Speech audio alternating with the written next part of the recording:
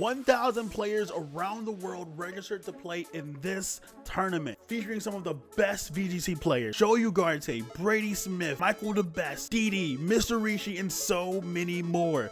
But this isn't a regular competition. There's no cash prizes, there's no championship points, and every single battle is happening for one reason: to raise money for the children and families of St. Jude Children's Research Hospital. The name of this tournament is the St. Jude VGC Charity Tournament. Since we started this 4 years ago, our community has come together to raise almost $30,000 to fight childhood cancer. But since running an online tournament of this scale is all kind of scary, between managing over 700 active players, avoiding server crashes, and almost trying to track the brackets, and everything had to go perfectly in sync. Shout out again to the staff and judges for making that happen. The stakes had to be higher. We had to hit our ultimate goal of $10,000 by grand finals. And if I hit $10,000, we would shave our beard on stream. The matches from this tournament were completely insane to watch. I have to give a massive shout out to the staff of producers, casters, judges who kept this tournament of running afloat. So their names will be pinned in the description below, as well as their Twitter pages and also YouTube channels. We are officially on a massive push to 10,000 subscribers on this channel. If you want to support high-level VGC and help us hit that milestone, as well as not missing out on next year's charity tournament for the 5-year anniversary, hit the subscribe button. Without further ado, let's get into StJudeVGC 2026. And that being said, we got our first matchup, Kevin. Yeah, we have our first matchup. We are in mid game. They are mid playing already. We have Sayaran versus Mal. We are just getting thrown in the mix right away. Yeah, we are. Sayaran is in the developer in favor of that Weavile that just switched out. But the Drizzle ability is not going to matter right now, as Mal is going to go ahead and Mega Evolve into Mega Tyranitar to override the Drizzle and set the Sandstream once again alongside a Farigiraf lead. And the Archaludon's right next to Sayaran. And here's a Farigiraf going for the helping hand, as Garchomp's already been fainted. What's going to be the move from the Tyranitar? Oh, it's Body Press, but it tried to catch the Weavile, but it's not there. Helping hand, Body Press, Tyranitar. We are seeing some very interesting sets. The Archaludon with the Flash Cannon into the T-Type that just megaed, with the Sand, with the boost in its base stat total, not even a 2-hit KO.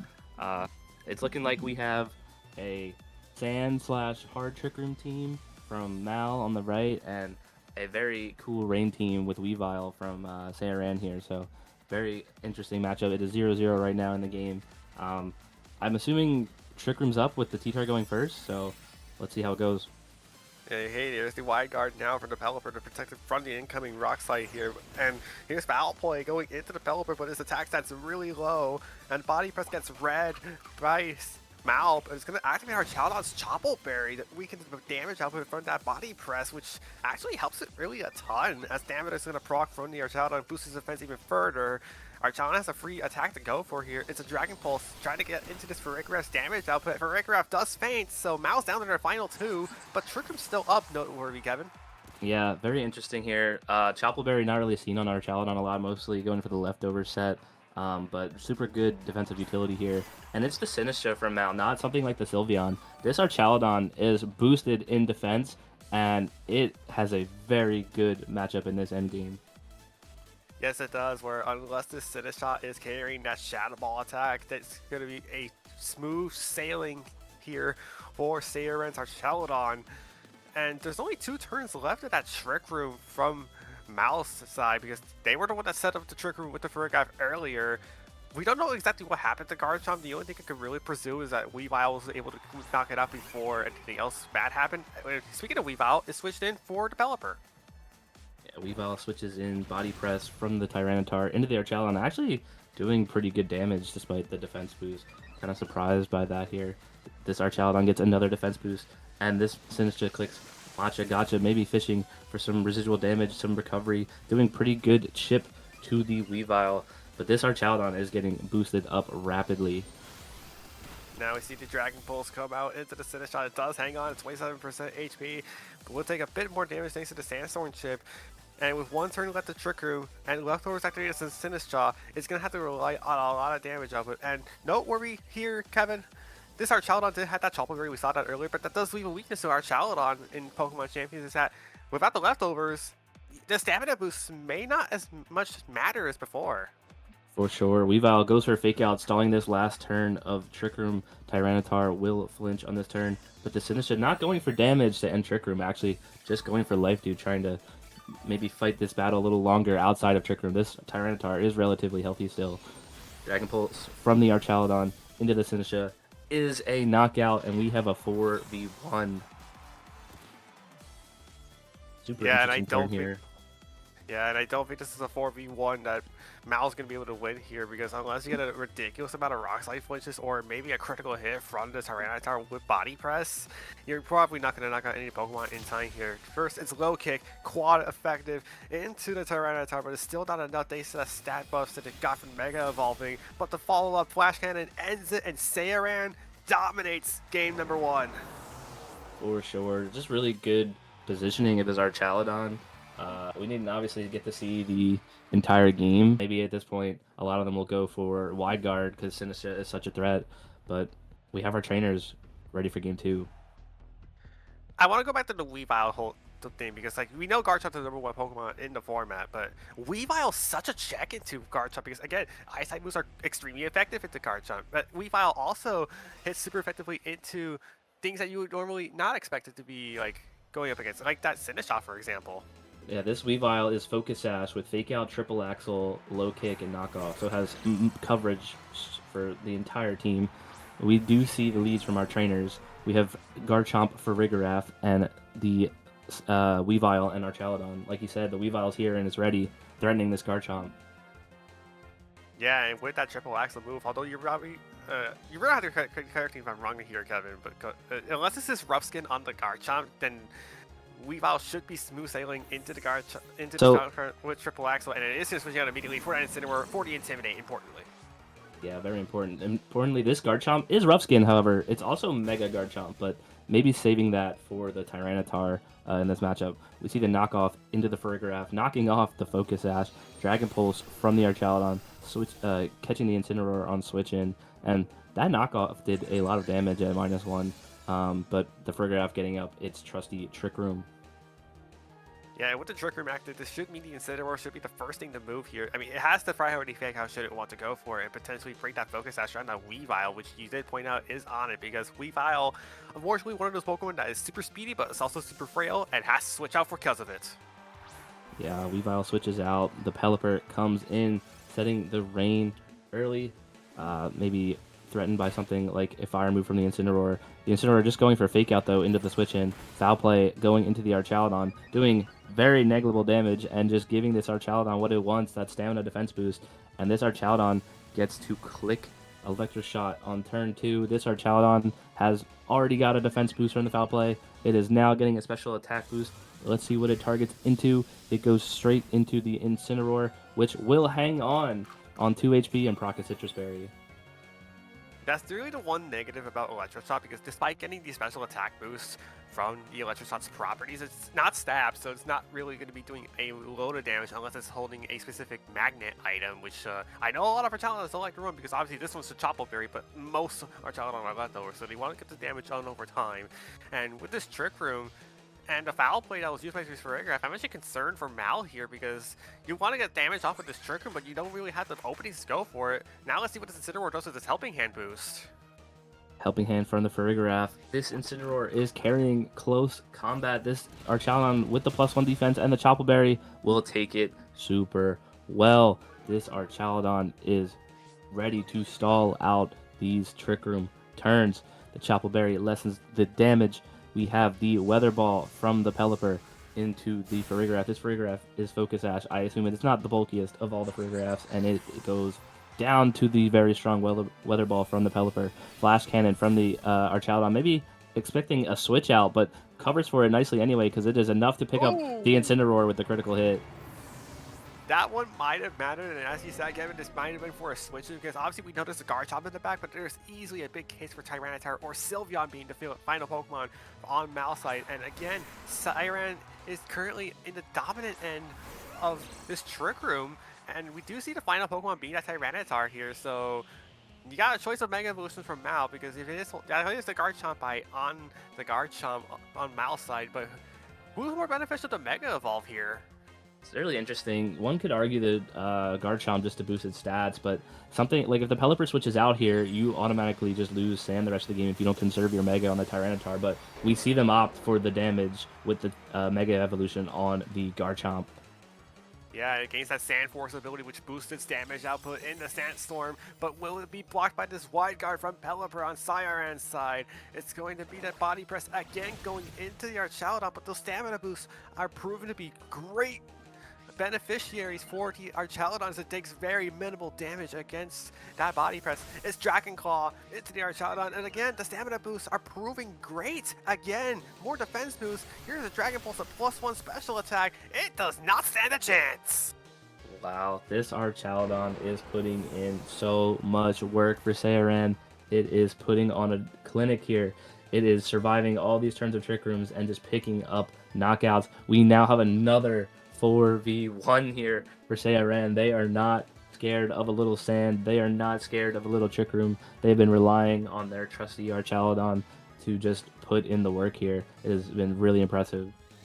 Another wide guard just in case the win condition of Rock Slide appears on Mouse side, but Archaludon should have an easy time finishing this off. But no, it's Earthquake, which would have been able to hit this Archaludon for super effective, but with a lot of stamina boost, would it be even super effective? I wouldn't think so. Here's +1 Flash Cannon into the Tyranitar, but thanks to the Sandstorm Sand boost on Rock types, it is able to get enough special defense to withstand it. But Trick Room's gone, and the battle ends in a forfeit. Cyaran wins round 1 with a 4-0 victory again with a 2-0 set win. And welcome back to the St. Jude VGC Tournament. Hello, my name is Taikani, my first cast of this year, returning from last year's cast, and once again joined by Kevin. I am back for round 2. We had a very awesome round 1 set.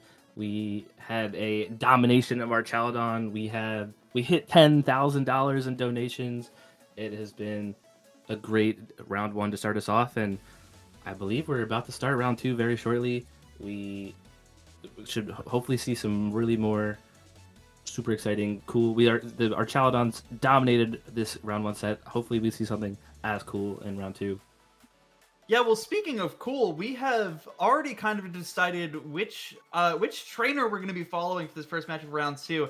And we just want to pull up their team sheet because there is a lot to talk about here with this team that is 1-0, defeating the standard Charizard team in round 1. Classic Charizard, Basculegion, Whimsicott, Kingambit, Floette, and the other one, which is not coming to mind, Garchomp, that's its name. But this is a very interesting Medicham team. You've got the Mega Medicham, of course, Psycho Cut, Close Combat, Recover, and Fake Out. Medicham, not the bulkiest Pokemon in the world, so the Recover is very interesting. But you've got Screens, Meowstic, you've got Big Root, Sinistcha, so you've got this really nice supporting core. And then just pure offense on the Greninja and Dragonite. Greninja running a mixed offense, Waterfall, Gunk Shot, Dark Pulse, by the way. And it's a U-turn, Tailwind, Dual Wing Beat, Quick Guard, Talonflame, which I don't think is a combination I've ever seen on that Pokemon. This is a team of all time, as how I will describe this team. Super excited to see it. Super excited to feature it next round.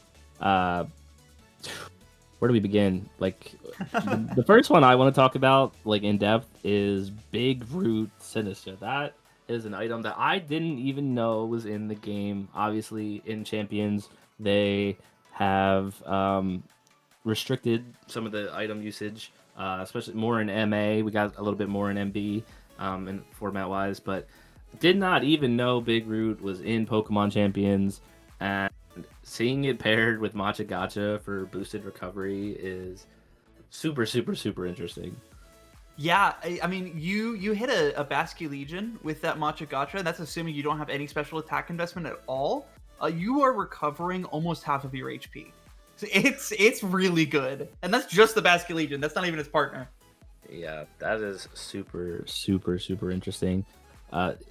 Still maybe doesn't want to see Basculegion. No, certainly does not have the Cassid Berry and is running a plus Spadef nature, so maybe not the biggest fan of Last Respects this Sinistcha, but we can keep going. I was gonna say the Megas on this team, but it's actually just Life Orb and Greninja. We have only one Mega on this team.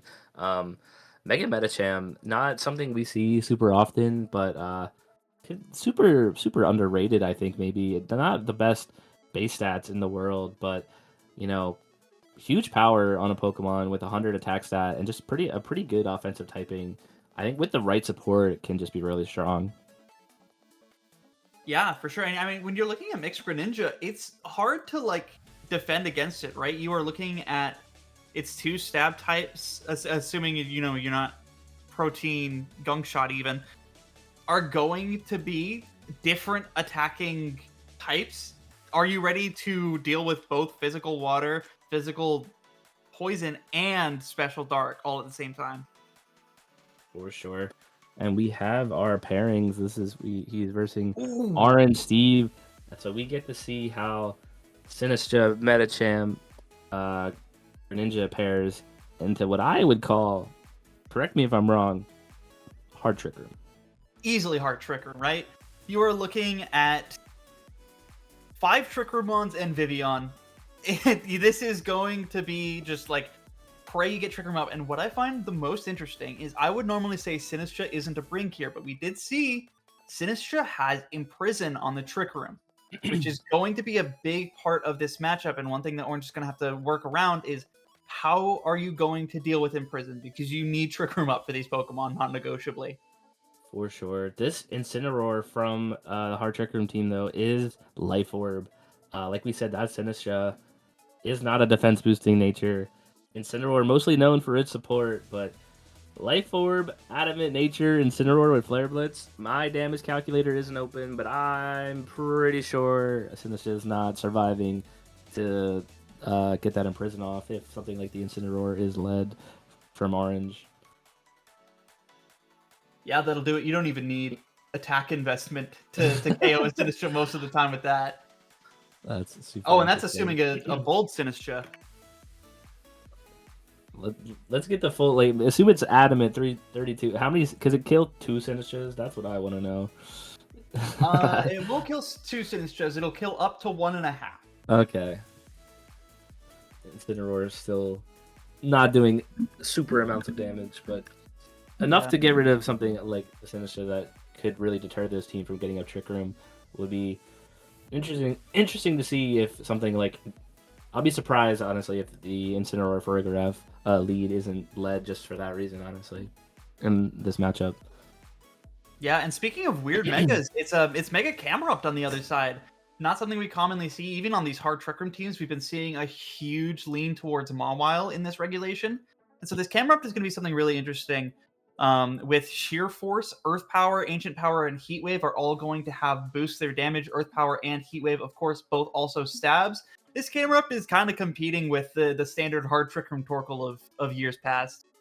For sure. And something like the Ancient Power as the tech move to deal with Charizard on this Pokemon is super cool. Unfortunately, I'm pretty sure, I would imagine because of Sheer Force, you cannot get the Omni Boost from Ancient Power. That would be fun, but just there to deal with Charizard is a little bit easier. Charizard, definitely a Pokemon that, I mean, it's everywhere in the format, but actually, funnily enough, with all the damage and pressure it puts on, has a really good hard striker matchup, unfortunately, for the metagame. So something like the Ancient Power really there to maybe scare the Charizard off a little bit. Yeah, for sure. It's an interesting set. Also, I just noticed both the Trick Room setters have Imprison. Yeah. No, this Farigiraf is not clicking Imprison at any point in this match, I imagine. Unless for some reason the Sinistcha's alive while Trick Room is up and the Farigiraf imprisons the reverse Trick Room. But it is interesting. We can the game is about to begin. We have we are into team previews. Be interesting to see what route Bro of Steel goes with here. Obviously, this is such a hard team to predict. I wonder, does he actually try and go with the Sinistcha mode and stop Trick Room? But I just feel like Orange has huge counterplay to that. So it'll be interesting to see what Bro of Steel goes with here as a lead. Yeah, very interesting indeed. And Medicham, I'm so interested in it. Now, it's 100 base speed. It's not going to love playing in Trick Room. For sure. However, I think it is still going to have utility out of Trick Room. The Incineroar is going to be a bit of a thorn in its side, but with Pure Power, it's still going to be putting on a lot of damage threat. For sure, and our trainers are ready. We will have our leads in a second. Like we predicted, it is the Farigiraf and Incineroar from Orange and the Sinistcha and Talonflame from Bra of Steel. Intimidate going on the board, but will affect this Talonflame. But dude, this Life Orb Flare Blitz is threatening this Sinistcha. I don't know if Bra of Steel is going to like seeing this Incineroar. I mean, this Talonflame can't really stop Trick Room. It doesn't have something like Taunt that it does get, so I think if Flare Blitz and Trick Room is pretty safe here. For sure. And what I find most interesting is the Talonflame, right? This Talonflame, you're not using Tailwind here. That's for certain. And Quick Guard doesn't really do much because your Sinistcha is more at damage threat than it is at like Fake Out threat. It is going to be the Quick Guard, but this Talonflame kind of feels like it doesn't know what to do. You can't use your priority dual Wing Beat even once the Trick Room goes up. You see the Imprison from the Sinistcha, but something tells me it's a Flare Blitz coming Sinistcha's way. And it should be, there it is, an early knockout, one Pokemon down. Orange should get the Trick Room up for free here. Yeah, we kind of mapped this one out already in our heads before the set even started. Really interesting to see. This Sinistcha goes down, Imprison does not stay on the board, and Farigiraf very simply gets the Trick Room up. I mean, it's just kind of straight out of the textbook from our end. So that's what this Incineroar is here to do. And super supportive in the team. Quick Guard from Talonflame just not helping. Fake Out really wasn't putting on any pressure from our end. Something like a U-turn for repositioning could have been interesting, but now this Talonflame can't click anything other than U-turn and is stuck on the board in Trick Room. Yeah, no, you see the power of Life Orb Incineroar, right? It does not, like, it's scary. It is putting on damage threat. It doesn't need to pivot out into something like the Hatterene so you can get a sweep going.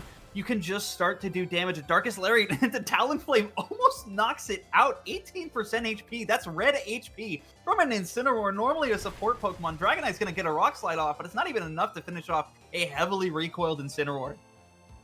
Did something really cool here as the Talonflame goes for a U-turn and for repositioning.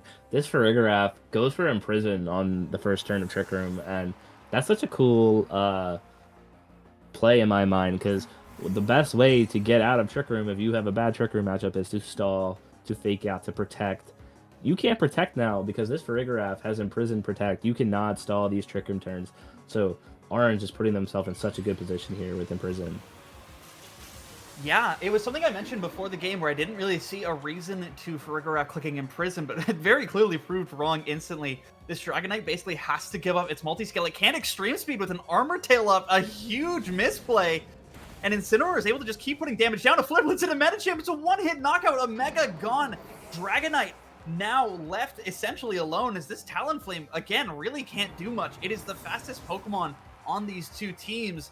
Incineroar is going to go down to recoil, but I think that's a good thing, right? You want to get one of your sweepers in. You want to get in a Hatterene or a Camerupt that you can just now use to abuse the Trick Room turns with no protect.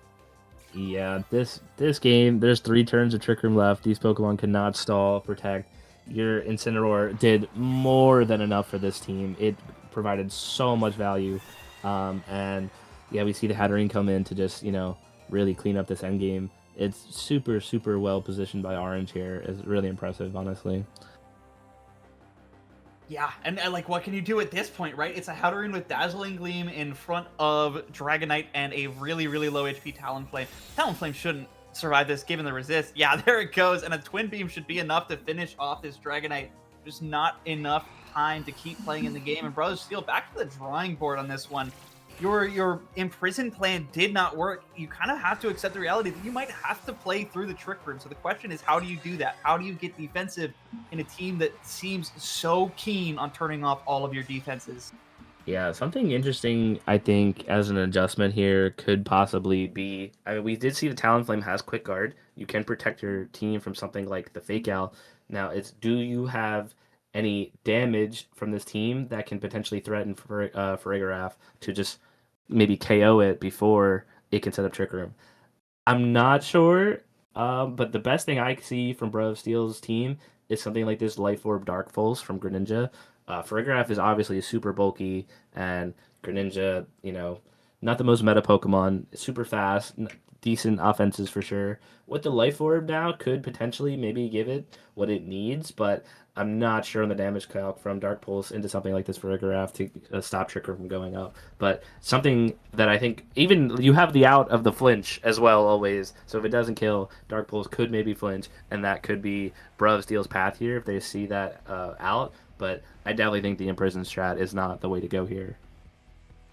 Yeah, as far as Dark Pulse goes, it's a chance to two-shot depending on the investment on both of these Pokemon. This is naive Greninja, so it's not minus special attack nor minus attack. This is kind of a common thing with these mixed attackers. Greninja just sacrificing some bulk in order to get as much damage out as possible. But I think it really does feel like a flinch angle. For sure. Or a crit flinch. Anything could happen. We do see the leads from our trainers in this game too. Orange, of course, running it back. It worked so well in game 1 with the Incineroar and Farigiraf. And Meowstic, Greninja as the adjustment from Steel. Super, super interesting here. Maybe trying to, stall Trick Room a bit more with screens. Will never be a bad idea to make your team bulkier. But something like the Fake Out can go into this Greninja and Trick Room go out for free. Yeah, and that Fake Out does a lot of damage with the Life Orb boost. Down to 67% is this Greninja. A Reflect goes up after the Fake Out. You sure would have liked that before. Greninja, though, it's going to be threatened by a close combat Incineroar under Trick Room. This Reflect is only buying you time, and I like the idea when you know that Protect is going to eventually be shut off. But this Greninja is going to have to contend with lost HP and a close combat Incineroar with this Trick Room up.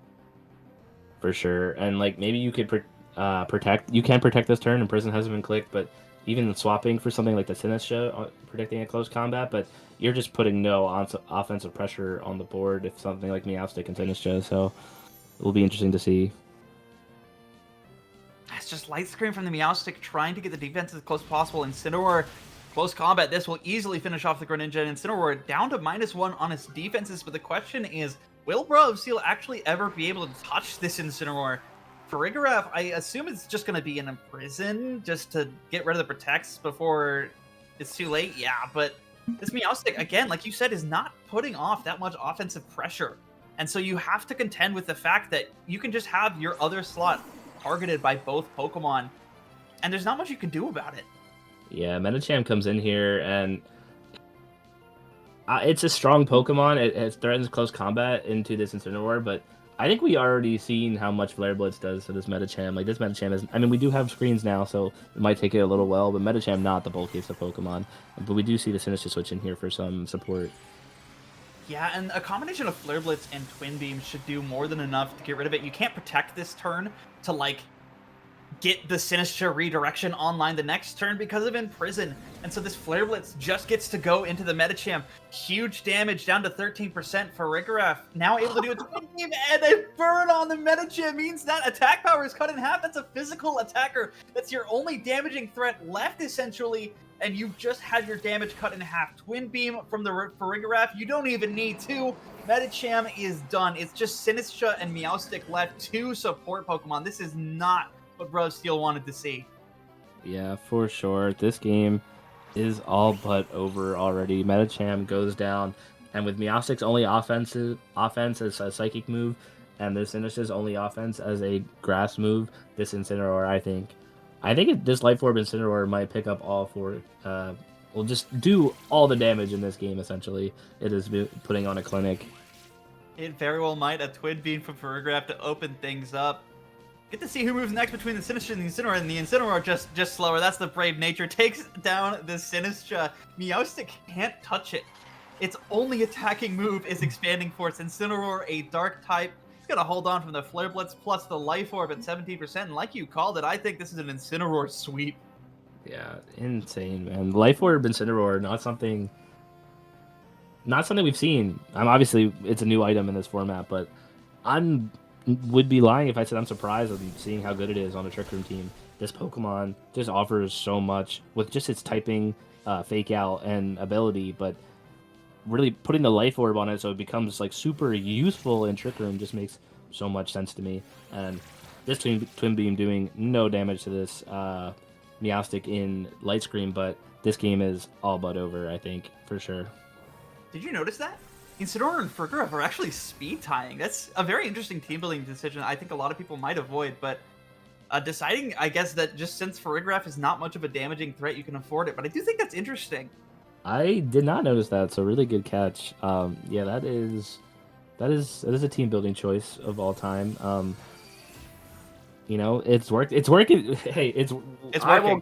I won't question, as they just put on a dominant display on stream and are gonna win this set 2-0 pretty comfortably. I will say shout out the Big Purr nickname, super cool. Yeah, but it's Big Purr going down to the bigger Purr. Orange doesn't even... Well, I guess you know what? Technically, they lost Incineroar both games, because we're about to see Incineroar fade to Life Orb recoil. But that's just the thing. They only lost Incineroar to recoil, essentially. They did more damage to themselves than Brawl of Steel did to them. Yeah, dominant display. Welcome back, ladies and gentlemen, to the St. Jude VGC Charity Tournament. We have just gone through 2 incredible rounds of an amazing tournament, and we've still got more Pokemon to showcase to you guys. My name is Joe Carlino. I also go by Talon Master J, and I'm being joined by my friend Kaige. Kaige, how are you doing today, man? I am doing great. I was at a marathon this morning, and now we were raising some money for a great cause, playing some VGC, watching some VGC talent. I'm excited to be in the booth casting some Pokemon with you, and it looks like we're starting to heat the tournament up a little bit. Round 3 starting to, where you're really getting to see who's on a winning streak, what teams are looking legit. I'm excited for this tournament right now, and it looks like we're also getting to see talent, what our top usage was. I was actually just taking a peek at this myself before we went live. Some pretty standard Pokemon, it looks like, from, Regulation MA are carrying over to MB, huh? I would agree. We do see a lot of Pokemon that were very positive in the first season of Regulation MA, showcasing themselves in Regulation MB. And at one point, we had King Gambit at an astounding rate of conversion. I think it was like, what was it, 70% at one point? When has a Pokemon ever had 70%? That wasn't Incineroar. Oh, look, there's Incineroar at 31%. I was just about to say, it feels like the only time I've ever seen a Pokemon hit that high is Incineroar. And I feel like Zacian crept up there a little bit at the end of Sword and Shield.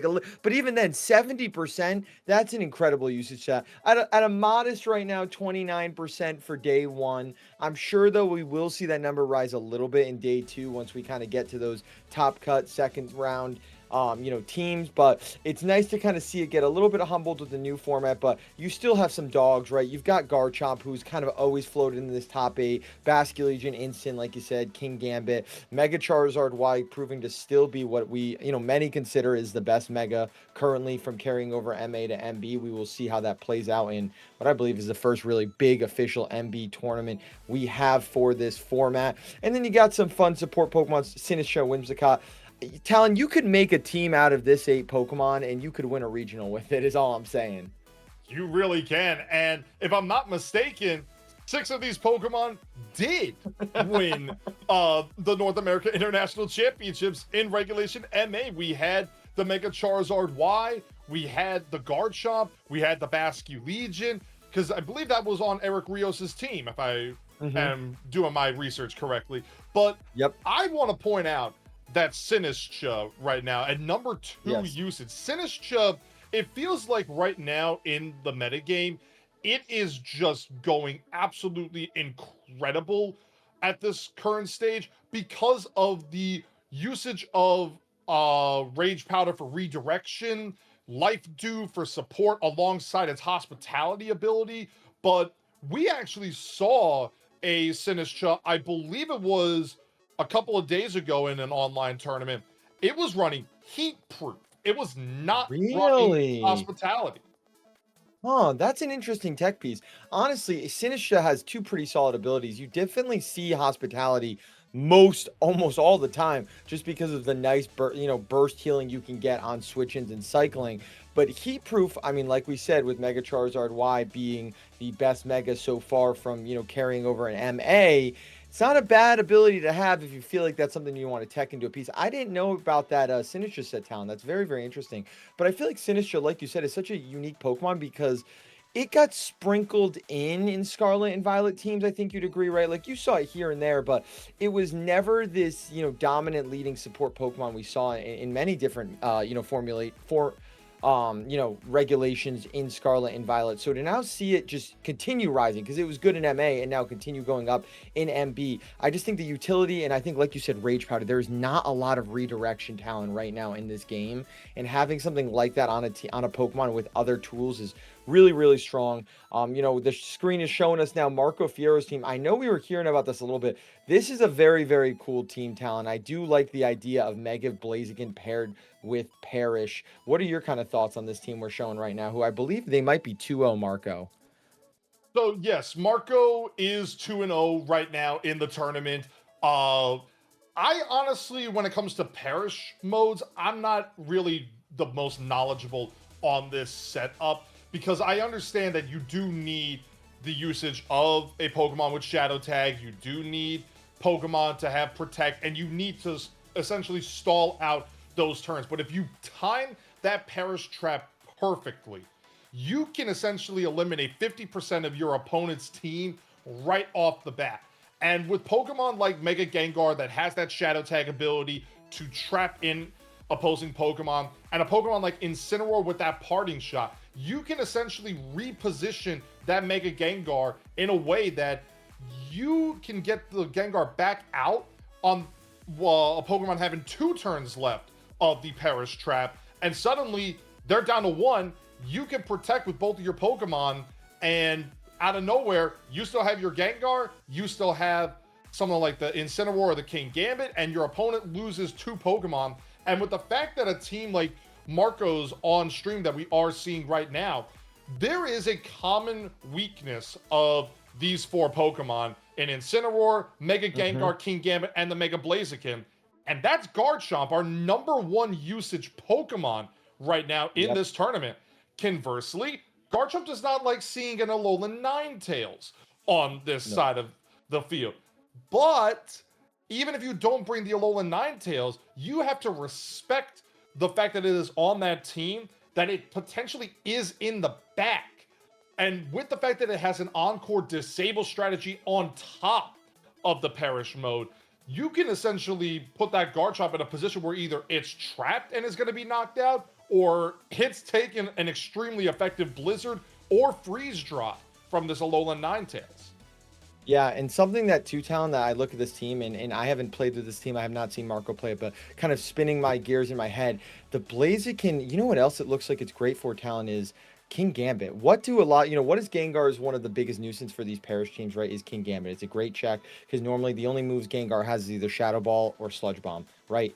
Gambit takes those pretty well. You pair Gengar with Incin, right? You've got Defiant. Usually you got the Basculegion. Well, that's Sucker Punch food, right? You've got the Ninetales. Well, Gambit can take a Blizzard pretty well, and Iron Head, right? So Gambit is a really, really strong Pokemon. And I mean, as you've mentioned, with the kind of top usages where Gambit was sitting at 70% in one of the most recent offline tournaments, Blaziken is a great check into that. I'm looking at this Blaziken and I'm saying, you're basically with Blaziken, even in team preview, you're scaring these Gambits from thinking about coming in. And then even if they do, it checks it so well that once the Gambit is gone, Gengar really does sit pretty well. And the Garchomp, but like you said, you kind of covered the Garchomp angle with Ninetales. So those 2 pieces really feel like they can make something like a Parrish Trap seem really strong right now in this format. Not on Marco's team. Something I wanted to kind of talk to you about as far as meta. I was looking a little bit outside the top 8. And now, Talon, how are you feeling about the new Swampert Metagross Rain that's been coming up? Because I'm looking at top 8 usages, and just outside the bubble of that top 8, we have Pelipper at 9, we have Archaladon at 11, Swampert at 12, and then Grimmsnarl at 13, Metagross at 14, right? and they all pretty much have the same win percent because they're pretty much all paired together right now. So what are your thoughts going into this tournament? I mean, we're only 2 rounds in, about to hit that 3rd round, but that Rain team is clearly, we're seeing that players are either at least bringing it a lot. As far as if the conversion works, we got a few more rounds to check, but it seems like that's something a lot of people are keying in on.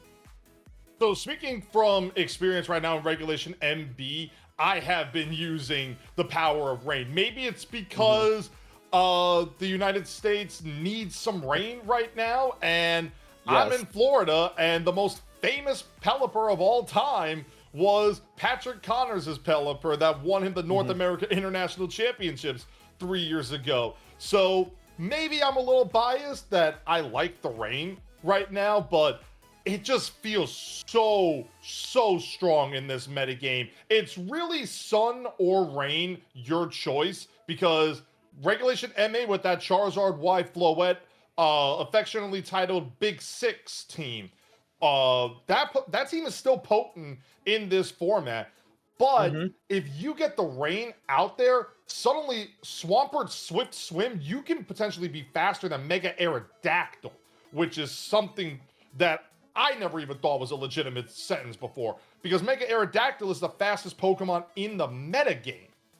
Yeah, and it's interesting too, because just having something like the Grimmsnarl to give parting shots, right? So it's like you're basically building the team where you would think Aerodactyl and Charizard would feel really good into it, but you have these new pieces that we're getting, these new shiny toys that almost check them so much, where even on Team Preview, kind of like when we talked about the Gambit, you have a Mega Aerodactyl and you see this Swampert Rain team, like you said, Talon, like you might not even bring it because you're just not going to outspeed it. Like you're risking so much if you don't have good options to make sure you can outspeed it. So it's a very, very unique choice. I'm excited to see how the conversion rate for that team carries over, because like I said, they're right pushing the top 8 right now, and they're all on the bubble. So there's definitely a lot of folks running this weekend. We're getting another preview, Talent, on another team here. We are getting right into it, Talent. All righty, let's talk to this. Round 3, Marco versus Maruki. Yeah, I mean, we just spoke about Marco's team with that Blaziken and the Perish mode of the Mega Gengar, the Alolan Ninetales, and the Bascu Legion. But looking at Maruki's side, there is a Pyroar on Maruki's side. So we are going to be seeing the potential of Mega Pyroar in this battle with Fire Main. And that ability is really strong in this metagame. But you also have the Cantonian Ninetales. So it is a matchup of the two Ninetales, Sun versus Snow, and both sides having a Bascu Legion as well. And what's important to note is that if Marco goes for that Perish mode, the only Pokemon on Maruki's side that is immune to that Perish mode is Bascu Legion by virtue of its Ghost typing.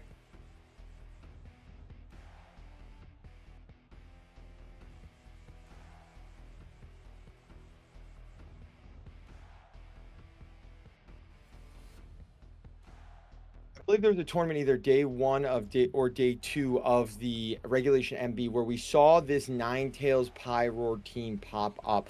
And now this is just something where, yes, you might get trapped, but Maruki might be taking an angle here where Pyroar, a lot of people are realizing, Talon, there it is kind of hitting one of those uncalculable zones, right? With the main boost, with Sun up, and so you've got to think that Marco has to at least maybe bring the Ninetales just to reduce the sun damage, but then you're still taking super effective fire type moves here. But we're gonna jump in. We are seeing the Blaziken on the field and the Pyroar. Talon, we are getting a taste of MB right off the rip. We are definitely getting a taste of MB right off the rip. 3 fire types and a water type on the field. The Bascu Legion right now is threatening both this Blaziken and Incineroar with super effective water type moves, but this Bascu Legion is also holding the Focus Sash item, which means that it will survive at least one attack. Yes. Now, it's interesting to see here if the Blaziken's going to want to maybe detect just to get a speed boost up. Mega Pyroar is pretty fast, but at the same time, the Mega Pyroar really isn't going to be able to hit either of these Pokemon. You know, we were talking, the boosts are nice, but these are both 2 fire types right now, and the only things that Mega Pyroar has is Heat Wave, Overheat, Solar Beam. We are going to see a Mega Rip, though, and it is going to be this Pyroar. Just what is Maruki planning to do? I think we're about to get a taste to see how much fire this... No, we're not. Never mind. It protects here. We're going to maybe wait out and see, just ripping the Mega to get it. We do see the Blaziken is going to detect, though, here, Talon. Going to get that speed boost here. Get it to +1 so it can start naturally outspeeding everything. And a flip turn into the Pasho Berry Instant. It's going to eat this up really well at -1. Definitely is going to eat that well, getting down to just 81% thanks to the Pasho Berry and the Intimidate drop. But more importantly, Bascu Legion gets to switch out here and bring in a Pokemon like this Whimsicott as the third Pokemon for Maruki. And the Blaziken just went for Detect. And the Incineroar going for Parting Shot here. Now this Blaziken is in a tough position.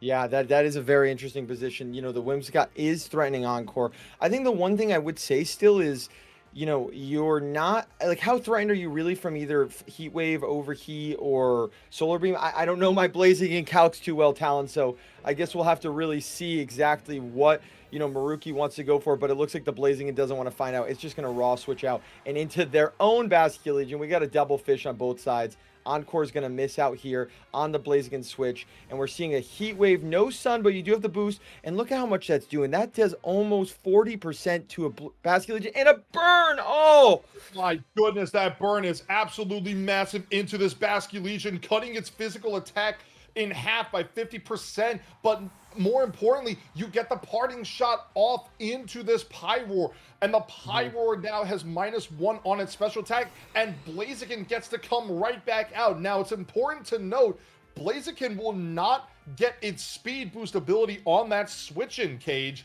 It has to protect on this turn to maybe get the speed boost, but if you protect this turn, you are suddenly at risk of an Encore from Whimsicott. yeah, so you really don't want to hit the detect, Talon, you're right. But at the same time, I mean, like I'm saying, I feel like the Blaziken's comfortable in front of these Pokemon. Like, you might be able to at least threaten the Pyroar with a close combat. You might say, hey, listen, I don't need the speed boost, I can take a hit. But the Bastion Legion getting burned there is so massive for Maruki. You know, that is just so much damage taken away, and super effective damage too. You know, like, those liquidations just are not going to be hitting the same now with that burn chip. We're going to see the Blaziken evolve, Mega Evolve, I should say. Any detect on the field, no detect. Sunny Day, Talon. Let's see how big this line can hit right now, because it is going to go for an Overheat, Sun boosted into the Mega Blaziken. That almost takes a knockout, but 87%, 77% on the road, Talon. That is some good damage. Rock Slide coming out, knocking Whimsicott down to under 50% alongside Pyroar. But it's also important to note, Cage, that with that Sunny Day up, and we see Blaster Specs come out, Whimsicott brought down to 21%. I want to bring up that Pyroar was not at max special attack. It had just taken that parting shot. So if that parting shot was not in effect, I think this Pyroar could have picked up the one-hit knockout. I think you're 100% right, Talon. I mean, 77% right now, like you said, at -1. I'm thinking if that parting shot didn't come in, that Blaziken was cooked. And I don't think Marco would have liked that. So that parting shot is huge there. That's a great call out. You know, now how does Marco adjust? You do have the speed boost, but Whimsicott, you know, with Tailwind, stuff like that, not going to rip it. We're just going to see a double Rock Slide. Okay, maybe Maruki seems fine letting both of these Pokemon go down here. Seems like a little bit of a surprising play, Talon, considering there were defensive options available. But maybe Maruki just said at this point, I'd rather go into Bastion Legion and Friend and try to clean up at the end. I think you're right. But now it's important to know Blaziken gets another speed boost up. Bastion Legion took some burn damage there, and I believe it's just above or just under 50% now. We see the Cantonian Ninetales as the fourth and final Pokemon alongside this Bastion Legion. Bastion Legion does have its Focus Sash intact here, and with the Pyroar and the Whimsicott fainting on that turn, this Bastion Legion now has a 150 base power last respects, and it's holding the Choice Scarf. Yeah, and now it is noted to say Ninetales, this is not the Scarf variant we've seen, this is the Shuka Berry variant, so we don't have to worry about Ninetales potentially doing some outspeeding here or being turbo fast or locked into a move. But like you said, it is the Bastion Legion that is the one with the Choice Scarf on this team. So Bastion Legion is going to be able to start ripping off these last respects. Yes, smart detect here, say, hey, maybe my own Bastion Legion can kind of get some chip on the way. But no, it's actually just going to be a double protect from Marco's side. Maybe trying to scout out and see what Maruki wants to lock into. It is the last respects, like you said, Talon. I feel like that's the safest move. You're in Sun. You don't want any recoil from Wave Crash or anything like that. Just start doing the 150 base power last respects. Slowly some chip. This Blaziken's going to be the fastest thing on the field. But what does Blaziken go for here, Talon? Do you just Rock Slide and just get, you know, max damage, pray for flinches? I guess you could close combat the Ninetales. If you're Marco, what do you feel like the Blaziken should be going for? You probably want to go after this Bastion Legion, I would think, because of the fact that it has that Choice Scarf as its held item, unlike Marco's, which has that focus sash, and the focus sash is broken, but we're going to see Basket Legion actually switch out here for Incineroar. This is a great turn for Marco by lowering the attack power of this Basket Legion. We are going to see, though, close combat going into this Ninetales. Ooh. Wow, Ninetales survives on 2%. Okay, that's a big survival there for Maruki right now. We also do see the pickup on the Blaziken. That bird is gone. Just a cheeky snarl here. I think maybe trying to say, hey, listen, get some good damage onto the Basket Legion if you do decide to stay in. It would have been a super effective hit there. But you called the Talon a great switch in into Incin. Pretty safe. And now you have a Basket Legion which is locked into a Ghost type move and a King Gambit and an Incineroar on that side of field. Talon, I don't really know if Maruki can get themselves out of this one.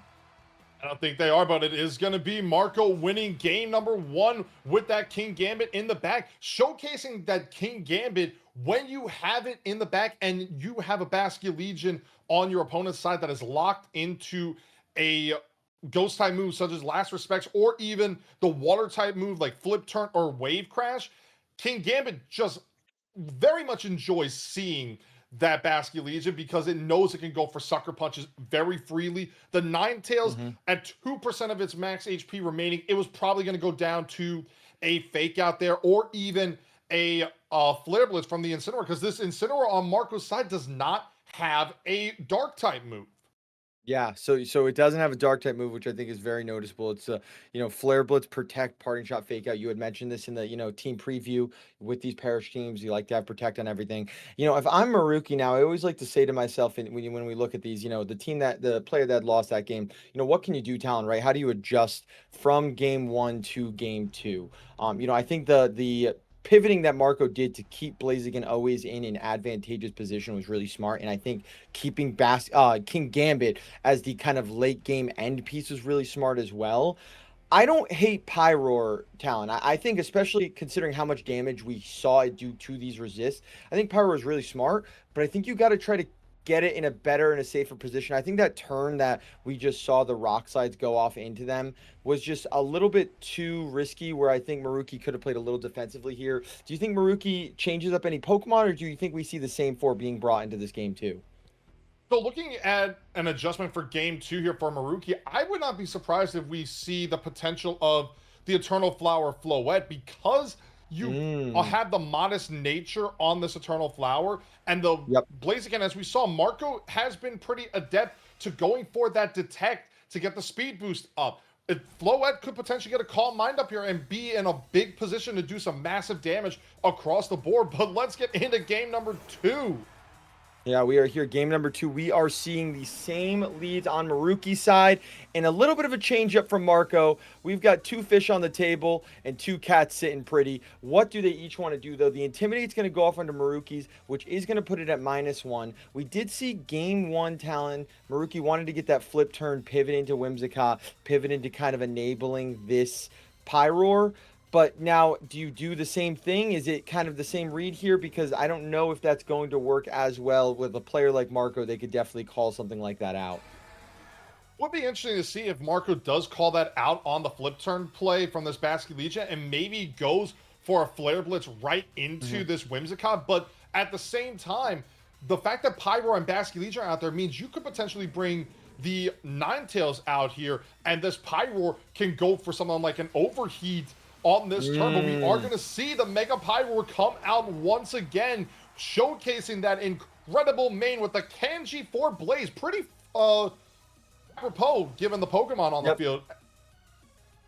Okay, interesting. So we do see the flip turn into the opposing Basket Legion. Maybe he's felt that Incineroar of the 2 could have protected or whatnot, just maybe wanted to get chipped to even just break that Basket Legion's Focus Sash. And it's the Ninetales, like you said, Talon. The Ninetales is coming in. We have a Sun boosted, main boosted Heat Wave. Again, look at how much that's doing to a resist. No burn this time. The Basket Legion gets away scot-free, and it's going to Liquidation into the Sun. Again, really good damage right now, Talon, on both sides. You're absolutely right, but instead we're going for Parting Shot into the Ninetales here instead of the Pyroar. So this Pyroar still has its Fire main intact. That is massive for Maruki here. And because Blaziken comes out on this turn, you basically are in a position that Blaziken can go for that detect and get the speed boost up, but Pyroar is at 35% of its max HP. And this Basculegion on Marco's side, it is Adamant Nature with the adaptability ability and Aqua Jet. I'm not even sure that this Basculegion couldn't knock out the Pyroar on Maruki's side with Aqua Jet. Liquidation did enough. Liquidation did a lot of damage where there's definitely a chance in-sun Aqua Jet does get the KO. I do quickly want to say I like the parting shot into the Ninetales just to play it safe because you know that Bass can't protect, where if you parting shot into the Pyroar, that protects you in a little bit of a worse spot. But we're going to see the instant come back and get a little bit of cycling, and we do see the detect here. Not really afraid of the Whimsicott in the back. You know what? Maybe saying I think that Maruki's going to go a lot more offensive. They might feel comfortable in this spot. I can get a free speed boost up here without getting encored. Instant might not make it out of this turn, Talon. It's a weather ball, but it is because the weather ball going into the protect right there. Really good play by Marco, protecting the Blaziken. Now there's no Whimsicott on the field, Talon. We don't have to worry about Encore, and this thing's enabled. You can basically pick your slot if you're Marco. Who do you want to knock out? Or maybe you go for Rock Slide and just take out the Pyro, pray for a flinch on the Ninetales. Yeah, that definitely would be a play to go for that Rock Slide here, which would, again, set up the Basculegion on Maruki's side. But we are going to see that Mega Blaziken showcase itself once again in this game number 2. But let's see if Marco goes for that play. Pyro protecting itself. Ooh.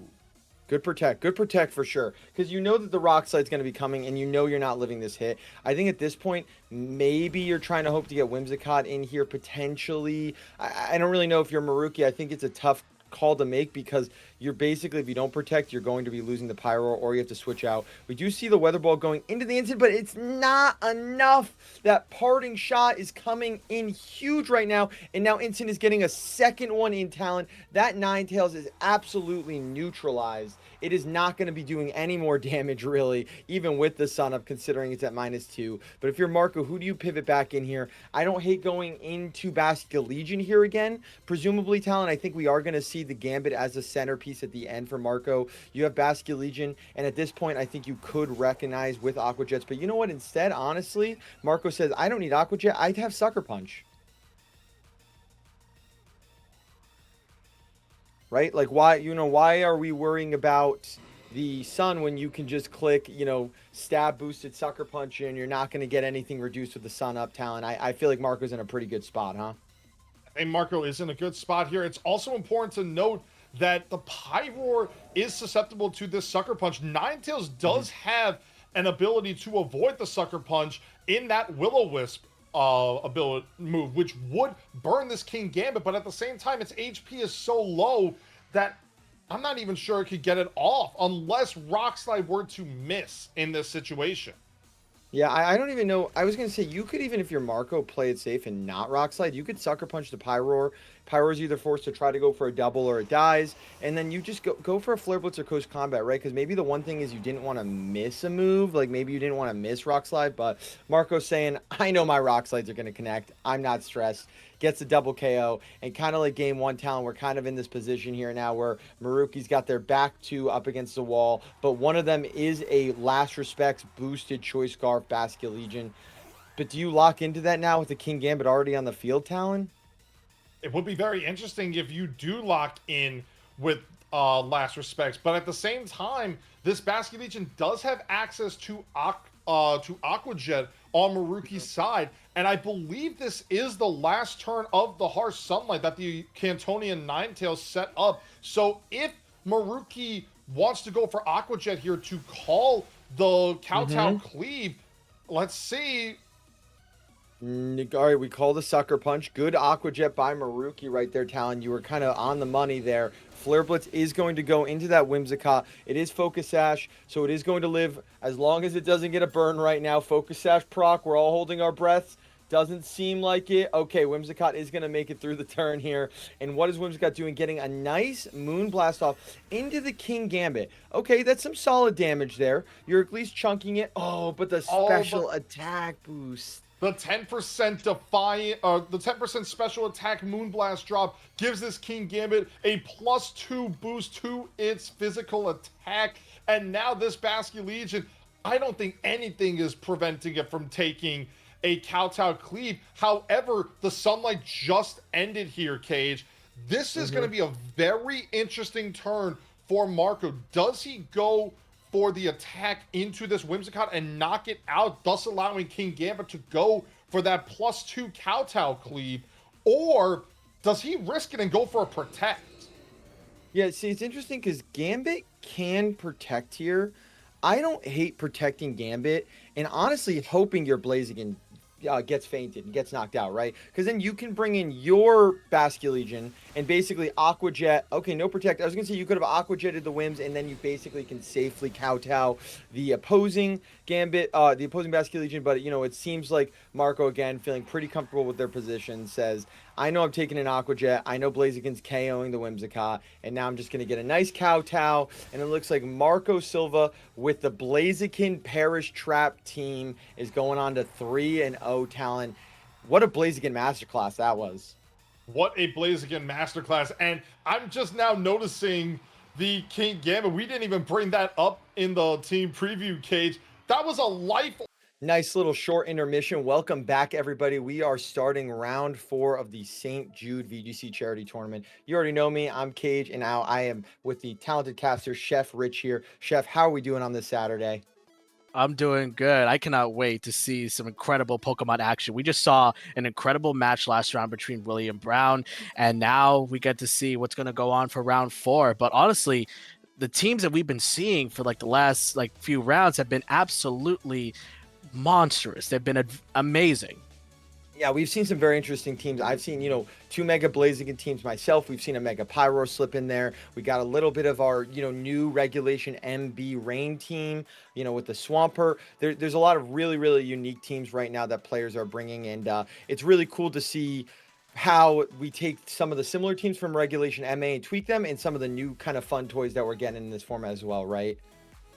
Most definitely. And then especially we're going to be looking at the first team here. We have Azulite, which I'm not mistaken is actually going to be Michael Aran. And it's going to be a Charizard, Whimsicott, Floette, King Gambit, Garchomp, Basculegion. So basically the big 6 that we've been seeing running around throughout MA and now through MB. So it's a very strong team, to be honest with you. Yeah, it's a very, very strong team. I mean, listen, like you said, that is a team that we saw in MA, right, Chef? And, it definitely got its badges and merit. We saw it do very well. And then on Ret King's side as well, we've got a mirror match here, Chef. We've got some good stuff on good stuff, good on good. And, definitely feels like these both players are feeling comfortable with this team. I'm sure they probably dipped their toes into it a little bit in the last format now. Now, Chef, if you're playing the mirror in this, what are you kind of looking for? What do you think both players want to kind of angle into to give themselves an advantage? I think mostly it's going to be speed ties, because the thing is, you have Whimsicott, it's going to be Focus Sash. You have Garchomp, it's going to be probably Life Orb. You're going to have King Gambit, either Chopple or Black Glasses. You're also going to have Floette and Charizard. Remember, with mirror matches, it's also about the speed tiers. Which mon's going to go first? Which mon's going to hit harder? Or which mon's going to survive? That's the most important thing when it comes to this kind of mirror match. So, for Azulite, I would not be surprised if they go the Floette angle first and go Charizard, or maybe they'll do vice versa. They might do Charizard, then they might do Floette, whichever one works. Or better yet, maybe not one might bring the Mega Evolution of their own. And it's really interesting that the subtle differences between both teams, right? You see Ret King having the Life Orb Garchomp, where Azulite has the Citrus Berry. And, kind of like you said, the King Gambit, we got Black Glasses on Ret King, Chopple on Azulite. Kind of those pieces and those changes are what kind of is going to make this mirror really interesting, and what could kind of turn the tables here. And we are continuing with the mirror here, Chef. We are following both the same leads, double fish, double whims. Like you said, this is basically kind of a big test for speed ties going into the set, right? Yeah, pretty much here, because both Whimsicotts could go for Tailwind here, and also the Basculegion could both go for Wave Crashes into the Whimsicott, or better yet, we could see just going off with last respects into each Basculegion to see which one will do more damage, or better yet, we could see a switch out. But Azulite has to be careful here with the switch out, because you don't want Basculegion just to get off a free hit onto anything in the back. You want to keep your Pokemon perfectly healthy, especially when it comes to dealing with the Mega, like Mega Charizard or Mega Floette. Yeah, it is very interesting, and they both are adamant natures, so we're not going to really get a tell off their natures aside. Whimsicotts are both going to be timid. That's a little bit more standard here. So I kind of like the idea, like you said, of maybe both ripping just last respects into each other, see kind of how the damage calcs looks. We are going to see Azulite's Tailwind go off first. Does not necessarily mean anything, especially because Ret Kings did not go for Tailwind. Wow. Oh, Okay. that is life orb. Yeah, that's Blast life orb respect. chips. And no focus sash there on Ret King's Basket Legion. It just outright lived this. A Moonblast from Whimsicott. And now, wow, what a crazy live, Chef, from Ret King's Basket Legion. Now being able to respond and get the knockout on Azulites. The invisible focus sash takes another victim here. Wow, absolutely. And here comes the Floette. It's going to be the mega evolution of choice for Azulite, but losing a very critical piece in that Basket Legion right now. You know, we didn't see like a Tailwind go up, but we did see it go from the opposing Whimsicott here. So right now, Azulite does have the speed advantage here because, you know, like you could just go for Moonblast, you could go for the Dazzling Gleams, or better yet, you could go for Encore and try to call that Whimsicott's just going to be stuck using Tailwind for another turn. But Basket Legion is in real danger here. There's probably no switch into a Dazzling Gleams unless you brought Charizard. You are kind of not in a good spot here, you know. So Azulite is kind of in a commanding position, but Whimsicott is going to switch. Yeah, I was going to say, I wonder if you're Azulite, if you Encore the Whim so it can't Tailwind, you know what I mean? So you basically say, I know you're going to get a Fairy or a Moonblast, but like, if I maintain speed control and I get a knockout on the Basket Legion, I'm okay with that. But Ret King saying, I don't want to risk anything here. I'm just going to swap out my Whimsicott, preserve the Focus Sash, and we do see it. Yep, Azulite trying to call the Whimsicott, saying, I don't want Tailwind up here. Really, really good switch there from Ret King. And an Aqua Jet, just break the Sash, get a little chip on your way out home. Dazzling Gleam with the Fairy Aura, 1 HP, it's going to get it done. But the important thing here, Chef, is we're seeing it's about a 31% to Charizard on a spread move. That's pretty solid. I think that's worth noting now. For now, if you're, you know, Azulite, you can say, okay, you know, maybe that's something I could potentially light of ruin if I need to. Whimsicott comes back on the field. And now if you're Ret King, Chef, right now, you're not afraid of Encore. You can kind of match Tailwinds here and even stagger yours.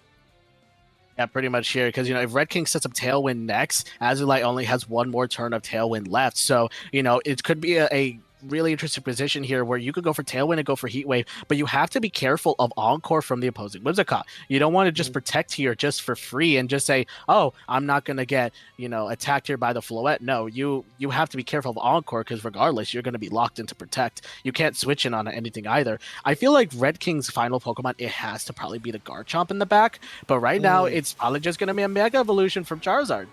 Yep, Charizard's going to Mega Evolve, set the sun, boost some of its moves here, and we are going to see exactly what its Whimsicott on the side wants to do here. We don't see a Tailwind again, Chef. This Whimsicott is turbo offensive. It is saying, I am taking advantage of this Fairy Aura. Let me rip a Moonblast, but not before Azulite's Light of Ruin. This is what I thought. Based off that Dazzling Gleam damage, I like this. Just saying, yeah, I'm going to nuke this Charizard out of the sun. See you later. I'll take that recoil, but now I am up 3-2 at this point. I think that's a favorable trade if you're Azulite.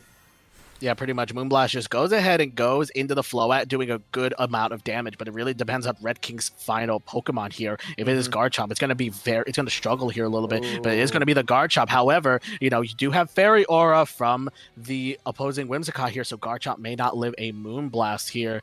But also, remember, Whimsicott's Sash is still intact here, so you're not out of the woods yet.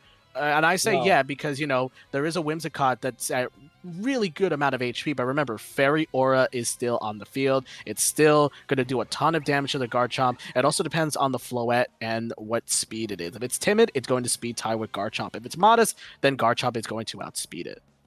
Yeah, so the Floette on Azulite's side does look to be timid, so we can't expect something like that. And it is the Life Orb Garchomp on Ret King's side. A Protect from Ret King's Whimsicott here saying, you know what, I think I want to just wait out your Tailwind here, kind of force Azulite's Whimsicott to make a decision of being, do I want to Encore or do I want to set my own Tailwind? But now it's kind of interesting, right? Because you could potentially, if you're Azulite, you know, Encore the Garchomp and force it into Protect, but I think then you're risking your own Floette into getting a Moonblast from Ret King. And, you know, we've already seen, Chef, right? This Whimsicott on Ret King's side, it doesn't care about the Prankster move. It just wants to click Moonblast and have fun. Yeah, pretty much. So you're trying to take advantage of Fairy Aura from Azulite's side. Encore going into the Whimsicott, so we're going to lock in a Moonblast. It's a very good strategy from Red King. You know, you're not going to get another Tailwind up as Moonblast. Oh, it's going to go into it's going into the Whimsicott. Oh, interesting. Okay, special attack drop. Not that impactful at the end. And the Floette does win the speed tie. And that's going to be it for Ret King game 1. We see the dazzling gleam after the sash is broken there. Moonblast, pretty reasonable damage into Ret King's Whimsicott as well from Azolites too. It's kind of worth just keeping an eye on. Most definitely, especially like I said in the beginning of the game, it's all about those speed ties. If those speed ties are in your favor, you will win the game. If it's not, then you are not going to do you're gonna have a very tough time trying to get a footing in the game. And especially when it comes to, doing the amount of damage that Red King was doing, but also saying, hey, I'm going to encore you into Moonblast. It also was a downside of the speed ties, because 169 and 169 from both Floette and Garchomp, it's a big factor here of who's going to win that speed tie. Yeah, it's super important there. I completely agree. I wonder now, Chef, if you're Ret King, right, going into this game too, do you maybe opt more into making sure you get your own Tailwind up so you can continue to play those speed tie games? Because I do think that was something that kind of benefited Azolite. Like you said, is Azolite not having to worry about speed ties for the first 4 turns of the match, right? And basically saying, listen, I know I'm going to have the speed advantage here, was clearly a huge turning point in being able to chip away and get the knockouts that they needed to win that game. So I do wonder if maybe Ret King says to themselves, hey, you know what? Maybe I'm not going to get the knockout on Basculegion, but if at least I have Tailwind match here, we can play more of these coin flips, right? Yeah, most definitely. And then especially, and if I was Red King's, if I was on Red King's side, I would try to adjust probably my megas. I would probably bring Floette, because it would basically be like, okay, if I can get your Floette out, my Floette's in a awesome position. But also losing Basculegion early, it kind of hurt Red King a little bit more, because Azalite just ripped on and went through for last respects and was able to was able to KO Azulite's basically KO Azulite's Basculegion. But the problem was that Basculegion just went off a little too early and no Tailwind setup. Basically, you're just losing the amount of damage that you could possibly have. So if I was Red King, I honestly would lead off with maybe Floette and a Whimsicott, trying to call maybe like a turn of just Basculegion going through. Because remember, if it's modest or timid, then you could just fire off Moonblast or Light of Ruin just to KO the Basculegion early, and you save your own Basculegion for later. Yeah, that's a great point. And if you're Azulite, what if you brought your own Floette again? What are you switching into that, right? Like if you do lead the Whimsicott, Basculegion again, what is your switching into a Floette on the other side with Tailwind up that's going to be able to get this Moonblast or Light of Ruin? Like you said, I think that's a really good adjustment there that Ret King can look forward to. These mirrors, they it might look pretty vanilla from a side point, but when you're the players there's so many intricacies, like you said, that you have to consider. And ultimately a lot of it does come to, like you said, these speed ties. But I think how do you put yourself in these positions to either not have to stress as much about these speed ties or give yourself favorable spots? And I think that Whimsicott Floette adjustment is a great shout there, because unless if Azulite calls that and leads it themselves, you've got a good chance to kind of put your foot on the gas for a little bit there. Most definitely. And especially, you're looking at also Garchomp. Garchomp could be your big damage dealer, especially with Life Orb. But the thing is, it's being blocked by the Floette that's timid. So unless you win that speed tie, it's going to be a very, very tough uphill battle. We could see it like an adjustment from Azulite. He could bring Charizard, saying, you know what, Floette was fine in the first game. Now it's fine. I'm up a game. I'll bring Charizard this time. But maybe Red King might bring Floette. So it's kind of like vice versa of which megas you bring to this match, or especially if you set up Tailwind, and also if Encore will go off into like the Whimsicott, like locking itself into Tailwind. It's mostly about how you position your key pieces to win. Because remember, with Big Six, it's all about dealing that damage, but it's also about getting a position correct so that way you can deal the damage, because you do not want to get railroaded by opposing Big Six.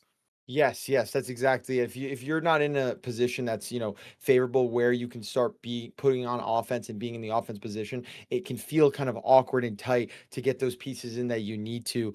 I would be interested to see the Charizard come in, but considering also thinking Ret King brought the Basculegion, the Charizard themselves, and the Garchomp, right? If they bring the same as well, it's not super Charizard friendly necessarily, although Charizard definitely doesn't mind it with that nice Solar Beam edition. But we're gonna jump straight into game 2 here, Chef. We are seeing an adjustment from both sides. It's Azulite who brought the Mega Floette this time.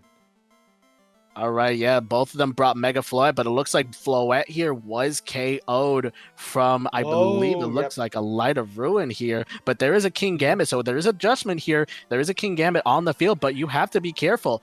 Floette, like it doesn't mind King Gambit because you could just hit it with Moonblast or Light of Ruin here. I think Azulite's in a really commanding position here, but you have to knock out that Floette or that Whimsicott if you were Red King. Yes, you definitely have to get it. At least one of them. Ideally, you'd want the Floette to go out of here. King Gambit is going to protect, though. Maybe kind of see, and it is worth noting, too, it looks like about half the turns of Talent are gone, too, I'd noticed. Looks like a Talent is going out. It seems like one of them, we do have an Encore Whimsicott based off the Talent being activated there. Double Moonblast into the Protect. King Gambit is going to live to see another day now. And we've got one more turn of Tailwind. So, Chef, it seems like we're learning some more pieces here. Ret King's Whimsicott is encored into Tailwind. We've got King Gambit that just wasted to Protect. I mean, if you're Azulite, can you just rip the same moves again into King Gambit? I mean, pretty much, yeah. You are locked into Tailwind. You can't do anything. You could go for Sucker Punch and just try to KO something, but that's not going to work at all. In hindsight, Red King looks like it's in a very, very tough position. Unless you could get rid of that Whimsicott, you are not doing any damage here, and you need your Whimsicott to set up another Tailwind in the long run here.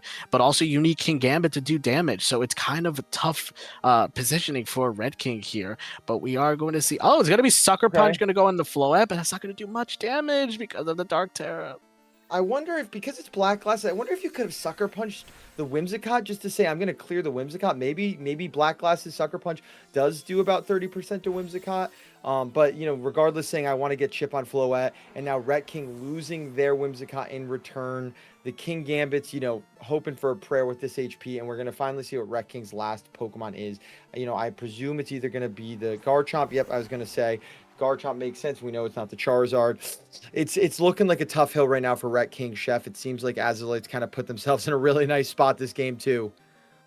Yeah, I don't see any way for Red King to come back from this game, especially like if you get a critical hit on that Floette with Sucker Punch, then good, you got rid of Floette. But however, you do have Tailwind up with that Whimsicott, and Whimsicott could just go for a Moonblast and do a ton of damage on the Garchomp or finish off the King Gambit. It's either way, right now, Azulite has the upper hand here. We also did not see Azulite's final two Pokemon. Just keeping Floette and Whimsicott alive for a lot longer, especially against these final two, Floette is going to have a field day right now. These fairy friends are strong for a reason here, Chef. Yeah, we have not even seen the back half of Azulite's team for this game. Floette just getting a safe protect, maybe saying, hey, you know what? I don't want to risk a Sucker Punch crit here. Let me get a Tailwind up again, just in case any shenanigans happen. I have two fully healthy Pokemon in the back. We do see the Sucker Punch fail now into the Floette, and Garchomp going for a Rock Slide that presumably will pick up the KO on Whimsicott, I would think at this point. Yep, and Ret King just trying their best here at this point now. I think kind of you're right, Chef. If you're Ret King, you just got to hope for the Sucker Punch crit and maybe hope that Garchomp is bulky enough to kind of tank some hits. It is the Life Orb Garchomp. Azulite is the one with the Citrus, so something tells me it's probably not going to have that much bulk, but I think that this is just kind of going to show that Azulite kind of played really well into Mirror, and we didn't see that first two turns, but clearly had maybe a little bit of speed favor themselves, considering they both match Tailwind, right? How we doing, everybody, and welcome back to the St. Jude broadcast. My name, we're back. How we doing, guys? How we doing? My name is Ryan B. Hebert, and today I am joined by the one and only Tayson. Tayson, how are you? I am good, Ryan. My second match coming up on the desk today. It's been a great tournament so far. Lots of Pyroar, I noticed. Like kind of an absurd amount of Pyroar that we've seen on stream. What? Might as well call it the Lion King at this point, because I'm ready to lift Pyroar above my head and say this is the new king. Okay, we'll see though. We'll see, because so far Charizard has been something where if it's not broke, don't fix it. But in this match, I'm excited to see a new fire type maybe take hold. So we are super excited to announce that Santi is one of our matches that we're about to feature in round 5 here. And I gotta say, I'm excited to see how this team is going to go up against Santi's opponent here. We're just waiting for a few more details, but I gotta say, starting off with Delphox. Delphox on Super Santi's team. Really excited to see this Pokemon come back here and Reg MB. And I gotta say, how is it going to stand up against some of these new threats, especially with Pyroar and some of the other new Pokemon that have entered the format as well? Not to mention Swampert. Look, Levitate, a lot of people trashed on it. I don't know if I'm going to trash on it anymore, though, with those powerful ground-type moves coming out from Swift Swim Swampert. You know what I'm saying, Ty? What do you think? Yeah, it's interesting. I think Delphox actually has a good matchup spread into a lot of the megas that are available right now. A lot of the new megas, I should say. Think about like Metagross and Mawile are both weak to a Heat Wave. And there's not much protecting them from that. Metagross is running with a lot of rain teams right now. But does that matter when you're looking at a team like Super Santis, right? You know, you're looking at something like a Blastoise that could be with Metagross. Pyroar, as you mentioned, that's not going to love a +2 Psyshock headed its way. Most Delphox are going to be faster than it as well. And so it has a really good matchup spread, I would say, overall into MB's new threats. A lot of great pivoting options here as well, meaning that a Shell Smash Blastoise is able to really do what it wants to do. Can we talk about the Gunk Shot Sneasler for a second, though? I mean, you want to talk about power. You've got power. But you want to talk about accuracy. That's another question in its own form. And just like the match before this, we're not gonna talk about that, okay? I said it before the match. I'm not going to say it during the match.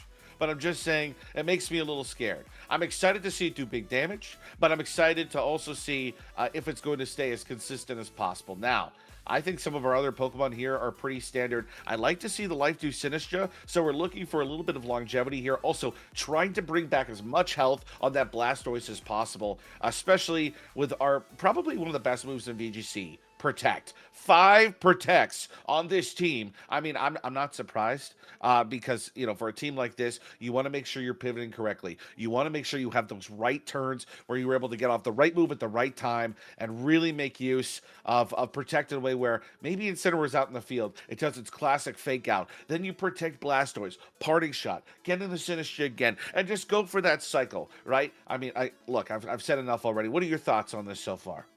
Well, what I find interesting, and we talked about this a little bit after round 2 when we were just looking at the teams in general, this team is not only Protect for me, but it is not Protect for thee. You look at the Feint on the mouse hold, I think is one of the most impactful building decisions on this team. When you have a Nasty Plot Delphox with Heat Wave, that's modest Delphox, by the way, that's even more damage, and you have a Shell Smash Blastoise with Water Spout, that is a lot of damage that can be done with Feint negating both Protects and Wide Guards. That move is one of the things I'm lasering in on as one of the most impactful single moves on Santi's team, and I'm really, really excited to see if we get to see the mouse hold use it, because Feint mouse hold is insane. Agreed. And something that some folks may not know, again, it breaks Protect, it also breaks Wide Guard, ladies and gentlemen. So Wide Guard does not stand a chance. So these spread moves at +2 from Shell Smash, Nasty Plot. Wake up, folks. You're not going to be protected by Wide Guard. So, look, I don't have the other team in front of me yet right away, but I want to say this. If we are going to see Wide Guard, is it even going to get clicked in this match when you have something as oppressive as the move Feint?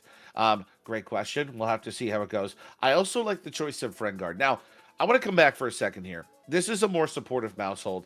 Reg MB gave us access to a few items that would allow Mouse and some other Pokemon to kind of start to unlock some different moves again, such as the use of Population Bomb. And I just want to say this.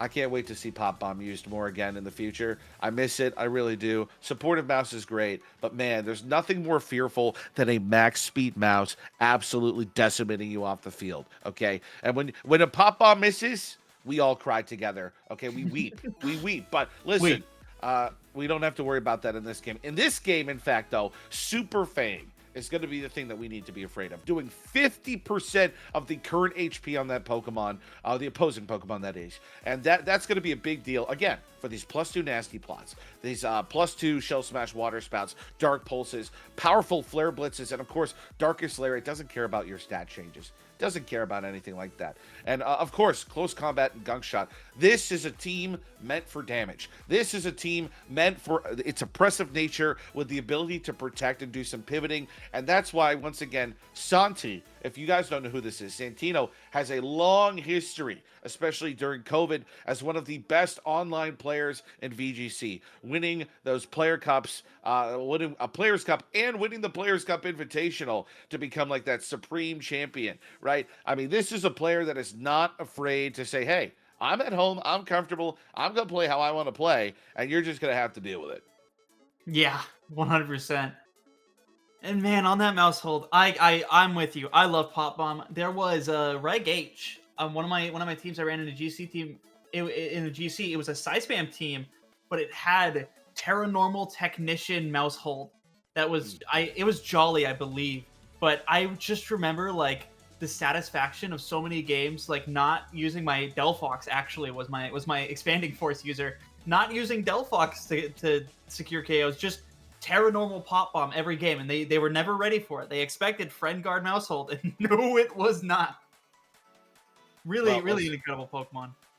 Yeah, well, listen, I mean, Mouse continues to be just one of these crazy Pokemon where you can run it super fast, and I've seen players run it super slow. Now, in a format where we no longer have IVs, for those who are not familiar with games prior to Pokemon Champions, there are effort values, EVs, and then individual values called IVs. This game decided to do away with IVs and instead just have EVs be the only thing that we're worried about, just simplifying points overall for stat distribution. Putting that math aside, this Pokemon can still be run slower with a Trick Room type feel, but not as slow as it could have before. But it does get U-turn, and it does get fantastic pivoting options alongside the use of Friend Guard to reduce damage to your other Pokemon on your side of the field as well. So, you know, there's a lot to love about this Pokemon. Now, finally, I want to say this. Sinistcha Incineroar. I gotta say this little combo right here, man. This paired with either a water type like Blastoise or heck, you could even say use Swampert right now if you want to too on a rain team. Incineroar Sinistcha has been fantastic, and I just gotta say it. I'm just gonna put it out there, and you may hate me for it, man. I miss Amoonguss. Okay, I miss Amoonguss. I really do. And you might say, well, Ryan, why not just give yourself a little bit of break from Amoonguss? And all I gotta say is this. I've loved seeing Amoonguss, and I gotta say, I think in a format like this, Amoonguss would be a little bit more challenged than Sinistcha is. I love the use of Berry against that Last Respects Basculegion, and I love the use of Berry against King Gambit as well. And Sinistcha presents itself as such an interesting Pokemon. Now, this one does have Berry, which is fantastic. That's great. The poison grass typing of Amoonguss really changes the game for us in terms of like, okay, what are we weak to? What are we not weak to? And I don't know. I just missed it a little bit. You know, maybe there's something to say about the fact that if they gave Sinistcha Spore, right? You know, if you're gonna have this, you remember how Sinistcha was first put out there? You remember the trailer that they released where all the kids were like drinking the matcha and then they all kind of just like fell over again. A little creepy Pokemon. I don't know why we chose to use that video for Sinistcha, but hey, I'm not going to question it. I'm just going to say, hey, thanks for introducing a new Pokemon. Why couldn't Sinistcha have a move where it's like drink mod or it's like a chamomile tea type move, right, where it puts people to sleep? You know what I'm saying? Let's just get creative here for a second. Okay, let's just get creative. It's hypnosis. I might be wrong on that, but I think it might. Let me double check that. I mean, I don't think anyone has been crazy enough to run hypnosis. No, on it this doesn't. thing. If Okay. it does, I was gonna say, if it did get it, I bet there'd be someone who's already tried to use it. Now, Matcha Gotcha, right? Classic move in this game that gets health regeneration, also has access to burn opposing Pokemon as well. Overall, I love the look of this team. I'm really excited to see how Santi is going to be going up against. Oh, it looks like parents just got posted here. Hold on, let me see if I can. Going up against Ige. Okay, cool. Let me look at this team list real quick.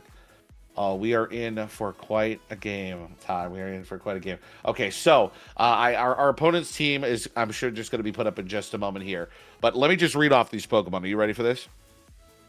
Frostlass, Scovillain, Lycanroc Dusk, King Gambit, Basculegion, and a Sneasler. Okay, that sounds like the start of a joke. Though all those Pokemon walk into a bar. Let's see what's going to happen against a team like this. We have two very, very different teams going into this match here, and I'm really excited to see how they're going to do. The first thing I think of, though, when I look at both these teams is, wow, Blastoise might have a field day.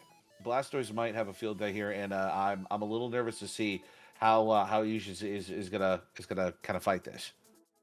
Yeah, it is interesting. Now, this team made its first appearance in the Turin special event just a little while ago during Regulation MA. Had a huge pop-off at NAIC. So many players performed incredibly well with this same team. But I agree, Blastoise is not your greatest matchup here.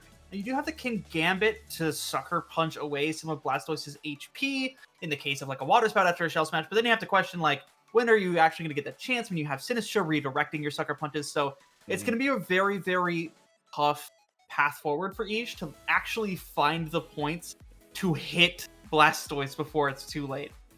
Well, there's plenty of priority in this team, and not to mention that powerful Giga Drain from Scoville and Mega.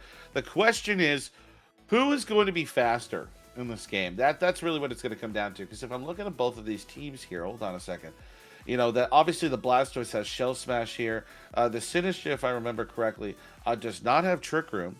And so, looking at both of these teams here, we're just going to go, wow, we have a rare game where we're just going just solely based off of the speed tiers of these Pokemon and saying good luck. Now, nature-wise, we do have access to that. Frostlass is modest. Scovillain's modest. Lycanroc's adamant. Adamant Kingambit. Adamant Basculegion and Adamant Sneasler. So speed is not the priority as well. And okay, I want to be careful saying this. Speed looks to be not the priority of each, because here's the thing that a lot of players have learned: just because you're choosing an adamant nature doesn't mean that you're not investing in speed to throw your opponent off. Yeah, 100%. And I do want to point something out here with Adamant Sneasler specifically. Now, a lot of Sneasler, they have to make the really, really tough choice. Do I run Adamant? Do I run Jolly? This can come down to a lot of things. It's your speed interactions with opposing Sneasler, with opposing Frostlass. Your speed interaction with Pyroar is now something to consider, and your speed interaction with Delphox. If we assume, and I would think this is pretty likely, as the Delphox is the classic Nasty Plot set, that Delphox is not that bulky, Sneasler is obviously never that bulky, I would assume that this Delphox is likely faster than Sneasler, despite Delphox being the modest nature, as it's just at a higher speed. Yeah, I see that. I'm seeing that. Oh man, That's a slight worry for Sneasler, because you're running the Wide Herb, you're not running the Focus Sash. You cannot survive a Side Shock. Well, we're looking down a Jolly Mousehold with Follow Me, right? We're looking down a Jolly Sneasler from Santi as well. So there is a faster Sneasler here. There's a more obvious choice. But you make a great point. As these players are choosing their first Pokemon here for this game one, you have to ask yourself, what is the right choice? What is the right way to go? I'm really excited to see how these players are going to start off. Ty, what do you think? What do you think is the best play here for Ige into this format, especially with the Blastoise with so much support? For Ige, I think it's critical that you keep both your Sneasler and your Kingambit for this matchup. I don't quite know what Mega you go. I would think, honestly, probably Frostlass. In this case, you're assuming that Delphox isn't coming. You're assuming that Blastoise is going to be at play. I looked it up. I was interested. Scoville should just go down to a boosted Water Spout from a Shell Smash Blastoise. Okay. That is something you can't really risk. Frostlass might be able to weave in one or two more hits, getting a Roar Veil up. It might help you a little more in the long term. But Sneasler and Kingambit they're going to be your critical disruptive pieces in order to break through a Blastoise. Now, with a Delphox, things get harder. Obviously, you want Lycanroc for that, but Lycanroc really, really, really doesn't want to deal with a Blastoise Sinistcha kind of game plan. It doesn't. Even though it has Focus Sash, even though it has a little bit of priority with a Cell Rock, and it's very fast, it's got tough claws, you're right. It's probably not wanting to come to this matchup, and you've probably got enough hate against that Delphox with Kingambit, Basculegion, and potentially that Frostlass as well. So, without further ado, guys, we are going into this first game, Santi versus Ige. I hope you're ready. I know we are. Let's do this thing. And it's the Sneasler Lycanroc lead, and so we see Delphox on the field. It's not the Blastoise we've been talking about. This Delphox, very, very threatening, nasty plot, can ruin Ige's whole game if Delphox can get it up. But you're facing down what is kind of Ige's ideal, right? You get the Sneasler, which is going to disrupt you, going to stop you from setting up for a little bit, and the Lycanroc, which can output Rock Slides without them being redirected by the Mousehold. Well, you've got Friend Guard up that's going to help that Delphox in any type of powerful damage here against Tough Claw's Rock Slide, but also you've got Protect on your side. So, you know, this first turn just for Santi just might be playing it slow, taking your time, trying to see what your opponent's going to do. And if I was Ige, maybe I'd take this opportunity, and there we go. Take this opportunity to call out if Santi's going to play this a little bit safer or play this a little bit more aggressive. Well, the Delphox is going to Mega on turn 1 here. Usually a sign that the Delphox isn't protecting, though not always. It's optimal to Mega here. Delphox doesn't really have a reason to use Blaze, but the Mousehold is going to protect. I would assume the Mousehold is faster than the Delphox. Yes, it is. It's a huge speed interaction to confirm. That also means that the Mousehold is almost definitely faster than Ige's Sneasler. But it's a really nice switch for Ige. Not going to get caught out on the double protect on the fake out. Gets Basket Legion in for free, and Basket Legion threatens a lot here. Delphox does not have any boost. It cannot threaten the Basket Legion with a KO. You know, this could be a great turn to pin this Mousehold. We might need to see a swap into something like Sinistra or potentially Incineroar to get that Intimidate drop. But again, you risk taking a lot of damage. Looks like we're going to see that swap out from Delphox, though.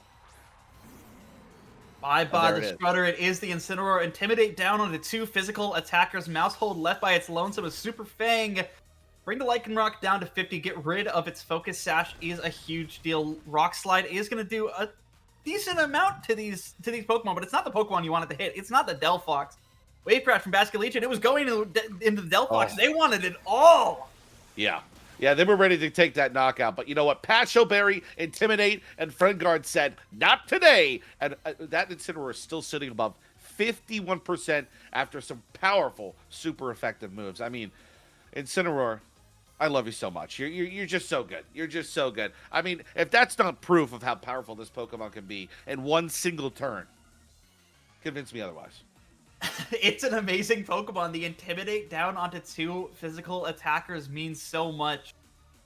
You certainly wouldn't have liked to Intimidate the Sneasler. You certainly wouldn't have liked to give it the wider boost to outspeed your Delphox and your Mousehold. So getting that Basket Legion in is kind of a sigh of relief for Santi here, but now in somewhat of a passive position, right? You might be able to KO the Lycanroc or the Basket Legion. More likely the Lycanroc. I don't know if the Incineroar is kitted out all like that to KO a Basket Legion, but at the very least you could KO the Lycanroc if you want it. Now remember, this is a Darkest Lariat Incineroar, so it's got to have some type of damage going on. You know what I'm saying? But looks like we're just going to focus down that Lycanroc for now. Let's see what this Basket Legion's going to do. Powerful Wave Crash coming out here, and there we go. Into the mouse, but it's not enough to knock it out. Taking some recoil damage as well, leaving us at about 11%. Okay, now I gotta see the Sinistra. We gotta see that powerful grass type come in here. It's one of the best Pokemon to pivot into in this circumstance, especially against the rock type and powerful water type moves like Wave Crash. This would be a perfect opportunity to get it in, get some more health on Incineroar, potentially, or use the Incineroar as that hard swap to get some more health on the mouse and maybe go for a Protect. Bro, I thought my internet cut out. Oh my gosh. Oh, well, my internet did cut out. There's a thunderstorm going on outside. I thought I was gone, bro. Well, yeah. Listen, you're here. You're here now. It's okay. Here we go. Okay, Mouse is swapping out. Here we go. And there it is. There it is. Welcome, Sinashta, to the field. More health on that Incineroar, about 25% hopping in there. And Lycanroc leaving the field. First time we've seen a swap from Niche here. Sneasler coming back in. A double swap at that. We're going to see the King Gambit come out. And what's most interesting here, Ryan, there's no Mega Evolution. Oh my gosh. He's just like, I don't need a Mega. I can just handle you Puremons and all. I don't need Mega Evolution. Okay? I mean, listen, that's the whole point of this game. Bring some Megas. Bring some Megas. But you know what? With Scoville and Frostlass in the position that they're in, maybe Isha's right. Maybe this is just not the game to bring those Mega Pokemon. It kind of seems like the right play. This is the 4 Pokemon that I think I prefer in this matchup if I'm Ige. And a great position here for Ige as well. Incineroar and Sinistra is going to continue being passive. Incineroar can't protect from an incoming Fake Out, and Kingambit is just threatening the Sinistra with a Kowtow Cleave. The Sinistra is the Kasib Berry, so it will take one quite comfortably, but it will not take another. At least, wait, no. The Kasib is the ghost one, isn't it? Yes. I get it wrong. I play Citrus Sinistra. It's okay. It's okay. Listen, Mousehold comes out here. Fake Out comes out. Friend Guard is active. The question is, are we going to see the Kowtow? There we go. Whoa. Yep. right into Incineroar, and once again, Incineroar back to about 53%, as if, you know, a tale as old as time. This might as well be a Disney story right here, because this is the Incineroar that just doesn't go away. Could we see the Sinastro swap in again to give us a little bit more health, as if nothing happened the past couple turns? Maybe. Powerful Flare Blitz here could be massive into the King Gambit, but you got to look out for that close combat. I'm not sure if 75, 76% is enough health to take down a close combat at the face here. Yeah, you're dealing with Adamant Sneasler, and you are an Incineroar. You might be... this is an impish-natured Incineroar. It does have a defense boost, but this close combat should still do enough to take an Incineroar down after a Sinistcha heal. So you have to be really careful here. Do you call the Sneasler playing a little passive, not going for the CC into the Incineroar? Sinistcha switches into the Incineroar slot, and now Mousehold gets to play. This is most likely a Super Fang, I would have to imagine. I would say... Okay, I was going to say into the King Gambit, but a Sneasler, you love to see it. Sneasler's going to go for a close combat into the Sinistcha. It completely whiffs. That's a Ghost-type Pokemon. You're not getting that stat boost. Look, that was a great pin opportunity there from Eage to say, look, if I'm not going to get off the close combat, the Kowtow is going to come out. But listen, that is a massive... And look, speed. Speed is a massive read there. I'm sorry. We now know this mouse is faster than that Sneasler without Unburden. And that close combat did not get procced. So we're looking at another potential Super Fang here going into the King Gambit if we want, or even that Caesar once again. This is interesting. This is getting good. Yeah, the big thing for Santi, though, is going to be making sure they don't switch in the Incineroar too early. Switching in the Incineroar will activate Sneasler's White Herb. It will give it a speed boost through Unburden. You really do not want to risk that. So Mousehold just going to protect Sinistcha, I imagine. Likely going for a Matcha Gotcha here. Close combat whiffs into the protecting Mousehold. This King Gambit not going to move before the Sinistcha. The Matcha Gotcha, that's big damage. Could be even worse. A 10% burn chance on this move. Okay. Okay, we waited for it. It didn't happen. Kowtow comes out. A little bit of chip damage on both of these Pokemon. Sinastcha comes out. So now I officially think we've reached the mid, and we've now started to come into our end game here. Sinastcha and Incineroar. Once one of those two Pokemon come down, the time for pivoting in and out starts to go away, right? And now we are in a very serious game mode where, I gotta say, with Mousehold right next to this Delphox, you can't sucker punch anything, right? And knowing that, you've got great redirection here. This could be a great turn for a nice nasty plot, potentially a nasty plot, or just going for a straight heat wave. Eige is in huge trouble right now. Sneasler will go down to a heat wave. Kingambit will go down to a heat wave. And so you have to make some sort of defensive switch. But like you said, if Santi calls that, a nasty plot could be game ruining for Eige. It could just end it right then and there. So very, very careful considerations on this turn. Do you call it? Sneasler switches out for Eige. Basculegion comes in. Is this their savior? Oh, wow. Okay. Does he go for it? Again, text to follow me from Household. That implies to me Heat Wave. Risky. Okay, there we go. There we go. Straight damage. You had the opportunity to get off some big damage here. Basculegion down to 50%. Yeah, okay, cool. This is what we like to see, right? This is what we like to see. Now, I think we're still in a pretty good spot here. Heat Wave once again. You just used Protect.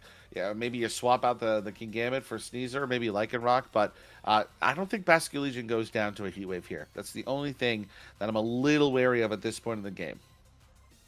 Yeah, Basculegion shouldn't go down to a Heat Wave. In fact, not even particularly close. I am interested in Psyshock. I do believe that would pick up a KO from a modest Delphox. And so the question now for Eige is, once again, you have to make another call. Do they Heat Wave? Do they Psyshock? That is so crucial to get. Follow Me comes out from the Mousehold, and neither Pokemon protect. Each hedging their bets, saying, one of my Pokemon likely going to go to a Kingambit fails a Sucker Punch. That's no Kowtow. It's a Psyshock for the Delphox, and Eige gets nothing out of that turn. Santi gets everything. Oh my gosh. Down. That's a huge piece for Eige to lose. That was a massive, massive turn there for Santi to take down probably one of the most oppressive Pokemon in this game. Now, you still have the Lycanroc in the back. That still threatens with powerful Rock-type moves against a Fire-type Pokemon. But you're at full health, and You've got an Incineroar in the back. Intimidate is still just as prevalent.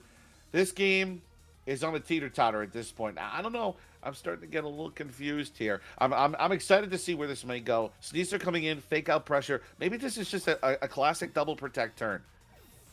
Very well could Or be. not. Sneasler Oh switches my out goodness. Kaige, Okay, I hold think on. calling the double protect here. This could be Sword Stance from the King Gambit if they get this right. Mousehold goes for the protect. Does Delphox go for it as well? In case they do, King Gambit might be able to get it all, get the momentum that they need to swing back this game for Eve. What is it? Kowtow Cleave into the leg and What? bringing the Sneasler back in! That's an Okay. insane play. They're getting Fake Out back online, basically saying, you have to give me something. You have to bring in Incineroar at some point and give me the Unburden and Defiant boosts all at once. Oh, An incredible play from Ish to keep themselves back in this game. what a great pin. I mean, do you even go for fake out here? Do you just get off the close combat into the mouse hold so that you're able to get that unburden boost so you can be faster at the next turn? I mean, that's really what this is looking like. I think you have to go for Fake Out Kowtow here. The question is more on the targeting of it, but you need this mouse hold gone because you need to get that Incineroar in order to get your Unburden boost. You do not want to close combat before the Incineroar comes in and lowers your attack. Got it. Yeah, you're right. You know what? You're right. Yeah, that's a fair statement there, my friend. Okay. Well, this just got good. This just got really good. Calling that double protect. You're right. Wait, that's no Fake Out. They thought the Delphox might switch. They thought they might protect, and suddenly Delphox just takes the Heat Wave all the way. Super Santi in what looked like maybe a disadvantageous position at the end there, just takes it with a brave Follow Me Heat Wave. Okay, well, you know what? You were right. You needed to fake out in that turn. That was the answer there. You had to stop the heat wave from coming out, or else. And that or else was game one. That or else was game one. So, okay.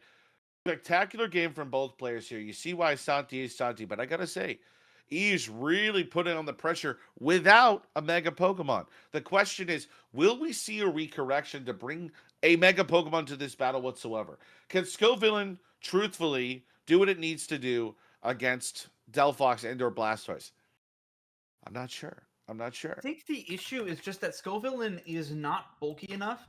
Scovillain would love to take on physical attacks, right? Neither of these Megas are physical attackers, and when either of them gets their boost, they just OHKO Scovillain with their spread moves, with their normal moves. They just OHKO Scovillain with everything. Frostlass struggles with both of them. Both of them have moves that can deal super effective damage to it. So I like Ija's no Mega concept. The issue was just the execution on that game. Found the way to win, but at the end, without that Fake Out, was unable to close it up. The only thing that I could see potentially, again, probably not going to make it, but you do have weather control with Frostlass. You could get up the Aurora Veil, so you could give yourself a little bit of added protection with Frostlass, maybe a Sneasler start with Fake Out pressure.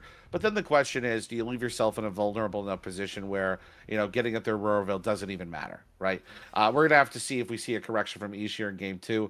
Santi had really playing it well in game 1. Let's see what happens here in game 2. Yeah, and always good to keep in mind, it could just be a mode mix-up entirely. Can Gambit Lycanroc the lead? Once again, it's Delphox, but it's Sinistra on the opposing end of the field. A very interesting switch-up.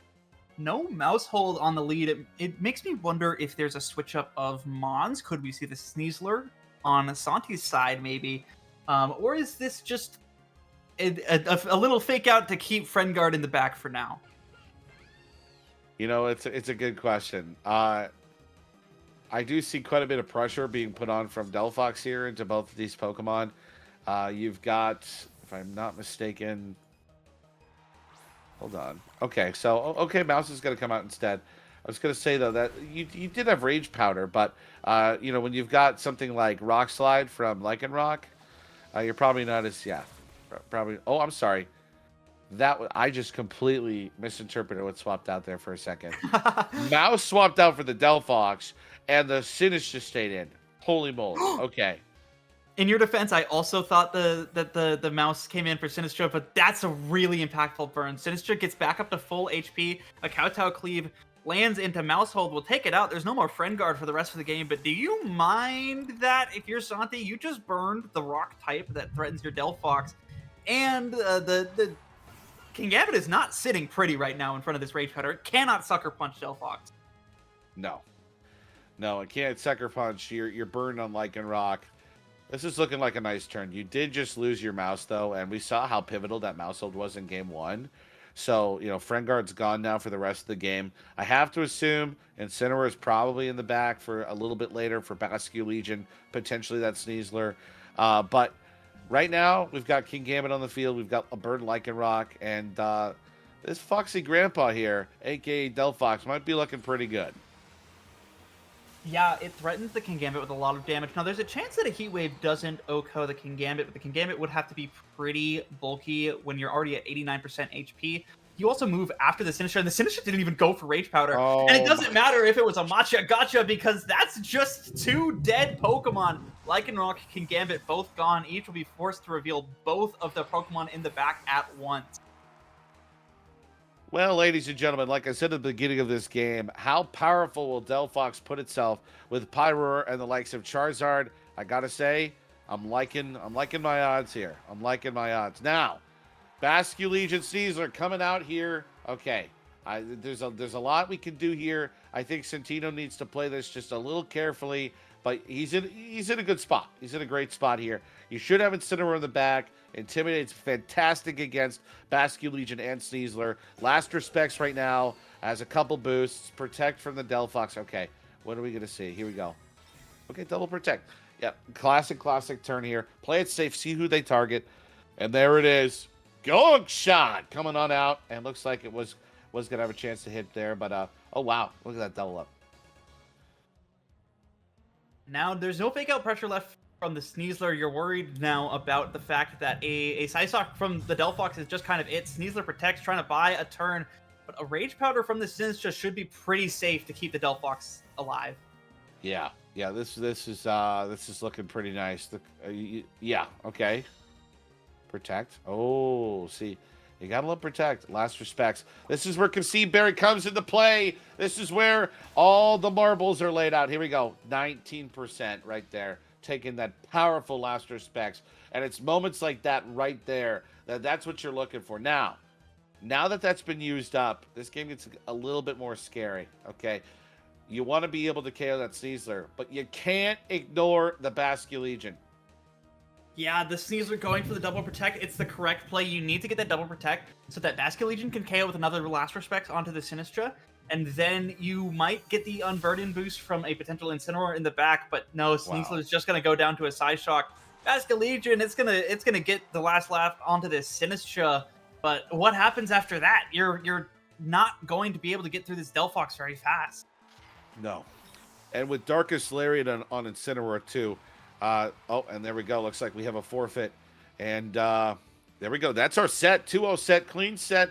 Well played on both sides from both trainers as well. That was incredible. All right, and hello, everybody. It is Tapawapo along with Kaige. We are going to be your casters for round number 6. Now, I am currently still refreshing the Limitless page. However, we were told that for round 6, we are going to be watching DD play. If you guys don't know who DD is, he, I believe, also plays Smash and is a really, really good Smash player. Yes. I played him. Yeah, I played him myself. Well, not in Smash, but on Scarlet and Violet VGC ladder many times. I'm pretty sure he has a lot more wins over me than I do over him. Yeah, and I saw that he's done pretty well at regionals before too. But looking into his team, looks like he's got the Goldango, Incineroar, Zardwai, Garchomp, Basculegion, and the Whimsicott. An interesting item on the Goldango, you know, normally I see the Metal Coat, sometimes even Life Orb, but in this case it looks like he opted for the Spell Tag, so he can do a little bit additional damage with the Shadow Ball, as opposed to the Make It Rain, which did get significantly nerfed with it being introduced into Champions, dropping 2 stages of its special attack and having reduced accuracy. Yeah, it's that's a very good point. It's very interesting. I have not seen many golden goes with the spell tag. Clearly working a lot for DD, sitting at what 5-0 going into round 6 now. I'm curious if the boosted shadow ball damage is for specific like it must be for specific knockouts or something. But to obviously to merit giving the item. But you're right. Traditionally, it feels like early on in MB we're seeing either like a scarf golden go variant or the metal coat variant, a life orb variant, something like that. So to kind of give the spell tag is really like a unique piece to the team building here, and what is a pretty standard kind of Charizard Sun Y, except it looks like they've kind of added the Golden Go instead of like a Gambit slot or a Sylveon slot for their final sixth piece here. So really cool pieces there as well. Besides that, it feels like a pretty again standard-ish Zard Y team in the new format. They've thrown on the Life Orb onto Garchomp. You've got the Whimsicott, you've got the Basculegion with Choice Scarf, and you got your nice bulky piece of the Ensign. Who DD will be playing is to be determined. We will see, but definitely feels like Zard so far in early MB, right, is still maintaining its kind of piece as a top dog in the format. I think we've already seen that on stream, and we're seeing it in the bracket as well so far, right? Yeah, absolutely. I do imagine that the Goldango, because of the nerfs, maybe he's found that he's been clicking Shadow Ball a lot more often, maybe than Make It Rain. To maintain that consistent special attack. I mean, the Garchomp with the Life Orb has definitely been pretty game changing. I know a lot of Garchomps were, if they weren't using Roselli Berry or Citrus Berry, they were using a Soft Sand for that extra damage for their ground type moves. But now with the Life Orb, any move, Dragon Claw, Rock Slide, that'll get powered up as well. Like you said, this does look like to be a pretty standard and well-balanced team overall. I haven't peeked at the Limitless page, so I don't think I see any of the natures, though, Timid or Modest Zard Y, that could determine certain things as well. There's like a certain mon that I like to use that typically gets one-shotted by Solar Beam, by Modest Zard, but with Timid, it always comfortably survives, minus a crit. But yeah, like you said, everything else looks pretty standard here. A very well-balanced team that looks like it can really just go into any kind of team, no matter what it is, and really you'll have like a game plan or a lead going up against it, no matter what. And it is Modest. I did quickly check the team sheet while you were chatting too. So it is that Modest Zardwire, like you were saying.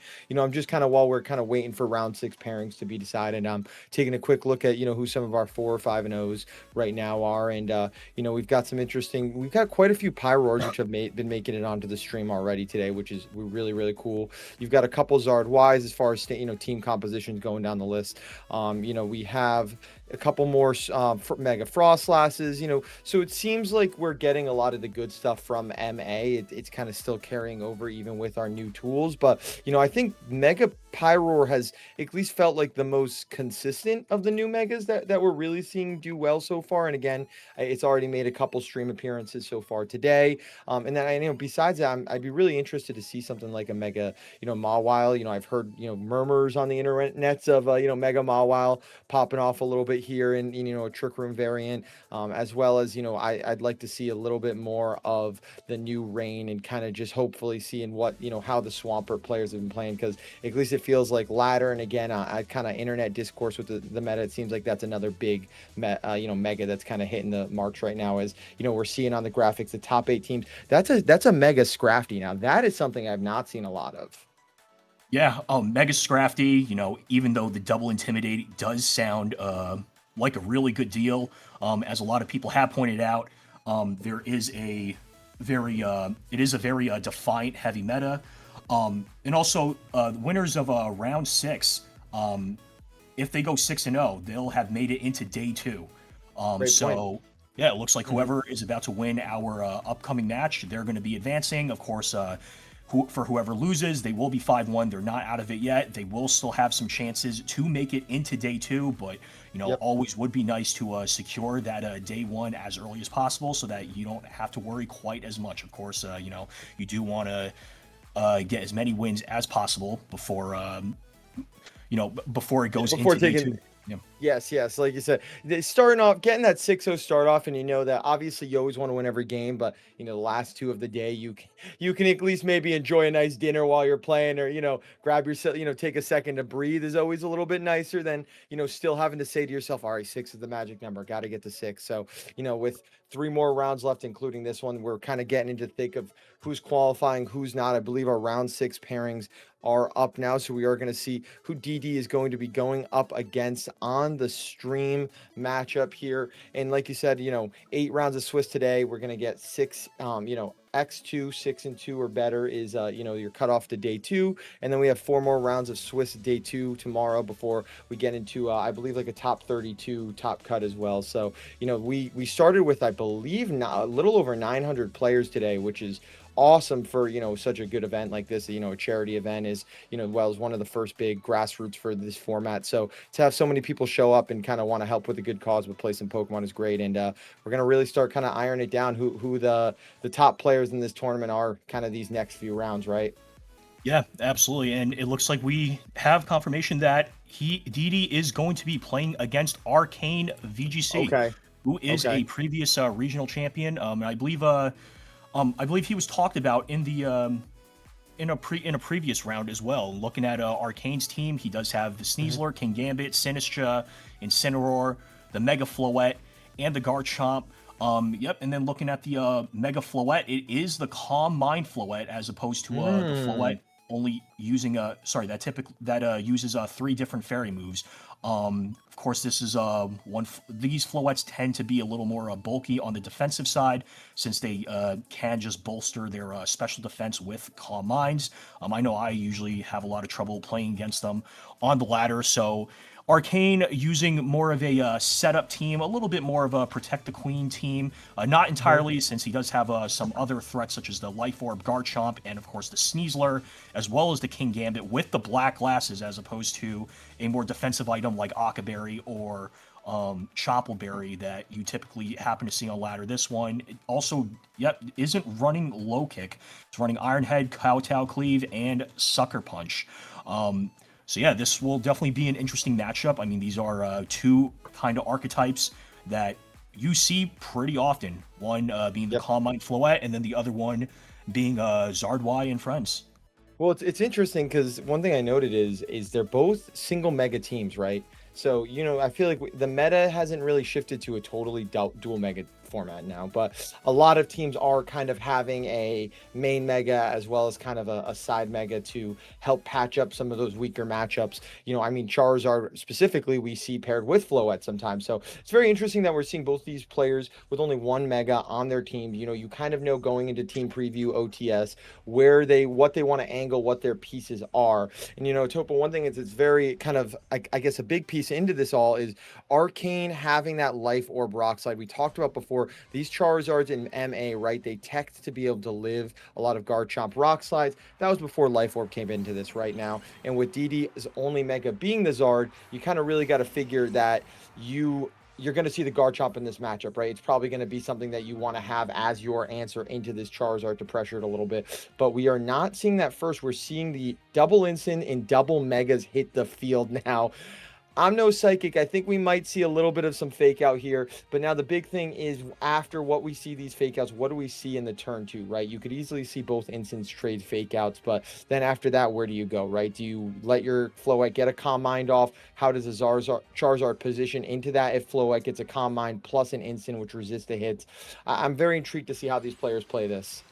Yeah, and starting off, it looks like Arcane is going to go ahead and Mega Evolve the Floette into that Eternal Flower Floette. So now it is going to get the Fairy Aura, increasing the power of any Fairy moves that are on the field. And in response, DD is also going to Mega Evolve his Charizard into Charizard Y. And a bonus thing here is that Incineroar will actually do a lot of extra damage with Flare Blitz, should it choose to go for that, assuming that they don't go for Fake Outs, but you got to imagine that they are going to go for Fake Outs. And the Fake Out on DD's side is going to come out first, hitting into Arcane's Incineroar, and he's going to be able to get a Calm Mind, which is going to increase the special attack and the special defense of that Floette. In response, Heat Wave is going to come out. It is going to connect onto both. Floette taking about 33% of its HP, Incineroar taking a little bit less than that. But Overall, both traded. I mean, Arcane did get off a Calm Mind, so he didn't take quite as much damage as he would have if he hadn't. Of course, he could always Draining Kiss into the Incineroar and maybe heal back all that HP. Although the Charizard is still a very real threat. Yes, it's a very real threat. And it's interesting, obviously we don't know just off that interaction if DD's Instant is always going to outspeed Arcane's. They are both the same impish nature, so, we are going to see at least then. But we're seeing Arcane's pivot out here. Now, but the thing I'm really worried about while we see the Garchomp come in, like I said, this is your Charizard answer, is can the Floette, yes, you got to Calm Mind up, but can you keep taking Heat Waves? And I mean, Garchomp's the perfect switch in, right, to kind of at least put a stopgap on this Charizard for the time being. Yeah, no, absolutely. With the Garchomp coming in, you got to imagine that DD probably doesn't want to keep the Charizard in, so he'll probably swap it or at the very least protect it. I mean, it would be a pretty bold move if he just kept it in and decided to attack. So I imagine in this case, Arcane can get off a Draining Kiss into the Incineroar. I can't imagine at +1 it's going to be enough to KO it. Maybe it'll take it down to maybe like Citrus range or maybe just above Citrus range. But of course, the other issue for Arcane is that DD's Incineroar can go for a Flare Blitz in the sun. Yep. Now, it's not one of the max attack Incineroar, since as you mentioned, it's impish nature. But with the sun and it being a physical move, that Calm Mind is not going to help against the Flare Blitz. And he's going to go for the Rock Slide. Of course, the Charizard did protect. Incineroar flinch is going here. Does he flinch? He is at 45%. Life Orb does chip the Garchomp's HP, and the Citrus Berry is going to proc, bringing the Incineroar's HP back to 69%. And the Floette opts to go for Moonblast. How much damage is this going to do?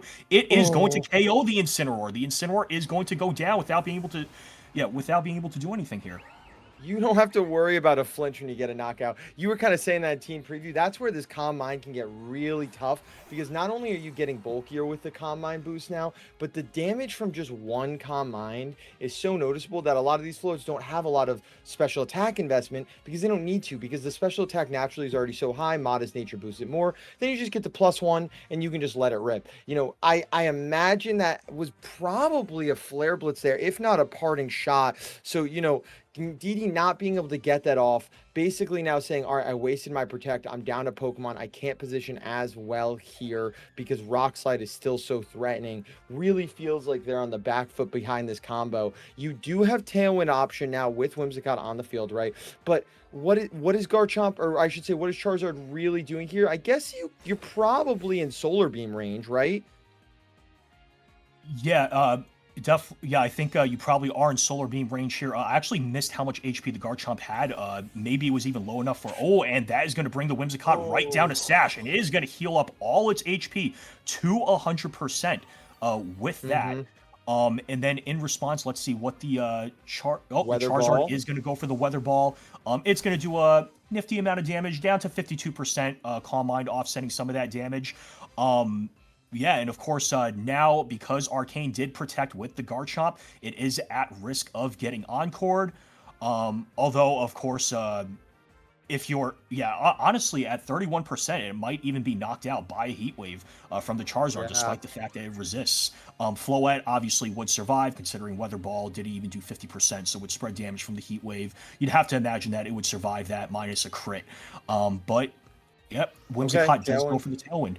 And let's see how the Charizard is going to respond in turn. Does he go for he does go for the Heat Wave. It is going to connect. And is it actually enough? It is enough to knock out the Garchomp and bring the Floette down to 18%.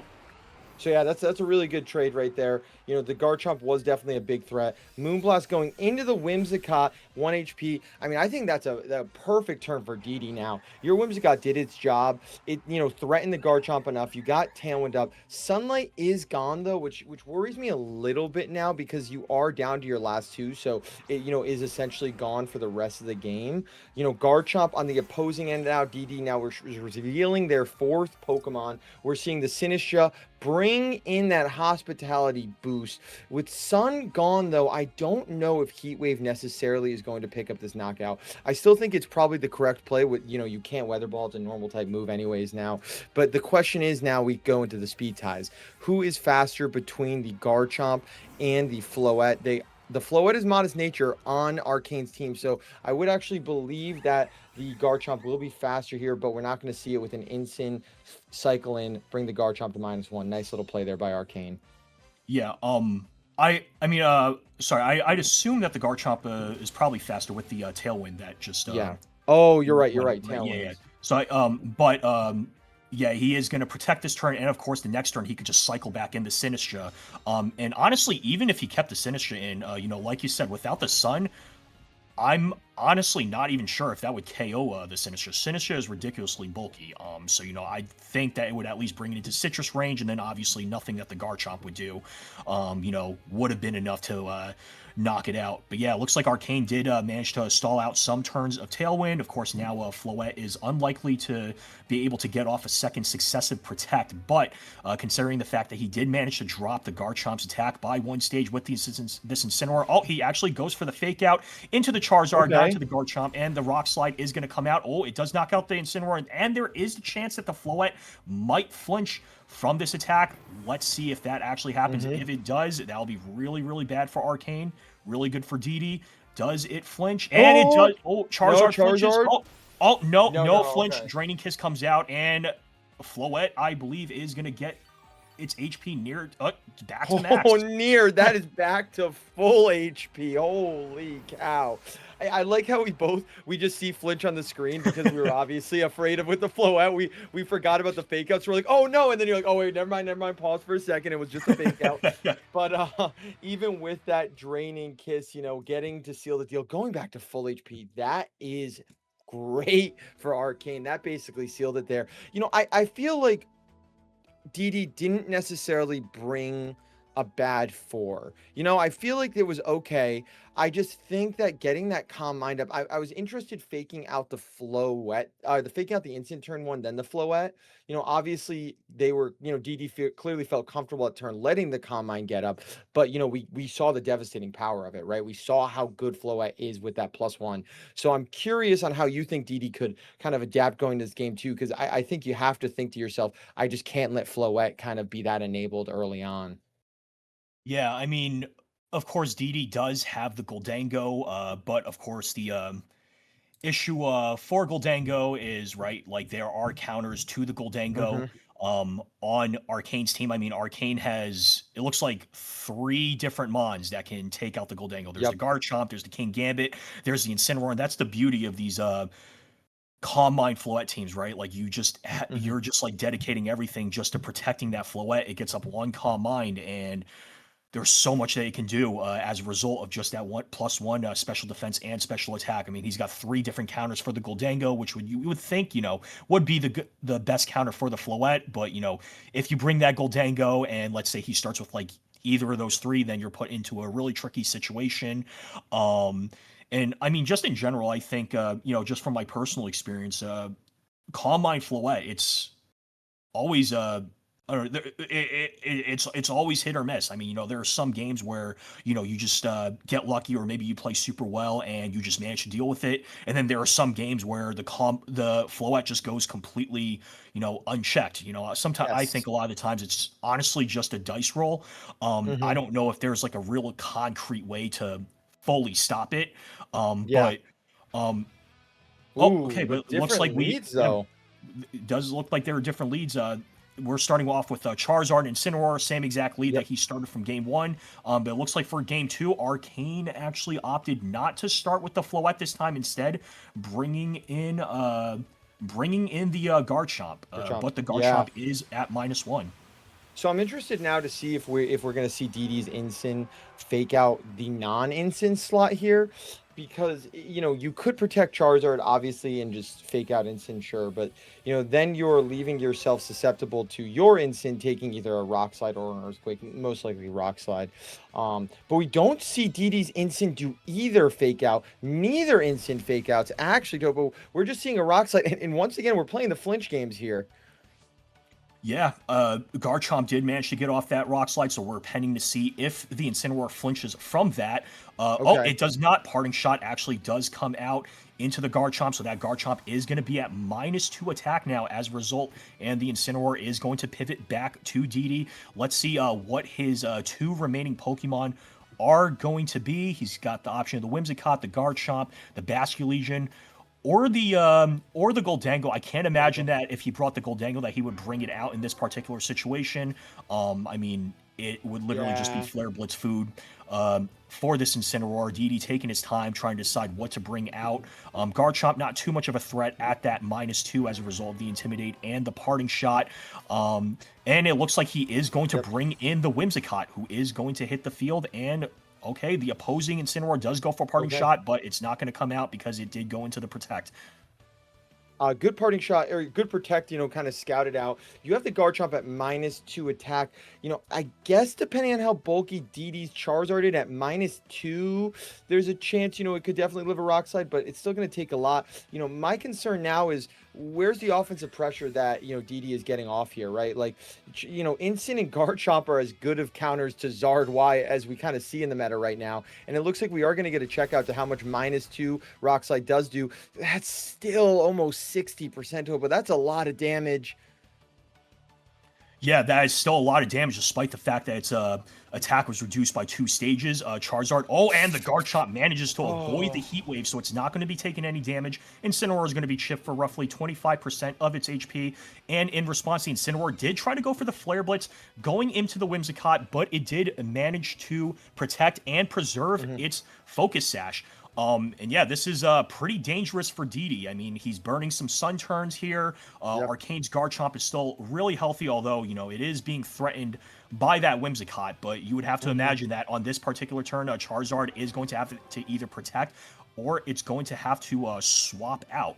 I mean, even at -2, that Garchomp, if it lands one more Rock Slide, that's going to be curtains for that Charizard. But of course, we'll also see what the Whimsicott is going to do in turn.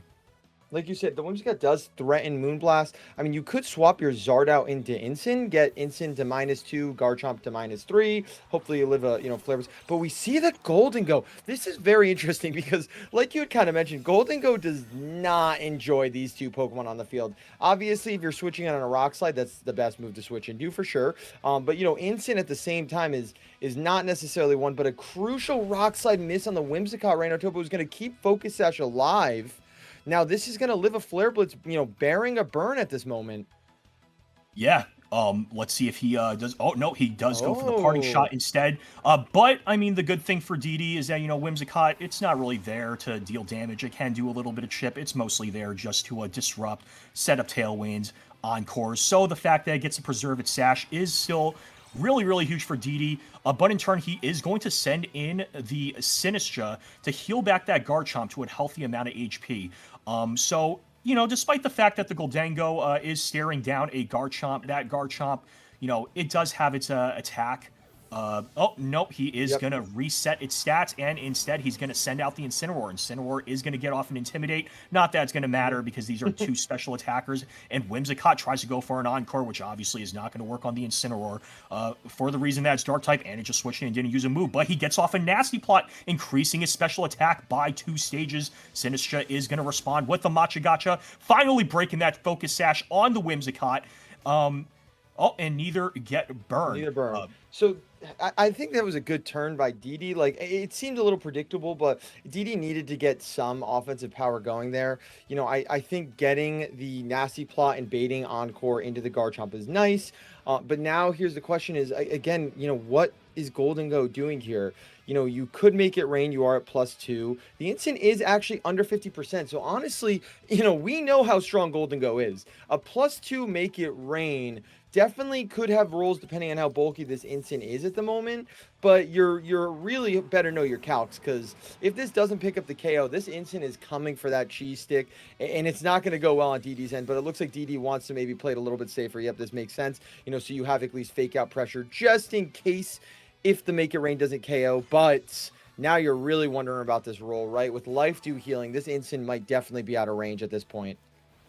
Yeah, I think there's no way that it's going to KO, especially due to the fact that it's carrying Spell Tag and not something like Metal Coat or Life Orb. I mean, even with that, considering how bulky Incineroars typically are, I'd be pretty doubtful if a +2 Make It Rain could even knock it out, even with those items. But of course, DD does have the positioning here. He can go for the Fake Out into the Incineroar and stop it from moving.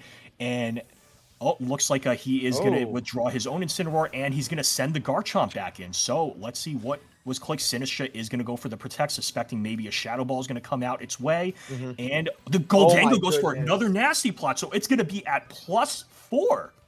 Wow, that is a greedy play, but honestly a great one. And with parting shot into the instant slot too, getting at least a -1 on Garchomp. And the best thing is now is DD can switch straight back into instant and get Garchomp at -2 essentially for free if they want to. And I think Goldango feels pretty good ripping a Make It Rain if in front of a -2 Garchomp if needed. That was a great nasty plot by DD there.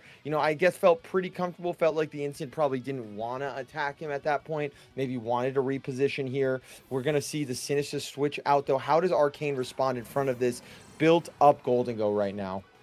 Yeah, Incineroar is going to hit the field, drop another Intimidate, which isn't going to do anything. Garchomp's going to go for the Protect. Is he going to go for a Make It Rain, or did he go for a third nasty plot? Whimsicott is going to go for the Tailwind, doubling the speed on his side for the next 4 turns. And let's see what the Goldango went for. It did go for the Make It Rain this time.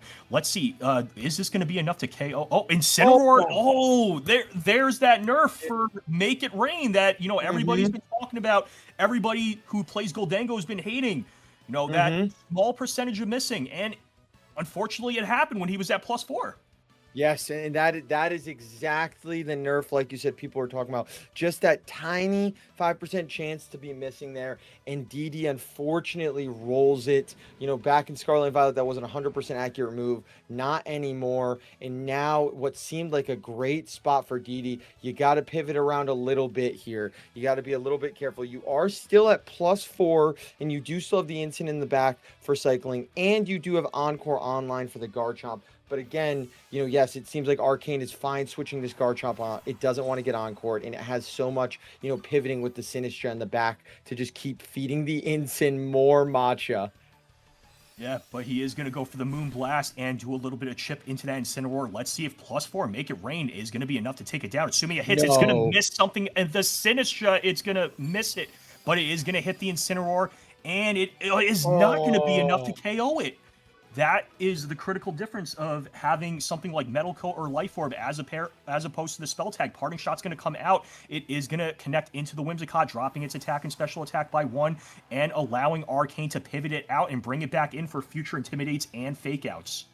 The board positioning of this game has been incredible. They've both been playing so well on trying to get their pieces into the spots they want to be. Right now, I really like how Arcane has been cycling the Sinistra, Garchomp, and Instant. We haven't even seen the 4th Pokemon. We do, we have to presume it is probably Floette, given it's the only Mega, but Arcane hasn't had to reveal that card yet. Instant, though, being at 1 HP or, 1%, 2%, that low is worth noting, though, because, it really can't freely switch in as it has been this game. So that is now something Arcane has to consider, is that the Instant is on a little bit more of a clock than it was before, where, DD's Instant is feeling a little bit better. With Charizard being a little bit under 50 HP, DD I don't think wants that thing to touch the field until Garchomp is gone. So how can this Goldango kind of maximize this opportunity now? How does it kind of sit in front? Can it do enough damage to this Garchomp? Goldango is relatively healthy still, right? 80%, and again, you have your Instant for damage reduction if you need to. But it looks like we're just seeing a Rage Powder maybe saying, I don't want to deal with any Moonblast shenanigans. Yeah, he does go for the Rage Powder, and Whimsicott is going to go for the Moonblast, ignoring it because it is a grass type, bringing that Garchomp down to 43%. And let's see what the Goldango went for in turn. It went for the Shadow Ball, so that is going to be enough to knock out the Sinistra. Sinistra is finally going to go down, but let's see how the Garchomp responds. Now, while this Goldango did build up its special attack a lot with the nasty plot, Garchomp is going to go for the Earthquake. Is it going to be enough to knock out the Goldango? It is. The Goldango, unfortunately, with all the work it went through of getting its special attack up, it is going to drop from an Earthquake. Unfortunately, those Make It Rain misses, paying off dividends for Arcane. Now, like you said, if that final Pokemon is Floette, I think now Arcane would be comfortable bringing in the Floette, considering the biggest threat to it on DD's team is, and it is going to be that Floette. He was just waiting for that Goldango to finally go down. Great call out. Great call out. Great, read there, understanding. I don't hate the positioning for Charizard now. We did see last game Heat Wave in the sun does do a fair bit to Garchomp still, even with the resist. I think Garchomp was a little bit weaker than it was last time, but you do have Moonblast pressure into the Garchomp too still. So Garchomp actually can't really freely click a Rock Slide here if it wanted to. The question now is, like you said, how do you deal with the Floette? It feels like the final boss has kind of come out, right? Like DD's been cycling around the 3 kind of grunts beforehand, slowly chipping them away. And, yes, Instant is like 1-2%, but Floette's at full HP right now. And, it feels like with just the pressure Garchomp is, kind of providing, you can potentially get a Calm Mind off in the situation. It might be a little risky because of, Encore, but I think the Floette has a chance to still kind of run this game, even with all the work DD's done. Yeah, I mean, we're about to see if, but Whimsicott does go for Protect on this turn, opting not to want to get knocked out. Garchomp is also going to go for Protect. Does DD go for the Heat Wave? Because one good thing... Oh, he goes for the Weather Ball. This is going to do a lot of damage. It is not at +1 special defense. It is going to be chipped down to 1/4 of its HP, and he went for the Draining Kiss. He didn't go for a Calm Mind. Tailwind peters out, so that appears to be the reason why he decided to protect this turn, because he wanted to reset Tailwind when it came up. Something that's really good for Arcane is, yes, you did knock out the Goldengo, but he spent so many resources and he sacrificed so much HP on his remaining Pokemon that are not Floette in order to get the Floette into this position. But when he finally did, DD still had the board advantage. He got the Sun back up, Tailwind's coming back up, Floette is going to be forced to protect, and we saw last game how much damage a Heat Wave did to the Garchomp, despite the fact that it resisted it at 34%. He goes for the Weather Ball. Weather Ball again. This is going to guarantee the KO onto the Garchomp, and yeah, I mean, I think DD might have just tied up this game.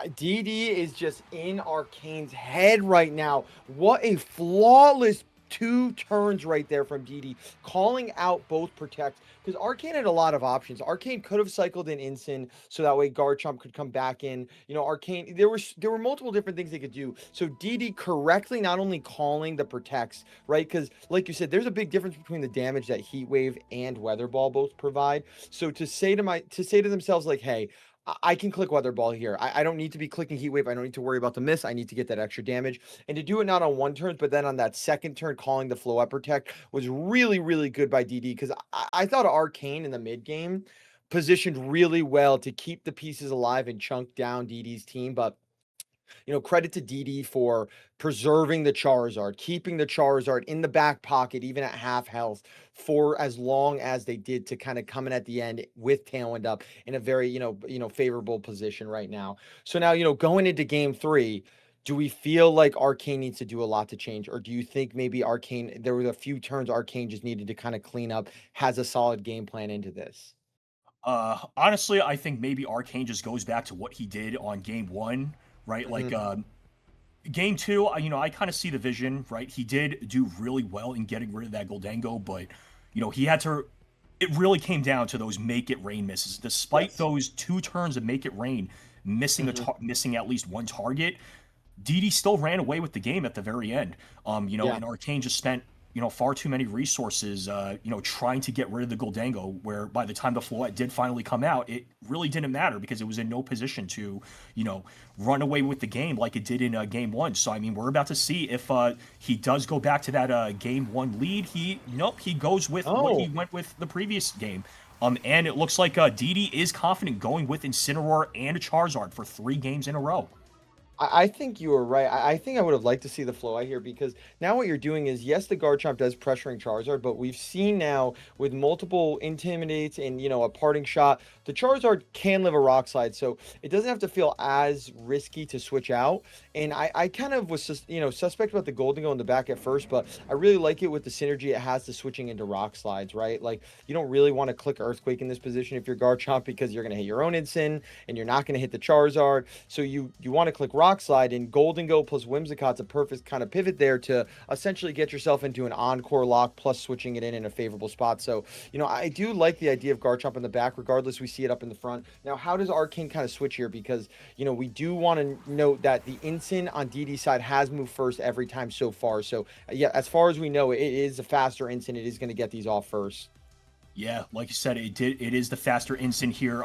But on the other side, Arcane is going to get off a Rock Slide, doing some chip into DD's Incineroar. I'd say overall, Arcane got the better of that turn one. Of course, the upside for DD is that he has a fresh Garchomp and doesn't have to worry about fake out, hasn't been intimidated, so he can put some real damage down, on the field right now onto any of Arcane's opposing Pokemon. Although you have to imagine it's probably not going to be enough to OHKO the Incineroar, despite the fact that he is at neutral because of how bulky the Incineroar is. Yes. And we got Garchomp, Incineroar staring down Garchomp, Incineroar. DD is going to hard withdraw his own Incineroar, send out the Charizard in its place. No, okay, I was going to say maybe Garchomp goes for Rock Slide, but instead he opted to protect, and he's going to go for the Earthquake. Obviously, it's not going to hit the Charizard because it's a flying type, but it is going to do a significant amount of damage to the opposing Incineroar, bringing it down to 17%. That is a great way. That is the power of Life Orb that you are seeing is such an impactful item on Garchomps early on in this format. But the Will-O-Wisp, a great play from Arcane, probably knowing it lives that hit even with Life Orb, and now just stop getting this Garchomp. I am curious, did Golden Go or Whimsicott not come into this? Because if it has to be Golden Go didn't come. I think you need Whimsicott for the Encore plus Tailwind. It just has felt too important in this match to almost force Arcane to play certain turns a specific way.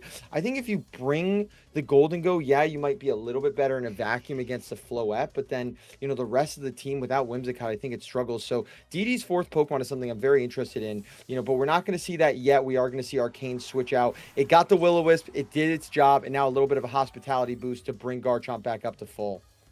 Yeah, Garchomp is brought back to full, as you said, and Charizard is going to protect, fearing that Rock Slide and potentially getting knocked out in one attack. Garchomp is going to go for Dragon Claw onto Arcane's Garchomp, bringing it down to 41%, and it's going to bring down its health with the Rough Skin, in addition with the Life Orb chip. And then in response, he does go for the Rock Slide. Not going to hit into the Charizard because of the fact that the Charizard protected. It's going to do a very small amount of damage onto the Garchomp on DD's side. Overall, though, I do like the play from Arcane. I mean, even though his Incineroar is near KO range, he managed to get the burn onto the Garchomp, and he managed to withdraw it. So, he could bring it in for a future turn for another Intimidate, potentially another Fake Out, assuming that he doesn't bring it in the middle of an attack going off. But, yeah, it looks like, we are... looks like the trainers, they're picking their moves here. Can't really tell who has the advantage in this particular situation, but DD is going to withdraw his own Garchomp and send in the Whimsicott in turn. So, yeah, the Whimsicott, again, it makes sense. I think Encore and Tailwind have just been way too crucial for DD these last games. It's worth noting how important that Will-O-Wisp is. Even with the hospitality boost, if Garchomp was not burned, I do believe that, Dragon Claw would get the knockout on Arcane's opposing Garchomp. So, being able to get that Will-O-Wisp Arcane had and make sure their Garchomp can continue to at least click a couple more Rock Slides right now has been really, really nice. We are seeing DD kind of pivot both out, recognizing it was just not a great spot to be in. And now we have seen kind of the full four for DD here. Now, Whimsicott and Incin, this will be interesting to see what you want to do. You could hypothetically Encore the Garchomp for sure. You could Tailwind, I guess, but we have Sinistcha with a pretty safe Rage Powder here. So I'm kind of curious on to exactly how DD wants to play this turn with two of the support Pokemon out. And again, we're seeing now Arcane's fourth and no Mega this time, Topo. This is the gambit. Floette did not get brought into this game 3. Yeah, I mean, you would think that, a lot of the times you want to bring in your Mega at all times, but sometimes there are just games where you don't want to bring it. I mean, I think this is definitely one of them.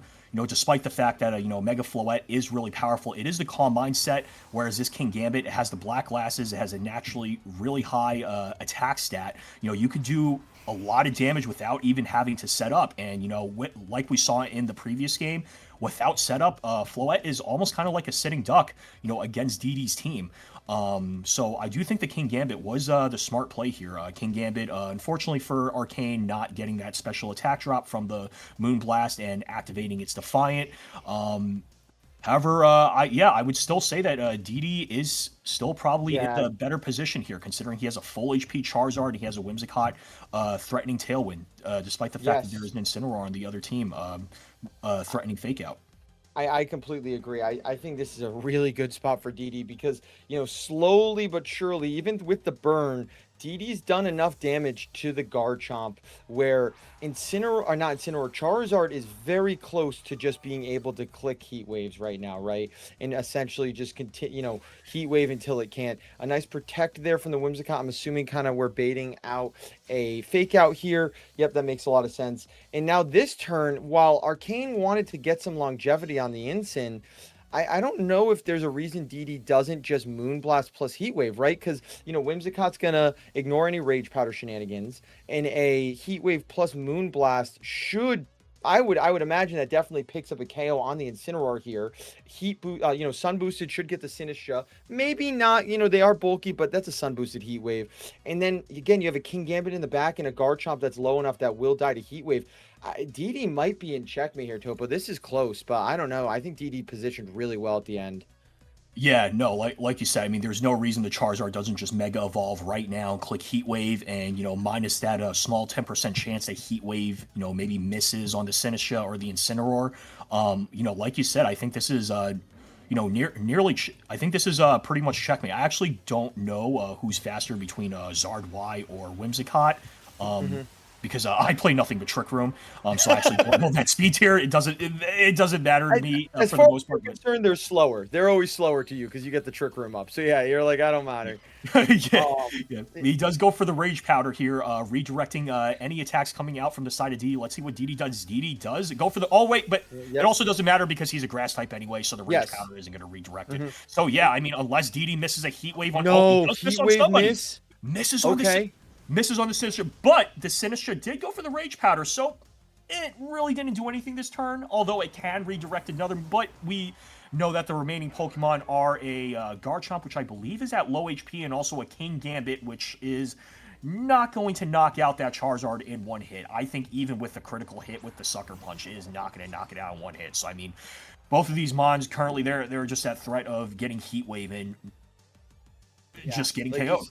It's just getting KO, like we kind of said last turn. I think DD positioned a checkmate really, really well this game, the last few turns, because even with the misses and the Pokemon RNG wanted DD to miss quite a few moves, the misses haven't mattered, and that's when you can position well, where even when you get these misses, you can still kind of find yourself winning these games because of how you've positioned and played. We're gonna get a Rage Powder. I think at this point, Arcane is just hoping DD kind of slips up, right? Doesn't go for Heat Wave, but this should be a pretty safe, Heat Wave plus Tailwind. I guess actually, you don't Moonblast here, right? Because you don't. I think your one lose con is Moonblast, special attack drop, Heat Wave, miss Kowtow, right? So I think that's why DD Tailwinded, because you have no reason to Tailwind. You outspeed naturally anyways this turn. So I'm pretty sure that was why the Tailwind play was, which is smart by DD. Just again, making sure your one loss con is a miss and a Defiant boost, and really, really strong game 3. Welcome back, everybody, to the St. Jude's VGC Charity Tournament. My name is Chef Rich, and I'm joined alongside Supernova here to bring you round 7 of the tournament. It's been a really long day, but honestly, it's been a really fun day of Pokemon. It certainly has been, Chef Rich, and it's like the interesting aspects of this tournament isn't really like the metagame aspect. It's like, we expect a lot of the top Pokemon to be at the top tables. We've been seeing the Charizards and Floettes like pop up now, as well as like our Garchomps. But the interesting aspect isn't the Pokemon, it's the intensity. And if you've been paying attention throughout this entire tournament, you've been noticing these trainers have been giving it their all since the beginning of the tournament. Most definitely. And, we have like majority of some players going into day 2. As we look at, we have Marco Silva, we have Jude Lee, and William Brown going into day 2 with a record of 6-0.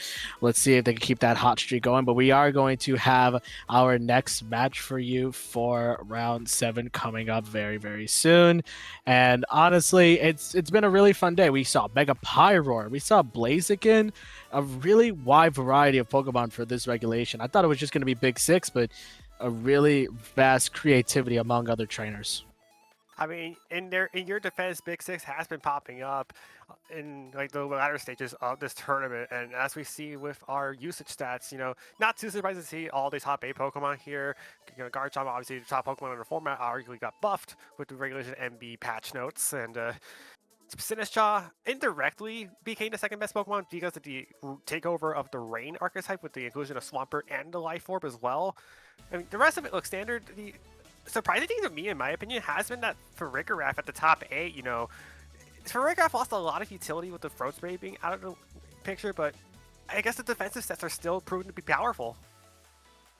Most definitely. I know if we look at the usage chart as well, we got still Mega Floette, we have Sneasler going down as well, and then also Mega Metagross coming up as well. A lot of that's why I said a lot of vast creativity among players using different types of megas. It's actually exciting to see what kind of archetypes or team creations that these players could come up with, and it's honestly showing in this tournament.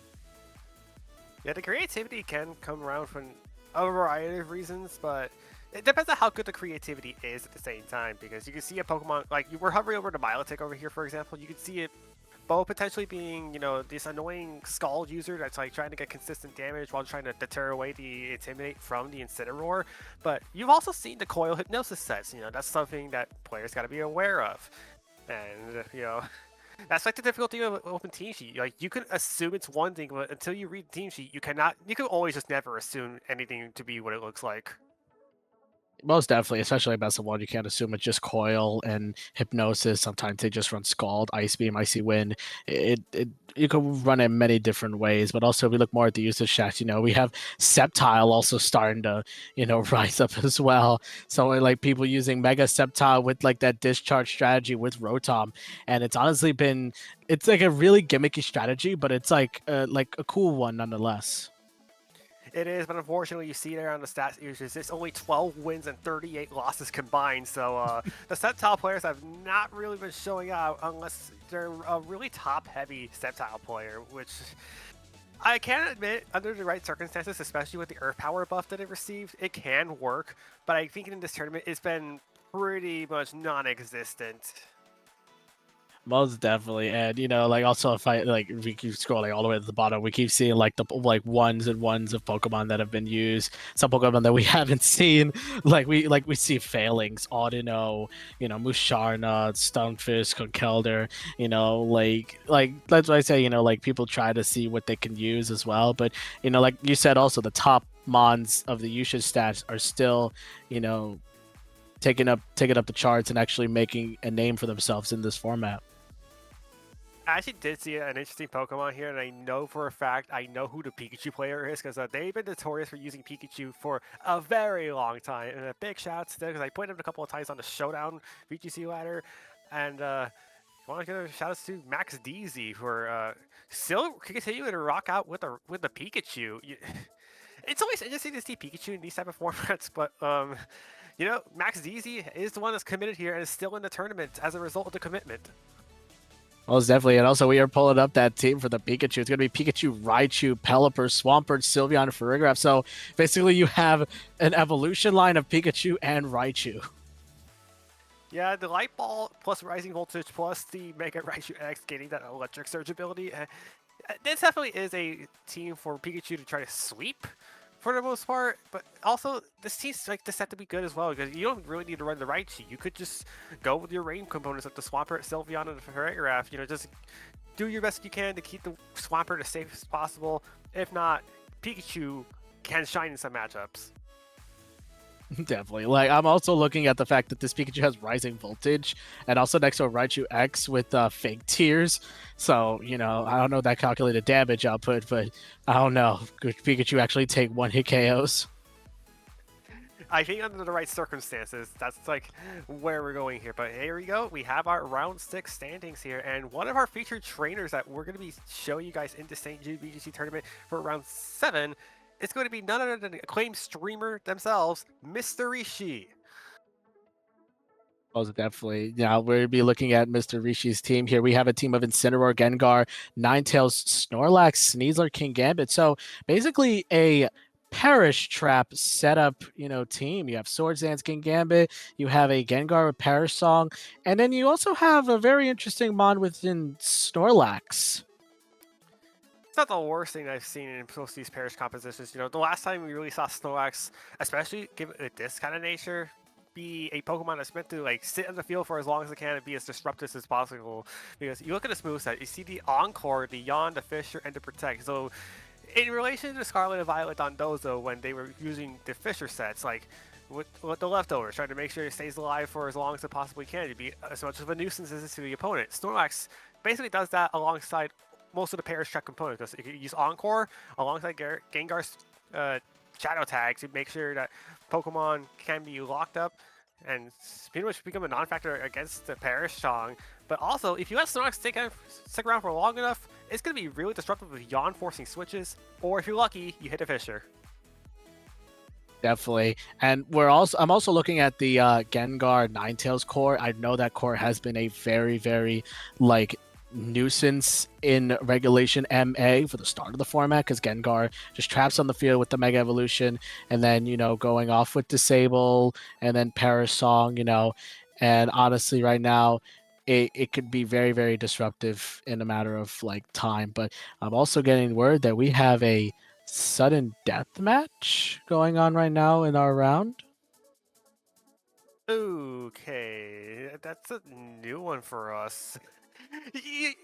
Just for context, we really don't have sudden death situations happen more often than not. Those are rarities, especially in a big tournament setting like this one. And it looks like this one's going to be between Joker Jr. 888 against Diet Ranch. Yeah, and remember, also looking at these players, they are 3 and 2, so that means this is a very dire, moment for both of them. Meaning one of them will move on, the other one will be eliminated from day 2 contention. But we see the teams here. We have Joker running a Staraptor, Goldango, Garchomp, Mousehold, Whimsicott, and Incineroar. But we also see a Mousehold with Wide Lens and Population Bomb. I talked about this earlier in the stream, but Mousehold, especially with the inclusion of the Light Lens, has really rebuilt itself. And okay, never mind, I just noticed that these have Friend Guard, so it's meant to be a supportive damage roll. So, okay, I never really seen Pop Bomb with Friend Guard, but I could get the purpose of it. Where it's you're having Mousehold be double duty. You're trying to mitigate damage for that Staraptor, but you're also trying to do damage with consistent population bombs.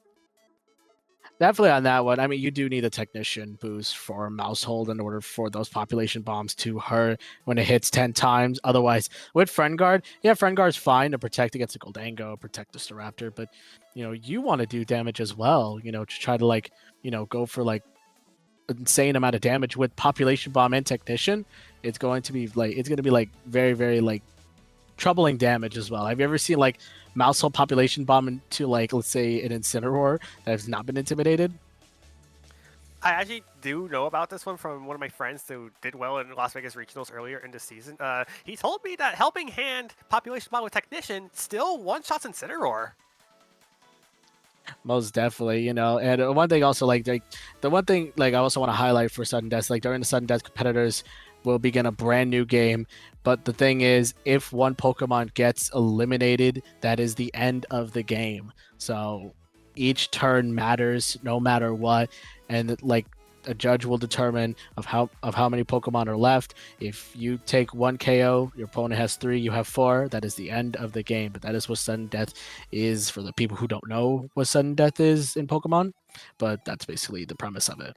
The only way that sudden deaths will get extended is if both players remain with the same amount of Pokemon, or if the game naturally ends. That's the only way it either extends or reaches the quote-unquote climax of sudden death. But otherwise, whoever loses the Pokemon first and survives with a lead is the winner of the sudden death. Have you ever been in a sudden death predicament before? No, I've never been in a sudden death before. And it's only a rarity because, you know, I'm not gonna really speak about my situation too much, but I pretty much am exclusive to like the Southern California regional area. So whenever there's a Los Angeles regional or something like that, that's usually where I take my events. And the only two regionals I played, which are both Los Angeles, I've never been in a sudden death situation. I have maybe like once or twice, sometimes in online tournaments where there's like a disconnect, so many disconnects, and it would just be a sudden death. Oh, wow. And it would be very, very stressful. It's like intense. It's like the intensity of that sudden death match, knowing that like one crit or one KO will like end either your tournament run or just end the match then and there. I mean, that's It's also a very another scary thing about. Yeah, that's another thing that's scary about sudden deaths is like, do you want to play aggressively or do you want to play just as safe as possible? There's like no real win condition. You just gotta know what you gotta do and then go with your gut, which is not an easy thing to do. Definitely on that one, it's very, very scary for that kind of matchup as well. But you know, I digress. Both players, you know, are still playing on their game. We do have one more match going into round 7, so we're just waiting for that one match. But as right now, you know, the tournament has been running very, very smoothly with a lot of teams. You know, like we said, also the composition of different archetypes. You know, we have Mega Blaziken, you know, with King Gambit, Ninetales. You have Swampert with Grimmsnarl, Pelipper, Arch, and then you have the Big Six. You know, I wonder what more like new or old architects that people will actually come up with. Yeah, you see here again, top 8 teams in the standings right now. We have a look here. We have Arcane VGC. I actually don't think that's updated. That's from the previous round, so we'll go off of that information. We saw Arcane unfortunately lose to DD earlier on the stream here, but before round 6 starts, these were some of the top teams that were doing well. And I gotta say that Mega Blastoise sitting at 3rd at the time, definitely surprised. You know, Mega Blastoise still has a place in the metagame with Shell Smash, Water Spout, or just raw Water Spout. But seeing it in a team that's mostly composed of the Delphox using the Mega Blastoise as a substitute for Follette is interesting. But also, Sanzi's doing the same thing theoretically with the Blastoise. I see that as well. I mean, with Blastoise, and like when you have Blastoise, Delphox, and King Gambit. So in my eyes, I see 3 mons that could set up, and then you have Sneasler, Incineroar, and Sinistcha just to protect the setup Pokemon. So either one could be on the field trying to, you know, set up and get damage off, or one of them could just like set up and just be a complete nuisance on the field for a very long time. And speaking of nuisances, how about Hard Trick Room? It's been a nuisance to a lot of rookie and even experienced trainers like us, because if you don't have an answer for Hard Trick Room, then good luck beating Mito Midori's team, as she's been really well piloted with that Sun Mega Pyroar team with a backup Mega Scrafty for the Trick Room component.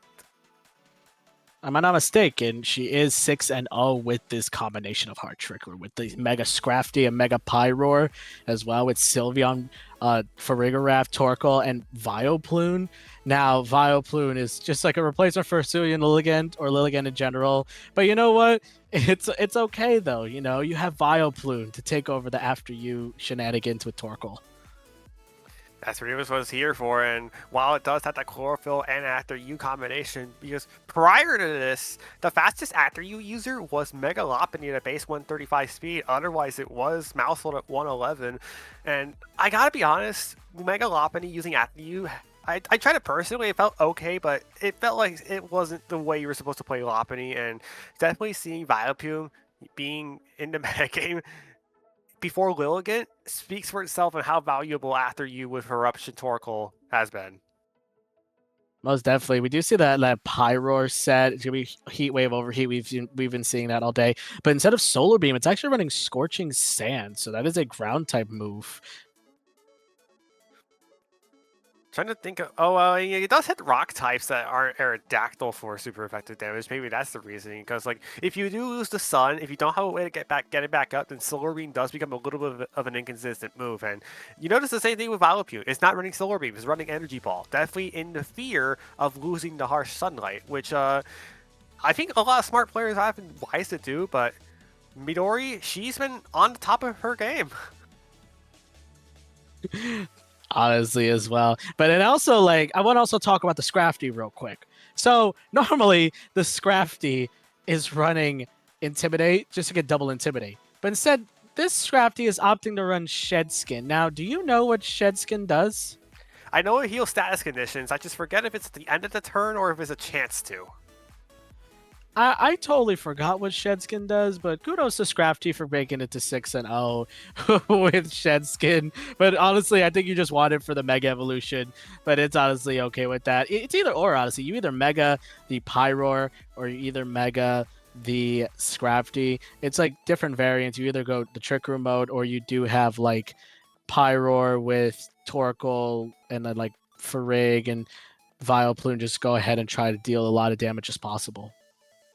Yes, and with Shed, I mean, you talk about Shedskin on Scrafty. I said it does heal through status conditions, and I just did a check. It heals it with a 33% chance to heal status conditions. So Sneaslers, watch out. Most definitely, yes. But I digress, guys. We do have our round 7 pairings right now. We are going to see. We're gonna have.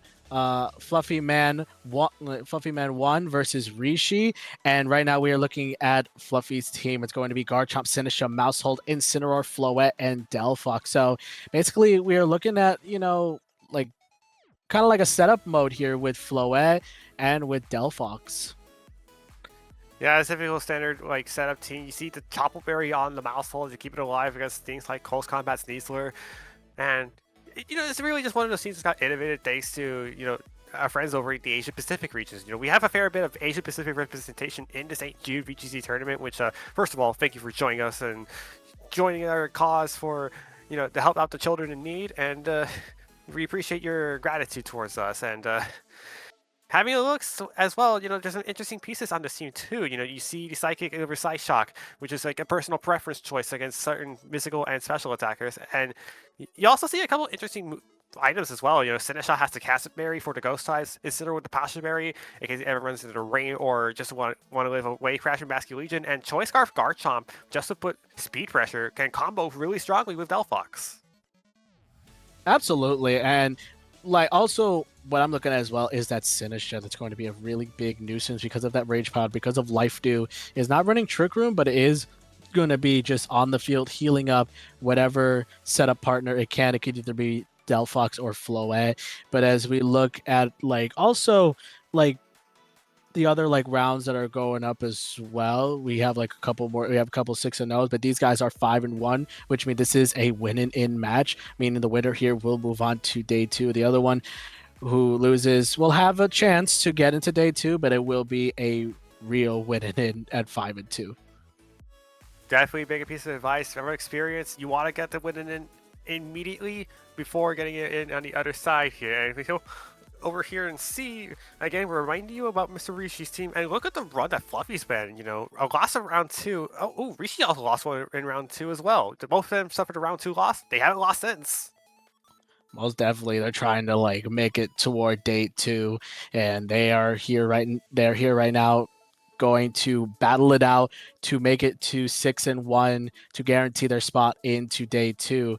But right now, we are also going to see Mr. Rishi's team again here. Again, it's going to be the Incineroar, Gengar, Ninetales, Snorlax, and Sneasler now, and also the Kingambit. But now also, what I'm looking at also here, Supernova, is that you have another setup, which is Kingambit. That could actually be very, very problematic for Delphox, and Gengar could be very, very, troubling for the Floette. So it looks a little back and forth here, but you do have Garchomp with Choice Scarf on Fluffy's side, but you also have Ninetales on Rishi's side.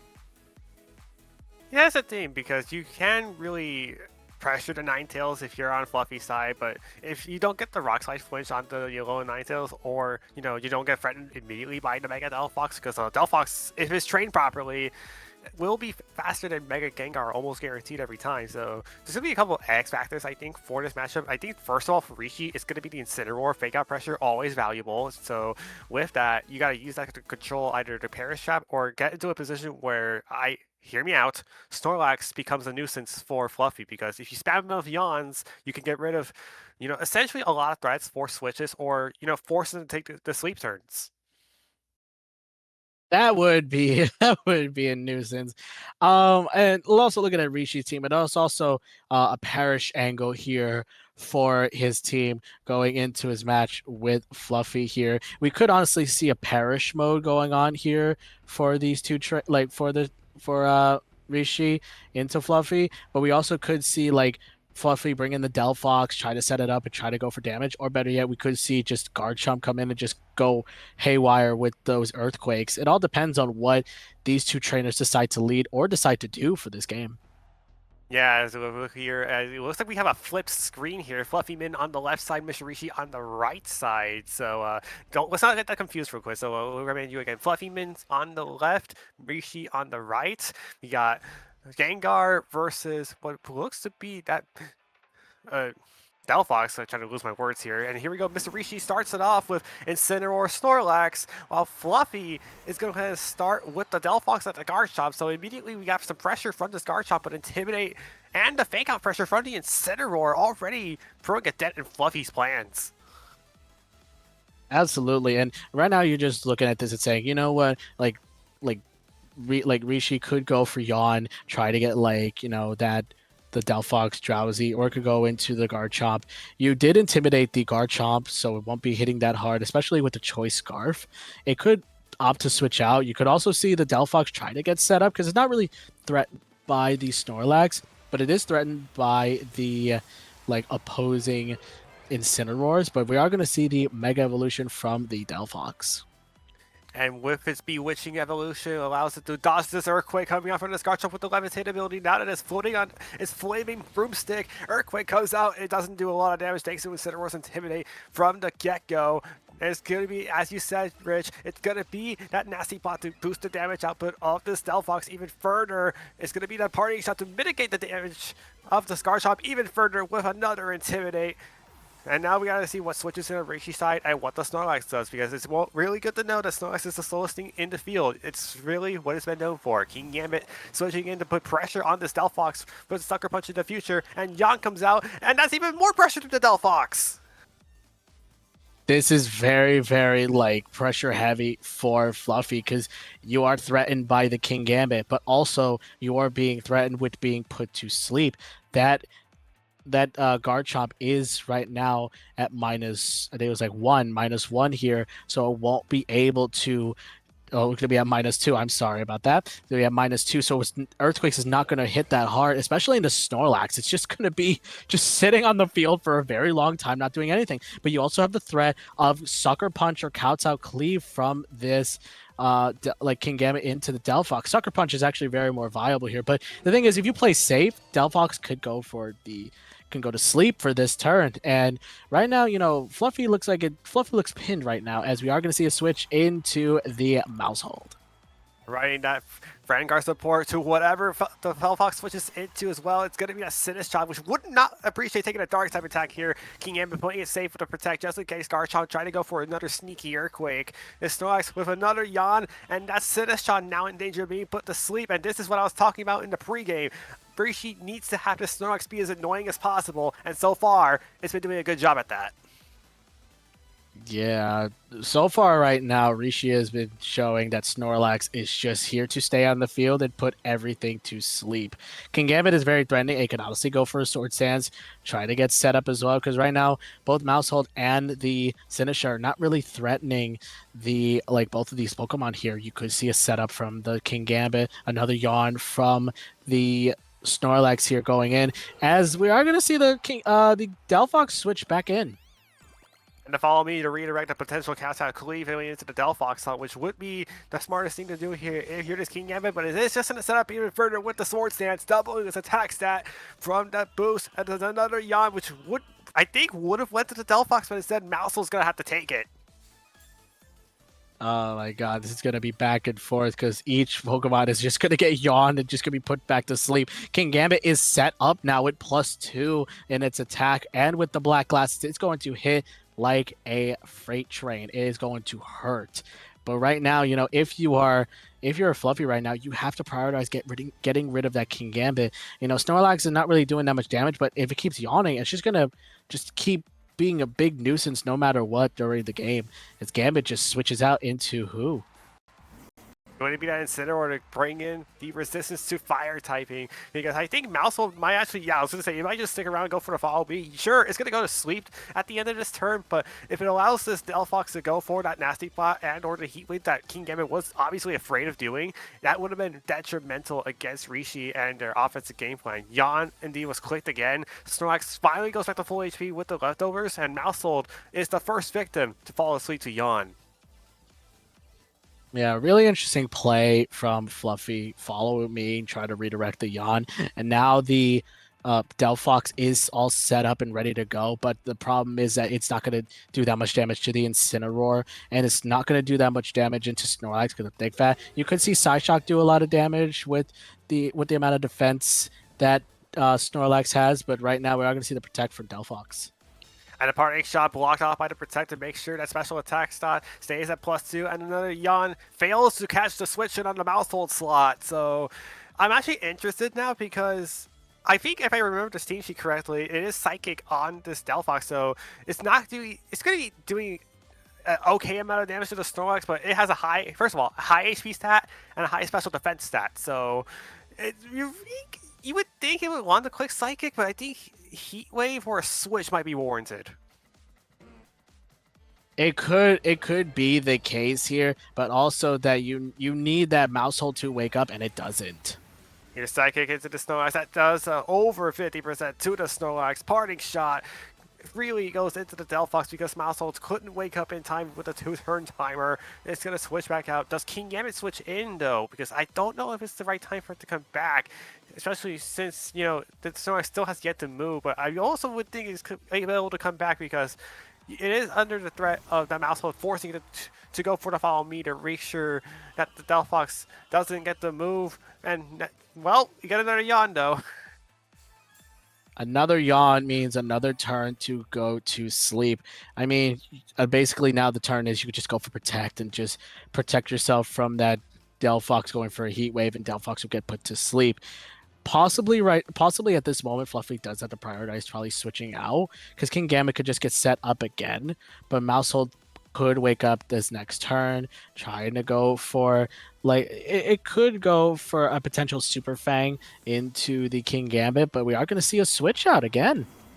Back into the Incineroar because, again, Mousehold's taking his 2 turns of sleep from the Yawn it took, and that would have been an obvious wake up to go for the follow me to make sure. Oh, it's faint! Tried to catch the King Gambit on a Protect turn. Probably warrants the Heat Wave here. Critical hit forces the Citrus Berry to activate on the Incineroar, and it's going to be that +2 Heat Wave connecting, so the Delphox doesn't mind going to sleep, but it doesn't knock out the Snorlax despite the critical hit! That crit was big, though, but now Snorlax goes for another Yawn. And the thing is, Snorlax only has leftovers. It doesn't have, like, Citrus Berry or any other way to, like, heal up very, very quickly. It doesn't have Regenerator. It just has that Thick Fat ability. So right now, Rishi is looking... It's very troubling right now for Rishi to just, like he's going to get his Snorlax get KO'd here, but Incineroar is just going to go for a Fake Out. You could have King Gambit come back in here, but... like eventually it's going to be very, very detrimental for Rishi if he loses that Snorlax. That means you lose that Yawn privilege, as we are going to see a switch. Yeah, and now Delphox will take his first turn to guarantee sleep here as it takes another parting shot. So I think this is now back to +1 because I don't know. I think it did go to +2 with the nasty pot. I'm trying to remember if he took a second parting shot, but we get to see Rishi's final Pokemon in that Alola Ninetales. So it's going to be fantastic into the Scarchomp if it can survive an impending Rock Slide, and Delphox is locked to Heat Wave. I don't know if that's actually interesting, like tech right there to lock him into Encore, because what happens if Delphox woke up Heat Wave on the Ninetales switch, then you're basically saying, you know what, I just get to damage Ninetales for free and just go for a lot of damage. But honestly, you could also see another switch out from Rishi, bringing back the Incineroar, or either bringing back the King Gambit, trying to, you know, make a call that Delphox is not going to be awake this turn. I think the Encore into Heat Wave is for a specific reason, so that way Sucker Punch will KO the Delphox in one hit, so it doesn't go for Protect, it doesn't go for Nasty Ball to avoid those Sucker Punches. As we do see another switch out, and it's going to be into the Mousehold. Yeah, Frankar is back up again, and Delphox takes the second turn to sleep, so this is going to be a free Blizzard coming into both of these Pokemon, the Mousehold and the Delphox. Do we see any freezes anywhere? Look how little damage that Blizzard did to the Delphox, thanks to the Frankar, and Mousehold on the switch in is going to be forced to go to drowsy state. So if it doesn't switch out, it's going to go to sleep. The only good news Fluffy has is that Delphox is guaranteed to wake up this turn.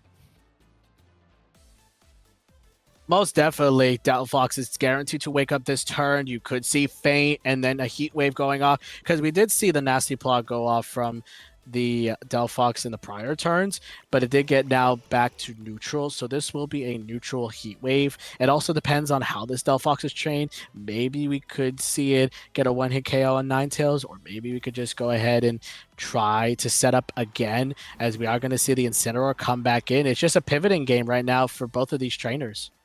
Yeah, of course, this is a win in game. Neither of these trainers want to have their fate come down to round number 8. They want their fate to be sealed right now here. A Heat Wave connects to both the Snorlax and the Incineroar. It still doesn't knock out the Snorlax thanks to the Fig Fat. And the fact that it's really doing minimal damage is still allowing the Snorlax to stay in the field and continue to click Yawn. I wonder how many Yawns are left from Rishi. Rishi has just been clicking Yawn on Snorlax for a while. I want to see a Fissure. I want to see Fissure one-hit KO something right now. Because, yeah, eventually you're going to run out of Yawns, you know?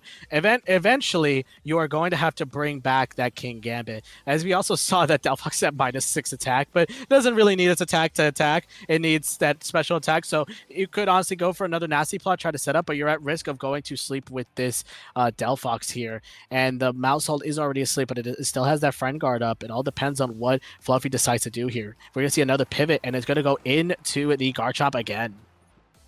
Mousehold will take its first turn of sleep here. Incineroar goes for another parting shot into the Mousehold. So just trying to get a guaranteed pivot here, because we wouldn't know if the Delphox would just try to stay in, go for the damage. So the parting shot to the Mousehold makes sense. Trying to get the guaranteed switch in. Ninetales switches back in here. I don't know how many turns of snow are left here, and I believe that's an encore to the Faint now for Mousehold. Honestly, that's not bad, locking into Faint. So that means that in Rishi's side, they cannot go for Protect. And to lay in a way, like Garchomp is Choice Scarf. So one Rock Slide flinch and you Faint, you can't protect yourself from that. However, Incineroar could come back in and just go for another Intimidate. You have to prioritize probably getting rid of this Snorlax, because Snorlax keep putting a lot of Pokemon to sleep. It's just going to be very, very troubling for Fluffy to even get a footing in this game, because Kingambit could come back in and just go for Swords Dance here. I wonder what Fluffy is thinking, trying to come back from this. If you do see another switch, it's just switching in and out of the field. Sinisha comes back in. Yeah, that's going to bring in the Hospitality to heal up this Mousehold as much as it can here. Mousehold also switches. It's going to come back to the Delphox. If this is Fissure, this is not going to work on the Delphox slot because of the Levitate ability. It's Blizzard, which will hit super effectively into the Sinistcha shot, does 68%. So that's a really great damage output onto the Sinistcha, but not so much to the Delphox. And there's a freeze from the Blizzard. So that's not good news for the Sinistcha, and Yawn is going to fail as a result. Oh, wow. All right. So the snow is gone. You froze the Sinistcha, and now you could just go for a Heat Wave, or you could go for a Psychic into the Snorlax. This is that freeze though, but that Yawn into the like freeze. I don't know if that helped Fluffy in a way, because now Snorlax could probably go down to a Psychic.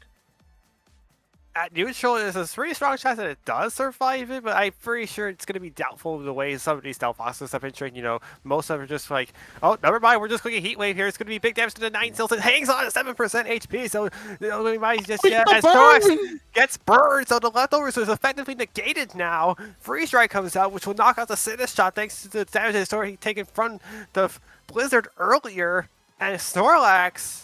I'm interested to see what it does. It's probably going to be clicking Yawn again. No, it's going to lock the Encore onto the Heat Wave. That burn was very, very crucial for Fluffy. Now, what you could just heal up with leftovers, but it's just going to go right back to the health that it was. It's going to be that leftovers is negated now for the rest of this game. Ninetales is on the verge of getting KO'd here. Who do you bring back? You are going to bring back the Garchomp. Probably going to go for a Rock Slide here. Yeah, there's almost nothing stopping the Scarchomp Delphox combination now because remember, Delphox is locked into Heat Wave. It has to keep attacking. So you know that's coming. And Garchomp, well, I think even with the Intimidate, probably the Snorlax is still in danger of a double up effectively from spread moves of Doom. But it's just like Rishi's options are becoming limited now just because of the sheer damage output that Delphox is just offering. You know, despite the jumping through the hoops thing with finding the yawns, the sleep turns, it just ends up being in a situation where it's like Rishi doesn't have offensive pressure anymore, and this is the result. Yeah, I agree with you 100%. Rishi was playing a little bit passively during that turn, but also 100% that this Snorlax is living the it's going to be living the stopping tantrum, but also Heat Wave just KOs these Snorlax here. But what did this Ninetales do? It just goes for Freeze Dry, and it's going to get the one-hit KO on Garchomp. So now it's now down to just Mousehold and Delphox up against Incineroar and Kingambit. I wonder what's next. Yeah, and also the unfortunate note was that Rock Slide missing the Ninetales earlier, allowing it to survive and get that Freeze Dry off, which is much more bad luck than Fluffy with all the free shenanigans, the 2-turn sleeps. We know the Mousehold's been asleep. I don't know if it's taking the turn to sleep yet. I mean, the game's moving so quickly at this rate that we kind of just forgot the sleep turn orders. Kingambit switches in, though, so that's pressure to Delphox if Mousehold stays asleep for another turn. Yeah, like you need this Mousehold to wake up so that you can go for that follow me to redirect all of Kingambit's attacks, or better yet, you could just set up this turn here. We are going to see the Sucker Punch going to go into the Delphox. Yeah, all because the Mousehold couldn't wake up and get to follow me in time. You know this Delphox has to go for a Heat Wave, so it's going to be susceptible to a Sucker Punch, Freeze Dry, not doing a lot of damage to the Mousehold, but because Mousehold's only attacking with Super Fang, you need too many of them just to get knockouts, because it's not going to knock out anything unless it's at 1% HP. Yeah, this game right now is cut and dry. It is over. Mr. Rishi will take game 1. And looking at this game right now, well, we do see the wake up, and it's going to be the feint. Will it get the KO? And it will get the KO on the Ninetales, but unfortunately, Kingambit is just going to go ahead and just count out Cleave and finish off the mouse itself and just KO it, sending it back to its Pokeball as Rishi takes game 1. But looking at this game right now, I think Rishi played a little passively, but it kind of worked for him in his favor here. And that's what I was talking about earlier, you know, the Snorlax being annoying. It just spammed Yawn for all but 3 turns where it got Encores off on moves that I don't think Fluffy would have appreciated. And just when we thought Fluffy got into a position where they could have won the game, nope, you get frozen by Blizzard. Nope, you miss a Rock Slide on our Ninetales that you really shouldn't have missed, and that's unfortunate. Definitely. It all came down to just Yawn turns. It was just a lot of pivoting back and forth with Yawn and with just trying to get a good positioning with the Delphox to set up and go for those Heat Waves. But at the end, it was just Snorlax just taking every hit by hit and just staying on the field for a long time. But also, it came down to those Heat Waves, and it missed the Ninetales. You needed that KO on that Ninetales. Oh yeah, because if it wasn't for that miss, then Ninetales still wouldn't have gotten that Blizzard. It still wouldn't have gotten that Heat Wave on. And goodness gracious! And another thing, there was no Mega Gengar that game over Rishi. He didn't need it. I believe that's why Fluffy brought Mega Delphox to deal with Mega Gengar, but maybe we could see an adjustment. Maybe Mega Floette might be in this game, probably setting up Calm Minds, as we are going to get into game number 2 against Mr. Rishi and Fluffy. The winner of this will move on to day 2, and we're going to see the Snorlax and Incineroar again. And it's going to be Mousehold Delphox now from this Fluffy main side of the field. So the Intimidate, not really doing much. Fake Out's still the pressure. It is going to be the pressure now. You could just see Fake Out into Delphox. You could also see a Super Fang into the Snorlax, just trying to just cut its health in half, so that way you can try your best to KO it with Delphox if you get it set up here. But now it's confirmed basically Fluffy's Mega will be the Delphox here. I thought it was going to be the Floette coming in to deal with the Kingambit, but honestly, Delphox is still a good Pokemon as well to deal with the other opposing Pokemon, even if it's Ninetales and Kingambit, but it's going to be a Fake Out.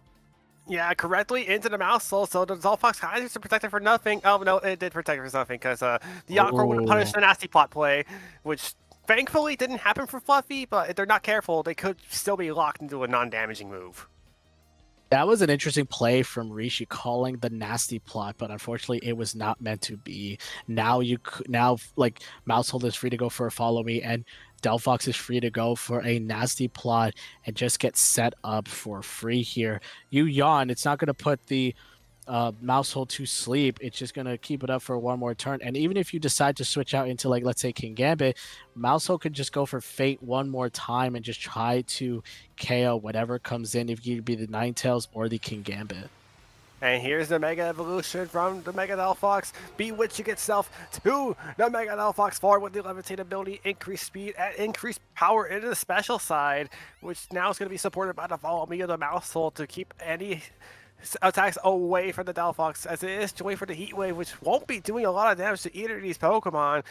Yeah, that's just not good damage output thanks to the Fake Bat. Here's Parting Shot, redirected away from the Delphox, so it is going to retain those offenses to normalcy, as we're going to see this Incineroar switch out, and the choice now for Rishi. Who do you switch in? It's Gengar! It's coming in!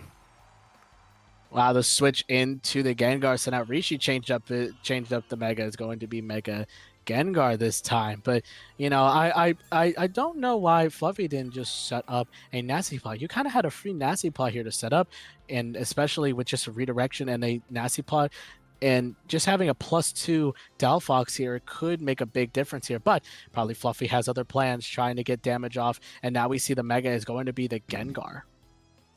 Yeah, which again was not brought in game number 1 from Rishi, because a lot of control was being played with the Ninetales and the King Gambit from game number 1 here. Snorlax still sticking around, still going for those yawns, forces the Mousehold to switch before the Shadow Tag procs in, because if you let Mousehold stay in on a yawn turn, it's going to go to sleep here. Oh, Snorlax switches from Rishi back to Incineroar. Interesting turn, dude. Switching out into Incineroar. You're trying to get another turn of Fake Out, or we could see a Perish play here as Gengar just goes ahead and Mega Evolves. Yeah, it will gain the Shadow Tag ability, which will trap the Delphox on the field and protect at the same time, because you're still under the threat of Psychic doing insane damage to the Gengar, and that was where it was going. The only good news for Fluffy right now is that you're still threatening Psychic. Rishi, however, has both Fake Out and a potential Shadow Ball into the Sinistcha, because you know the Sinistcha is also an important factor here for Fluffy, you know, to play into the Shadow Tag that Gengar is currently residing with. One thing that Fluffy could go for is the Protect, trying to protect against that Shadow Ball, but Rishi could honestly switch out into, let's say, back into Snorlax, trying to like get itself back into position again, but Incineroar just goes for another Fake Out. Garchomp switched in, just trying to catch a Shadow Ball here, but no, it's Perish Song, and because there's no Ghost types anymore, in 3 turns everything will faint, but Delphox and Garchomp are trapped. Delphox and Garchomp are definitely trapped here, but honestly, you don't want Garchomp trapped in here right now, because it's just going to spam Earthquake. That Incineroar is like threatening to switch out with the Parting Shot, but if you can get rid of Incineroar, you're in a prime position here that Gengar won't have any like another partner to switch into, because it will have to get KO'd. But Incineroar, both of them are just going to go for the double Protect here. Yeah, to make sure one turn of the Perish timer passes by, Earthquake is the choice lock for this Choice Scarf Garchomp, so it is just going to be using it for the rest of the time. It's able to stay alive in this Perish trap. Heat Wave also connects, neither of which will do damage because they're both blocking with Protect. But I don't know if this double Protect play is actually correct from Rishi, personally speaking, because that could have been a free turn to go into the Snorlax, and then could have been another pivot to get an Intimidate down on the Garchomp, because as he said, this is a lot of damage to Gengar that is currently threatening to break the lock. Definitely, you know, you could see Earthquake going off here, but Gengar is just going to switch out, and it's going to go back in the Snorlax. So honestly, we could see Parting Shot going into either Delphox or the Garchomp here, but Earthquake is just going to go off. Yeah, and how much damage is this doing to both Pokemon? And Incineroar thankfully hangs on at 19% HP, but can it survive the next hit?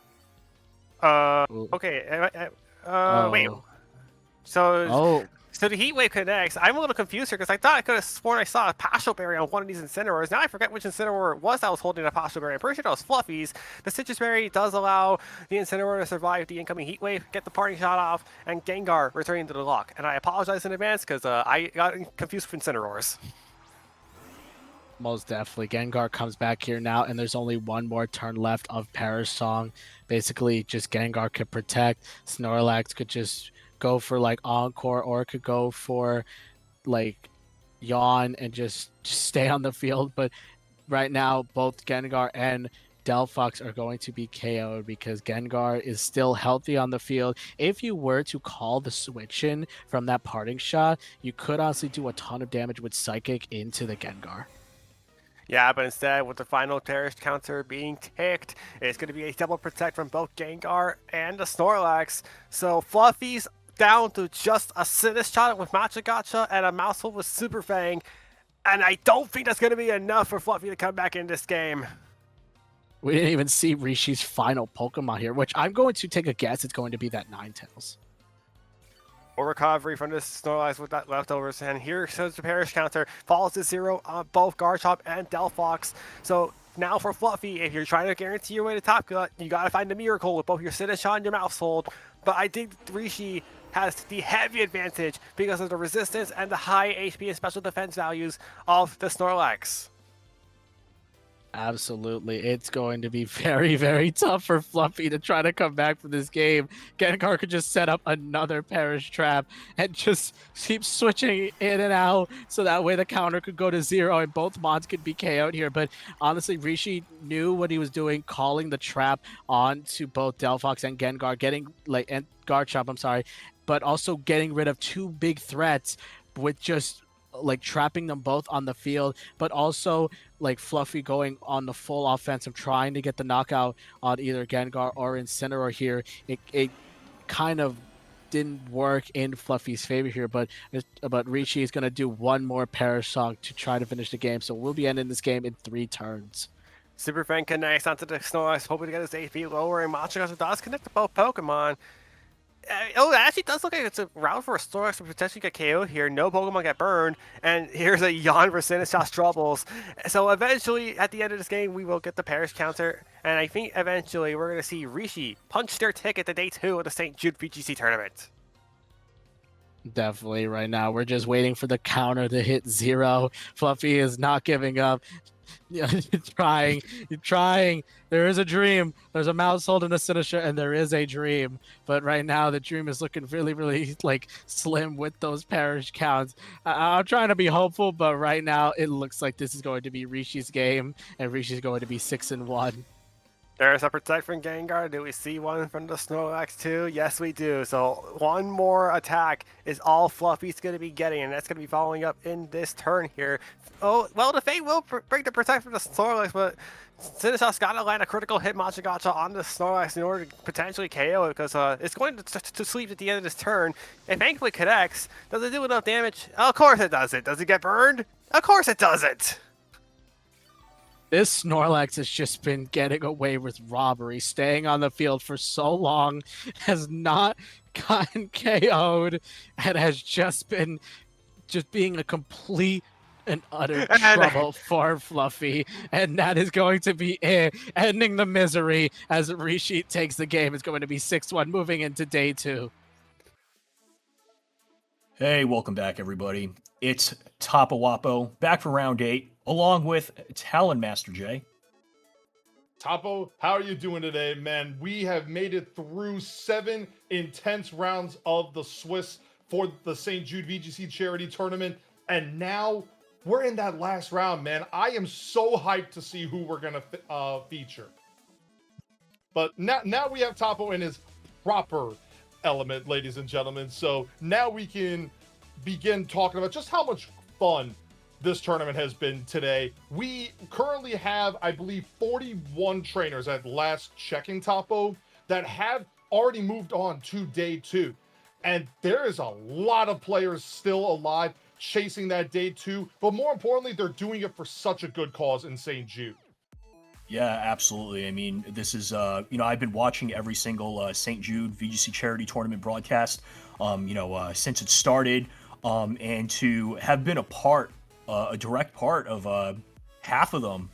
I'm hoping I can be a part of future ones as well. It's a great honor. It's for a great cause, great reason. And this couldn't be possible. Without everyone. So just from iWill, to the staff, casters, everyone watching, to the players, everyone participating, judges, anyone I might have missed. Thank you all. This really could not have been possible without each and every one of y'all.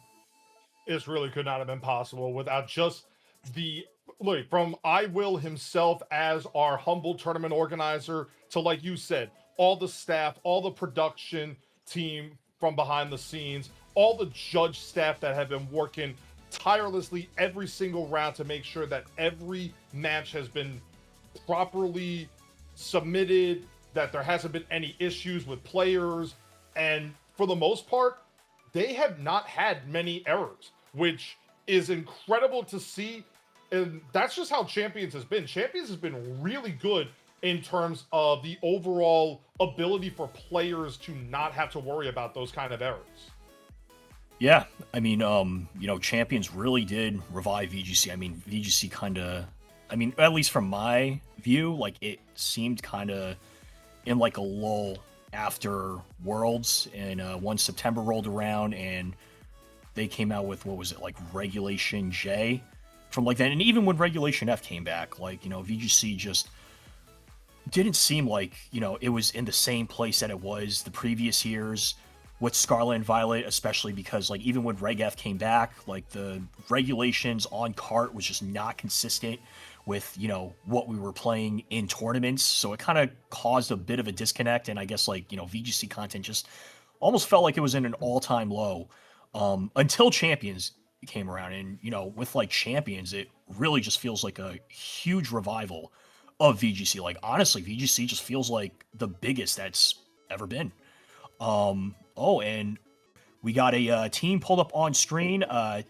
Takedown looks like they've got a Mega Gengar, Incineroar, Mega Frostlash. So dual Ghost Megas are Archaludon, Politoed, and Sinistcha. So it looks like we got a Perish mode. We got a Rain mode. Actually, yeah, 3 ghosts in total. Looks like a very scary team. Definitely not something that I would like to play. And then also on the other side, we have I hope I'm saying this right. If not, please feel free to correct me. Ditranch, with a Raichu, Mega Raichu Y, Weavile, Sinistcha, Milotic, Diet Ranch. Thank you. Thank you for the correction. Diet Ranch. Okay. I don't know why I said Ditranch, but Diet Ranch. Raichu, Weavile, Sinistcha, Milotic, Ceruledge, and Maiwile. Both really, really interesting teams. Yeah, these are very interesting teams. And Diet Ranch's team was actually the winning poll, Topo, because you did bring up that poll that we had in the chat for the chat to vote on. Diet Ranch was our Mega Mawile trainer, and you see he rounds it out with a Mega Raichu Y with that Zap Cannon and Focus Blast guaranteed to hit. And also, I want to bring up Takedown MY's team, because if you didn't notice on that team sheet, the Frostlass is running Rain Dance. That has been a set on Frostlass, which has been showing in popularity in the Japanese scene right now. So if the let's say you have a Sun mode and Frostlass is faster, gets the snow up with Snow Warning, then you have Rain Dance, and suddenly you have the weather. Yeah, that's actually something that I've encountered myself, personally. First, I was confused by it, and then, I was told, oh, it was actually a Japanese tech. I'm like, oh, that makes sense. Yeah, it looks like we're about to get into our first game, first out of potentially 3 total, Takedown versus Diet Ranch, and it looks like on one side, we're going to have a Ceruledge and a Sinistcha, and on the other side, we're going to have the Archaludon, and we're going to have the Frostlash. So we're going to see if on Takedown side, they are going to Mega Evolve the Frostlash and get up the snow. Looks like on the other side, they decided to start with Sinistcha and Ceruledge, double ghosts. Yeah, starting double ghosts is very interesting here for Diet Ranch, but at the same time, this Ceruledge does have access to Bulk Up and Shadow Sneak, which are super effective into this Mega Frostlass, and also has Bitter Blade, which would do damage to that Mega Frostlass and the Archaudon, but would also heal up Cerulege in return. And you also have Sinistcha with the Trick Room as a potential. Oh, actually, my mistake. Yes. So this is going to be very interesting here. And Mega Frostlass actually showing up on the first turn here, Topo. Yeah, they are going to Mega Evolve the Frostlass, get up the snow. Sinistcha is going to go for Protect, perhaps being afraid of a potential Blizzard.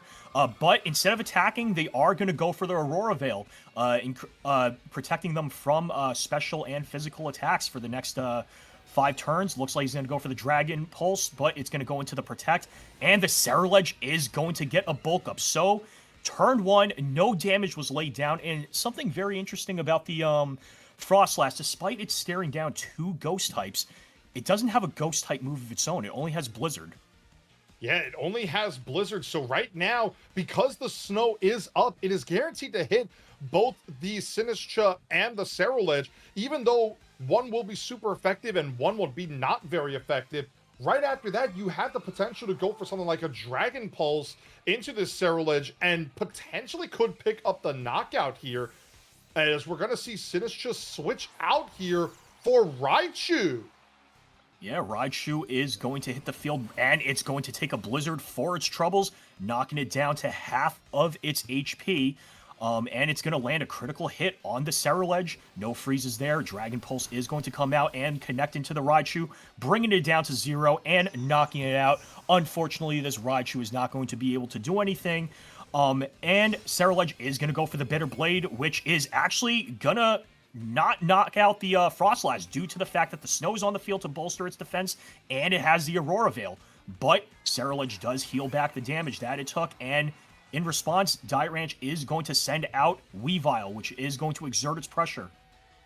Yeah, and also, I believe Diet Ranch there on that turn, Topo, I think they were trying to call the potential of the Rain Dance plus the Electro Shot, which would have had Raichu come out and redirect that Electro Shot, giving it a Lightning Rod boost, and then potentially Mega Evolve. But now, we don't have that option, and we're going to see Frostlass switch out here and bring in Politoed to get that rain up.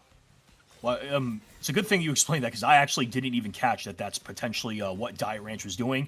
Makes total sense now. Although knockoff is going to knock off the Citrus Berry from the Politoed, and the Electro Shot is going to go off since the Politoed did set up the rain, increasing its special attack by 1.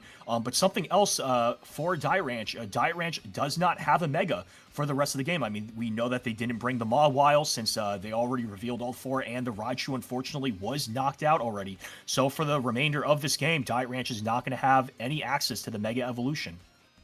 Diet Ranch will not have access to that Mega Raichu, and the Weavile did just knock off the Politoed Citrus Berry, so Politoed will not be able to get that recovery if it drops below 50%, but it is still threatening this Cerulege right now with a Weather Ball that would be super effective and bolstered by the rain. Yeah, and in Takedown's favor, they still have the Mega Frostlass in the back. Of course, that would override the weather, kind of creating a little bit of a conflict for what the Archaudon would ideally want. However, on the opposing side, on Diet Ranch's side, they are going to protect the Weavile, and on the other side, Cerulege is going to go for Shadow Sneak. It is not going to bring the Politoed below 50%. Electro Shot is going to come out. Let's see who they're going to target the Electro Shot with. Of course, it is going to increase their special attack by 1 stage, and it is going to go into the Cerulege. That's a +2 Electro Shot, not going to be enough. Cerulege is going to survive. Oh, but it's not going to survive this Weather Ball. In return, a double up into the Cerulege slot will pick up the knockout on the Cerulege. That is a huge momentum swing for Takedown there. Yeah, absolutely. And the Cerulege had access to Shadow Sneak, and considering how low the Frostlass was at risk of getting knocked out by it. But since it is gone, Frostlass is in a little bit of a better place. Of course, the Weavile, as we know, is a very fast Pokemon. Wouldn't even need priority to target it down. But right now, Takedown is definitely in a more dominant position. Icicle Crash is not going to hit the Archaludon, but the Archaludon is going to land the Dragon Pulse into the Sinistcha. Being at +2 is going to take it down well below Citrus range, and Sinistcha is going to heal back up to 48%, but in response, the Politoed is going to go for Weather Ball, knocking the Weavile down to 31%. Now Machagacha coming out from the Sinistcha, bringing Politoed down to 28% of its HP. There is a chance to get a burn on one of these two Pokemon from the Machagacha, but it doesn't look like it's going to happen on this turn. And that is going to be huge for Takedown, because the leftovers is going to bring Archaludon back up to full HP there. Yeah, I honestly don't think there's any way for Diet Ranch to win this. I mean, even if he gets a crit, even if they get a crit with the Icicle Crash, I mean, this Archaludon's already been hit with the Machagacha, already at +1. I mean, there's not really any significant damage. I mean, I guess he could, get a lot of flinches with the Icicle Crash potentially, but I mean, just look at that damage. Less than 25%, and you get another boost. Oh, he did flinch there. There's the first flinch, but this Weather Ball is going to come out, and it's going to pick up the knockout on the Weavile. So all that's left is this Sinistcha, whose only attacking move is that Machagacha, and it will pick up the Politoed, though. It picks up the Politoed and brings Archaludon down to 70% of its max HP. Yeah, but Takedown still does have the Frostlass in the back. Of course, it's going to be a single target Blizzard in addition to, I believe it's a +2 Archaludon.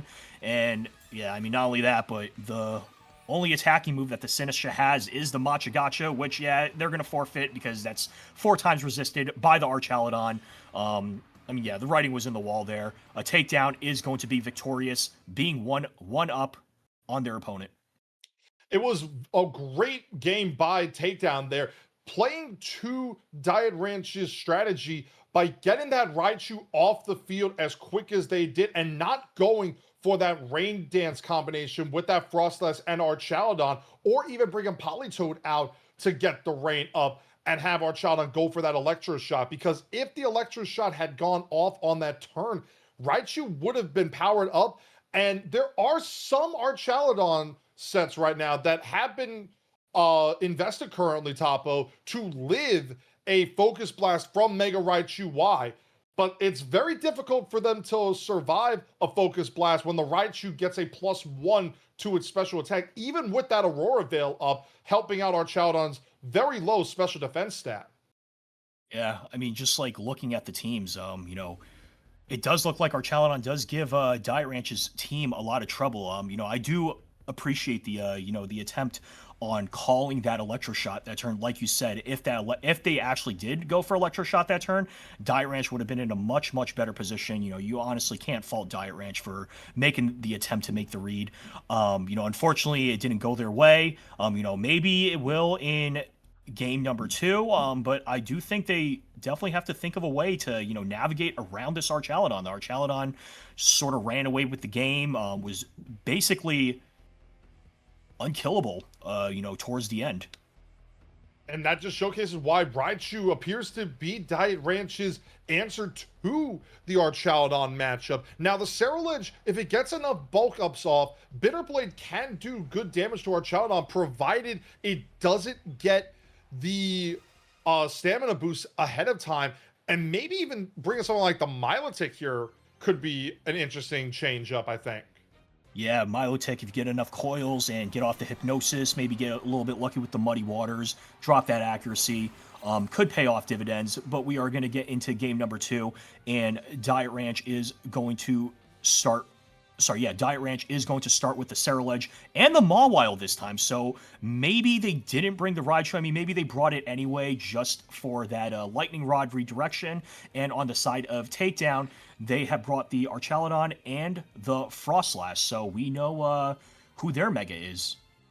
We know right now that it appears that Diet Ranch's Mawile would be the Mega Pokemon of choice, and Takedown has brought their Frostlass in this game number 2, showcasing how good it was and maybe trying to run it back. But this Mawile on Diet Ranch's side, Topo, if it gets a Swords Dance up, it's possible that a huge power Mega Mawile might be able to knock out an Archaludon.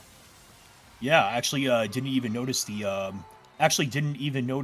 Swords Dance. I mean, bolstering that along with the I believe, what is it, the huge power? That's a lot of damage, but the Frostlass is going to go for the Aurora Veil, once again, basically setting up the equivalent of Reflect and Light Screen for the next 5 turns.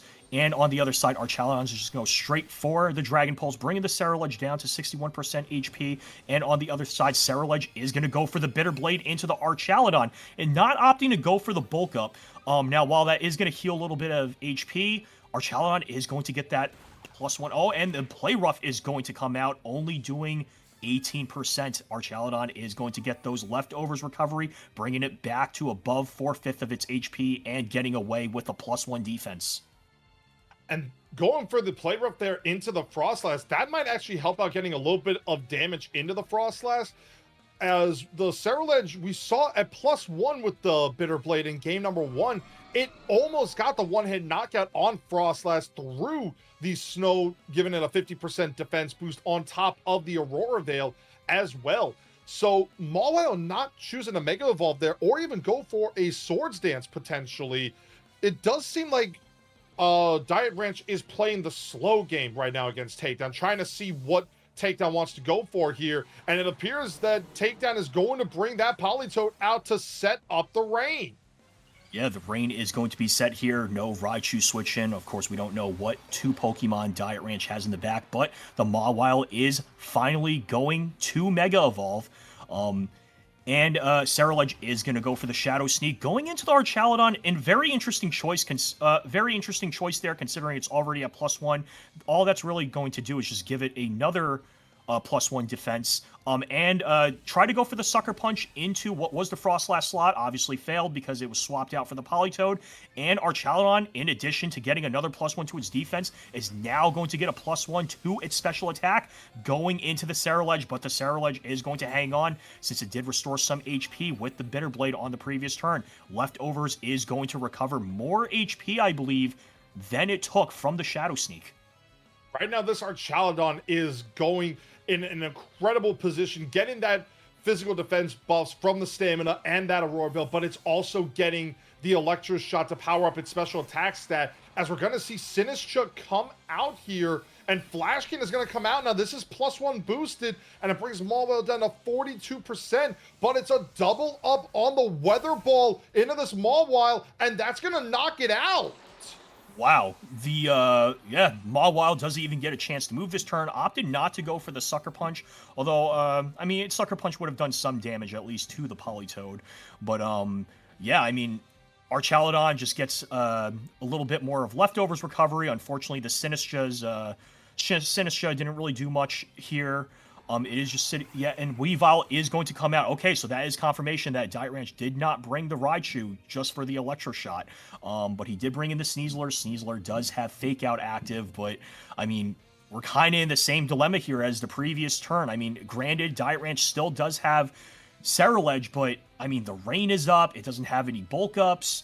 Weavile, I mean, the more it hits the Archaludon, the more bulky it's going to get. Oh, it is going to go for the Icicle Crash. Let's see if they get another flinch, but they are going to bring it up to +3 defense. That's going to do 5% of its HP, and it gets another defense boost. And the Archaludon does get the Electro Shot off regardless. So now it's going to be a +2 special attack and +3 defense. And now this Electro Shot is potentially going to go into this Weavile, and it might bring it down to its Focus Sash. Oh, yep, it does. Yes, it is going to bring it down to the Focus Sash right now. Yeah, and the Politoed is going to knock it out. Despite the Focus Sash, Weavile is unfortunately going to go down. Let's see, what is the... Yep, the Sinistcha is going to go for the Machagacha, so that's going to do some pretty good damage into the Politoed. The Archaludon, not quite as much, since it is 4 times resistant against the move. Stamina boost, now it is at +4, and the Archaludon is going to continue to get the leftovers. And I mean, even if the Sinistcha had gotten the burn, really it wouldn't have mattered too much. All it would have done would be to just neutralize the leftovers recovery. But yeah, I mean, this is just another game where Archaludon just gets away with everything. I mean, the Ceruledge doesn't have the bulk ups. The rain is up, so it's not going to do any significant damage, whether it's Shadow Sneak or Bitterblade. I mean, yeah, that's going to be a forfeit. And with that takedown, MY is going to win this set 2-0. And Topo, they have officially clinched a spot in day 2 of the St. Jude VGC Charity Tournament. Well, well, well. By my calculations, it seems like day 1 has concluded. We've had battles, we've had Snorlaxes, we've had Scrafties, we've had Pyroars a billion. And it doesn't still add up to the fact that we have raised $11,742 on day 1 of St. Jude VGC. I am blown away. I am filled with gratitude for everyone in the Pokemon community who has supported this thus far. But like all good things that come to an end, so must my beard. Every time we reach a goal with St. Jude VGC, I shave my beard, and today is unlike any other. So thank you all for supporting. Thank you all for being a part of this journey, and it's time to shave the beard.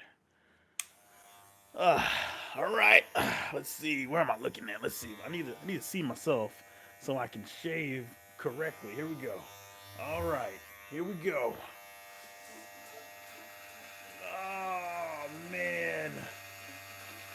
Oh man, the beard is gone.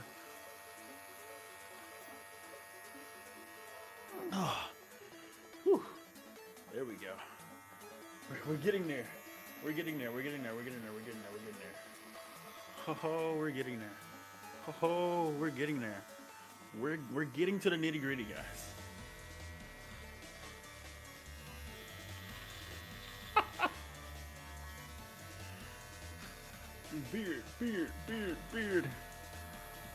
Beard. This is for 11K. Insane. Oh my gosh, insane. 11K, bro. 11K. I look good. I ain't gonna lie. I look good without a beard. Oh. My girlfriend's gonna hate this, y'all. Like, y'all have just made an enemy out of my girlfriend, Brittany. She's not gonna like this. Not one bit. Okay, so I have a request from my girlfriend. My girlfriend wants to know, can I keep the mustache at least? Am I allowed to keep the mustache? Yay or nay? Y'all let me know, please, please, please. Because I want to have a happy wife, happy life. Go get girlfriend? No, I can't do that. She doesn't want to see me, bro. She doesn't want to see me like this. So can I keep the mustache? Yes or no in the chat? Please, please, please let me know. Please let me know.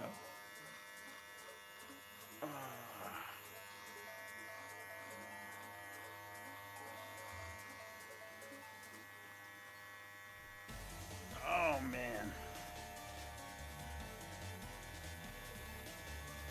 Okay, let me look at Twitch chat. Today's stream is sponsored by Beardscape. I wish it was. I tried to reach out to them last July. Oh, my goodness. All right, can we keep the mustache? Yes or no? Grow the stash? Grow the stash? Hello? I'm hearing yes to the mustache. Let's see. We can keep it? We can keep the mustache? Ad break? Oh, we're keeping the stash? Oh wow, Brittany's gonna love y'all. Oh my gosh, thank y'all. She. Oh my gosh, keep the stash. Oh yes. No. Oh, Saki's so petty. Saki's my day 1 since 2020, bro. He's so petty. Oh my goodness. Also, go get her. Oh my goodness, you can keep it, Luke. I do like looking, bro. I do look like him from Invincible. Oh my goodness. If you don't get her, it's gotta go. Okay, hold on, y'all. Hold on. Let me go get her. Hold on. Matter of fact, let me call her. Let me call her. Hold on. 1 second, y'all. I'm so sorry. I know the stream's technically over, but like I gotta make sure this is okay. Okay. I got her on speaker, by the way, y'all. You guys should be able to hear it. What shaver do you use? I bought it from Amazon. This is a clipper. Hello. Hey, baby love. Hello. Hey, so I have you on speaker. You are talking to stream. Hi, And- stream. And as you know, we reached our goal of 10,000, and we are currently at 11,742. So I just shaved, and the chat has now redeemed "Go Get Girlfriend," Oh my god. and they just put a poll. They put a poll saying shave it or keep it.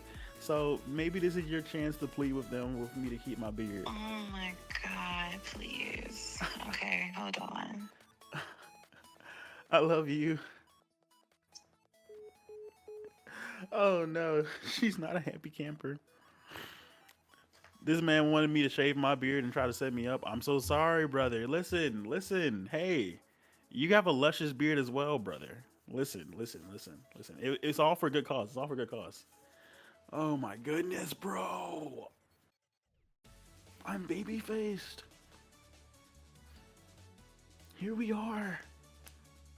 I literally shaved this morning. You think y'all look good? I mean, I ain't gonna lie. I could pull a good goatee off real quick. You know what I mean? Oh my goodness. So also, when Brittany comes in, her name is Brittany, Britni. Okay, guys? Britni. Hey, baby. Hi. Hello. How do I look? Where is your face?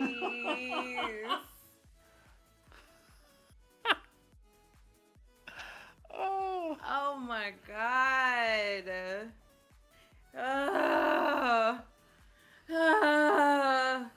Yay for St. Jude. Yay for the children of St. Jude. Sad for me. Sad day for me. But congratulations. Thank you. Yay. Good I'm job, so proud of everybody. you. I'm so proud of It's you a guys. community all the effort, man. things. How beautiful is it to raise so much money? But how sad. Look at his chin. Look at it, you guys. No, don't hide it now. It's there now. Sean, blur it. Blur the chin, please. No. Show the chin. Be proud of this. Be proud of what you did. Oh my gosh. How do you feel? I feel it's been an insane day. I'm not gonna lie. From everybody supporting, everybody playing. It's been a ride. I'm not gonna lie. So thank y'all for real. Thank y'all for just being here. Thank y'all for day one of StJudeVGC. I cannot believe this. I can just stand speechless because of you all. I want to say we appreciate y'all so much.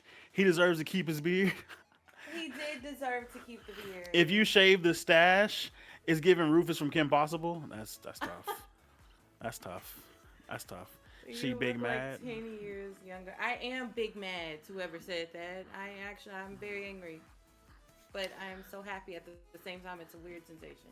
Well, like all good things, they must come to an end. But do not worry, everybody. Day 2 of the St. Jude VGC Charity Tournament will be back here tomorrow, 10 a.m. Central Standard Time, 11 a.m. Eastern Standard Time, and I think that's 8 a.m. Pacific if you guys are going to be back here. We have some exciting competition, some exciting players. We got the likes of world champions. We got the likes of international champions. We got so many talented players in this tournament, and you, I promise, do not want to miss it.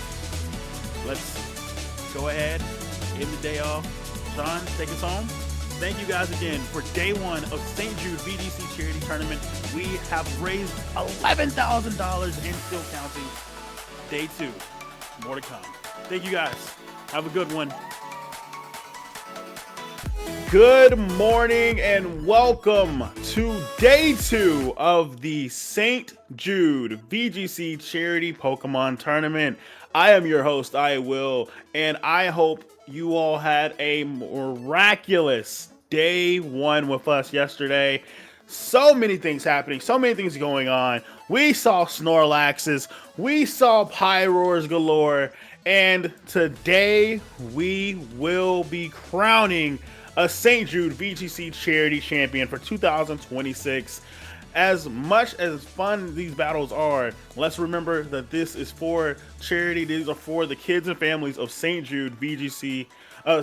These are for the children and families of St. Jude Children's Research Hospital, and your support today helps ensure that families never receive a bill for treatment, travel, housing, or food.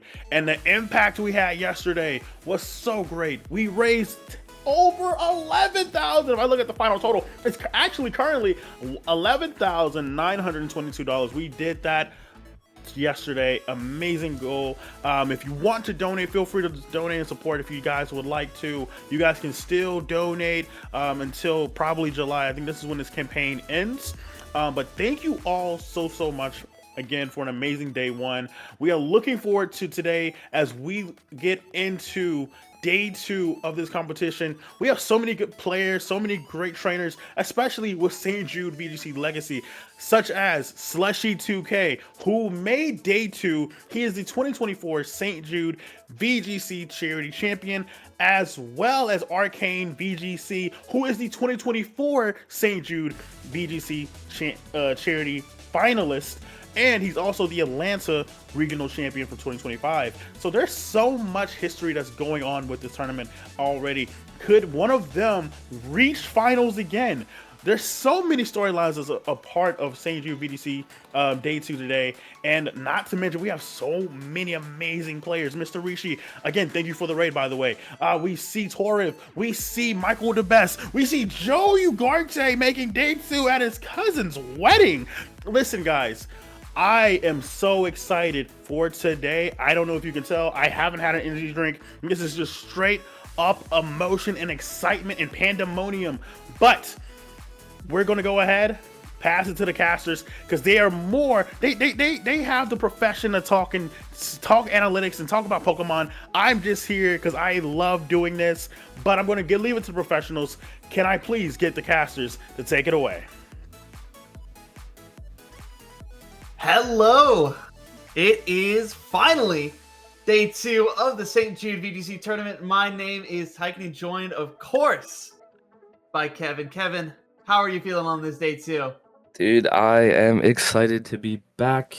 I was here for the early rounds, got to see the tournament unfold yesterday, and now I'm here to see. We are in day two. We are in the thick of it now. Excited to see some top level Pokemon. Excited to continue to raise money for charity. I am super excited. How are you feeling? I am feeling good. There's a lot of really fun teams. I think going into Regulation MB, a lot of people were worried about the format just being a repeat of MA, but what I'm seeing on the team sheets is that there's a lot of really fun, really interesting ideas that these players are bringing to this tournament. Yeah, we have the top 8 teams here on stream, courtesy of Pikalytics and this amazing graphic. We can kind of just start going down the line. We have 3 teams that are still 8-0. We have VGC Corner, aka Brady Smith. We have William Brown, and we have Jude Lee. 2 of them are kind of balancy based Floette comps, and then William Brown running the Mega Swampert, Mega Venusaur Rain team. All 3 teams super strong in their own right. Yeah, I'm really excited to see who of the 3 can kind of come out as the singular undefeated player after, I believe, round 10 is basically the point that it's forced. But then you also have a couple other comps in the top 8 that I find really interesting. We've got Pyroar at 7-1, piloted by Mito Midori. And I should say not only Pyroar Mega, but Scrafty Mega as well. Very, very interesting comp. Scrafty has not seen a lot of public success. Very few Scrafty users in this tournament overall. And only 2 other Scrafties within this top 8, or sorry, top day 2, not top 8. That like very, very impressive what she's doing with Scrafty, because it is a crazy Pokemon. Yeah, I feel like maybe I've just seen it a bit, but I feel like this core of Pyroar and Scrafty has been almost like working together. It's been like not an uncommon thing, and 2 new Pokemon added in this rule set working together in this core has been super interesting. Pyroar always usually accompanied by a Sunsetter to get the most damage, maximize the damage out of your fire moves, and paired with usually maybe a Trick Room mode to support the Torkoal, or a fast mode with Whimsicott if you're running 9 tails or something like that. And we see Pokemon on this team as well that has been newly added to Regulation NB. Something we haven't really seen in a while, but Vileplume has really hit the mark in Regulation NB as this chlorophyll grass type.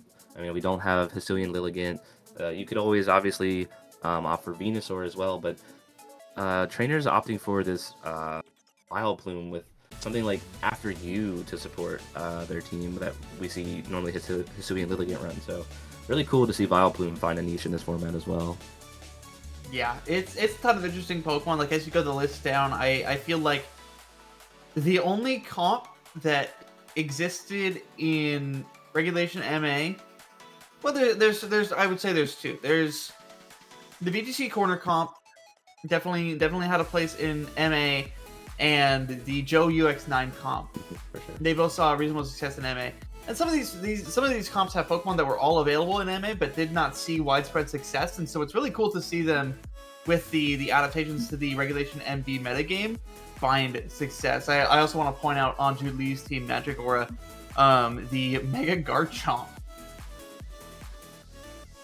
Mega Garchomp is such it's such an interesting mon, because now Garchomp has the Life Orb available to it now, which is probably the most popular item of choice.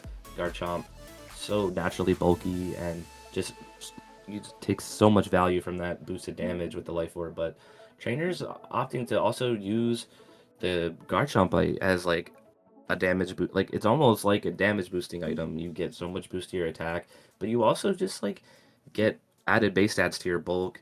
You lose a little speed, but on these balanced teams where you're not really having any speed control, you're just out pivoting, out positioning your opponent. Something like the Mega Garchomp makes a lot of sense. Like, you don't want to be taking recoil from Life Orb, and you are just super bulky with this with the boosted stats with Megaing. So I think it makes a lot of sense.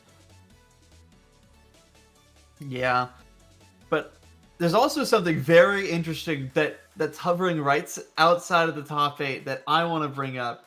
And it's that Torv Victor Medina is at 7-1 right now, currently sitting at 9th place after Resistance with, and if you watched the day 1 stream, I'm sure you heard it, Mega Beedrill. Yeah, this is so exciting to talk about. Not a Pokemon we ever do anything at all, even though we're like a few months back into using Megas. This is a Pokemon that not a popular choice by any means, but it's so super cool to see piloted to a 7-1 record in our tour.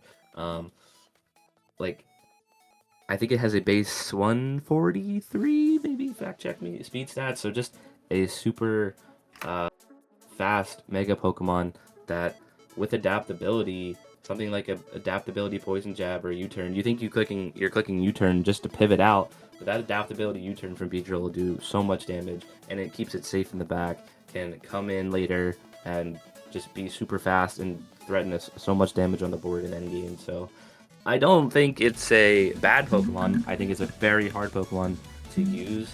It has maybe 30 defense or something like that. It is not the bulkiest Pokemon in the world, but super cool to see Victor Medina pilot it to such a high level alongside.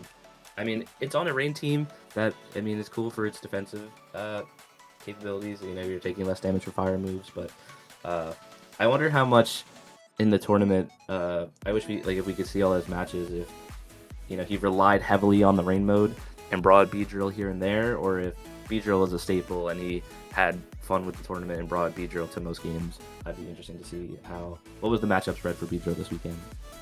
Yeah, I mean, I would have to imagine it is coming to things, right? Like, Swampert does not have a perfect matchup spread. I think anyone who plays Swampert does know that. I actually also want a quick note the Rock Slide on Torviv Swampert. This is something that I've been saying personally. That's where Swampert is going to go over Ice Punch. I think Rock Slide is the future for this Pokemon, just given how good it is in the game right now in general. But yeah, it's a really interesting team. I really hope we get to see it on stream at some point today. Well, we got a glimpse of our pairings. Our pairings for round 9 are out, and Beedrill did get the up pair into 8-0 William Brown. They will be having a rain match with a Venusaur versus Beedrill, basically, among others. But that is definitely one to watch. Our 8-0 match is Jude Lee versus VGC corner Brady Smith, and among so many other great matchups at 7-1. This is going to be an exciting round. I'm excited to get started. Yeah, 100%. An exciting start to day 2. I believe there should be, and unless more people dropped out between the days, there were 89 people that qualified for day 2, with one of those players having dropped before round 8. So there should be 88, although I only see 43 matches, so that doesn't make so much sense mathematically. That should be 86. 86 trainers in day 2 will be super exciting. One of those trainers, still 8-0, this team is featured on the stream right now. We have Jude Lee, really very strong trainer from Singapore. Jude is known for Terapagos balance, other balance teams. This team feels right up his alley. We already talked about the Mega Garchomp, super strong on this team. I think it makes a lot of sense. We see the double fake out core of Incineroar, Sneasler, Sinistcha to support, and the Calm Mind Floette is not going anywhere. Still one of the strongest megas currently in the format, and this team, it just makes sense why this is a super good team. And when you have someone super strong piloting balance behind this group of Pokemon, it just makes a lot of sense that this team is 8-0 right now. Yeah, also notable, Jude Lee is an online tournament demon, winning Brady's tournament during Regulation F, the Balin Tour, which at the time was one of the biggest online tournaments we had ever seen. So a very, very talented player and able to go really, really far in these online brackets. For sure. I think Jude, unfortunately, to Singapore's qualifying system, did not qualify for Worlds this year, but he traveled around, went to so many different regionals and ICs, and I think day 2 and was like one round from top cut, almost all of them. Jude is not someone to take lightly, so I'm expecting a really close set between him and Brady here. They're both running some a variant of Calm Mind Floette setup, so the positioning on board from both these trainers is going to be super interesting to watch as they try and out navigate each other. 100%. And speaking of Brady, let's look at Brady's team here. I mean, once again, like you said, it's going to be that kind of Calm Mind of Floette balance, but a switch up in Pokemon. A different Dragon type on this one, though this Dragonite not the Mega Dragonite, instead just opting for the Lumberry. Likely not a Pokemon we're going to see, just given the Floette to Floette matchup. But otherwise, like, the teams are pretty similar overall. Yeah, I feel like it'll be very interesting to see if we see something like the Dragonite or the Garchomp. But like you said, with such Floette dominant like team and support, it feels really almost bad to bring those Pokemon into the matchup. But sometimes in a mirror match, you have to use the piece that you have that they don't, to take the advantage. So it'll be interesting to see if either of those pieces actually come from our trainers. But yeah, more than likely we will probably be seeing a Floette, Sinistra, Incineroar, Sneasler core of 4 just pitting against each other, speed stats, and we'll have to take note of all the different training of these Pokemon, see who is faster than who. We do have natures available to us where Jude's Floette is timid, where Brady's is bold. So super interesting to note there. Maybe because Brady's usually he's the bold Floette, he may opt for setting up Trick Room with his Sinistra, rather than just playing out the balance mirror, actually have some speed control. So stuff like that, it'll be very interesting to see in this matchup. Yeah. Another key nature difference to note is the Incineroars. Jude's is sassy, meaning that it is minus speed, while Brady's is careful. So both are plus special defense, but the minus speed can mean a lot for the Incineroar on Jude's side. Also, Jude's Kingambit does carry Iron Head, while Brady's does not. That could be a big swing in the matchup should Jude choose to opt in to Kingambit. Noted Floette, Incineroar, Sinistra, Sneasler. However, Kingambit is still absolutely a viable bring. Likely not in a Game 1, I would imagine, but I could absolutely see it in a Game 2, Game 3 adjustment. Yeah, I think Iron Head on Jude's Kingambit could be really important here. Like, maybe the Trick Room matchup actually isn't that beneficial for Brady now that his Incineroar, Jude's Incineroar is actually slower with the minus speed nature, and his Kingambit has Iron Head, which threatens something like the Floette, really.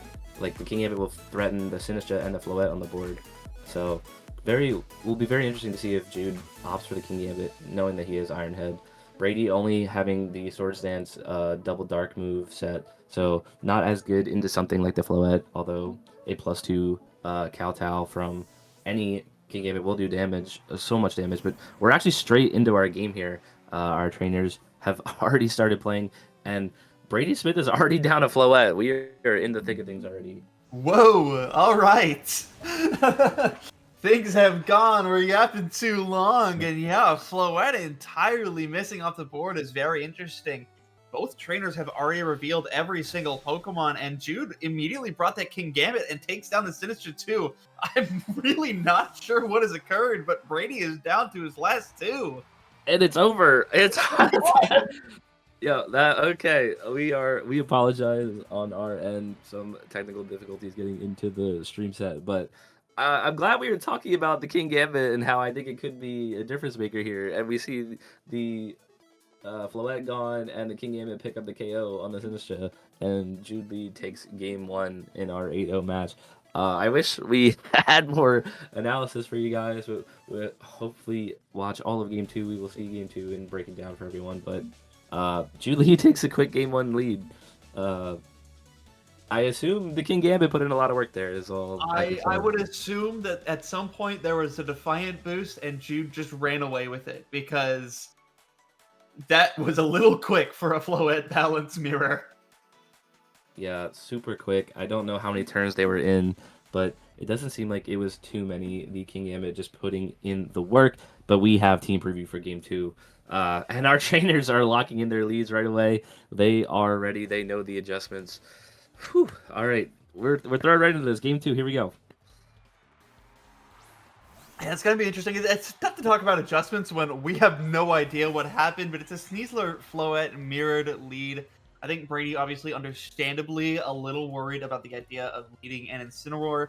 Now, notably, both of these Sneaslers are unburdened, but they're also both Focus Sash. Sorry, that's a lie. Brady's is not unburdened. Brady's is Poison Touch, but Jude's is both unburdened and Focus Sash, meaning that you can safely intimidate these Sneaslers, but it's really the Kingambit that you're worried about intimidating from either of these trainers. The Mega Floette will obviously go first. Both these trainers opting for their Mega Floettes. Jude's the timid Floette will Mega first, and Brady's the bold Mega Floette will follow suit. I will say Poison Touch on Brady's Sneasler is important for Floette mirrors. Getting that poison into the Floette, maybe when Dire Claw doesn't pick up, is just super important, or Poison Jab doesn't pick up, it's super important. But we just see the fake out into the, we just see the Sneaslers swap fake outs, no poison on the board, but Yeah, I mean, in mirror matches, that tends to happen, especially when they lead the same lead. They both trainers know what to expect. For sure. Crucially, both of the Sneaslers hang on to their focus sashes. It's going to be very, very tough to KO either of them this turn. You'll have to commit to a double up. I believe, though, coaching actually kind of looks nice just for the defense boost, honestly. You could get a defense boost on one of the Floettes, get a Calm Mind up. Jude wants none of that. Gonna bring in the Incineroar, intimidate the Sneasler, fake out pressure down onto the Floette. And I think the idea here really from perhaps both of these trainers is just to keep fake out pressure continually on the board. Don't let the opponent set up. But wait a second, the opponent is thinking just that. Poison Jab into the swapped in Incineroar. Dire Claw into the swapped in Incineroar. And no statuses on the board. These trainers, I mean, it's a mirror match. We are at the 8-0 tables. These trainers know the lines. They know the best play. Like you said, Intimidate was super free onto both Sneaslers. Both Floettes were just threatened by strong poison damage. Both trainers need to get the Intimidate online. I'm not surprised our trainers are on the same board state again as each other. You think it's switch parting shot both? Well, the Incineroar on Brady's side is faster, correct? So it has the faster fake out here. Jude could play around that. But the Sneasler from Brady's side swaps out into the Sinistra, healing off the Dire Claw damage. This Incineroar goes back to full HP. Sneasler switches out also from Jude's side. Okay, into the King Gambit. We have a different board state, ladies and gentlemen. Fake out goes into the Sinistra, does not work. And we have a parting shot into the Incineroar. Could have been super dangerous if that went into the King Gambit switch in, but a parting shot from Brady. He can bring something like this Floette, or probably the Sneasler, to threaten the King Gambit right back in. Yeah, the targeting was really, really scary, but now I would say Brady in an advantageous position. Sneasler protected by the Sinistra, and no longer at -1 attack. Jude's Incineroar now stuck on the field, and like these are two really, really slow Pokemon that Sneasler can just get free damage onto. The King Gambit is Choppleberry, so Sneasler is not going to do so much damage with the close combat, but I believe, like depending on the Sneasler's training, it might still be able to pick up, right? Well, the Incineroar will swap out here. Close combat from the opposing Sneasler will proc this King Gambit's Choppleberry. King Gambit takes a lot of damage, but notably does hang on. This Sneasler's defenses will drop. The Sinistra from the other side goes for the Machigacha. It misses the Sneasler, but is it enough to pick up the King Gambit with the double up? And King Gambit hangs on 1 HP, but it gets the burn! It gets the burn! This King Gambit holds on, but its damage will be cut in half. Ironhead into the drop defense. Sneasler still does a lot of damage, but Jude's King Gambit hangs on just to get taken out by the burn.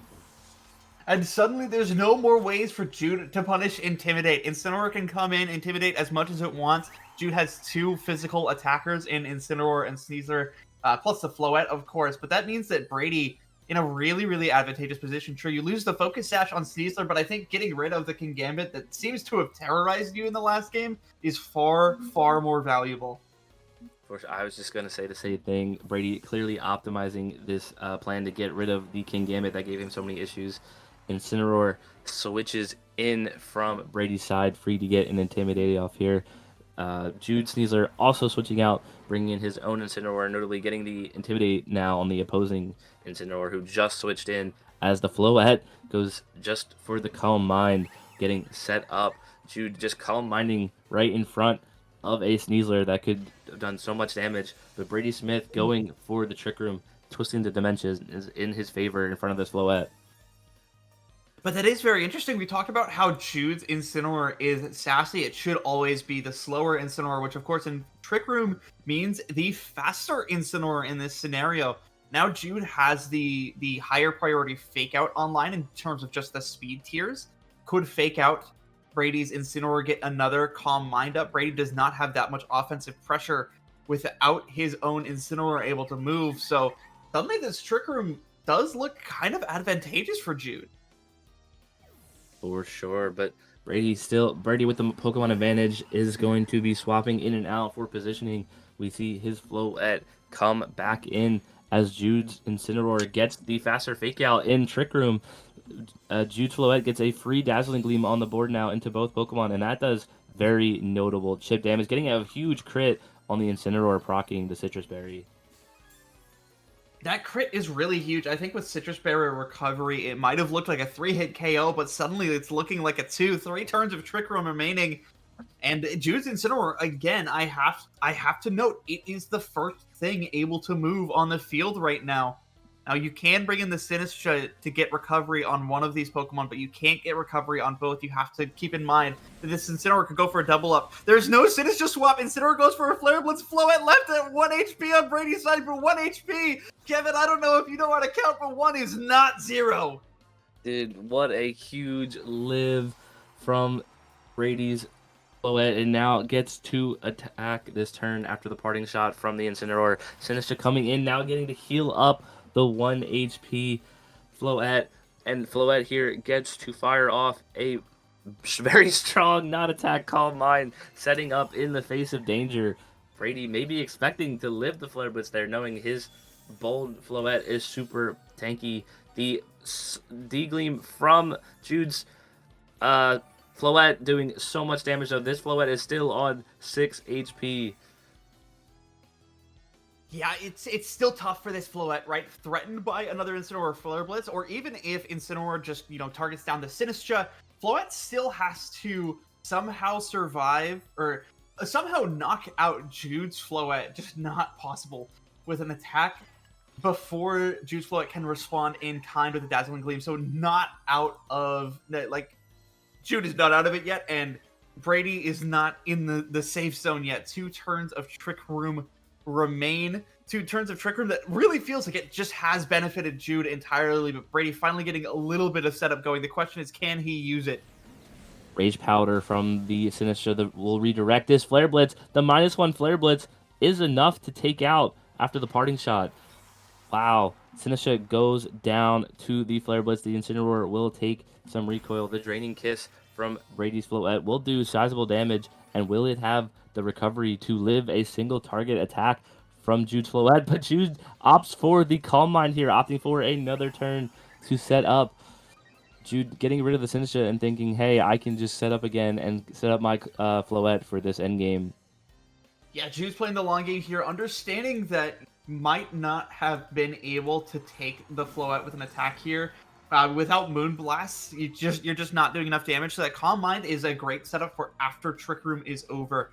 I really like that play with a single turn of Trick Room now remaining from Jude. But at this point, it's still anyone's game. There's Pokemon damaged all across field. I would actually say Brady's Pokemon are a little worse for wear, but the positioning is just a little bit better. So it's the question of, how do these trainers navigate this last turn of Trick Room? I think ideally either of them would love to have Sneasler on the field by the time this Trick Room is over. For sure, Sneasler can come in and threaten the opposing Floette outside of Trick Room. Brady Incineroar does have fake out pressure here. Jude has to play a little defensive here, I think, around fake out. We just see the fake out from Brady's Incineroar into Jude's. The slowest Incineroar on the board will not be able to do anything, and Brady gets another Draining Kiss off into the Incineroar. Incineroar will go down, and this Floette has healed up massively from the 6% it was on before. Jude's Dazzling Gleam goes off, will actually KO the Incineroar and do notable good damage to the Floette, and it's down to a 2v2. Yeah, Trick Room is over, meaning that Jude's Floette will now outspeed for the rest of the game, but there's still the Sneaslers to contend with. They're both speed-boosting natures. Jude's is Naive, which is a rare one to see, especially for a Pokemon that isn't a mixed attacker, and Brady's is Jolly, meaning that it's very, very likely a Sneasler speed tie in the face of a fake-out war. Yeah, these speed interactions will... I mean, it might just come down to a speed tie. I mean, both trainers can opt for a Protect here with their Floettes, but I think it's going to be so interesting with the speed interactions in this end game here. It's going to come down to the wire. For sure, and it's also notable just looking at the HP bars. Brady's Pokemon are a lot worse for wear. He needs to find the way through. At some point, you have to be able to KO this Floette. without somehow also losing Sneasler. Very tough. Jude is going to be the first to protect with the Floette. Does Brady go for it as well? No. Sneasler on Jude's side goes for the fake out, lands it into the opposing Sneasler, but Floette just moves. It's a dazzling gleam. Yeah, dude, Jude playing super aggressive here, getting the fake out, dazzling gleam onto the Sneasler, and now it is a Sneasler and faster Floette versus Brady's Floette, and that is enough to win. Jude Lee goes to win the set 2-0 and move on as our first trainer at 9-0. And how we doing, everybody? And welcome back. Round 10 is just upon us here after a very exciting round 9. Folks, real quick, guys, we have reached $12,000. I'm sorry, more than $12,000 right now raised for St. Jude's. I can't believe I get to hop on and see this statistic on the screen. I hope it continues to go up today. But, I mean, this is a massive achievement, and it couldn't be done without all of you watching at home and supporting. So thank you so much. Talon, how are you doing today? Ryan, I'm doing excellent. We just saw an incredible round 9 Swiss match, and then we saw two of the best trainers in the scene today in Billy Brown and Victor Medina. And Victor Medina running B-Drill, of all things. I literally had to do a double take yesterday when I saw those pairings and the teams. I was just like, that's a B-Drill. Why do I say a B-Drill? They say save the bees, but I think we took it a little too literally in VGC. But, I mean, come on. Adaptability, Mega B-Drill, it's super fast as well. It's one of those glass cannons that you think, can it make it in a format with so much priority? And the answer is yes. Yes, it can, right? Evidently, it has been. We don't get the privilege of seeing that. However, we get the better privilege of seeing two very talented players that folks in the scene know extremely well. So, Michael Their Best versus Zoria Pet. Two teams of which I think we're going to be very, very familiar with here. So, Talon, where do you want to start? Definitely want to talk about Zoria Pet first. I mean, Michael Kelsch is a very notable name, as we all are aware. But Zoria Pet has been one of the better players in the scene, and right now them running the team that ran at Turin, at the Turin special event, this Frostless Mega Scovillain team with the Lycanroc Dusk. This is one of the better teams in the format right now. Frostless getting ability to set up Aurora Veil, Scovillain with that Rage Powder plus Spicy Spray. Ryan, I know I spoke about it before, but I'm gonna ask you, Spicy Spray, it's great when we're using it, but it's not so great when our opponents are using it. Don't you agree? It's so true. And if you have physical attackers that rely upon a powerful attack stat, which many of the Pokemon in this low power format do, guaranteed burn is a kind of a magical thing. And the fact that Scovillain is able to just kind of dish that out with physical, with any attack, is very special. Now, looking at what we're facing down here for Michael, it's going to be a little bit of a different story. Obviously, there are some physical attackers on this very popular team that we all know and love. Some like to call it Big Six. For me, I still have yet to give it a proper name. I mean, I think Big Six is reserved for 2016 Big Six. But in modern terms, if it ain't broke, don't fix it. And so, of course, Michael is taking Charizard and Mega Aerodactyl for a spin. But he's taking on Life Orb in a new way with Guard Chomp. And many, I love this conversation many have had. What's better, Life Orb Guard Chomp or Life Orb Basculegion? I've seen players talk about this back and forth. Me, I like Basculegion better, but listen, I'm not Michael Their Best, and I'm not sitting where he is right now. So obviously, he knows better than me. He definitely knows better than us, and I do want to point out that both of our trainers right now, Ryan, they both have a King Gambit. And King Gambit right now, it is the #1 usage Pokemon in Day 2 Swiss, with 39 instances of a trainer running King Gambit. But it's very different how both our trainers are using him. Michael's King Gambit, we saw it's the Focus Sash variant with 4 attacking moves. Meanwhile, on Zoria Pet's side, they're running the Double Dark with Swords Dance variant. And if you let a King Gambit get set up with a Swords Dance plus Black Glasses, it can really go and do some massive damage. But let's get into our game #1 between Zoria Pet and Michael Their Best. It's going to be Michael leading with Aerodactyl and Sylveon. And on Zoria Pet's side, it's going to be that Sneasler and Lycanroc Dusk. Lycanroc threatening this Aerodactyl right now with a super effective Accelerock boosted by that Tough Claws, and Sneasler threatening this Sylveon right now with a Dire Claw. This is the Pokemon that I thought was going to work best right at the start for Michael. Sylveon threatening a lot here with no Steel type move on King Gambit. You're really free to just get going unless of course Sneasler was brought in. Of course, that's what we're seeing from the lead here from Michael. I'm sorry, from Zoria. My bad. So, you know, that is the biggest threat. If you can neutralize that Sneasler with, of course, the Aerodactyl, then this is a little bit of a different story in terms of being able to sweep this game with the all-powerful Sylveon. What are your thoughts, Talon?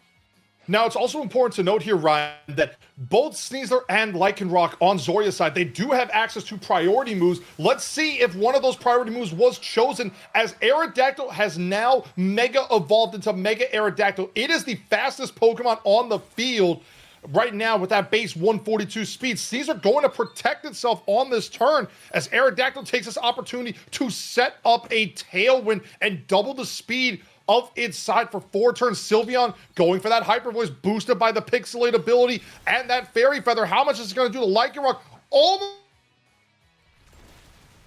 Almost gets a one-hit knockout into the Lycanroc here, but the Rock Slide coming out and bringing Aerodactyl down to just 39%. Michael placing himself in a fantastic speed position here for the next few turns. I think this Sylveon's primed. Yes, that Accelerock is boosted, but you know what? There's enough health on Sylveon. I think it's going to be just fine. Aerodactyl might have to be a little bit more careful here. That was a great protect on that turn 1 there from Zoria, but now it's like, okay, well, there's a Tailwind in front of me. Sneasler is under threat of dual Wing Beat as well. This is looking a little scary. Maybe we see a potential swap here to keep this Sneasler for the future. We're going to see Sylveon switch out here and bring in the Farigiraf in case of an Accelerock, but actually Lycanroc is going to switch out here and reveal the third Pokemon on Zoria's side is that King Gambit. Aerodactyl goes for the dual Wing Beat, super effective, boosted by the Tough Claws ability. That is a one-hit knockout into this Sneasler. A huge piece of Zoria Pet's team removed early, especially with that Sylveon on the field. Yeah, I'm not sure how you're going to be able to take that Sylveon down with your one super effective move being gone. Of course, you can hit it for neutral damage, but it's really favorable to try to take out a Sylveon with super effective damage as soon as possible. But with Tailwind, with dual Wing Beat, unfortunately, after that turn 1, Sneasler was just not in the position to continue on. Now, Mega Frostlass sitting on the field in front of a potential Rock Slide. This is also pretty scary as well. But let's not forget, Rock Slide can miss, right? Rock Slide can miss. And a powerful Blizzard coming out here from potentially a Mega Frostlass could be pretty scary too. It could be very scary, but it's also important to note that the Farigiraf only has Psychic and Thunderbolt as attacking moves, and meanwhile, Michael reveals his 4th Pokemon to be that King Gambit, as Frostlass is going to Mega Evolve into Mega Frostlass. This will activate that Snow Warning ability and give Frostlass a 50% boost to its physical defense. Aerodactyl going to the Rock Slide, and it's going to bring Frostlass down to 49% of its max HP. And King Gambit, there's a flinch on the Frostlass, and the Kowtow Cleave is going to go into the King Gambit, bringing it down to 73%. But more importantly, Ryan, the Focus Sash has just been broken on that King Gambit. That is so unfortunate. Rock Slide did just enough for that Frostlass where, you know, I'm afraid that another Rock Slide may do just what it needs to do to this Mega Frostlass here to knock it out. Could be a bit of a roll, but I'm thinking it's probably enough. Now, Focus Sash being gone is one thing, but to be honest with you, the speed control in this game... Whoa! Okay, I'm sorry. Speed control in this game... I'm cut off here by Sucker Punch. Speed control... What's speed control? I don't know what it is. There's no such thing as speed control. There is such thing as a low kick into this King Gambit. Extremely effective, knocking out King Gambit, but this is now a single target Blizzard. King Gambit brought down to 40% of its max HP. There's still a chance that there was a freeze. We don't see the freeze happen on this turn. And now it is just the King Gambit, the Frostlass, the Lycanroc Dusk, and Actually, no, it is just going to be the Lycanroc and the Frostless left for Zoriaped right now. Meanwhile, Michael still has his King Gambit, Sylveon, and Farigiraf left on their side of the field. Yeah, I mean, look, this just got interesting. Tailwind is gone, the Aerodactyl's gone, so things are about to slow down here, but things are about to get a lot faster for Zoriaped. Now, that Black Glasses King Gambit did massive damage with Sucker Punch, and that's why people use Black Glasses King Gambit. However, Michael, their best, proving why having multiple moves for coverage is just so good on his King Gambit as well. So honestly, both players showcasing how to run the same Pokemon in such different ways that allow us to get to this stage in the tournament. It shows true master class for a Pokemon, like you said, that has popped up so many times in this battle. Now, it's 2v3. Let's see what happens. The Accelerock comes out into the Sylveon, bringing it down to 32%, but the Sucker Punch will come out into the Frostlass. That will be super effective and picks up the knockout on this Frostlass, and Sylveon going for Quick Attack. It was priority all around in this end game, but it goes in the favor of Michael Kelch, who wins game number 1 of this best-of-3 set. Really, really great game. Great first game between both of these players here, showcasing just how powerful King Gambit can be and how amazing speed control, but also how incredible priority can be. Now, on Zoria's side of the field, there's nothing stopping priority moves. However, Armor Tail Farigiraf, arguably one of the best new Pokemon introduced into this generation. And I gotta tell you, man, it really, really puts in the work and stops people from clicking those priority moves, or at least it's a little bit of a counter, especially against Fake Out. Now, in this second game, what are we going to see? How are we going to see it? I think Michael was like, look, that worked for me. If it ain't broke, don't fix it. Could we potentially see Charizard brought if we can neutralize the Lycanroc? Potentially, but I think you're going to have to bring that Farigiraf to make sure that Accelerock isn't an option. What do you think, Talon? I think you're right here, Ryan. I also think that we might see the usage of Mega Scovillain in this battle. We saw that Michael was very apt to bring his physical attacking Pokemon in Mega Aerodactyl and King Gambit in that game number 1. They do not want to take a burn from Scovillain's Spicy Spray once it Mega Evolves. Yes, Mega Frostless has more damage output after Mega Evolving because of the Snow Warning, guaranteeing those blizzards will hit. But at the same time, if you get that Mega Scovillain set up and you get that Spicy Spray active, suddenly Aerodactyl's not doing as much damage and King Gambit's not doing as much damage. Plus, you guarantee break the Focus Sash on the King Gambit with that burn residual damage. I mean, look, burn is a burn is a burn is a burn, Talon. We love to see it. It's a great asset, and that's why Mega Scovillain is doing what it does. You know, I remember seeing this Pokemon first introduced, and I asked myself, how critical could this be? How great could this be, right? Because we know Intimidate is just that great of an ability, but it also ends up proccing stuff like Defiant. Whereas, for this, we're not activating any type of ability. We're just setting a status, okay? We're going to get into game number 2 here, Ryan. It's going to be Aerodactyl leading for Michael again, but this time it's a Garchomp on the side of Michael alongside the Aerodactyl. Meanwhile, for Zoria, Lycanroc Dusk will also be leading off again, but Zoria is going with that Frostlass. Now, this is where it's going to get very interesting in this matchup because Mega Aerodactyl is still going to be the fastest Pokemon, and Aerodactyl is still the fastest Pokemon naturally in this battle.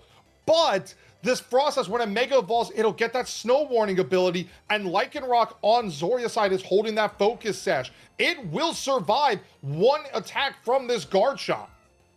Not to mention, this is a rock slideless Garchomp. No super effective moves into that Frostlass. So Aerodactyl is the only thing hitting it for big damage. But I think you want to get a Tailwind off here unless you just want to take a Blizzard to the face. I definitely don't think a Blizzard would be coming out immediately. It's very possible that it might.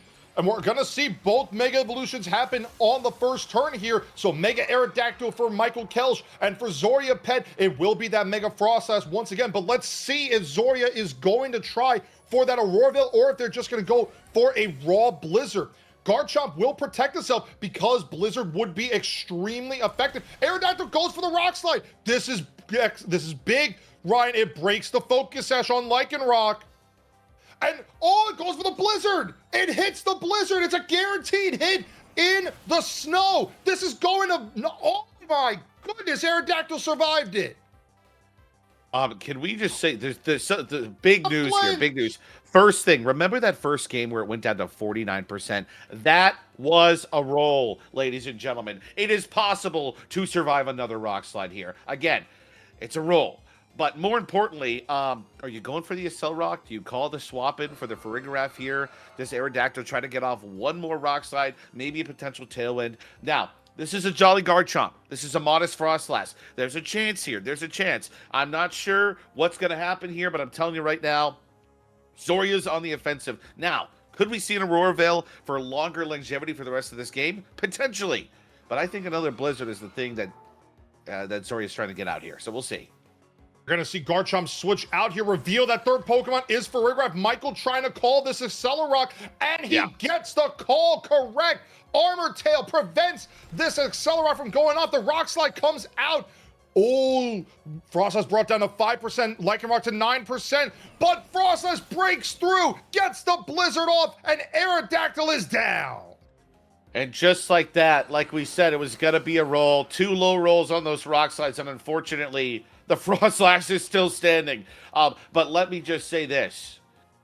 We are now into another stage of this battle because, once again, priority moves are about to show themselves very nicely here. A 5% Mega Frostlass and a 9% Lycanroc here means that Sucker Punch is going to do what it needs to do, and it's going to do it well. Meanwhile, on Zoria's side of the field, there's nothing stopping this Sucker Punch.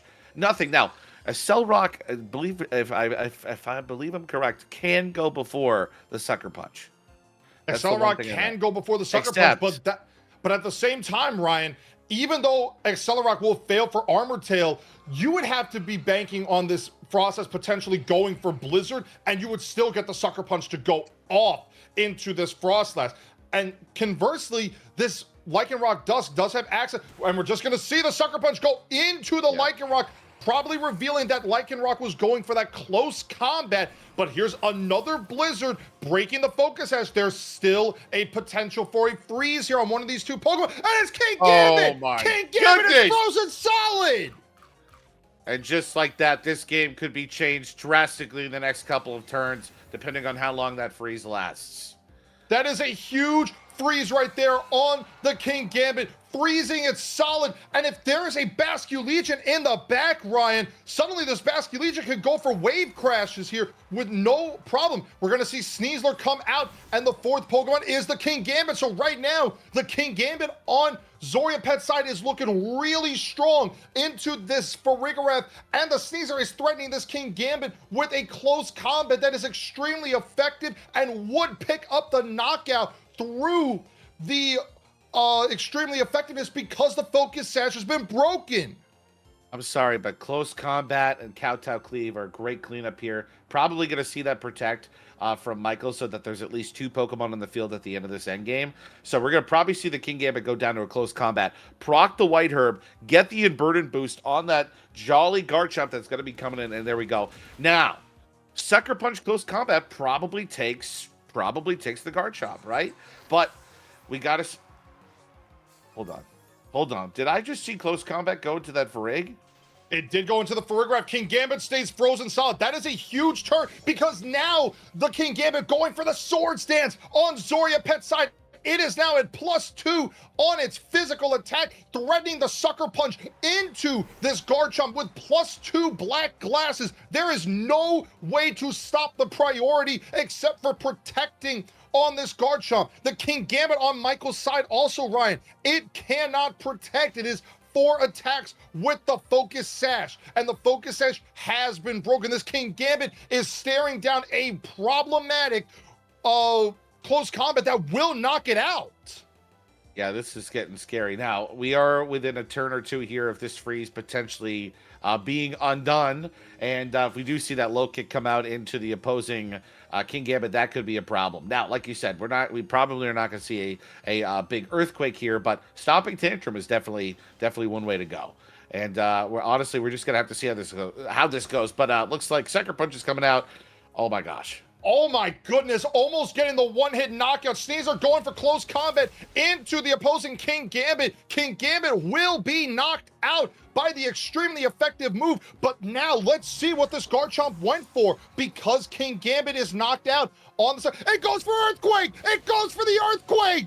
That knocks out Sneasler, brings King Gambit down to 12%! Ryan, we're going to the Sucker Punch mind games here! I mean, this is what... Or not! The Oh Life my Orb! gosh! Oh my god, the Life Orb recoil! I forgot the Life Orb was on the Garchomp, Ryan! That means we're going to game 3!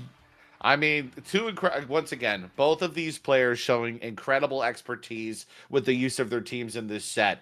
Once again, speed control coming into play, but priority moves are the way to go. That sword stance in that last turn there, I got that wrong. I'm willing to call myself out. I got that wrong. There was a different way of play. Get rid of the Farigiraf, go for the sword stance, let the King Gambit stay frozen on the field, and have a Sucker Punch so powerful that there's nothing that Garchomp can't do to be able to clear the field, unless it went for an Earthquake and potentially got a crit. So there were a lot of different outs in that game, but unfortunately not the out for Michael, but an out for Zoria. So now we go into game 3. Okay. Do we finally see the Mega Scovillain? All these physical Pokemon on this side of the field. No Sylveon. What do you think, Talon? I think your prediction was correct last time, but we're going to have to see what happens this time.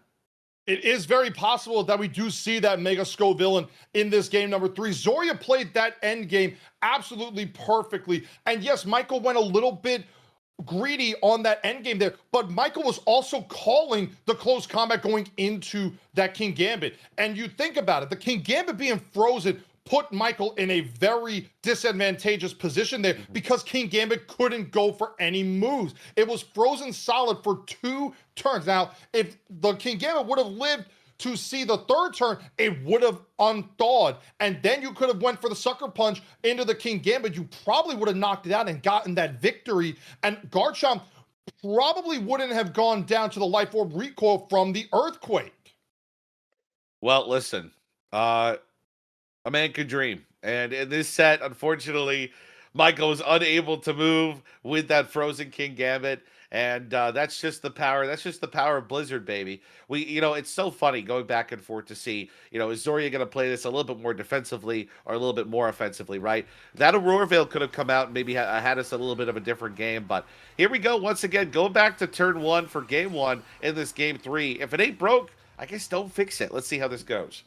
We're getting set for that game 3. Make some noise if you are excited for this game number 3, ladies and gentlemen. Aerodactyl and Sylveon for Michael DeBest. And for Zoria Pet, it's the Lycanroc Dusk and the Frostlass.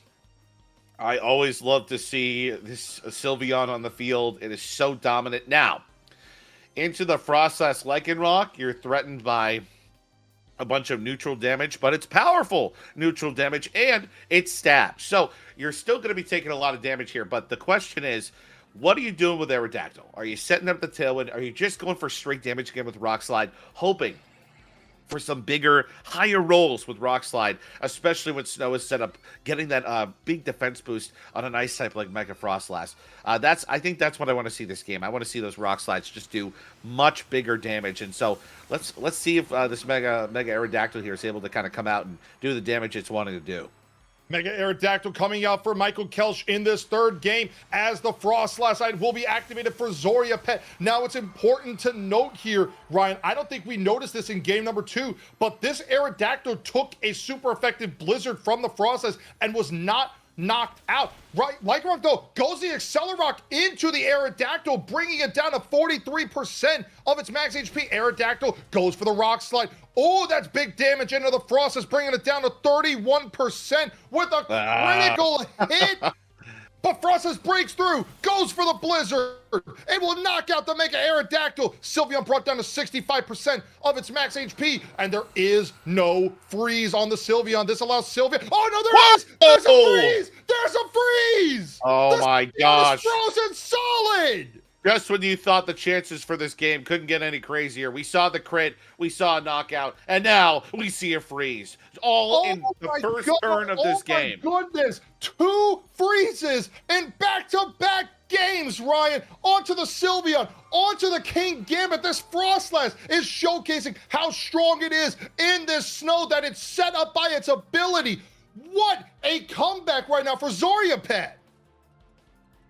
This was a massive call from Zoriapet to say, you know what, I don't think Michael's bringing that Farig in like that first set, like that first game. I don't think he's going to do it. I think he's just going to go for straight damage. I'm going for straight damage. So let's get the Accel Rock off. And look at that. There's the Farig now. But it maybe was needed a little bit earlier to try to protect that Aerodactyl just a little bit more. It probably is, but also now this Farigiraf can potentially get that Trick Room set up. So if that 4th Pokemon in the back for Michael is that King Gambit, suddenly King Gambit is looking to do massive damage to all of Zoriapet's Pokemon. But this Farigiraf could even go for something like a Psychic into the Frostlass, maybe pick up the knockout. This Lycanroc has to go for damage. We're going to see Blizzard come out as Sylveon was stayed frozen on that turn. That is its 2nd turn of freeze. And Lycanroc goes for the Rock Slide with the Tough Claws. It knocks out the Sylveon. A critical hit on a double critical hit into the Sylveon, knocks it out. Brings the Farigiraf down to 25%, activating the Citrus Berry, bringing it up to 50%. But there is the Trick Room. As one might say, pure cinema. Through all adversity, the Trick Room ends up getting onto the field, and King Gambit, with the best coverage of its life, with all 4 damaging moves, allowing itself to just be dominant into almost every Pokemon on Zoriapet's side of the field. The question is, where do you start targeting? Where do you start calling protects? Because that's where this game really gets tricky. You have to preserve your health, and you got to do it by calling the right stuff now every single turn. And for Michael, I have faith. This is a guy who's been up against the wall before many times, whether it's at Worlds or in an online tour. So I'm not counting him out just yet. It's also important to note that right now, I believe the Farigiraf would be the slowest Pokemon on the field in terms of the base speed stat. King Gambit might be slower on Michael's side, but the fact that King Gambit on Michael's side was always going before the King Gambit on Zoria's side gives me the appearance that it might have some speed, Ryan. And Farigiraf will go for the Psychic into the Lycanroc. That will knock out the Lycanroc with a critical hit.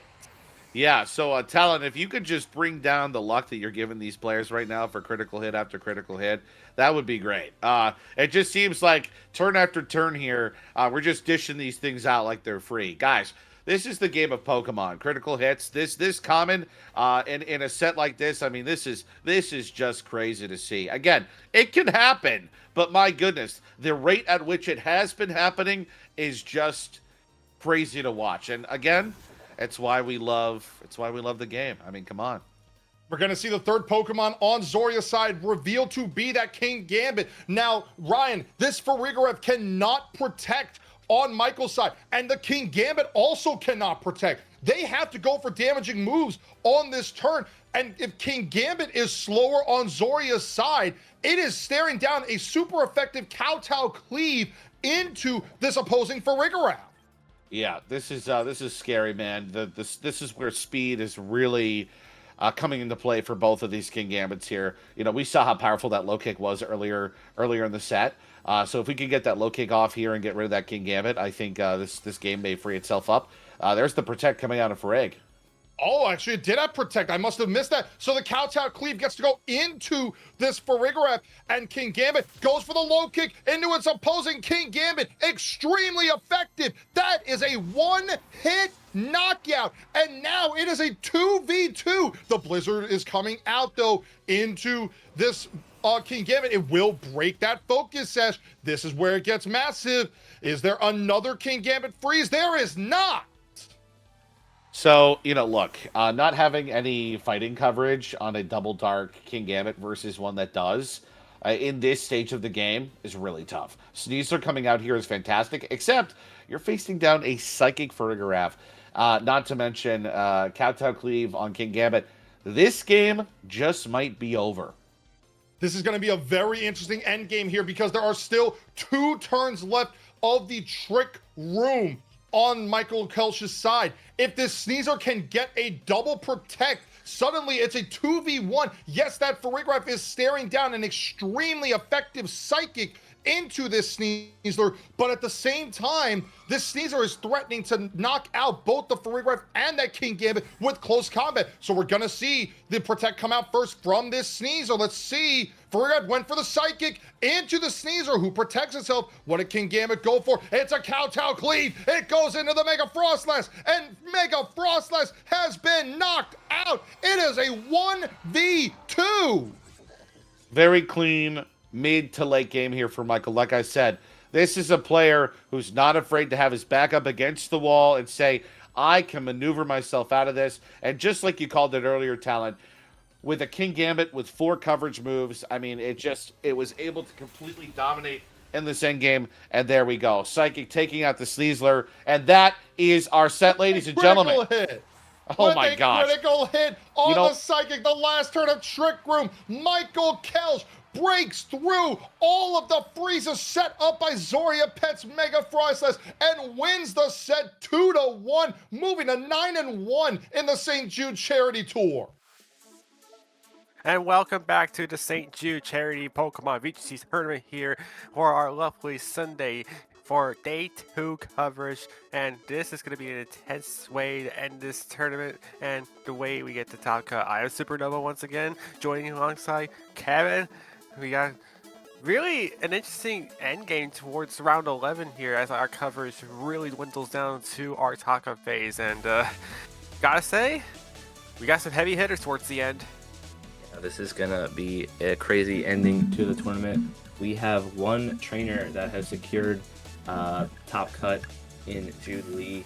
The rest of our trainers fighting for that 10th win to secure that top cut record. We have our top 8 standings here from last round, obviously before Jude beat William Brown at the 9-0 tables, but K-Sun, who we will shortly get to feature on stream, 8-1 with something like the Pyroar Mammoth Swine team.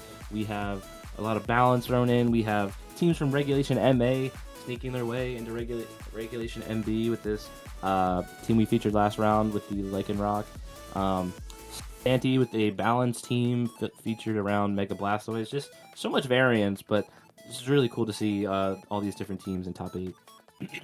Yeah, but it's also interesting to see here is Lily is right there on the number 8 spot. I'm not sure how DD did in round number 9. I mean, 10, excuse me. But seeing what looks to be the skeleton of the Big 6 team, but replacing King Gambit with Golden Go, you know, would have been clowned upon with some of the players here. But it's like DD knows something that we don't, and it's the fact that King Gambit, like, yeah, it's good on those type of teams, but Golden Go could be just as good because, hey, you got spread damage now with the Make It Rain.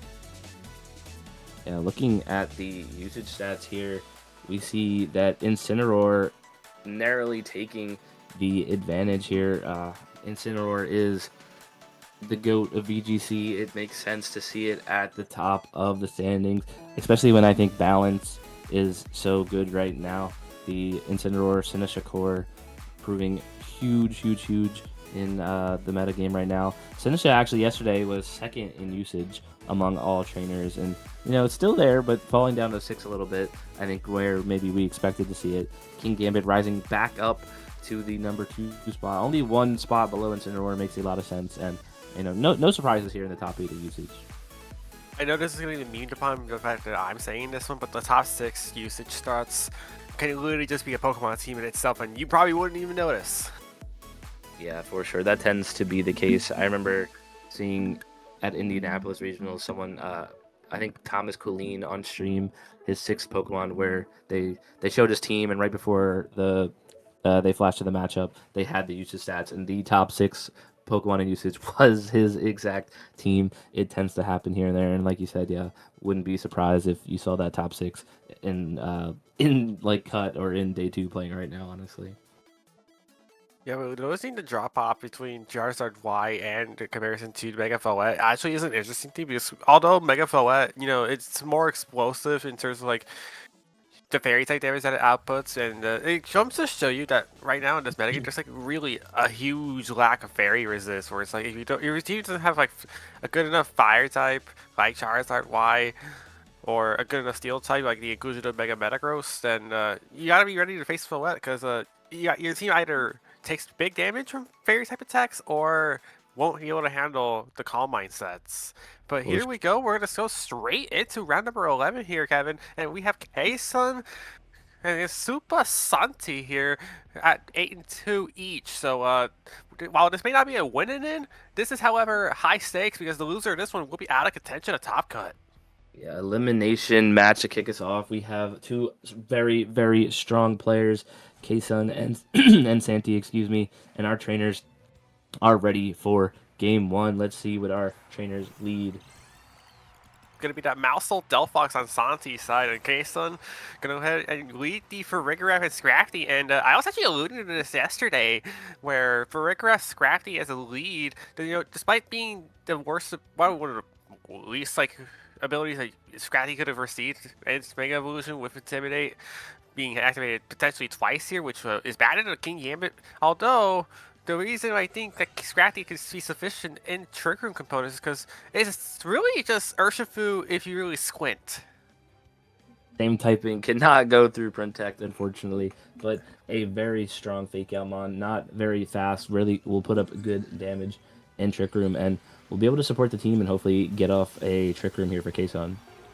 And here comes the Mega Delphox now from Santi, and it's going to gain that Levitate ability, although it's not really beneficial right now because the Fake Out will come up from the Scrafty. No Mega Evolution quite yet, so it is to take that 11% to the Delphox. Super Fang cutting Scrafty's HP in half, which actually, now as we look at it, is faster than the Delphox, while Trick Room got set up by Kaison. A very interesting speed interaction there. The Kaison getting the Trick Room up now is super safe. This Scrafty threatens very strong damage into both slots on the board right now. This Farigiraf has Psychic and Thunderbolt can also help out with the damage into something like this Mousehold. But see how Santi plays defensively to get out of these Trick Room turns here.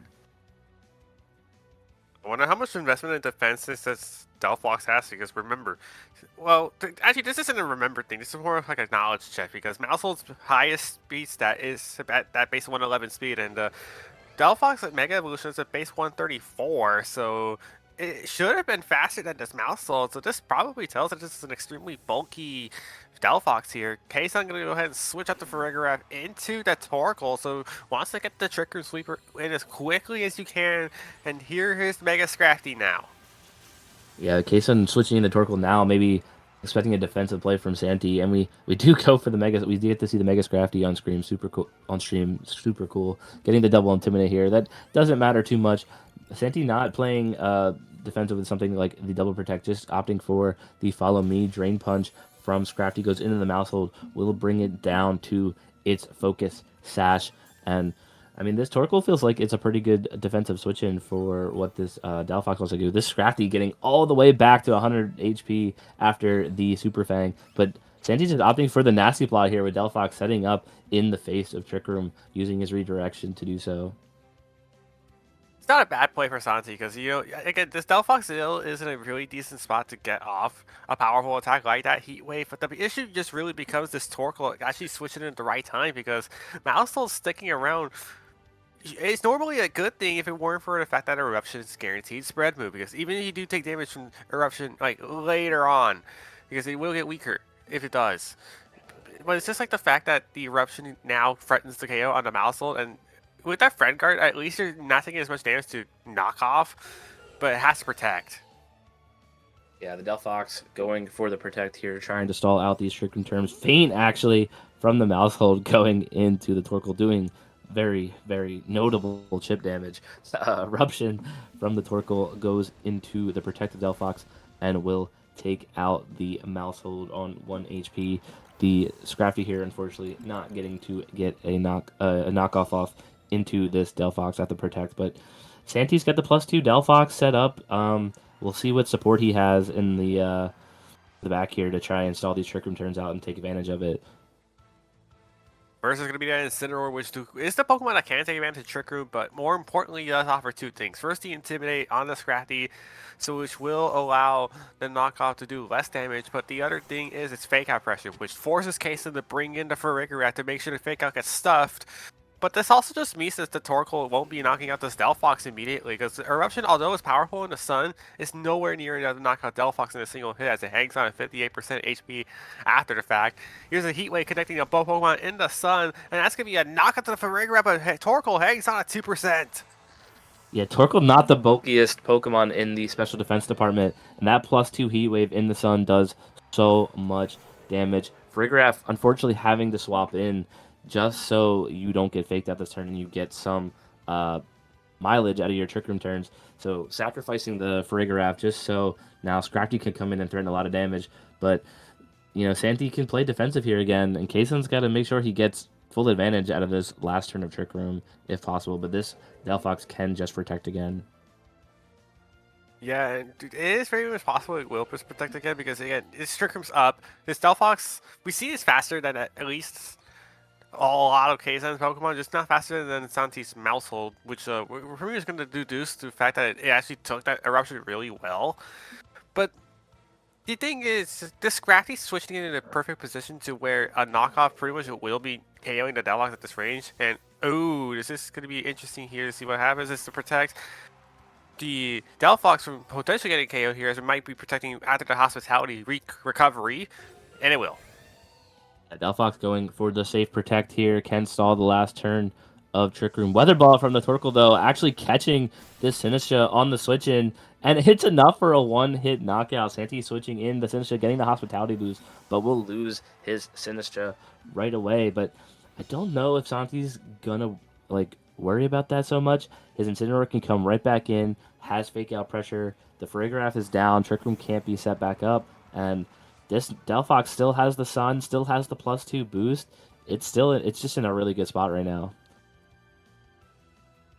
I think the tough thing that I'm trying to deduce here, if I'm looking at the board state, is that Scrafty still is threatening a lot of damage to the Delphox with a knockout despite being at -1. A little surprised that the Scrafty didn't switch out here, as it will take a Fake Out, trying to at least prevent it from moving in another turn. Oh, this is going to be a big +2 Heat Wave in the sun. Does it connect? It does connect into Mega Scrafty. Does it get the KO? Yes, it does. Torkoal really just had no escape route, as Scrafty goes down anyway.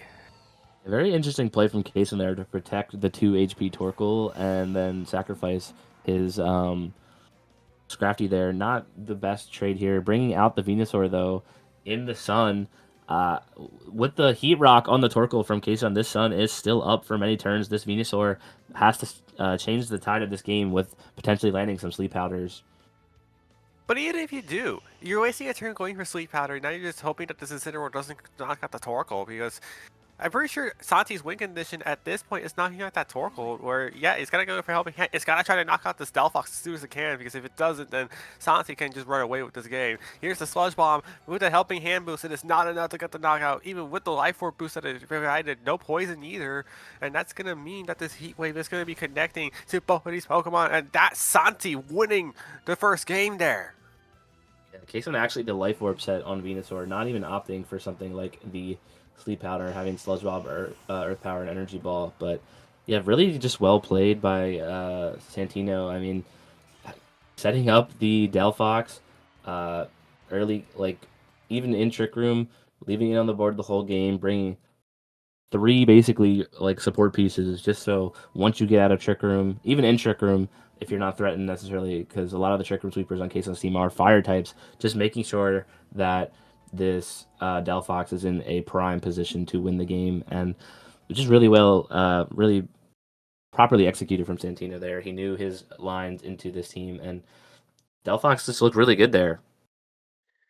Yeah, but it's also a masterclass on how to shut down Mega Scrafty, because again, Mega Scrafty was actually threatening a lot of damage to that Delphox with knockoff, and leading Mousehold Delphox, essentially holding that Focus Sash, actually allowed the Mousehold to just stick around for a long enough period of time to where you're able to get that Nasty Pot off, where that Trick Room ends up not mattering at the end, because you had both Mousehold and Incineroar to support the Delphox, and especially in a matchup like Sun Trick Room, it's probably your best answer into it.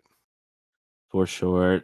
It's be interesting to see how Kason adjusts here. If maybe he just has to play a little more aggressive and try and remove the pieces that redirect from the Delphox sooner. Because I don't know if something like Mamoswine is the answer with Delphox's Levitate. You do have the the Rock Slide from the Mamoswine that can do pretty decent damage into the Delphox, but it just feels a little awkward.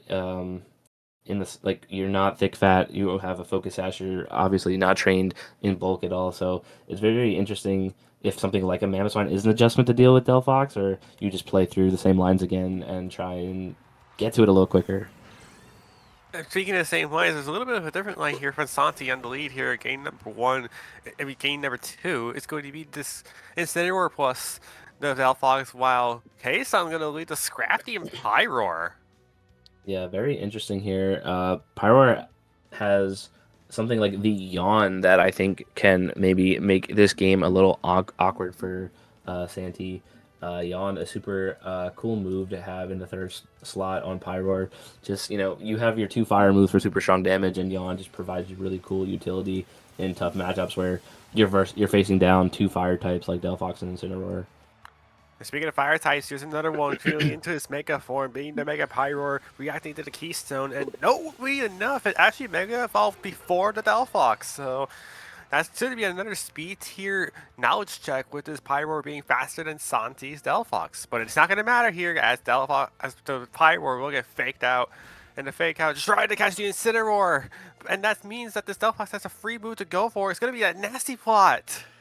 Yeah, Keystone not recognizing the maybe not knowing the speed tiers of these 2 Pokemon, going for the fake out into the Incineroar. Maybe it was a speed tie. We're not quite sure on the training, but losing the fake out war with the Incineroar, and now this Delphox just got a free nasty plot. It is slower than the Pyroar, and is not threatening huge damage into the Pyroar outside of something like a Psychic. So be interesting to see if Kason goes for the Yawn here to try and slow it down, switch it out, but Santi could also realize he doesn't want to get Yawn and go for something like the Protect and Parting Shot this turn, where expecting Incineroar to be able to cycle and get redirection on the board. And that is what happens here. The Yawn gets blocked by the Protect of the Delphox. Here's the Parting Shot landing straight to the Pyroar. And I think that fake out was less of Kason knowing about the speedsters and more so trying to call out Santi not going for fake out, because if you don't go for fake out, suddenly your Pyroar does get a free attack to go for on the Delphox. Likely would have been that Yawn anyway, but instead losing that fake out eventually snowballed into Mousehole switching in after the fake out. After the Parting Shot, and knockoff also went to the Mega Delphox. So now there's Mousehole's prime position to go ahead and redirect every attack away from the Delphox, and especially since it has +2 special attack. Yeah, Santi playing super well here. The Malicehold getting in for free, has its Focus Sash intact, can provide the Follow Me support that this Delphox needs to start firing off these super strong +2 moves. A Heat Wave from the Pyroar goes into both slots, not doing a ton of damage, almost doing 50% to the Mousehold, but with the burn, we'll surely be able to pick up a little more chip. Super Fang from the Mousehold into the Scrafty, not even going for something like the Follow Me, and they're just ripping off a Heat Wave from the Delphox to pick up this Scrafty. Super, super strong turn from Santi here. Yeah, who needs to go for Follow Me when you have the damage output to knock out everything in its sight? Because with Super Fang, you're able to cut Scrafty's HP in half, and that means that the Heat Wave was 100% sure going to be knocking out if it landed, and guess what? It did land. And it looks like another Heat Wave would be enough to knock out this Mega Pyroar too. So even if Kason gets another Heat Wave off on both the Delphox and the Mousehold, I still think this Delphox is in a prime position to go ahead and click Heat Wave again, where even if Kason attempts a really big play of switching out the Pyroar for Torkoal, going for Sleep Powder, I don't think will stop Santi's momentum. For sure, this Delphox is just in such a good position. This Pyroar is on its last leg, very much threatened by the +2 Heat Wave. This Venusaur is the Life Orb set, doesn't have something like the Focus Sash to keep it safe, opting just for the Protect here. Malicehold will go for its trusty Follow Me here. The Pyroar will move next, going for the Yawn, but it fails, and we see the Heat Wave from the Delphox. If it lands, is it enough to pick up the Pyroar? I think it should be, and the Pyroar goes down, and Kason is down to his final 2 Pokemon.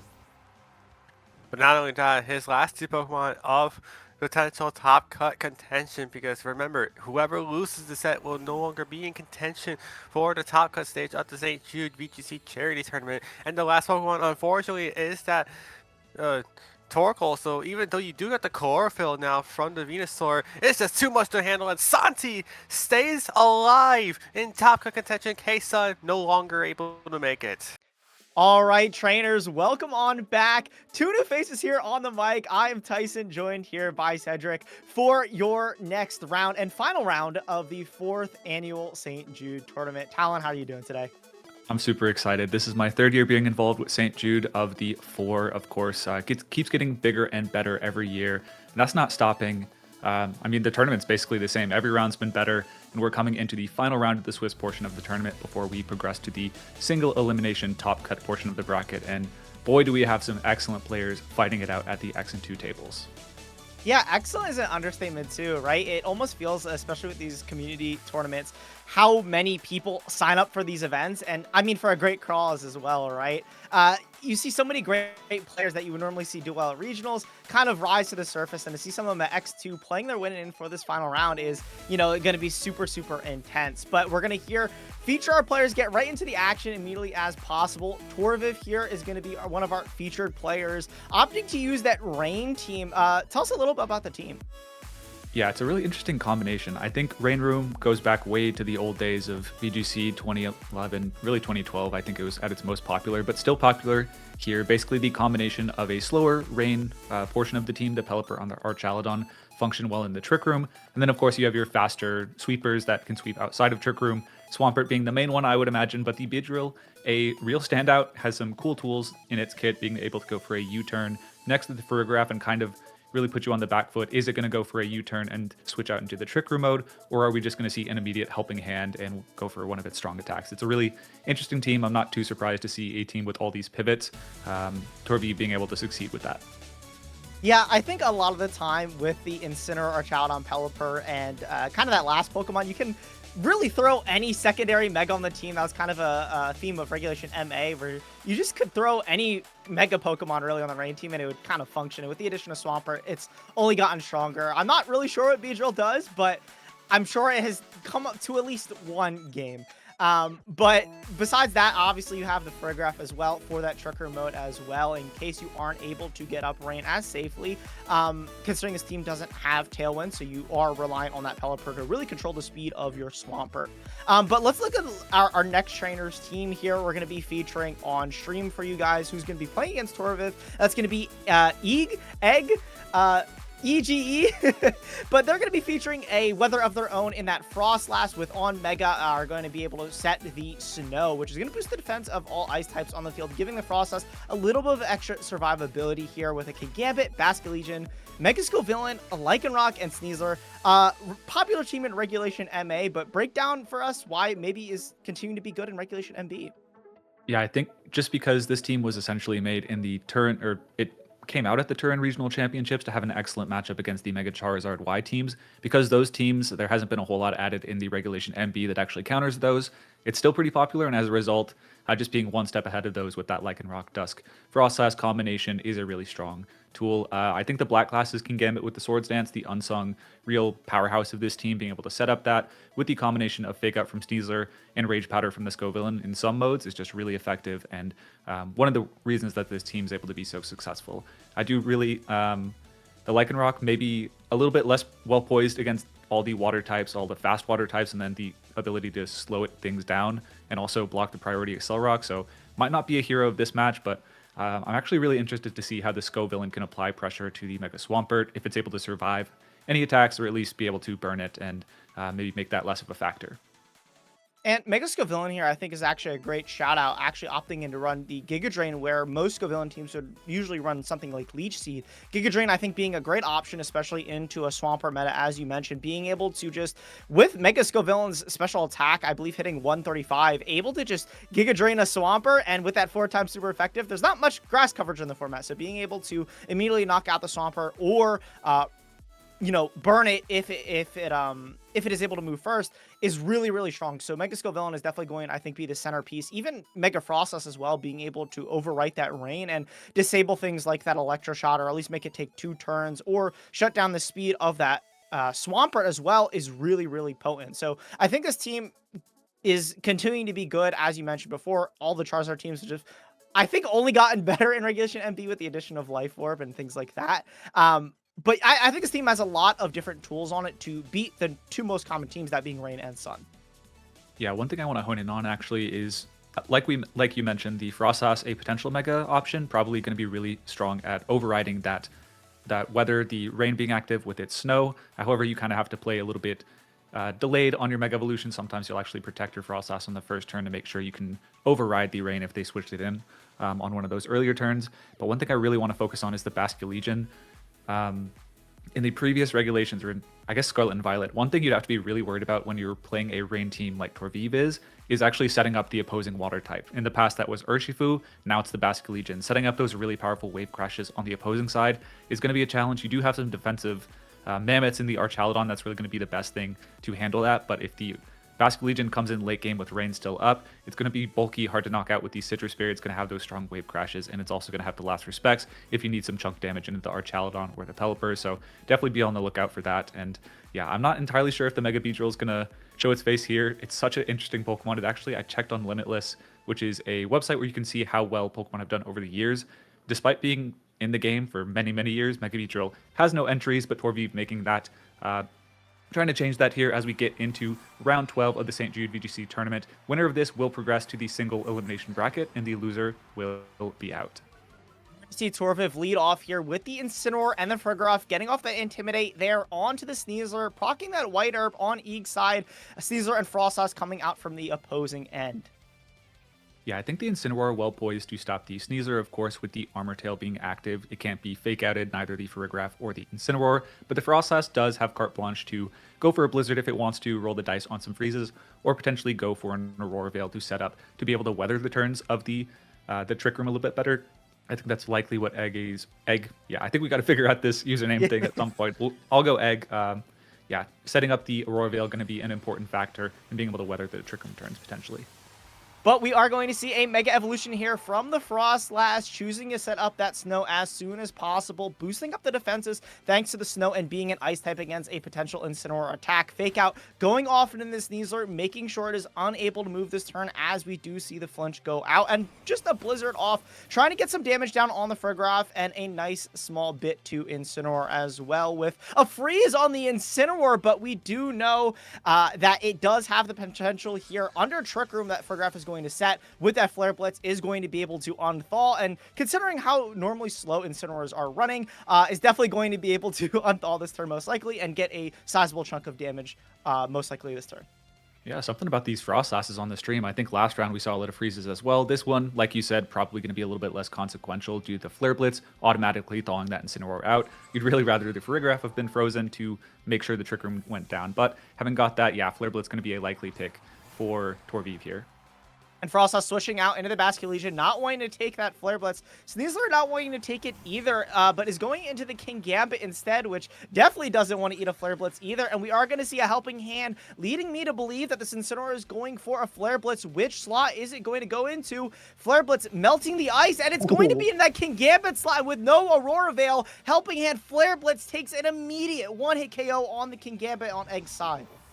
Yeah, I think that's a really solid Flare Blitz targeting. If it, I think great switch on Eggy's side to essentially say, you know what, I think you're going to helping hand Flare Blitz try and knock out my Mega Pokemon, but instead Torviv just takes the damage, goes for the helping hand to guarantee the KO onto the Sneasler, and catches the King Gambit. It really was a targeting call on which slot would come in, whether it's the Basculegion on the Sneasler or the Frostas, but absolutely incredible punish from Torviv to call that correctly. Now has an unfrozen Incineroar with Throat Chop active against the Basculegion here, and it's also guaranteed to be the slowest Pokemon on the field, whereas the King Gambit in the past would have been potentially able to underspeed and maybe hit the Farigiraf with a Kowtow Cleave first. And I think Trick Room here really being underrated, being able to allow this Incineroar to kind of thrive as an offensive piece where normally we would see it want to switch in and out against a lot of this team, especially being a great defensive piece for the Frostlass. But just throwing out Flare Blitzes under Trick Room is definitely a good way to use your Incineroar as well. No Fake Out is going to be able to come out from the Sneasler because of the Farigiraf Armor Tail. Protect from Basket Legion to maybe to just stall a turn or two, but no Protect on the Sneasler. Psychic just taking the knockout on it as well. That's 2 Pokemon down, and Egg's going to be down to their last 2 Pokemon. Yeah, I think just using Trick Room excellently on TalonVGC's side, hasn't missed a beat, was able to take that knockout on the Sneasler. And now the Basque Legion has burned that Protect. I believe 2 more turns of Trick Room remaining, so unlikely going to be able to weather the storm of a Psychic and Throat Chop combination or a Helping Hand Throat Chop. And yeah, Egg just throwing in the towel, knowing, you know what, that game is essentially over, shy of some absurd luck, takes that loss in stride, but is going to go to game 2, likely with a different game plan. I think gambling on the Blizzard and the targeting from the Flare Blitz on that second turn proved to not be very effective there. Yeah, and I really like TalonVGC's idea of just using Trick Room and Incineroar. There was really no way on Egg's side of the field to really stop that, right? Sneasler normally being able to fake out, stop a Trick Room center, but thanks to Farigiraf's Armor Tail, blocking all priority moves really lets it get up Trick Room for free. Incineroar can just go for a fake out onto one of the slots, and almost nothing in the game besides King Gambit, which we have to see it on lead, can take the one-hit knockout onto Farigiraf as well. So once Trick Room is up, we again saw that Incineroar, with the thanks of the help of Helping Hand, being able to just take so much damage and apply so much pressure on the board. Egg really had nothing to really stop it. And again, King Gambit not coming on the lead there really surprised me to punish normally something like that Incineroar lead, which maybe is a bit more threatening. But I'm really curious to see what your thoughts are, maybe to what Egg could do to maybe adapt in this game too. I think there's a really interesting choice on TalonVGC's side that actually allows him to execute this game plan. Really, the Pasho Berry on the Incineroar means that you can't effectively lead the Basque Legion and kind of punish that Incineroar that well. So like you said, King Gambit is kind of the prime target there. It's like the Lycanroc not going to be so effective at -1, so we may need to see that King Gambit come out, but TalonVGC, one step ahead, decides to bring the Swampert in the lead this time, poised pretty well against the King Gambit, but yeah, that Scovillain with the Giga Drain being threatened 4 times super effective against the Swampert. I think with the way these Scovillains are typically trained, you would need a switch into the rain to be able to actually take the KO with the Wave Crash onto the Scovillain, but then you would be taking a lot of chip damage from the Wave Crash recoil and a burn for your troubles, while potentially allowing that King Gambit to set up. Yeah, and either getting burned or getting immediately knocked out thanks to a Giga Drain. I think TalonVGC would definitely prefer the burn. The Swampert does have Rock Slide as well. You could always just go for a flinch. You are still going to get burned though. But Farigiraf swapping out for the Pelipper, setting up that rain, as you mentioned, trying to get as much damage on the field as possible. A Mega Evolution being locked in for the Swampert. Boost up its attack to that massive 150 stat. This Wave Crash in the rain, if it's the choice of attack, is going to do so much damage. Mega Scovillain on Egg's side of the field is going to activate there to get that Spicy Spray ability in case the Swampert does go into that slot. With no Earthquake as well. Ooh, Wave Crash instead though, going into the Scovillain. Yeah, that Rain Boost, it is just going to take the one-hit knockout, and thanks to that Spicy Spray on Egg's side of the field, is just going to trade a burn for its Mega Evolution. This King Gambit though is going to be left to move this turn, taking no damage, and is going to go for the Swords damage, which is absolutely huge. Thanks to that Black Glasses, those Sucker Punches are definitely going to start hurting.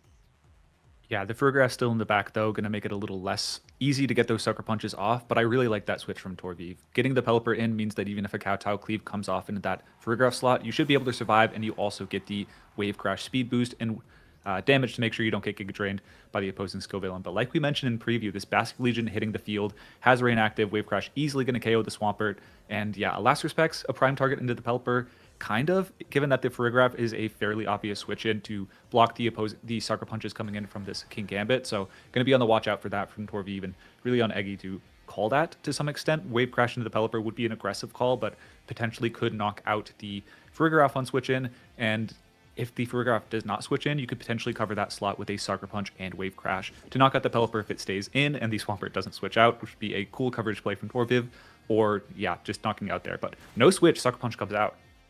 Wow, and Sucker Punch immediately, with that Black Glasses +2 boosted, Sucker Punch immediately taking the one-hit knockout there on the Pelipper. A huge source of damage. Torviv gone now.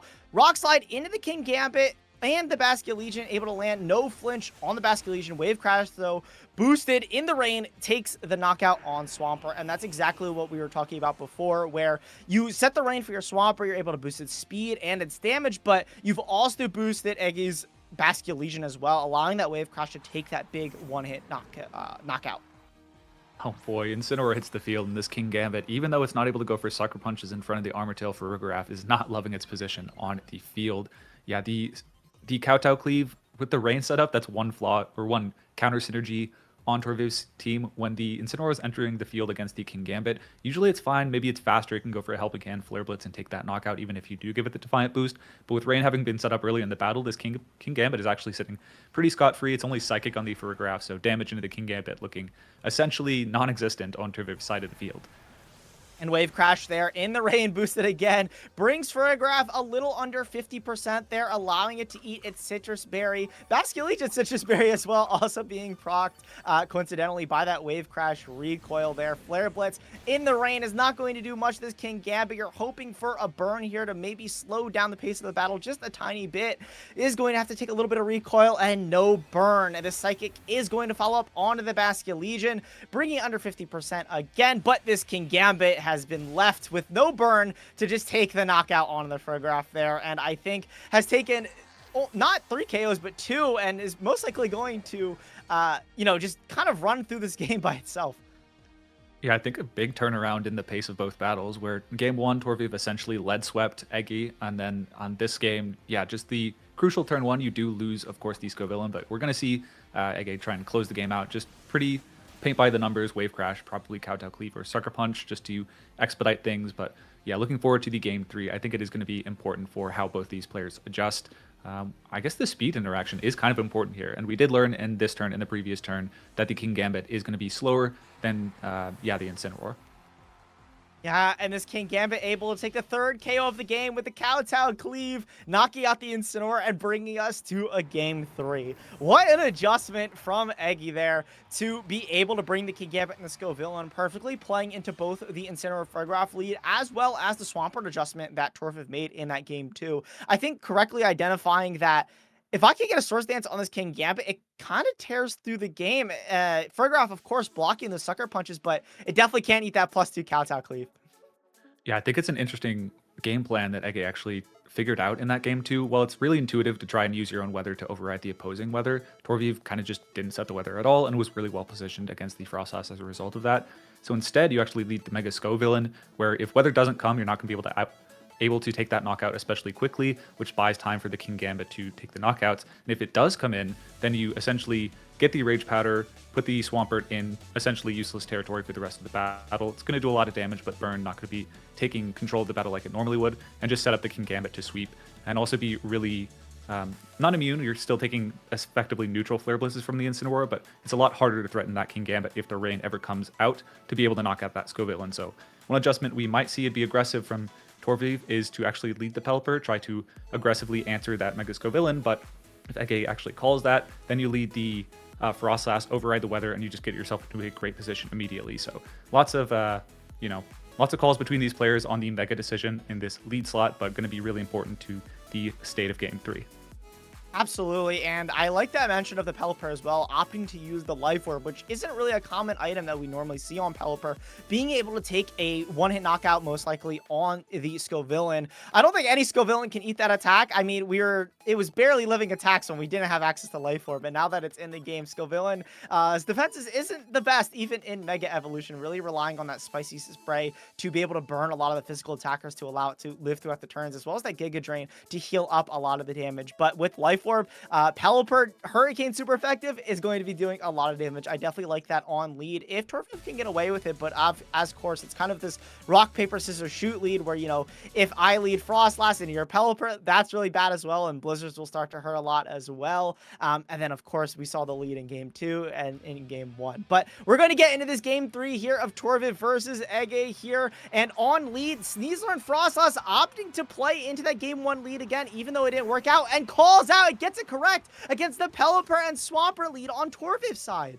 Oh, excellent call. Ege just really well poised now to just go for the Mega Evolution on the Frostlass, set up that Snow and override the Rain, reducing the speed on the Swampert, meaning you're not going to get Wave Crash or high horsepower before you can move, and having the potential to either go for a Shadow Ball, Blizzard, or Aurora Veil. There is an interesting decision here. There is no Protect on the Pelipper, so yeah, that could go for a wide guard, but you also have Fake Out, outspeeding that. On the Sneasler, you can go for the Fake Out into the Pelipper, stop that from moving. I think a Farigiraf switch in could come to override that, but not going to be so effective given you're going to be tanking a Blizzard in exchange for that most of the time. So I think offensively, the momentum is absolutely on Ege's side after that brilliant counter lead. Yeah, absolutely. And even if you call this turn correctly and you swap in Farigiraf and go for the wide guard, you mitigate all damage, you're still in a really, really rough spot if you're Torviv and kind of awkwardly positioned. But we are going to see the swap of Farigiraf into that Pelipper slot, bringing in that Armor Tail, blocking a potential fake out. A Mega Evolution from the Frostlass here, setting up that Snow is going to allow these Blizzards to be 100% accurate if that's what Ege chooses to opt into. Also removing the Swift Swim from the Swampert, most likely now going to be the first thing to move that Frostlass. Mega Evolution there being locked on that Swampert as well. Just making sure that its stats come out now, leading me to believe that's going to go for attack. Sneasler being the fastest thing on the field, though. Close combat does a sizable chunk into the Swampert, being a critical hit there, bringing it into the red. So any attack here from the Frostlass, if it does go for it, should just be able to knock it out. And yeah, there's the Blizzard, 100% accurate, takes the knockout on Swampert, and that's Torviv's Mega Evolution gone, and a nice chunk of damage to the Farigiraf. Yeah, brilliant call. It doesn't lean into the fake out, even though you have a relatively free one. You could, even if the Farigiraf comes in, you get the Blizzard off, but also calls that the Pelipper is not going to stay on the field. If it had just been wide guard and attack with the Swampert, you're able to take a high horsepower knockout in the opposing Sneasler, but says, you know what, it's not going to be wide guard, and it's going to be the switch into the Farigiraf. So covers that perfectly, targets the right slot with the close combat, and the Blizzard, shy of the crit, I wonder if it would have been able to take a knockout. It would have been pretty close. Swampert does gain a lot of bulk on switch in, but yeah, now the Incineroar, at least for its troubles, you did burn the white herb from the Sneasler, is now able to hit the field, intimidate the Sneasler, and be able to threaten fake out pressure. But this Frostlass still kind of has carte blanche to go for a Blizzard or a wide guard, or a Aurora Veil in this situation. Yeah, and setting up an Aurora Veil will be great here while you can. Of course, you do have to worry about the Pelipper coming in here, maybe resetting the Rain and denying that Aurora Veil. But besides that, I think getting rid of the Mega Evolution, the main source of damage there on Torviv's side, is phenomenal for your Ege's spot. Of course, again, that Lifear Pelipper does do a lot of damage, but it's going to be really tricky to find a spot for it here as the Sneasler swaps out on Ege's side, not risking the fake out, bringing in Lycanroc. Interesting enough, fake out is going to remove the focus sash on the Lycanroc, though. Farigiraf choosing to stay in here and weather the attack, but it's instead a Aurora Veil on the Frostlass, setting up as much damage mitigation as possible so that it and this Lycanroc can thrive. Trick Room, though, going to be the last move of this turn. The Farigiraf going to alter the speeds, allowing this Incineroar to move first on the field. Yeah, I think another interesting decision from Ege. Essentially, it could have been just a switch on the Pelipper into the Incineroar slot to make Blizzard less accurate and also stop an Aurora Veil. Given that you've intimidated the Sneasler, if the Blizzard misses your Farigiraf, you should be able to survive the turn. But once again, perfect call. Gets the Aurora Veil up, and now Lycanroc, a Pokemon that's not really known for its bulk, should be able to sit on the turn for at least one and survive a Psychic and Throat Chop combination to get a Rock Slide off. And Frostlass swapping out here, seeing that Pelipper didn't come in last turn. Scovillain bringing the second Mega Evolution Pokemon, but no Mega option. Psychic here taking that really well thanks to the Aurora Veil. And Parting Shot, no secondary attack, not even going to try to get rid of the Lycanroc this turn, is going to go back into the Pelipper. And, you know, if Ege locked in something like Rock Slide, this Pelipper is not going to want to take that at all. And let's see what the move is there. The Rain does get reset. It's going to be the Rock Slide, and it's going to do so much damage. Actually, not really. Pelipper ate that phenomenally well, and so did the Farigiraf, actually just getting 48% there to get that Citrus Berry. And the Moody boost, getting the special defense boost there against two special attackers, sets up the Scovillain perfectly. Okay, I was starting to like Torview's position a little bit, but the Scovillain special defense boost is a little bit brutal. Now, although you can switch in the Frostlass to get rid of the Weather Ball potential, I'd imagine without the Mega Evolution, it wouldn't survive a Life Orb Weather Ball. But if you do that and Torview actually just goes for the Hurricane, then and if it connects, you're essentially just giving up some damage onto your Frostlass for free while giving up your Mega Scovillain. However, the special defense drop raise actually just inverts that entirely, no matter what happens here. If you switch in, I really imagine you'll be able to take a Hurricane with the Frostlass, although you might get doubled up by a Helping Hand or a Psychic, but we are going to see that switch out to start the turn. Once again, just trying to get weather control for Ege. Yeah, making sure this game is as unfavorable for Torviz as possible. We are going to see the Helping Hand there on the Pelipper. In addition to Life Orb, is it going to be enough? Hurricane does connect. Is this enough to break through the Scovillain? It is Aurora not, Veil. thanks to the +2 Aurora Veil Scovillain. We do Oh my see the goodness. confusion, though. Scovillain, though, has the potential to not move this turn thanks to the confusion. Do we see it knock itself in confusion? It does not, and Giga Drain is going to bring Pelipper. It survives, though, and is going to be in range, though, unfortunately, of another attack. So after one more Life Orb chip is going to knock itself out. We do see Scovillain just lowers defenses, but with no Swampert on the field, Torviv really can't take advantage of that, and I think now Eggy's in a perfect position to kind of clean up this game. Yeah, this is just an exceptionally good spot. Just so much ground gain there by the special defense boost in combination with the Aurora Veil, letting it survive that attack. If either is not there, it just goes down super easily. But yeah, at this point, the Pelipper gets one more attack off as we just see the Farigiraf just try and get a little bit more damage to bring this back. Absolutely. Hurricane this time not able to land in the Frostlass, playing for the double confusion on both sides. Giga Drain going off in the Farigiraf there, working in Pelipper's favor there, actually not knocking itself out if you want to maybe bring the rain back and try to play, but the Blizzard there is just going to take the knockout on the Pelipper instead and bringing Farigiraf down to 8%. And with Incineroar in the back there, defense now rising as well. Oh, and there's the special defense drop finally, but I think it's a little too late. This Farigiraf is in the red, and Incineroar here is not going to be able to do much against the looming Lycanroc in the back. Yeah, Lycanroc and Sneasel in the back means this is essentially, I just don't see a way for Torviv to win. One more turn of Trick Room. You can double protect to stall that out, or you could just let both Pokemon go down if that's even possible through the Aurora Veil to get your Sneasel in and knock out that Incineroar.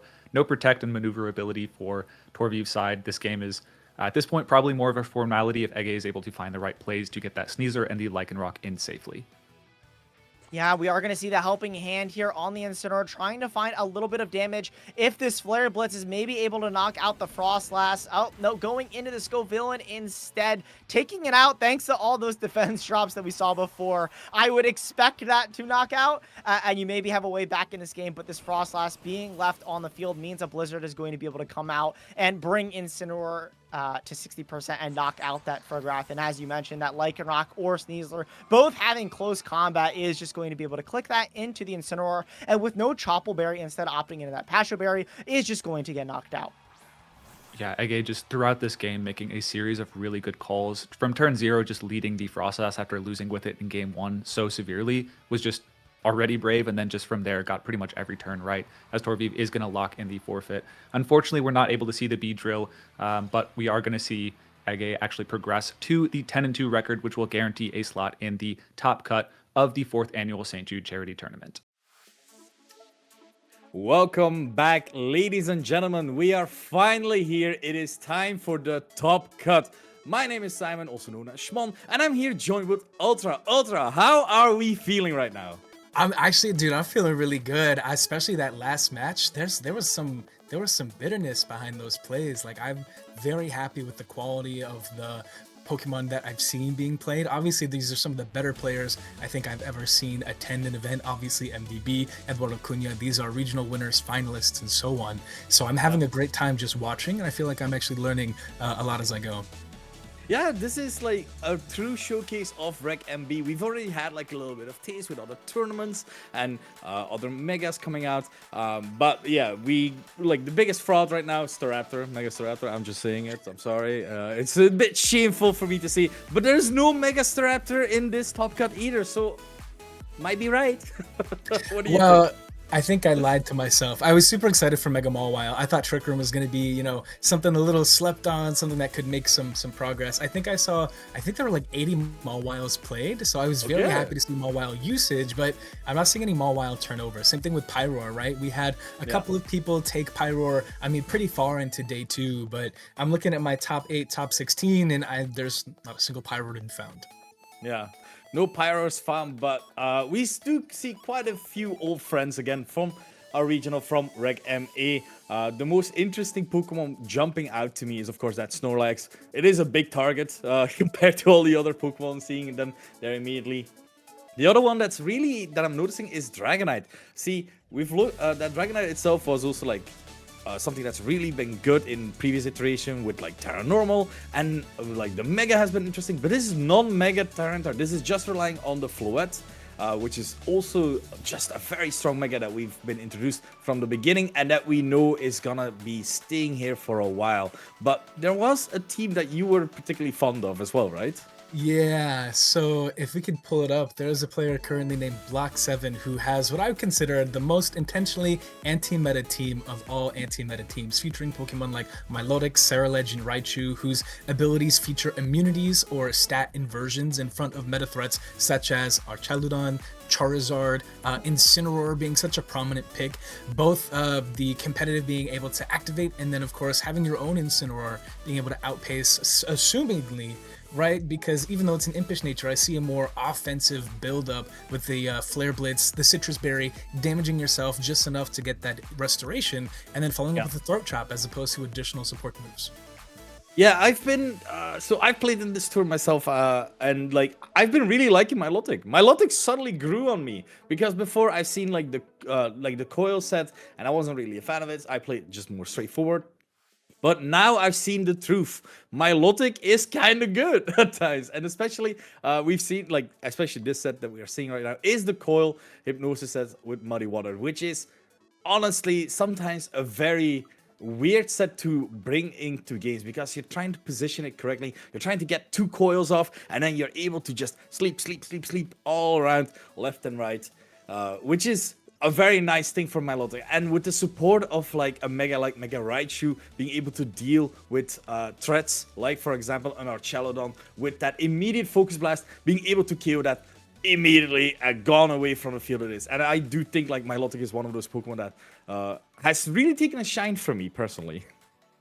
I think part of it has to do with not only Milotic itself being positioned fairly well into some of the common offensive options, but with the introduction of Sinistra and the revitalization of Raichu. So in the past, I've been pretty critical of setup teams being dependent on Rage Powder, Follow Me support, needing access to excessive amounts of Fake Out. In the past, you had access to Rillaboom with priority attacks, and Incineroar obviously with Fake Out. Urshifu being able to critical hit, just ignore defense boost, right? A lot of those kind of nightmares, the bad memories that we carry with us, I think still kind of prevail into MB team building, even though we know those Pokemon they're not there. They can't hurt us, right? Yeah. It's a dream. Just wake up. It's a dream. Just wake up. But because of those strategies, I think people are going back and thinking, yeah, maybe I can make a setup happen with access to this double Fake Out. Maybe I can take advantage of these immunities, right? Yeah, I'm very happy to see setup coming in. It's maybe not what I had in mind. It's no Swords Dance. It's no Nasty Plot, right? That's true. But Coil is still a very unique setup option, and I think it's enabled more so by the Sinistra and the Ceruledge than maybe a lot of people would anticipate. Milotic, when it hits the board, typically it's one of those. It has Icy Wind, it has Life Dew, right? Yeah. Occasionally it goes for a Hypnosis here and there. It's typically just to sit there and do nothing kind of Pokemon. But if you let it sit there and do nothing, suddenly you're facing 100% accurate sleep on a fairly fast Pokemon. Yeah, it's as you said, fairly fast as well.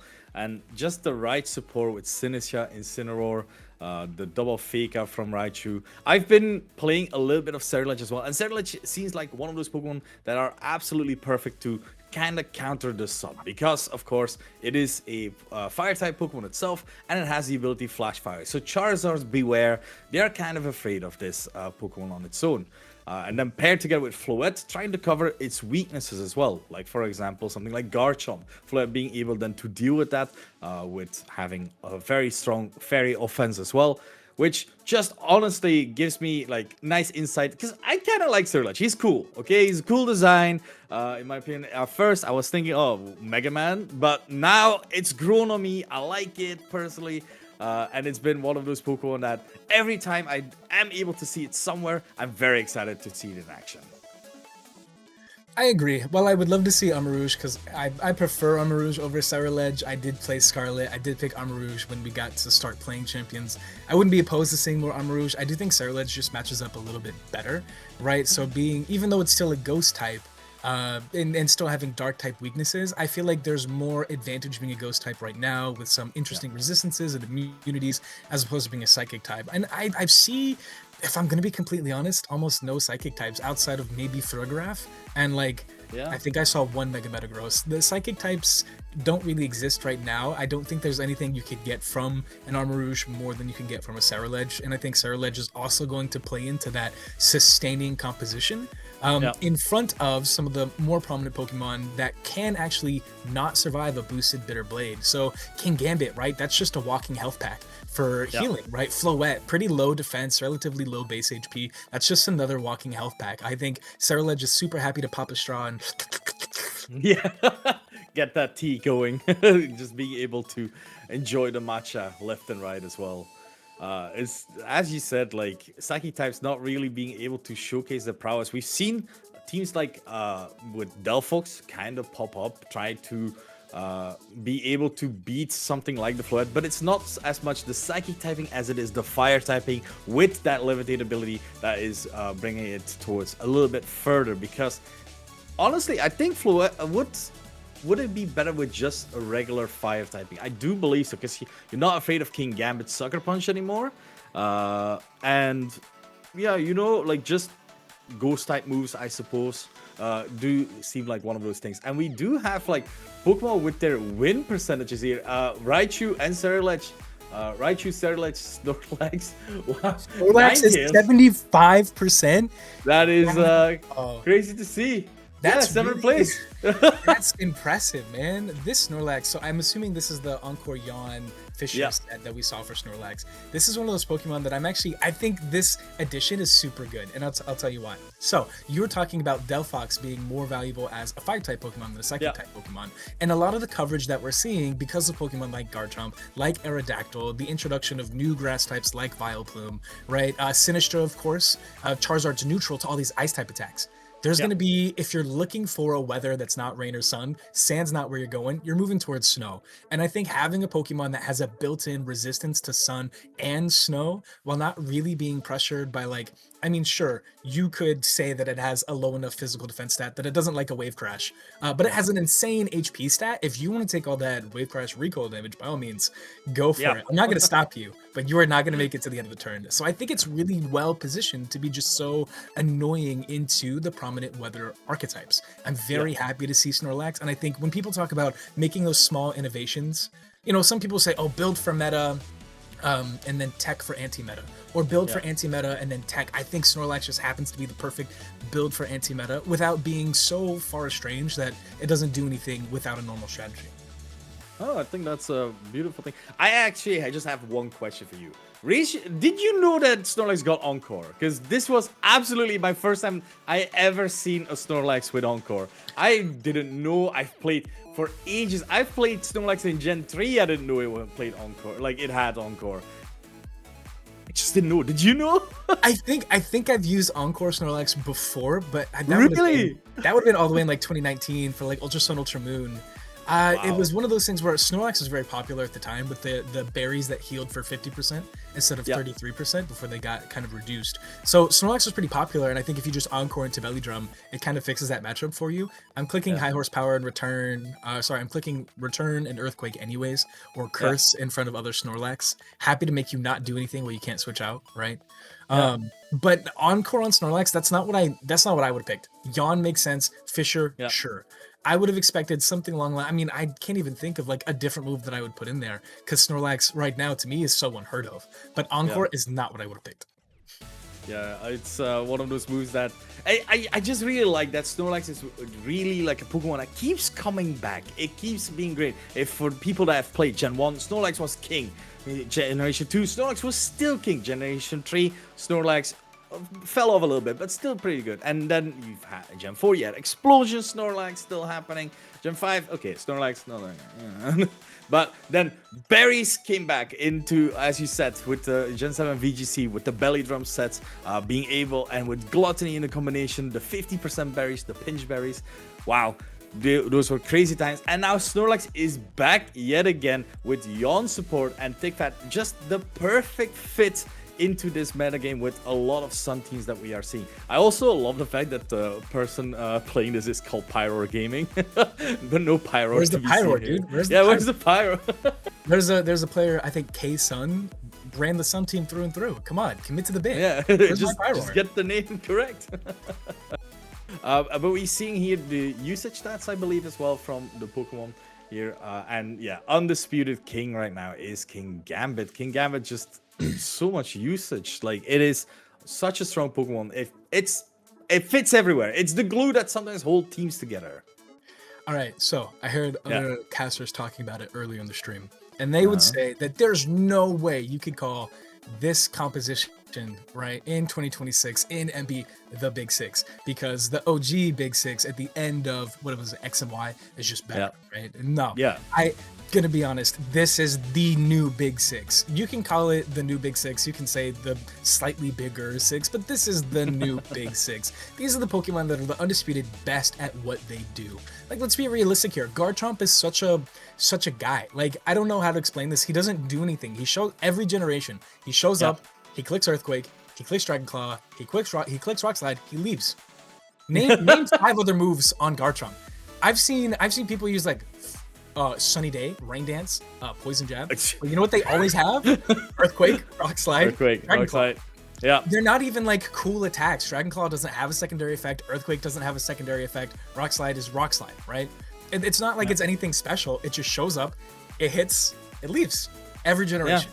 Classic. Yeah, it's one of those Pokemon that just keeps being good. It has that right amount of speed. It has that right amount of attack. It has that right amount of bulk as well. And just the only thing that could make Garchomp better is an even better ability. Ruskin is great, but don't get me wrong. If it had something else, like levitate. All right, hear me out. I'm listening. What if we just gave it Defiant? Ooh, okay, yeah. Now that's really strong suddenly. But yeah, Garchomp is just one of those Pokemon that can take a lot of hits, like from randomly one of the Big Six, and is able to deal quite good damage back, so that you're able to get your team in a position where you're able to break through a lot of teams, beat Earthquake, beat Rock Slide. Like, just Earthquake and Rock Slide are two perfect coverage moves, as nothing really can resist both. And that is the great thing about Garchomp. Then having also Dragon Claw, because you need to deal with other Garchomps as well, which is another addition to it as well. Its greatest enemy sometimes to Garchomp is Garchomp itself. And what's crazy is that Dragon Claw kind of is just for other dragon types, right? So the other dragon Pokemon that I've seen around, Hydreigon, isn't reliably able to KO, even with the Scarf set, isn't reliably able to one-hit KO a Garchomp. Even the non-mega versions of Dragonite can't reliably KO it with their own Draco Meteor. Archelodon Dragon Pulse without a boost isn't really doing enough to put any kind of serious pressure. The only way really to deal with another Garchomp is to just have a faster Garchomp. It's just such a bread and butter Pokemon. It's one of those Pokemon that is kind of a classic. And I will say, coming into Reg MB, I thought we were going to have new classics, but I'm surprised to have seen them kind of go down. So Pokemon like Sneasler really fell off a lot more than I thought they would. Even though the presence of King Gambit has gone all the way up. Like, King Gambit hitting, what was it, like 70%, maybe 55% usage on the infographic. King Gambit being one of the most prominent Pokemon, you would think Sneasler would show up, right? Or you would think maybe people would tech their Sneasler to support their King Gambit better. Maybe we see more coaching Sneasler. Maybe we see more access to... There's a bug and I thought it was going to fly in my eye. That was going to be very, very unfortunate circumstance. I was expecting, honestly, more Sneasler to rise, because you always see these Pokemon kind of balance each other out. So to kind of throw it back to like previous generations, right? When we see Primal Groudon doing really, really well, suddenly Mega Rayquaza starts to do really, really well. And an additional water type. To throw it back even further, when we'd see rain teams do really, really well, suddenly you see more electric types. I mean, Incineroar and King Gambit, they're kind of nothing in front of a Sneasler, but why is it all the way down? Why can't it reliably do the damage that it needs to do? Yeah, it's one of those cases where I feel like, because King Gambit has been picking up more and more into it as well, and like a lot of King Gambit's running Chople Berry, for example, or nowadays they're running Black Glasses, and now with an SD and with a little bit of chip damage onto the Sneasler, you're able to kill it still with something like a Sucker Punch as well, which is something that you don't want to have with your fighting type. And like, I think people are trying to find out what is the optimal fighting type to go on with. but that is, of course, a struggle that you're trying to make within this kind of generation. I actually was looking at fighting types. There were only about 20, well, less than 20, like 15 total fighting types that we have. And I was looking at them. Okay, I want something to deal with King Gambit, but I also don't want to lose to Floette. Find your fighting type. Good luck. Which is really hard, I feel. I think the best thing that I could come up with was like Focus Sash Quaquaval, Focus Sash Blaziken, Focus Sash Annihilate, Focus Sash Toxicroak, Focus Sash Phalanx. Yep.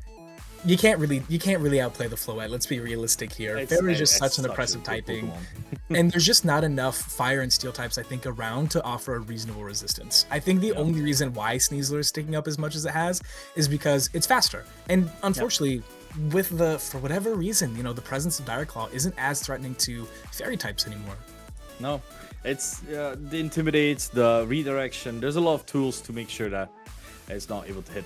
But we are ready for our next match. This is for that top 8 that you really want to get, because with that this is the one I wanted. Let's go. So Yes. this is gonna be all right. I'm gonna take. Go it ahead, from go here. ahead. I'm gonna let you start. So let's start with Joe U9. Joe UX9 is one of the most prominent Sun team players. Has always kind of advertised himself as a Sun team player. Sun is my favorite weather archetype. Has been for over 12 years now. So I'm very happy to see someone so experienced be able to show this off. Now, what I think is pretty interesting is that we're seeing a lot more coverage that I wasn't expecting. So, for example, I see this Thunderbolt on Farigiraf. And I'm wondering, this isn't something that would do well into other rain teams in front of something like the Swampert where it's immune, the Archelodon where it's resisted, but it does actually help you versus other Charizards. I'm happy to see this Venusaur, but I'm surprised to not see any Earth Power, right? Vileplume's been shown around a little bit, but Venusaur I think just has more offensive weight to it.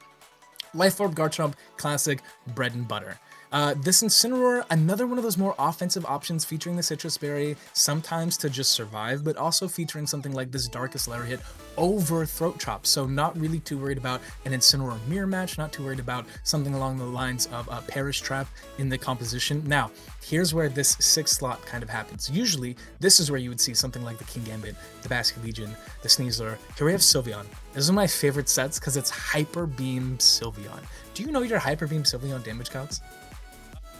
Honestly, most of the time I'm like, I'm dead. I can't survive this. I know Hyper Beam is coming. Well, I hope I have Sinister on the field to redirect it.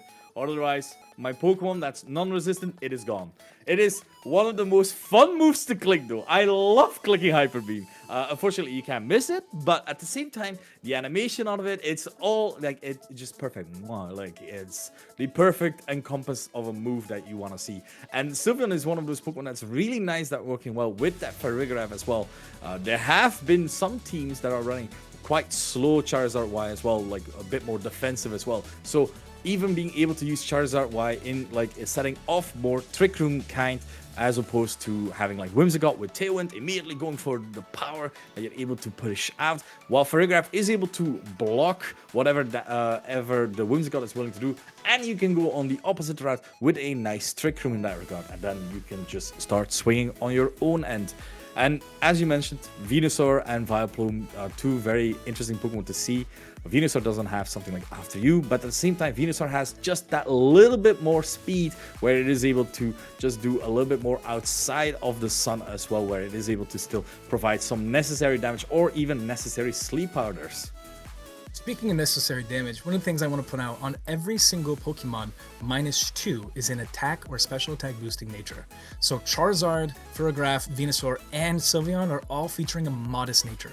This is as maximum offensive output as you could possibly get. Completely skipping the Whimsicott, completely skipping the Tailwind, just trying to do as much damage as possible. Now, one thing I would like to point out is that while Sun teams are typically, without the Torkoal, reliant on that Mega Charizard, I have seen so many games locked out by Incineroar and Farigiraf. Now, if we look over to Block 7's team, Incineroar and Farigiraf is actually going to be a really big problem. The way that you're doing your best to set up this Floette, to set up this Milotic, is to take advantage of the double fake out option, is to take advantage of some of that priority damage that you can clean up with, including Shadow Sneak from Ceruledge. And I think that even though typing wise, Block 7 has a really good matchup featuring excellent immunities to psychic damage, to electric damage, excellent immunities to fire damage. He has no way, or they have no way, to guarantee this setup in the same way that maybe they've done in previous matchups.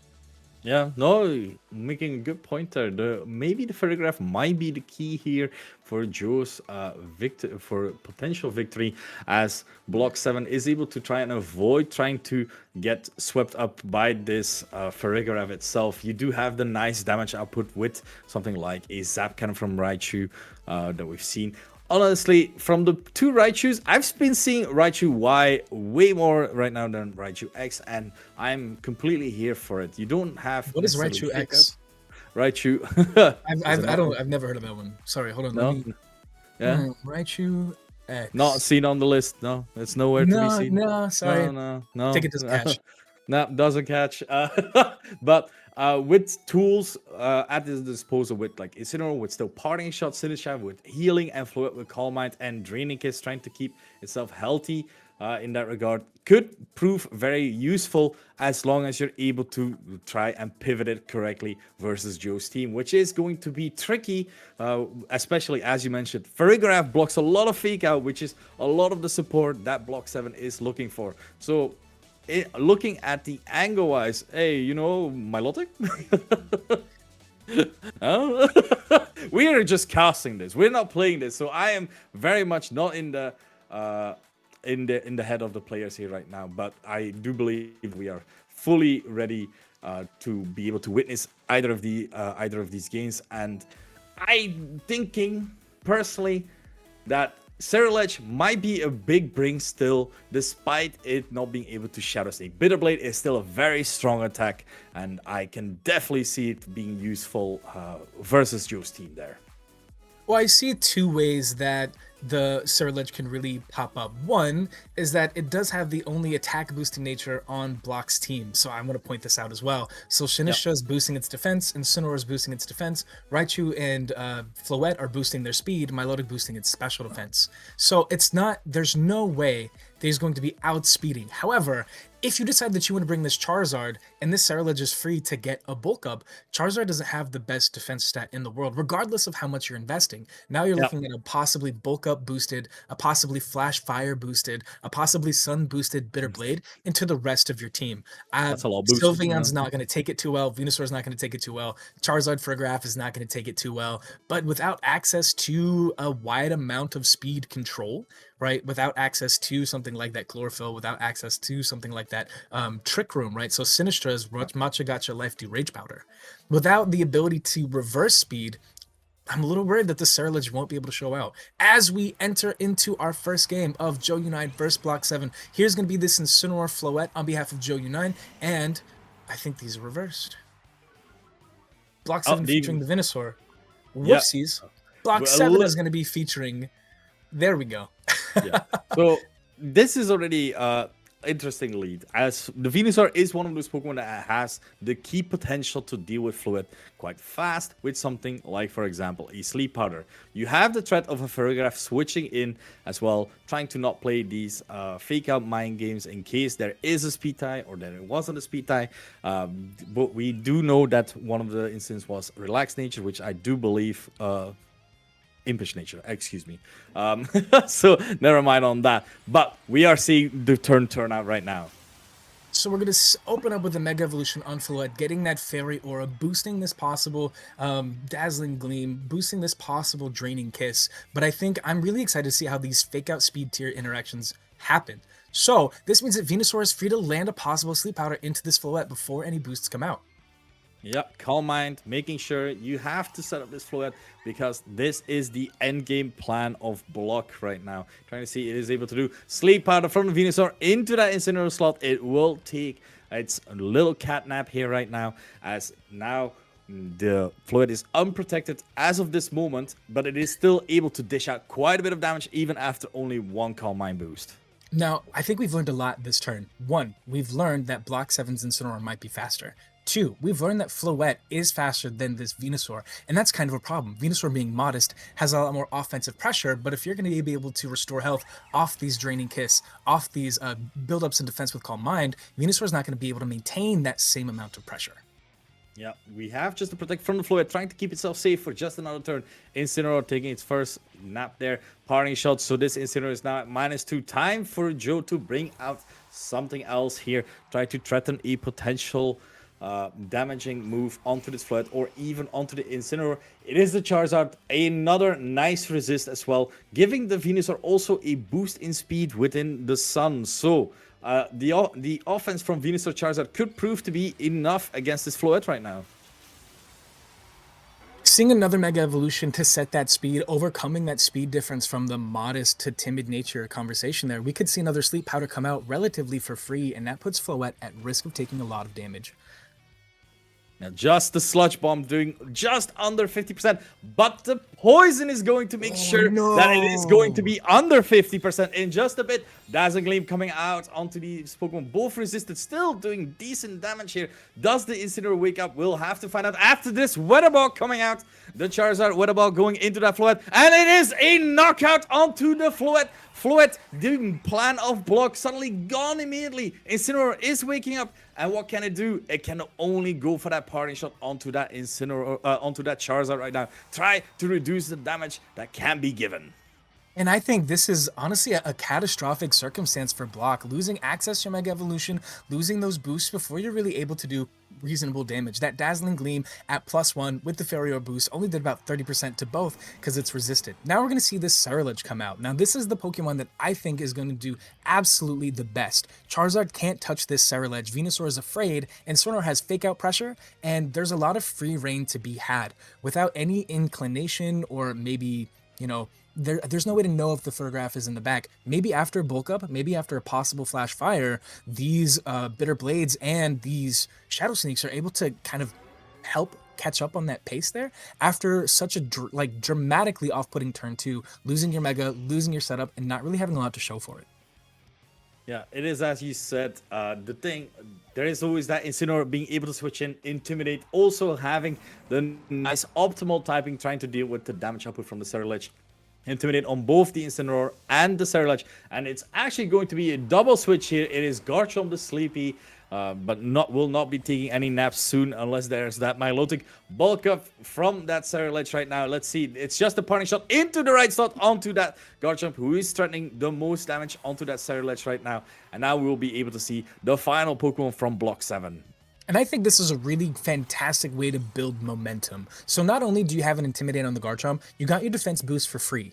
Or not only do you have a stat drop on the Garchomp, you got your defense boost for free. So this bulk up, this +1 defense from the bulk up, is going to further reduce that damage that you could possibly take from something like that Earthquake or Dragon Claw. Now, Incineroar has no opportunity to click Fake Out, but this is a more offensive Incineroar featuring Darkest Lariat, which, I don't know if you know this, and for those of you who maybe aren't informed, Darkest Lariat will ignore defense boosts. So I'm not sure that Cerulege is going to be able to catch up without that same amount of offensive pressure that it would have had Floette been able to get off an earlier Dazzling Gleam.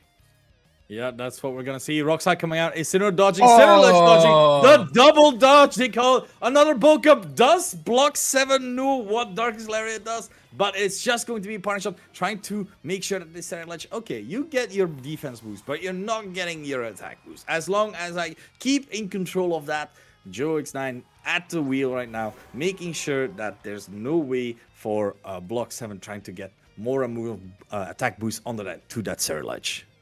I think that switch was very important and almost necessary to help preserve Cerulege later on, but we're running into an issue. My guy, it's been 4, maybe 5 turns. Block 7 hasn't taken a knockout.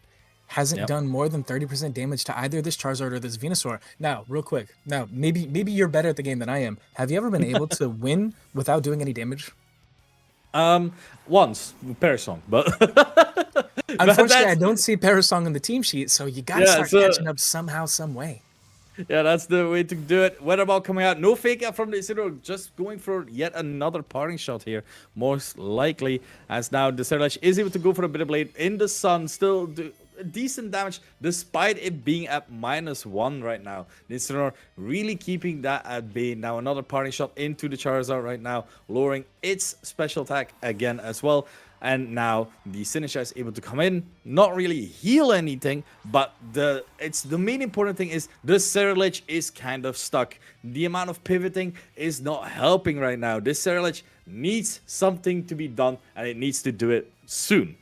It's a revolving door of Pokemon. I think I've seen more parting shot in these past 3 turns than I watched at all of NAIC, and I watched the whole thing. I appreciate the desire to get into this positioning, but again, the longer, like you said, the longer the Ceruledge just stays on the board, getting parting shot, getting intimidated, the longer this goes out, and we see another swap out into the Incineroar. Yeah, I'll take another swap out, and I'm no very daring, but Bitterblade into that Garchomp, not doing all that much despite it being in the sun. Also resisted, still very important note there. A little bit of damage now on the Ceruledge. Ceruledge almost taking as much damage as that Garchomp. Parting shot yet again onto that Ceruledge right now. And now it will be at -2, I believe. And now Joe gets to switch something in again. It is going to be swap that in the Venusaur. Incineroar again and get another attack drop, and then we're back to another set. Maybe you got to bulk up. I think if you're blocked, you got to figure out if it's worth to keep this Ceruledge. I think maybe you need to take some time to just accept that you're not going to get the damage that you want with the Ceruledge and try and put on some pressure with this Incineroar. Garchomp's on the board. It might want to click Earthquake. It probably wants to click Rock Slide. Wow, he's just going to sacrifice the Focus Sash on his Venusaur. This is Incineroar's opportunity to put damage onto the Venusaur with that Flare Blitz, or to help in some way, shape, or form this Ceruledge alleviate that pressure so that it can actually do something. Never mind.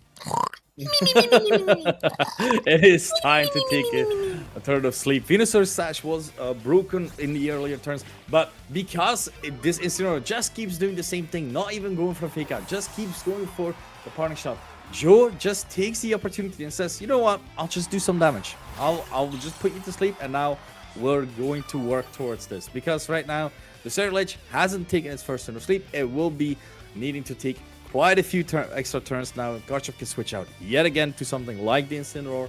And Venusaur is able to fire off a Sludge Bomb. We saw that the Incineroar also took quite a bit of damage in the back there, as it won't be able to stay on the field much longer if it takes this damage again.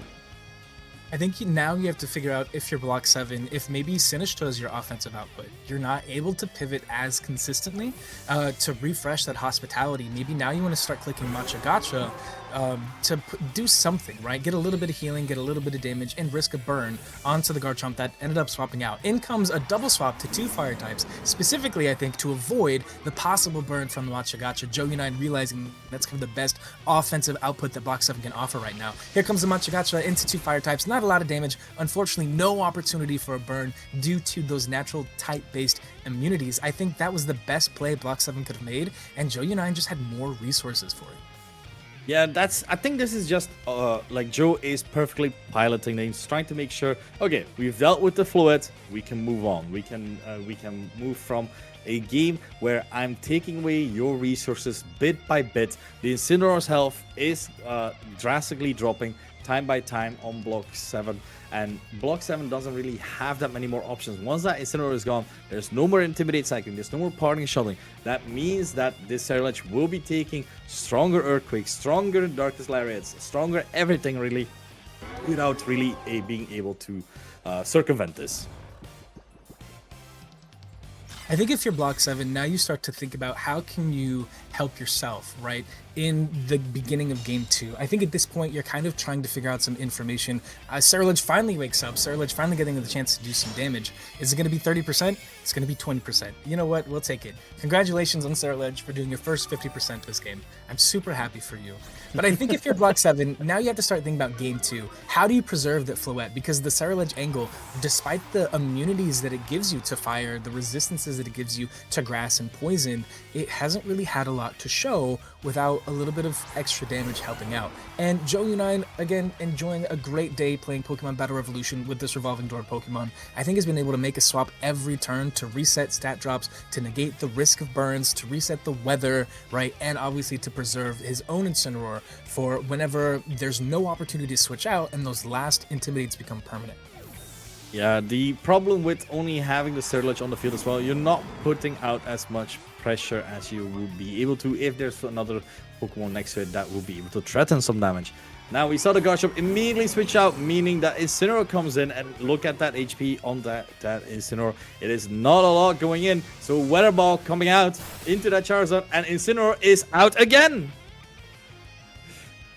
This is really frustrating for Block 7. Now there's no opportunity to cleanse some of those attack drops on the Ceruledge. The best thing you can do, I think Block 7 has realized, is just start clicking attacks. If I recall correctly, if I've been keeping track, this is a -4 Ceruledge. -4 attack, no flash fire boost. Of course, the +2 defense, which is nice, but like I mentioned earlier, without any opportunity to rearrange the speed tiers with access to something like Trick Room or Tail Rend, specifically Trick Room from the Sinistra, I'm not really sure how Block 7 can start to put on that same amount of pressure necessary. I mean, Sinistra staring down a sun boosted single target Weather Ball from this Charizard. You get one turn to protect, and then what?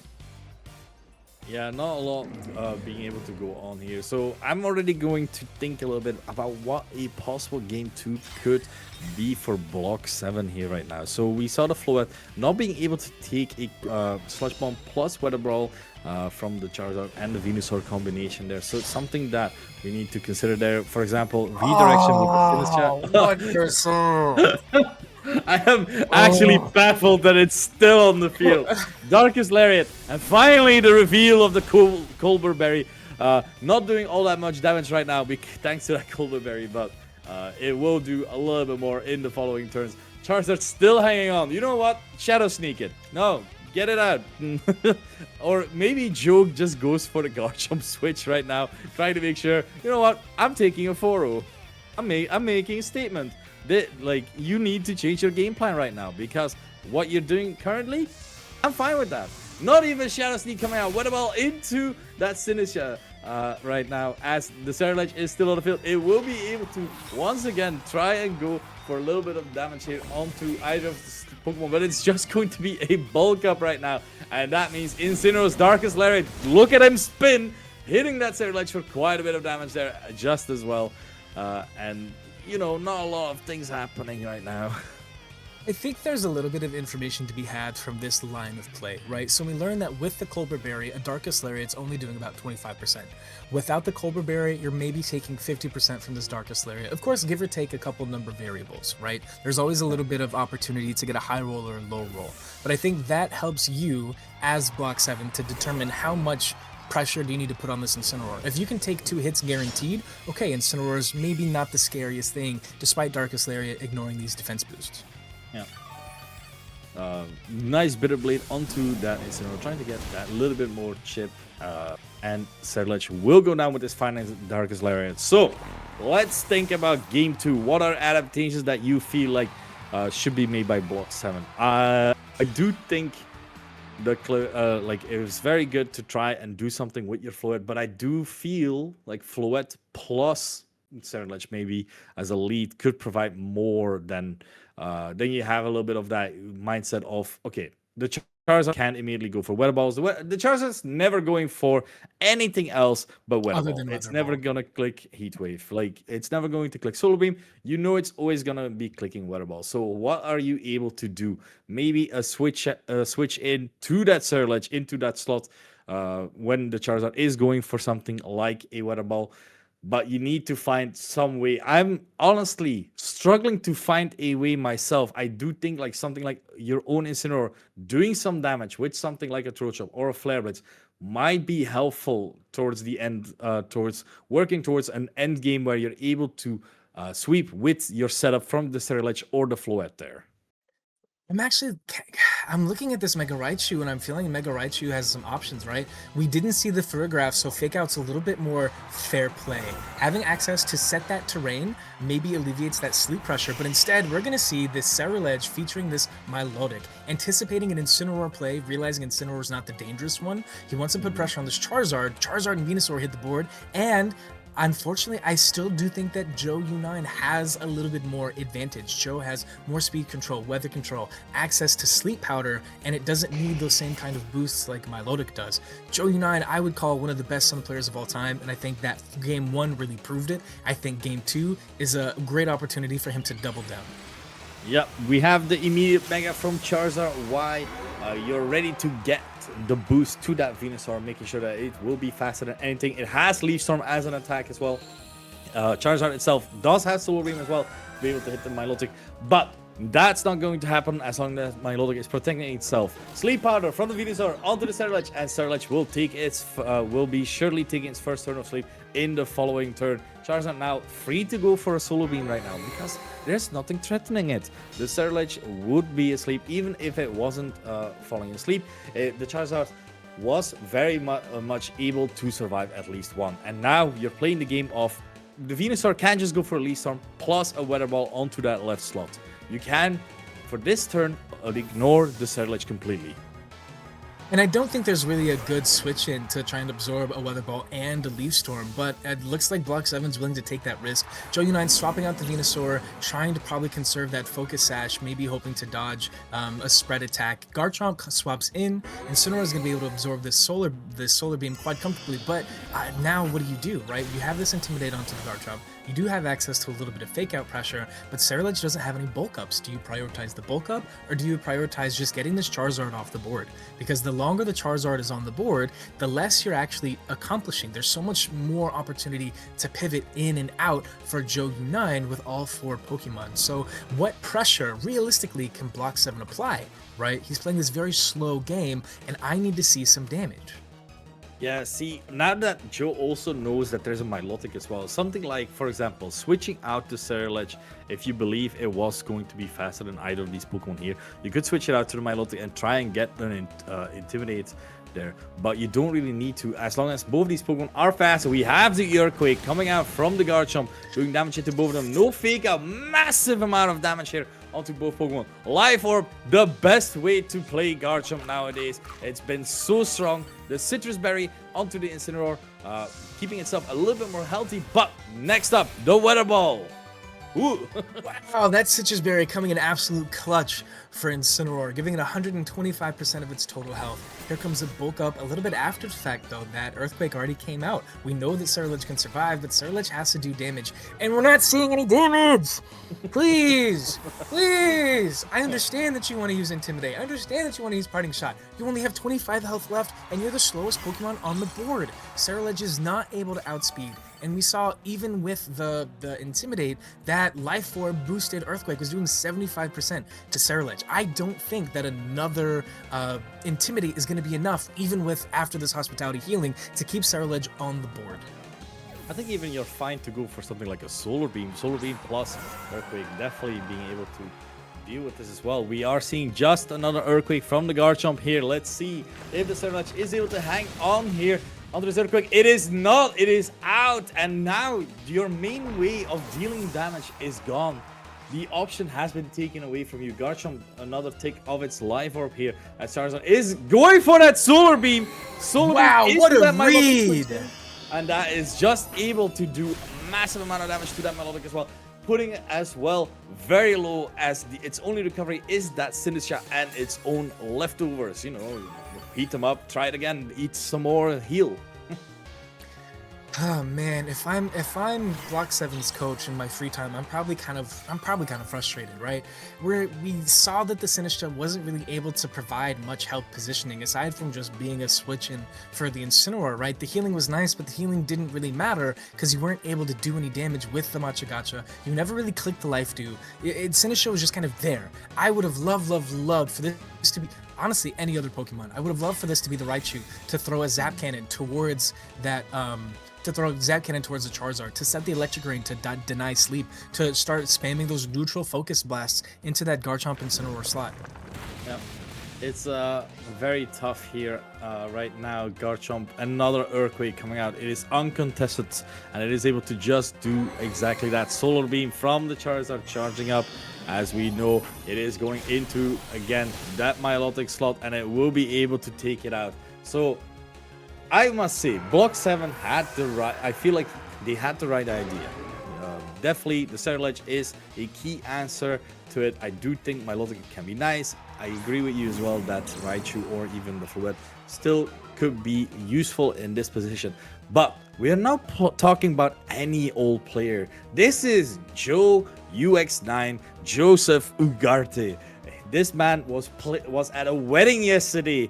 Played day 1, got into played day 2, got into Top Cut, and is here to make a statement. I am him. I am the sun player. I am the sun itself. The Charizard is listening to my commands here. I am perfectly capable of just clicking Heat Wave and Earthquake again. But you know what? Let me just switch out to my Incineroar again, get an Intimidate drop, and let's move on from there. He says, let me style on him a little bit. Let me try and maintain this consistent 4-0, win. If this shapes out, right, so the fake out kind of misled by both Pokemon swapping, and of course this Matcha Gacha, it's going to be resisted by both parties. Only Venusaur Arcade is susceptible to the burn, but it's a special attacker. It's not really too worried. Able to launch a possible poison type attack into both Pokemon unresisted, and Incineroar with that Darkest Lariat that we saw puts a lot of pressure on, and I think Block 7 sees the writing on the wall, sees that there's not a lot of offensive pressure that he can provide, and locks in the forfeit. Hello, my name's Ultra. Thank you so much for joining me, and today I am joined with one of my longtime friends, colleagues, and companions, Chef Rich. Chef Rich, how you doing today? Doing good. Now, we've seen so much Pokemon action over the course of Saturday, now going into Sunday, but we are about to crown another St. Jude's Charity champion here on this wonderful championship Sunday. We're getting closer and closer down to the wire, so we've made it through top 16. We're getting into, I do believe this is the first of our top 8 matches, right? So that means there's only 8 people left. It's a little nerve-wracking. I mean, congratulations to everyone who's made it this far. That's no small feat, right? We ended up having over 800 people registered. For context, the past couple regionals have only had maybe 700 VGC Masters sign up. So this is effectively a mini regional. This is effectively a mini NAIC, which was only, mind you, 2 weeks and a day ago. I hear you on that one. It could be very nerve-wracking going into like a top cut. I know what it's like, but also it's very rewarding because you've made it to that point and you see yourself being like, wow, I've made it here. I could do it. I could win it all.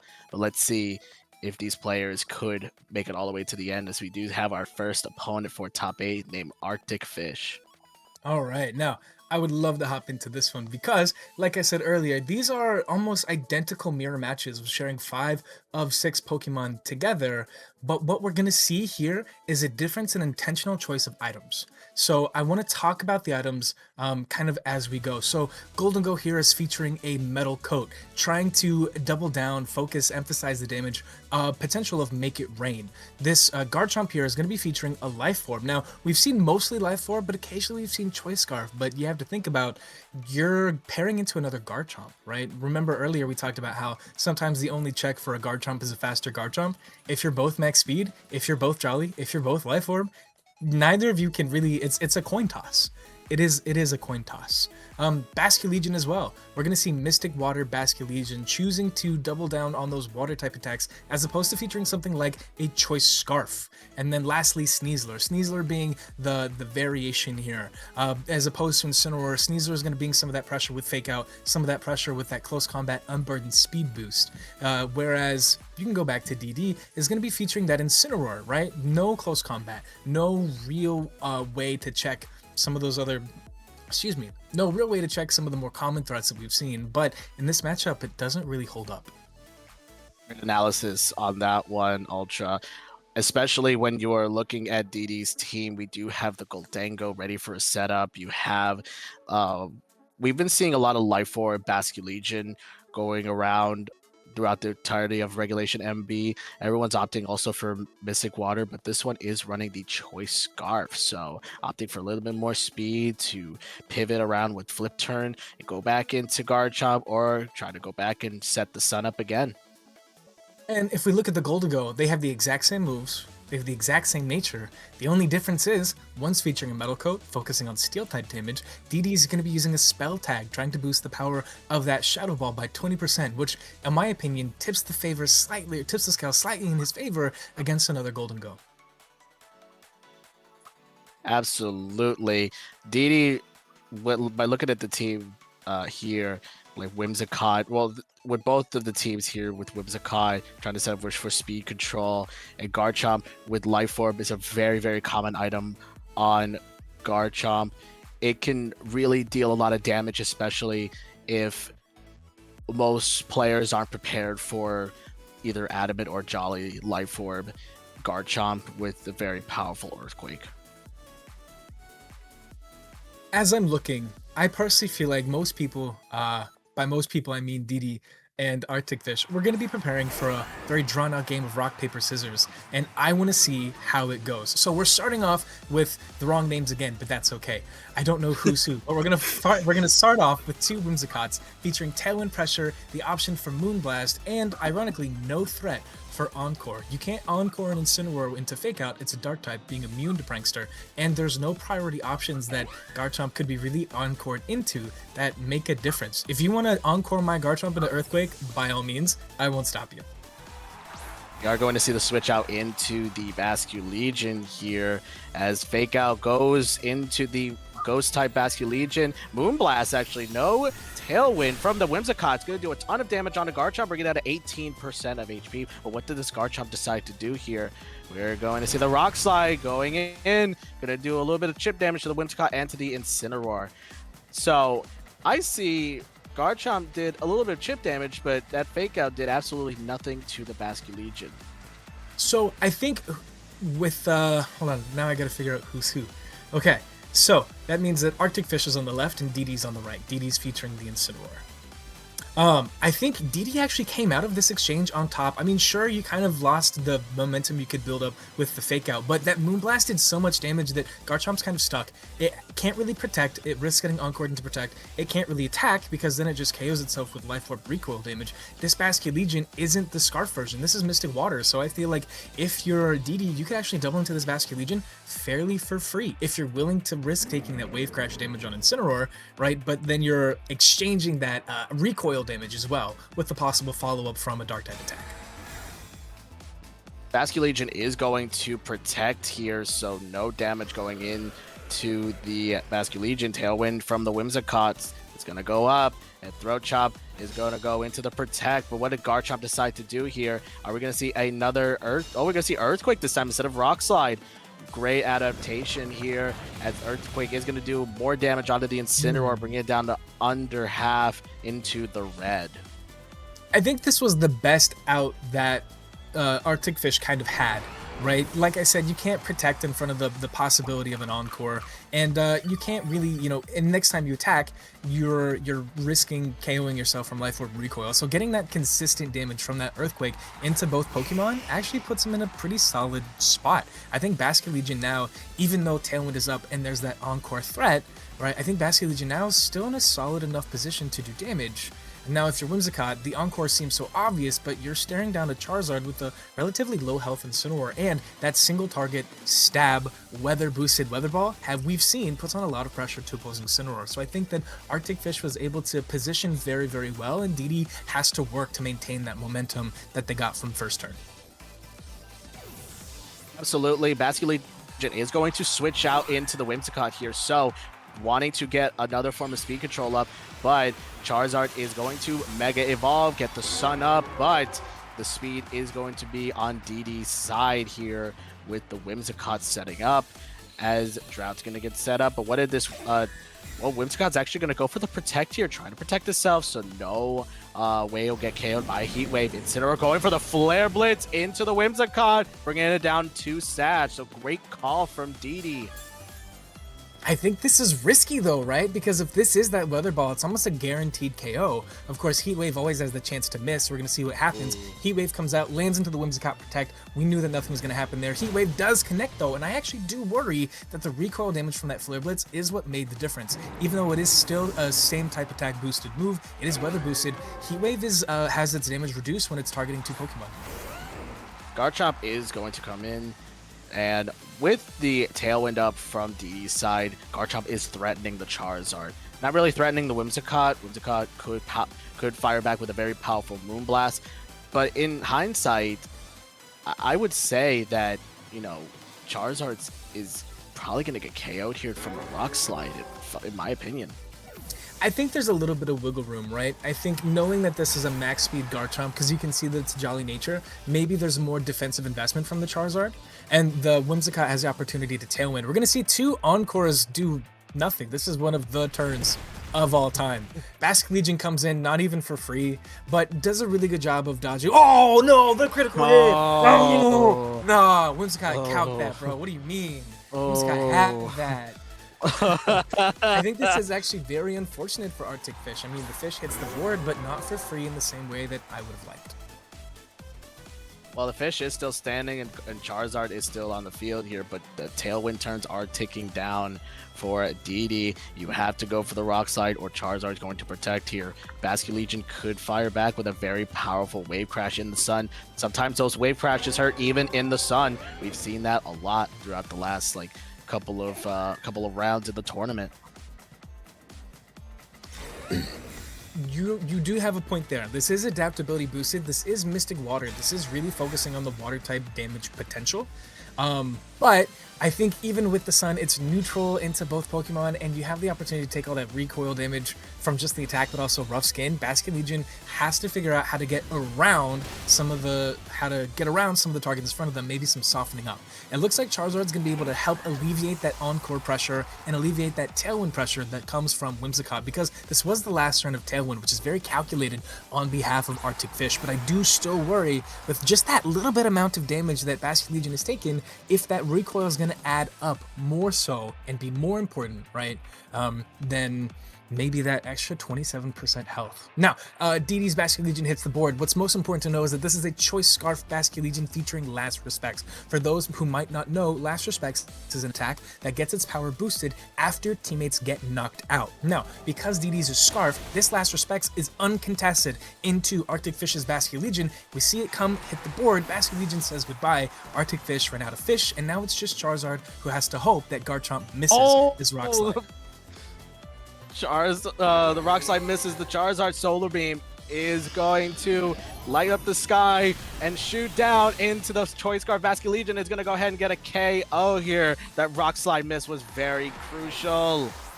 I see now the vision of trying to protect that Basket Legion, but now if you're Arctic Fish, it's a 50-50. Either they land the Rock Slide or you don't. Now, depending on how you're trained, maybe you survive, but with this being Life Orb, the world might actually not ever know.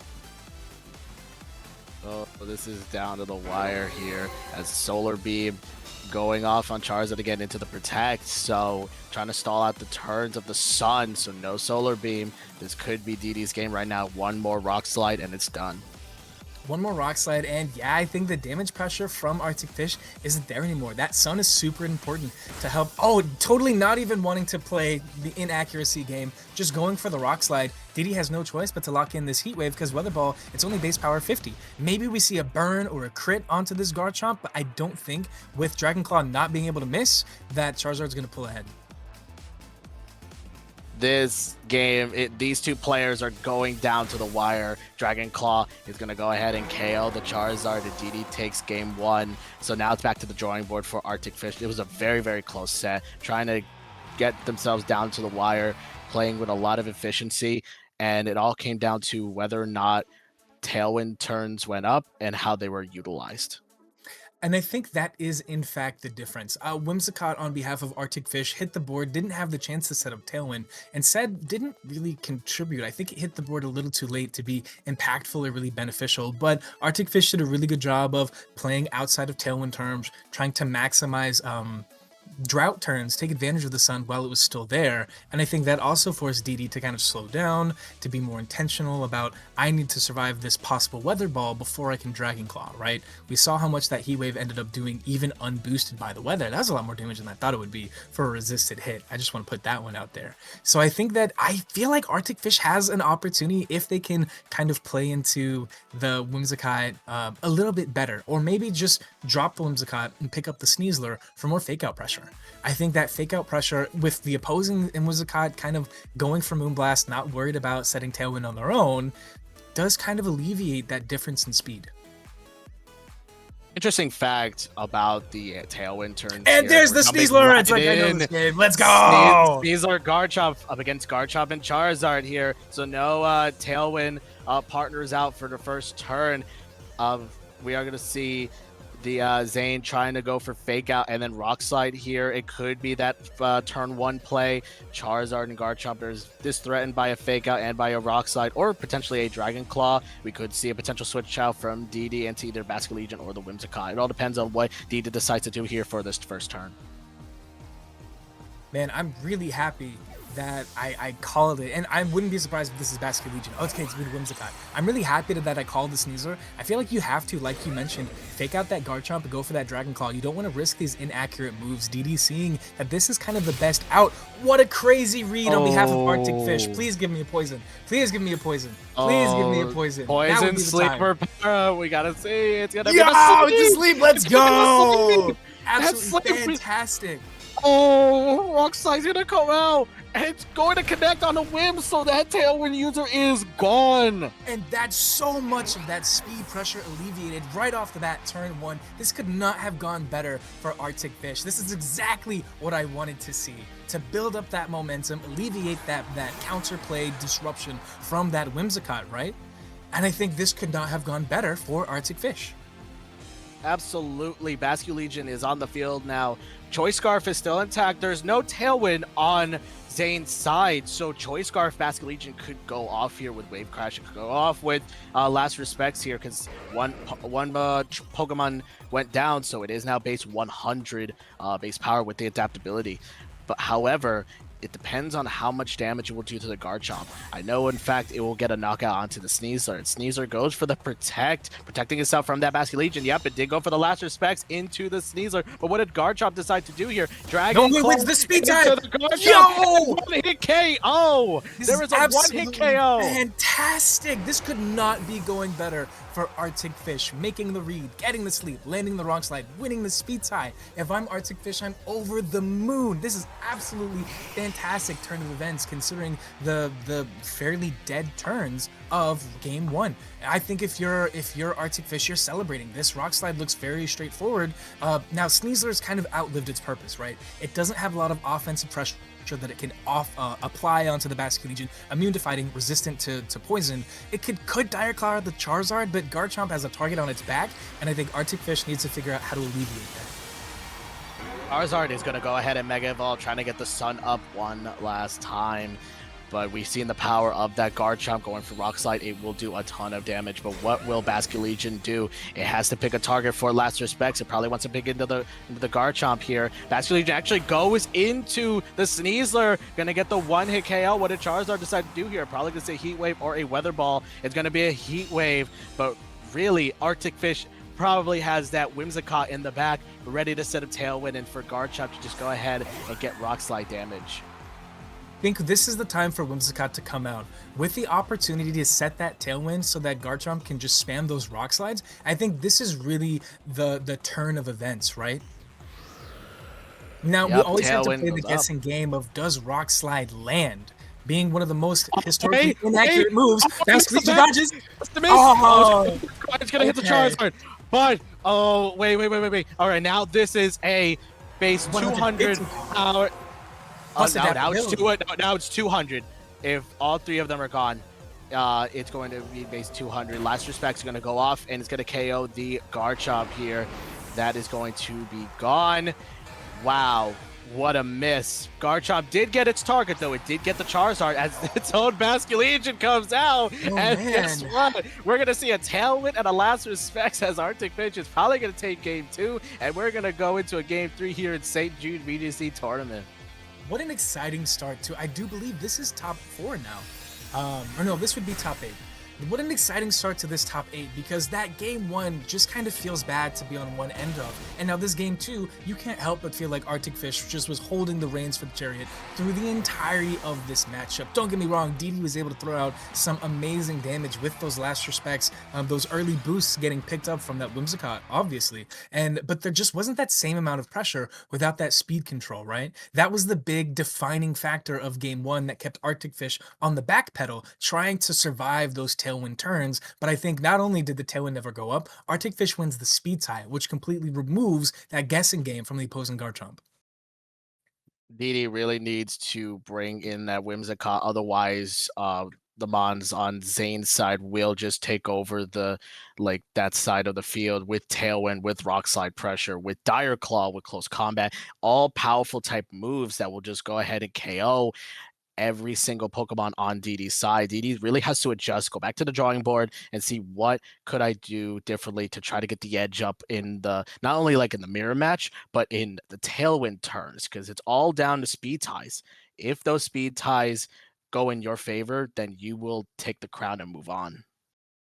And one thing I would like to point out is that DD doesn't really have the same way to slow down the game, right? We're talking about you want to position, you want to maintain speed, you want to build momentum. He only has really one option for fake out, one option for tailwind, and then that encore, it's on the team sheet, right? So both players can see what moves each other has, and seeing that encore means that most people aren't going to play into it in the same kind of way. Or if they do go for the protect, they're going to double target, double down on removing that Whimsicott, right? So now I think it becomes, there's no real way to slow down. How do you start a more explosive burst?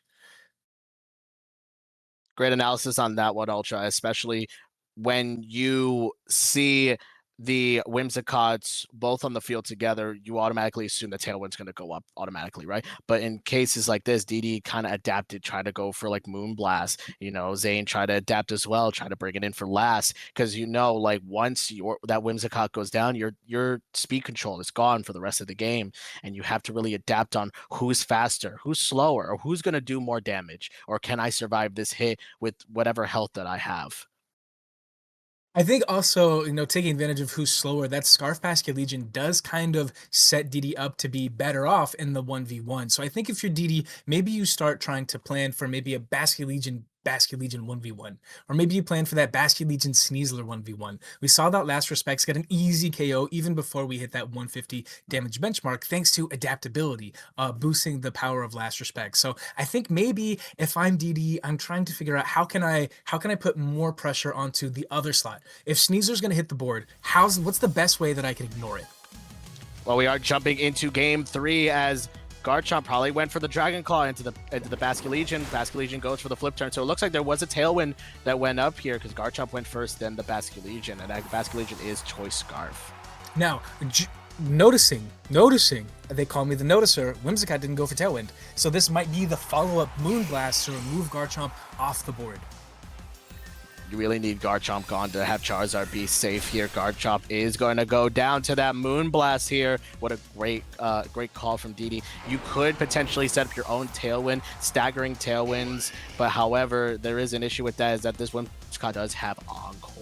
So he could lock you into Moonblast here, so no Tailwind would be set up, but Charizard could just Mega Evolve and set up the Sun. However, it depends on what Arctic Fish has in the back. Maybe he brought his own Charizard, or maybe he brought the Basculegion.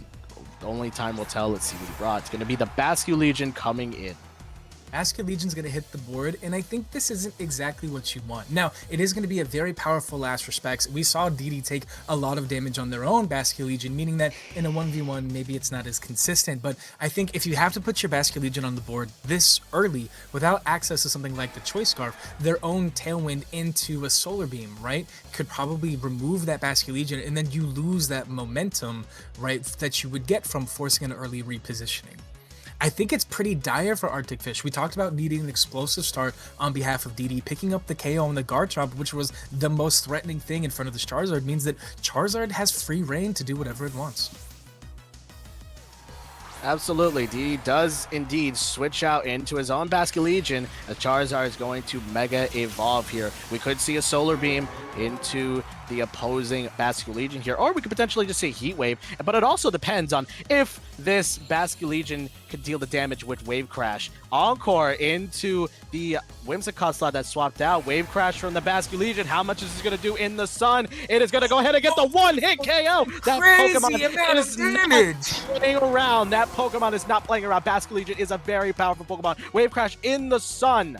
In the sun, mind you, just gets the one-hit KO, as we're going to see DD's Whimsicott come in. That's one Mega down, but Arctic Fish probably brought Mega Charizard in the back here, but as I recall, this Basculegion on DD's side is Choice Scarf. So, that hit was very, very crucial, but now the Mega is gone on DD's side. This is true, and I think if you're DD now you see the opportunity to get that Basculegion 1v1 that I was mentioning earlier. So if you set up the Tailwind, you speed tie, you can lock into that last respects with the Scarf, but now you have to respect the Whimsicott. Calling the protect, last respects going into the Whimsicott Moonblast. You gotta survive, please. Oh, you gotta survive. It's gonna survive. It's not gonna survive. It is not going to survive. However, there is a chance to encore into the Basculegion that just protected. It all comes down to this. Garchomp is the last Pokemon for DD. Remember, this is down to the wire here. One of these players will make it into the top 4 of the same. And this is a lockdown. There's a unique interaction here. So if Basculegion doesn't want to get encored into Protect, you might have to swap into Charizard. Hey, have you ever swapped a Charizard into a Life Orb boosted Rock Slide? If so, how'd that go for you? I would say it's pretty nice just being like, oh, well, I caught you on the switch and I can just KO you right away. However, you are threatened by a Moonblast from that Whimsicott on the Arctic Fish's side of the field. So DD really has to think, how can I adapt to getting the KO without losing these two very healthy Pokemon? Whimsicott is going to go for the Tailwind and it fails. Trying to predict an Encore. Yes, it is. Encore going into the Basculegion, locking it into Protect. What did the Garchomp? Oh, it actually gets the double protect, so it won't get any damage this turn. As Rock Slide from Garchomp, will it hit the wins? The answer is yes, it will, and it will. Oh, but it survives! No! It stays on 1 HP. This Whimsicott is crazy interaction. Okay. Oh, Whimsicott is not playing around, especially now that the Tailwind ended. Tailwind can go up again. Whimsicott is still standing. So there's 2 ways this could have gone. So DD could have seen the Moonblast pressure and locked it into the Whimsicott, right? Recognizing that Basculegion maybe wants to swap, but now Arctic Fish has the opportunity to set up that Tailwind, and it's Sneasler, not Charizard, so you're going to be resisting these Rock Slides.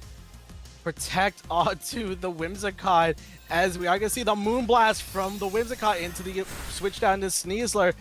Going to do a really good chunk of damage. What did the Garchomp do? It went for Rock Slide. How much is this going to do to the Sneasler? It's going to be a good chip damage down to 30%. I think one more Moonblast should secure this Sneasler. I think one more Moonblast would be enough, but now you've got to figure out what to do against the opposing Whimsicott, right? So they can set their own Tailwind. Your last turn of Tailwind is here. So if for whatever reason this Sneasler can deal with this Whimsicott before you can reset Tailwind, maybe they get another Sleep, maybe get another Poison. Garchomp doesn't really have any means to soak up the damage output from this Tailwind boosted Basculegion that can just click Last Respects. And because it's Mystic Water, not Scarf, this Basculegion can also just use Aqua Jet to pick up that last 1 health on the opposing Whimsicott. Fake out into the Garchomp here, trying to stop it from doing any damage. Whimsicott does go for the Tailwind here, trying to secure last-minute speed control. What did the opposing Whimsicott do? It's going to go for the Moonblast into the into the Sneasler, and it's going to pick up the KO. So now it's just Basculegion and a 1 HP. Not like its Sash was not procced. Whimsicott against the world, and I won. Oh, the sun does end, and opposing Tailwind does peter out. This is getting very, very dicey right now for Arctic Fish. DD is trying his best here. Both of his mons are very healthy, but the Whimsicott still has its Focus Sash intact. Opposing Tailwind petering out does give Arctic Fish the opportunity to encore Whimsicott outside of Tailwind, locking it into damage. Now, the question with that is, can Basculegion deal with the Garchomp in time, right? Garchomp is a pretty fast Pokemon, base 102. Basculegion is not as fast. I think it's base 76 or 78, right? With that Tailwind boost, I don't know off the top of my head if a Jolly Garchomp with as many trained to be as fast as possible will still outspeed and threaten with something like that Rock Slide. With the Life Orb, it should definitely deal like a good amount of damage, but you probably want to lock yourself probably in an Earthquake here just to secure like good chunk of damage on the Basculegion. It also depends here on if Whimsicott gets the Tailwind up, but I know for a fact Whimsicott's just going to go for the Encore into the opposing Whimsicott, locking it into Moonblast. That's actually a great play from Arctic, preventing Tailwind from going up. And what did Basculegion do? Last Respects into Garchomp. No Protect from Garchomp. It's going to get the KO, and it's just Whimsicott versus the world for DD here, as Moonblast is going to go into the Basculegion. How much is this going to do? It's do it's really not good enough. Chunk of damage, but not enough to secure the KO. And Whimsicott, believe it or not, still has its Focus Sash here. This is still down to the wire, but Arctic Fish looks like he can just see from the high point, top 4 in his peripheral vision. Yeah, Arctic Fish kind of just playing with their food right now. That Moonblast doing 50% to Whimsicott is hilarious. But playing with this food, being able to double target this Whimsicott that was not able to set that speed. And I think encoring Whimsicott into Moonblast, not letting it set Tailwind, is what won the game there. Because like you mentioned, that Earthquake had every opportunity to come out and do that follow-up damage. And not being able to maintain that momentum, apply that pressure, I think really sealed the deal for Arctic Fish. And I just want to applaud Arctic Fish for surviving those opposing turns of Tailwind and then positioning the opportunity to use Fake Out as effectively as they did. I think that Fake Out denying that extra turn of damage that Garchomp could offer really did make the difference, because the opposing Whimsicott pretended to Tailwind to turn early because they didn't have anything else to do.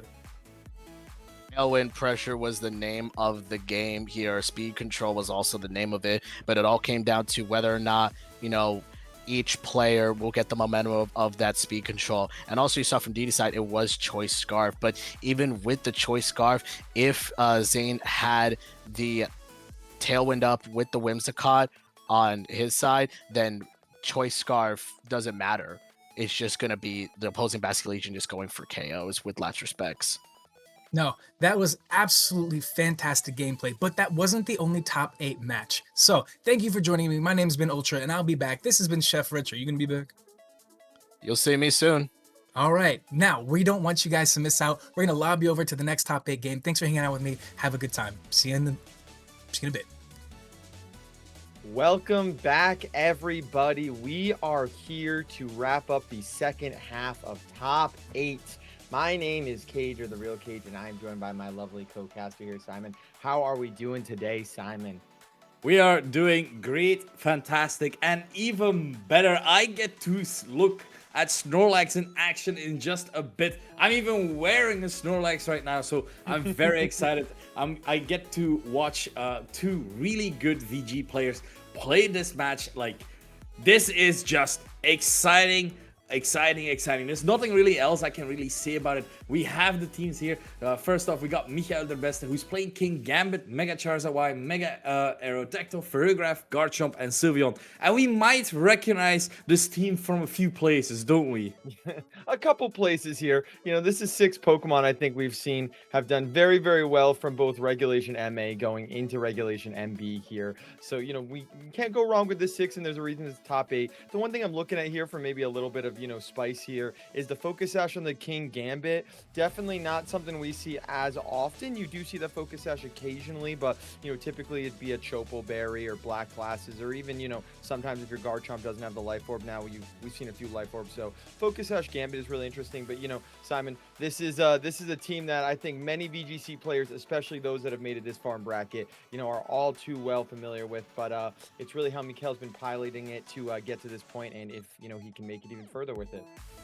Yeah, no, absolutely. And opposed from Mikhail is Mr. Rishi, who's playing Perish. We have Incineroar, Mega Gengar, Ninetales Alola, King Gambit, Sneasler, and the beloved Snorlax as well, the people's champion, some might even say. I think that you might have thrown your Snorlax shirt on it as soon as you saw what kind of team we were casting today. I think you might have gotten a little too excited here, but I was a little excited. You got me, absolutely. I'm just as excited, though. Snorlax is a Pokemon you do not see a lot, and it's very interesting with these Perish Trap teams. It feels like that 6th slot is probably the most unique. We've seen, Basque Legion there before. Recently, even with this tournament, we've seen Blaziken, Mega Blaziken kind of be that 6th slot for these Perish teams. So Snorlax, a really, really cool tech piece. With the thick fat ability, we already know how bulky. I mean, listen, I don't gotta tell you, Simon, you are a Snorlax fan itself already. What this, bear? Is Snorlax a bear? I'm gonna call Snorlax a bear. Yeah, let's call him a bear. Yeah. Let's call him a bear. We know what this kind of bear can do. And with Encore and Yawn pressure, it's just gonna kind of sit on the field and be really annoying. Not to sit, if you're paired with the Mega Gengar and you got the Shadow Trap, now all of a sudden these Yawns are guaranteeing that you're going to sleep, which might just make Perish a little bit easier. So it'll be very interesting. We've already seen Mr. Rishi on stream this weekend, to kind of see how he handles what is a pretty standard 6 Pokemon that Mikhail's bringing into this match. Yeah, it's exactly as you mentioned, Mega Gengar Snorlax. This is like a combination that I would see. I would instantly crash out. Like, how am I dealing with this? But it's not me that's playing. It's Michael Der Beste, Mr. Finalist, or Mr. Top 4, Mr. Top 16. He's done it all. Let's see what he's doing. It's Aerodactyl King Gambit on Michael's side, while Mr. Rishi is leading with Gengar and the Snorlax.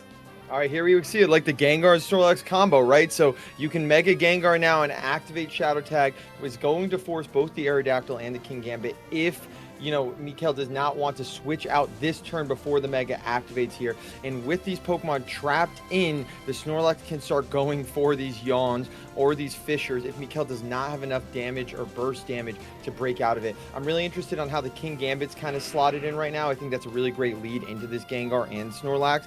Obviously, Fissure does always have the chance to one-hit KO, right? But it is a 30% accurate move, so Mikael shouldn't be sweating too much, right? This should be a pretty fair kowtow cleave or at least an attack into a slot right now. You know, if you get Fissure, then that just might be the dice that rolls your way. Exactly. Mega Aerodactyl now, Mega Evolved now, having access to that Tough Claws ability, just a little bit more damage output there, and the Mega Gengar as well. We've seen a lot of Gengars with Disable being run, but this Gengar is Shadow Ball, Sludge Bomb, Perish Song, so it can protect for one turn when there's a Yawn incoming from that Snorlax into the King Gambit, trying to make sure that it will fall asleep at least for the next turn, and it gives you the option to potentially switch out. But we're seeing the dual Wing Beat onto the Snorlax. Ooh. Is this a double up onto that Snorlax right now? Yes, the low kick. Watch out! Snorlax hanging on just by a thread. 9 HP and counting. Yawn from the Snorlax into that King Gambit, and now the King Gambit is all but guaranteed to fall asleep the next turn, but it can still hit something very hard in the following turn. Yeah, that was probably Mikael's perfect turn right there. You know, I think there's layers with these Perish Traps. Typically, when these Gengars are in front of the King Gambits, you do like that turn 1 protect. Usually have your partner Pokemon kind of deal, or at least make the King Gambit feel afraid. But Mikael's saying, listen, you can protect all you want. This double up into Snorlax is going to hurt. And just like that, it is almost gone. Mr. Rishi forced to switch out and pivot here on this turn 2. Yep. So Incineroar coming in, attack real sharply on the King Gambits, and Aerodactyl just going for the rock slide here onto the Incineroar, and Snorlax still hanging on. That is our people's champ right there.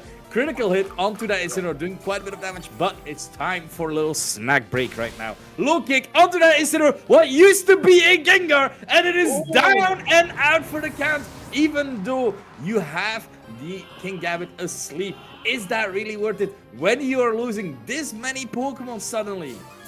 Yeah, that, Mikael, this is what we were talking about. This is why you can tell this is a world top class player. To low kick into the Gengar slot, just recognizing, understanding this Gengar does not want to be on this field right now. It does come back in, and the King Gambit is asleep. But here's the thing, what is the Gengar really doing? The Gengar can't attack the King Gambit. You have Shadow Ball and you have Sludge Bomb. So Shadow Ball's a resisted hit. You're risking a drop, which would boost Defiant again. Aerodactyl has a pretty safe rock slide here to take out the Snorlax and at least chip the Gengar, which could also force a flinch. I think Mikael's in a great spot. I don't even know if Mr. Rishi really can afford to go for Perish Trap. You know, with these Perish Trap teams, you want to have the lead in Pokemon count. So to be down and lose a piece like Incin that fast, I think you kind of have to pivot your game plan a little bit, no?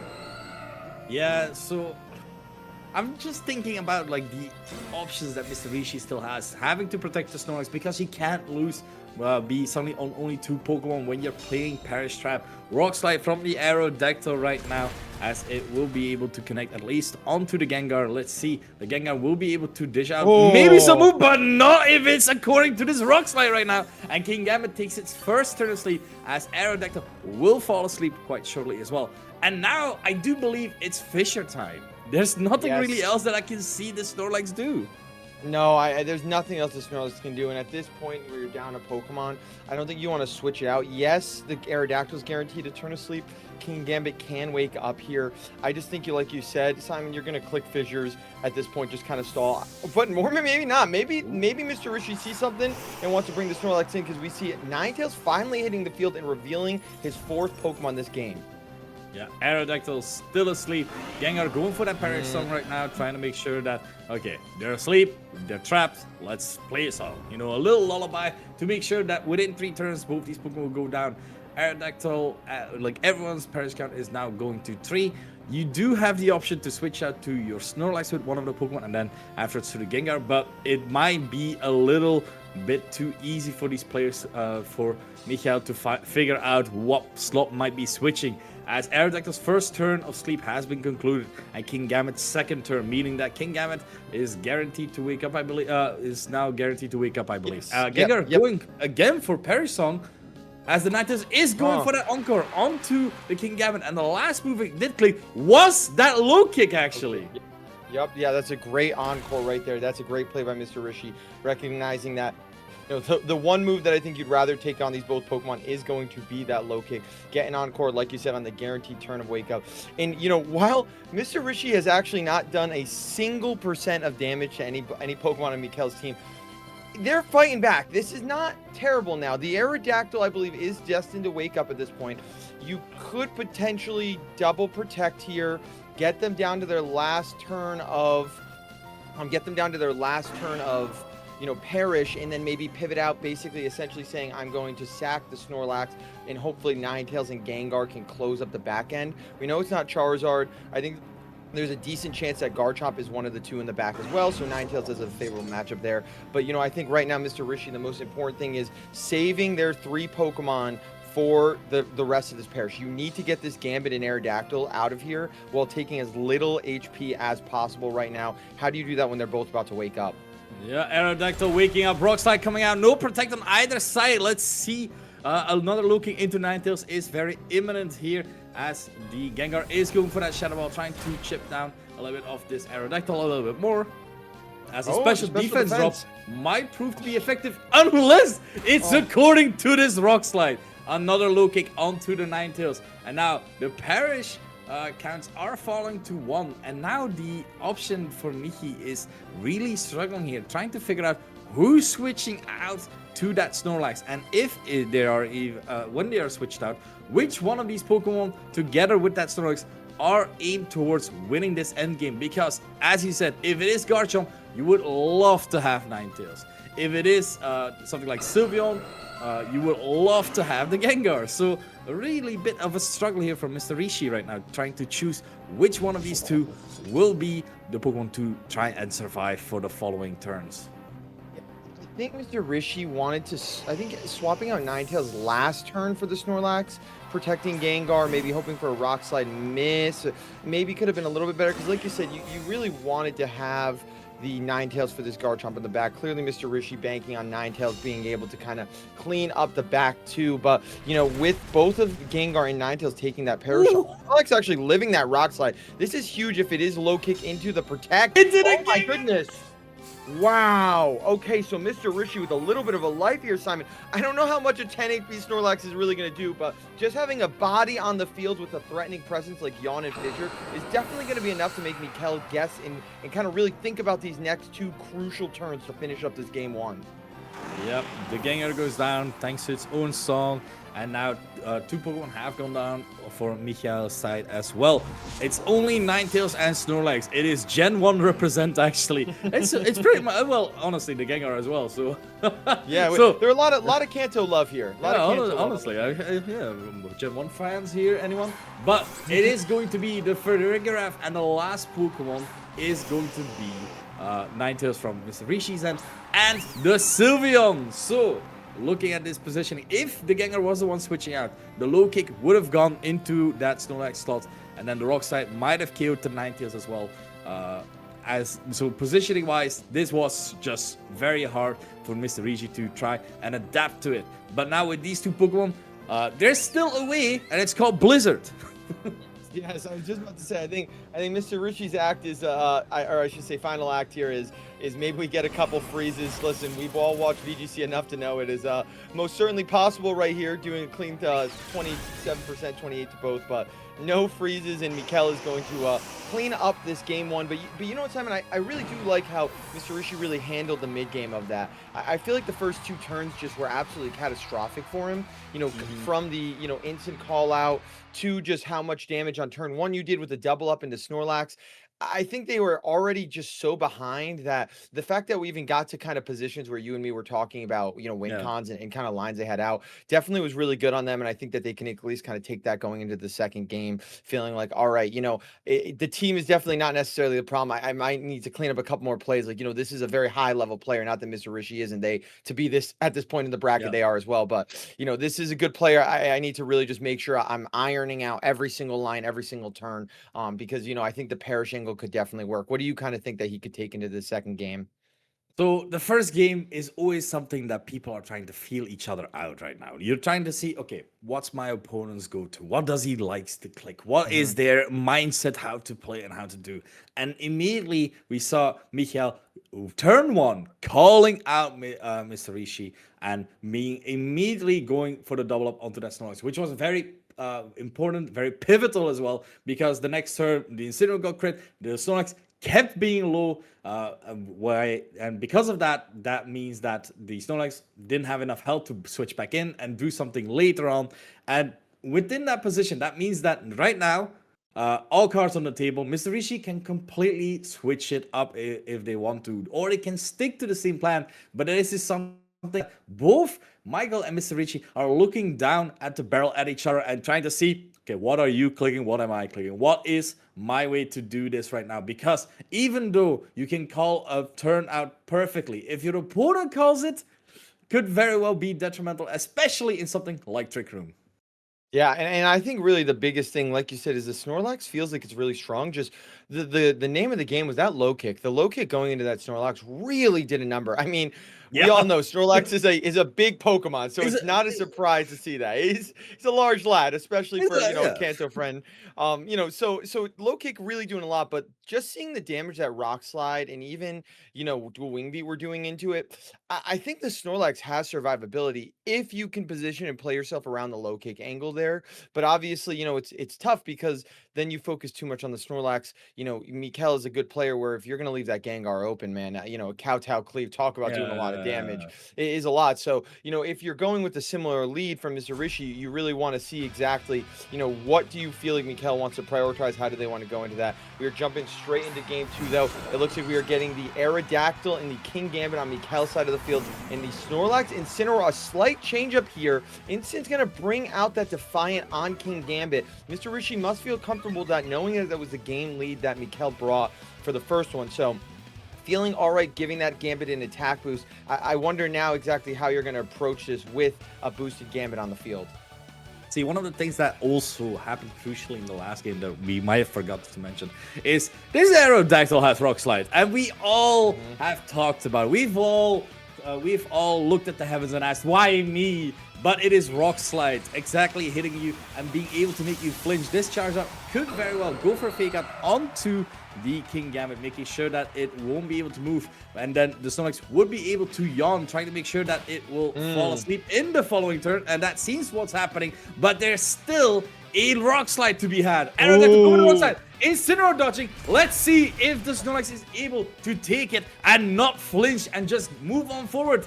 King Gambit flinched. Let's see. Snorlax flinched as well. And this is suddenly worst possible situation because right now, because a low kick will very likely be able to KO the Snorlax as well. The Aerodactyl does have the ability to go for something like Tailwind and give the speed boost to the King Gambit, and King Gambit can just kick some shins.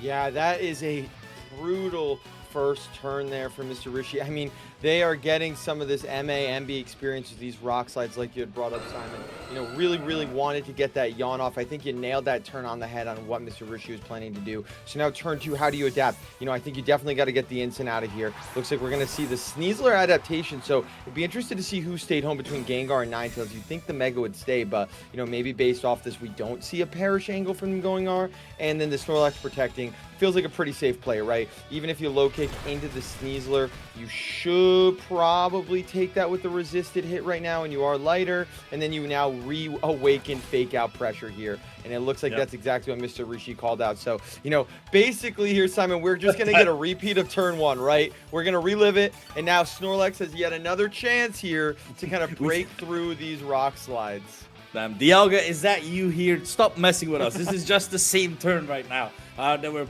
potentially seeing. The unfortunate thing, however, is the Aerodactyl has been intimidated, but the Sneasler just got crit as well with a low kick as well, which could put it a bit easier into the range of a duo wing beat KO. So this is all very hard for Mr. Rishi to try and find the way around this, because you have to call this completely correct. The Gambit can just as well switch out as well. Right now, it's feeling like the king of the world, I might say. And you know, it is worth noting the sash is broken on this Gambit due to the fake out. I was about to say, is this Incineroar?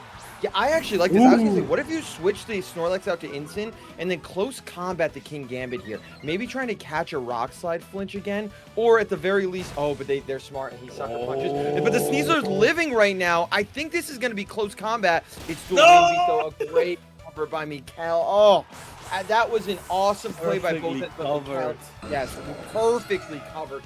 I thought that in my head, I think there's one hidden line here Rishi can go for and kind of taking that Snorlax out there. But Mikkel says, hey, you know what? I think I lose this game if I lose the Gambit. I need to just cover for that. Worst case, right, you either get yawned or maybe a fissure there. So really, really good play. And now Mr. Rishi down a Pokemon again. It looks like this is going to be a bit of an uphill battle with Gambit at +2, but it's not out of this yet. Incineroar is still, you know, a very good VGC Pokemon. You know, Incineroar could hypothetically get in a Flare Blitz here, but I think we kind of mentioned this, Simon, a couple turns ago. Aerodactyl is a pretty safe Tailwind pressure to kind of give that Gambit a chance to outspeed. At the very least, the Incin, and Gambit's never afraid of this Gengar right now, especially at +2, right?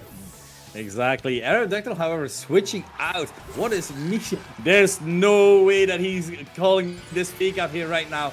Let's see if this is just a fake out into that King Gambit slot right now. Or if there's a Flare Blitz coming. If this is the hardest call, that there was going to be a fake out, this is an amazing. It's a protect from the Incineroar. Let's take a look. Okay. The Perish Song, the King Gambit didn't move. That is a countdown cleave or a low kick, if I've ever seen one. So this will need to be quite important. It is the countdown cleave. Okay, And yeah, really, really just safe Gengar play. gone.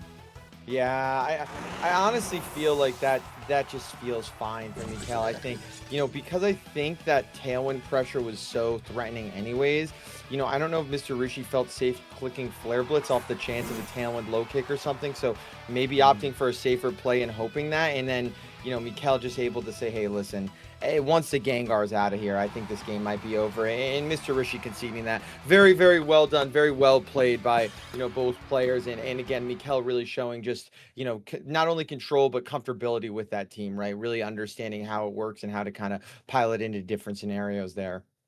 Absolutely absurd good gameplay from Mikkel in that regard. Like, Mr. Rishi is definitely no pushover. This was all calculated. Mikkel opened up his third, his fourth, his fifth eye and saw the future and knew exactly what had to be done, what had to be clicked. We do know that Rock Slide was maybe a little bit of a deciding factor. Yep. But that is why you are clicking it as well. You get a little damage. You know, might take a flinch. Maybe, hey, 30%. That's hey, 1/3 is really good. Well, I will take 1 1/3 odds a lot of times. That's some nice chances right there. And like you said, that's the reason you click the Rock Slide. Obviously, the flinches can definitely have some impact there and can matter. But you know, it's the outs you play. And you know, I think really one of the big turns was that, you know, the switching on Incin, but the sucker punch and dual wing beat onto Sneasler. I think, you know, some players might not have seen that line or seen what Mr. Rishi was going for. Might have tried either maybe a Tailwind or maybe might have tried Rock Slide plus sucker punch, something like that. And, you know, to kind of recognize, listen, I got to just ignore that other slot and just keep targeting down the Sneasler that side. It was really, really good by them. And just like that, moving on to semifinals. But hey, Mr. Rishi as well, finishing top 8 in what is an awesome, amazing tournament, right, for a great cause. You know, you can't be too upset about that. You still played, you know, very, very well and well above many, many hundreds and hundreds of players who, played before them. And you can feel pretty good about playing for a tournament that has raised over $13,000, by the way, looking down below. So, credit to them. And to Mikel, it's just another round. Keep moving, right? On to semis. Exactly, and it should be mentioned. You can still donate, by the way, people. We even implore it. It is for a good cause, and it only pushes people like the organizers, like the judges, like us casters, or even the people behind screen to make more like these events. Like, we are able to do something amazing like this with VGC. This is the VGC community coming together to make a great event. We've got a streamed event. We've got nice prizes. We've got donations to charity. It's all great. And now next up, we have our top 4, which is going to be Joe UX9 versus Arctic Fish. And honestly, then it's Micha the Best versus VG Corner. There's so much still good content to be had. Yes. The players left. I mean, the players in just the top 16, top 8 were so incredibly stacked. And now with these final 4, it is just good on good on good on good. It is very, very exciting, Simon. And I had a blast casting the set with you as well. It was a really good show. Same feeling, man. I cannot underestimate how fun it is to cast these games in these high level kinds of play. And even though I am repping Snorlax a little bit, he's still the people's champion in my heart. Yes, he did his best. He got a yawn off once, he did it. But he got 2 off. He got 2. He got the Aerodactyl. True. He got 2 off. Unfortunately, hey, you know what? Kick it to the shins. There's gonna be a YouTube video about Snorlax making top 8. You know what I'm saying? You already know. Just give it a day or two. We got a Snorlax top 8'd major online tournament, right? You give it about 48 hours. It'll be there, and then Snorlax fans can rejoice. We can come right back to that. So all is good for our lovable chunky bear. That's for sure. Absolutely. So with that, I'm saying goodbye. I'm no longer going to be casting. You're going to do top 4. You're gonna make me proud, whatever you do. And thank Ultra is also going to be casting, so I'm very much looking forward to that. So without further ado, we're taking a small little break, and be seated, get a drink, get some food, and we'll be right back. Hello, my name's Ultra. Thank you so much for joining me. I am happy to come back for the beginning of top 4. Today I am joined by, is it Kaige or Kaige? I was gonna remember. Kaige. It's a weird name. Don't worry, man. Not many people get it right. It's Kaige. Thanks for hanging out with me, Kaige. We're going to be casting the beginning of top 4, which means that these are the last 4 out of over 800 players that have made it this far, only dropping 2 whole sets. I kind of want to put this into perspective, right? One of the things that a lot of new players, when they go to regionals, kind of struggle with is that any regional, any event is just a very, very, very elaborate double elimination. Right? As someone who's played competitive games in the past, kind of my win-loss record never really mattered to me because I could tell that I was getting better over time. But I think when it comes down to it, this really is just a big double elimination. This is you can only lose up to four maps total and then you're done and you're gone. So to make it all the way up to top 4, I mean, is a testament to not only the skill, but also your endurance, your mindset, your mentality, how able you are to stay composed when the going gets hard. Yeah, and I mean, these players that are left right now, these final 4, they have played 14 best of 3s up until this point, right? That is 14 best of 3s of Pokemon. And for those of you that maybe are newer to the game or even seasoned veterans, right? A best of 3 can go from 30 minutes to you can have an hour and 15-minute best of 3 depending on the team compositions and what's happening in those games, how you're playing those games. So to do that 14 times over the course of essentially a little more than 24 hours here is a lot, and can be a lot on these trainers. And I mean, there are some trainers here, Ultra, who, thanks to the wonderful champions on mobile and stuff, they were playing this game. They were playing these games out at family parties. I think I saw somebody day 2'd and they were like at a cookout or something, or a wedding. Like someone was like day 2 the St. Jude tournament at my friend's wedding, and like their phone is a photo. And I'm just like, wow, we are in a whole new era of VGC right now, because now you're all of a sudden doing other social events and still making sure, like you said, you don't get more than those faded 2 losses at most to get to where we are. So a big credit to all of these players, but especially the ones that we kind of have shaping up our final 4. And I think while we're getting ready, teams are getting ready, we can kind of let you know our top 4 if you are just tuning in. We've got Joe UX9 versus Arctic Fish, which is going to be the stream match that, Ultra and I will be taking you through today. And then on the other half of that top 4 bracket, we have Mikael, who, if you were in stream, you just saw beat Mr. Rishi in a very exciting game. And then Vey will be playing VGC Corner Ultra. I mean, these are just 4 star-studded players, right? So I will say both Arctic Fish and Joe U9 are players that I've cast already. So I want to jump into this head-to-head. So Arctic Fish played a mirror match where the difference came down to just items and 1 Pokemon. Joe Ugarte got to showcase his absolute dominance and understanding at how to pilot a Sun team, how to calculate the maximum damage you can do with or without weather, especially against a team that's full of immunities and resistances. How do you consistently get damage on the board, right? Because if you're not doing damage, you're not getting ahead, right? You can only build so much momentum through positioning, and I think when you're faced in front of a fire immunity, Charizard kind of struggles. When you're faced in front of Lightning Rod, right, you can't really land the same kind of like supporting attacks from the Farigiraf all willy-nilly into maybe other Charizard that you might struggle with. So I'm interested to see how these two teams are going to pair into each other, because looking at the team sheets, I don't see any one team that's just immediately it seems like it has more advantage over another. So if the graphic ever pulls up, one of the things that you'll see is the preference of Sylveon as a special attacker on Joe Ugarte's team, as opposed to other like Floette, right? What's wrong with having the dual Mega Floette? We've seen things like that. Arctic Fish is featuring this kind of slowed down option with the Incineroar for fake outs, or sorry, the Sneasler for fake out support to go a little bit faster, but also this nasty plot Golden Go, which is not a Pokemon that we've seen a lot on stream. Also not a Pokemon that's really taken off, having received a pretty substantial nerf to Make It Rain. I personally feel like it was overkill. I feel like maybe Make It Rain didn't need to catch as much flack as it did. But another thing that I want to point out is the differences in stat spreads. So Joe UX9, Joe Ugarte, all of his offensive Pokemon have special attack boosting natures, right? So Charizard, Venusaur, Farigiraf, and Sylveon are all modest.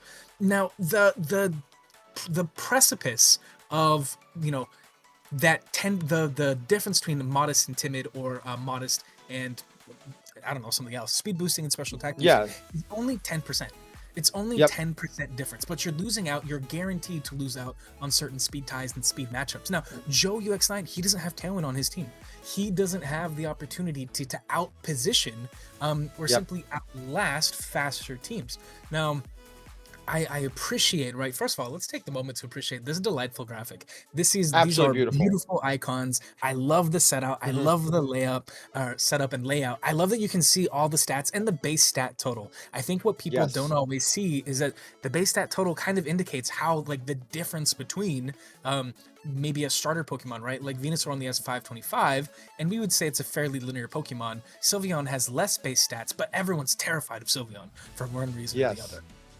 Yeah, I think you're shout out our production cast to really just you hit the nail on the head. The production for this event has been absolutely insane. Just a sidebar to that is because, like you said, to get the base stats, to just get these beautiful graphic of all these Pokemon, again, new and veteran VGC players will definitely appreciate looking at this, because it gives you everything you want to see, and it gives, it's very pleasant on the eyes. They absolutely killed it with this. But you bring up a very, very good point as well, kind of bringing up those kind of stat totals and where where the stat alignments fall with the modest nature, kind of prioritizing more on making sure you have a better damage output than the speed.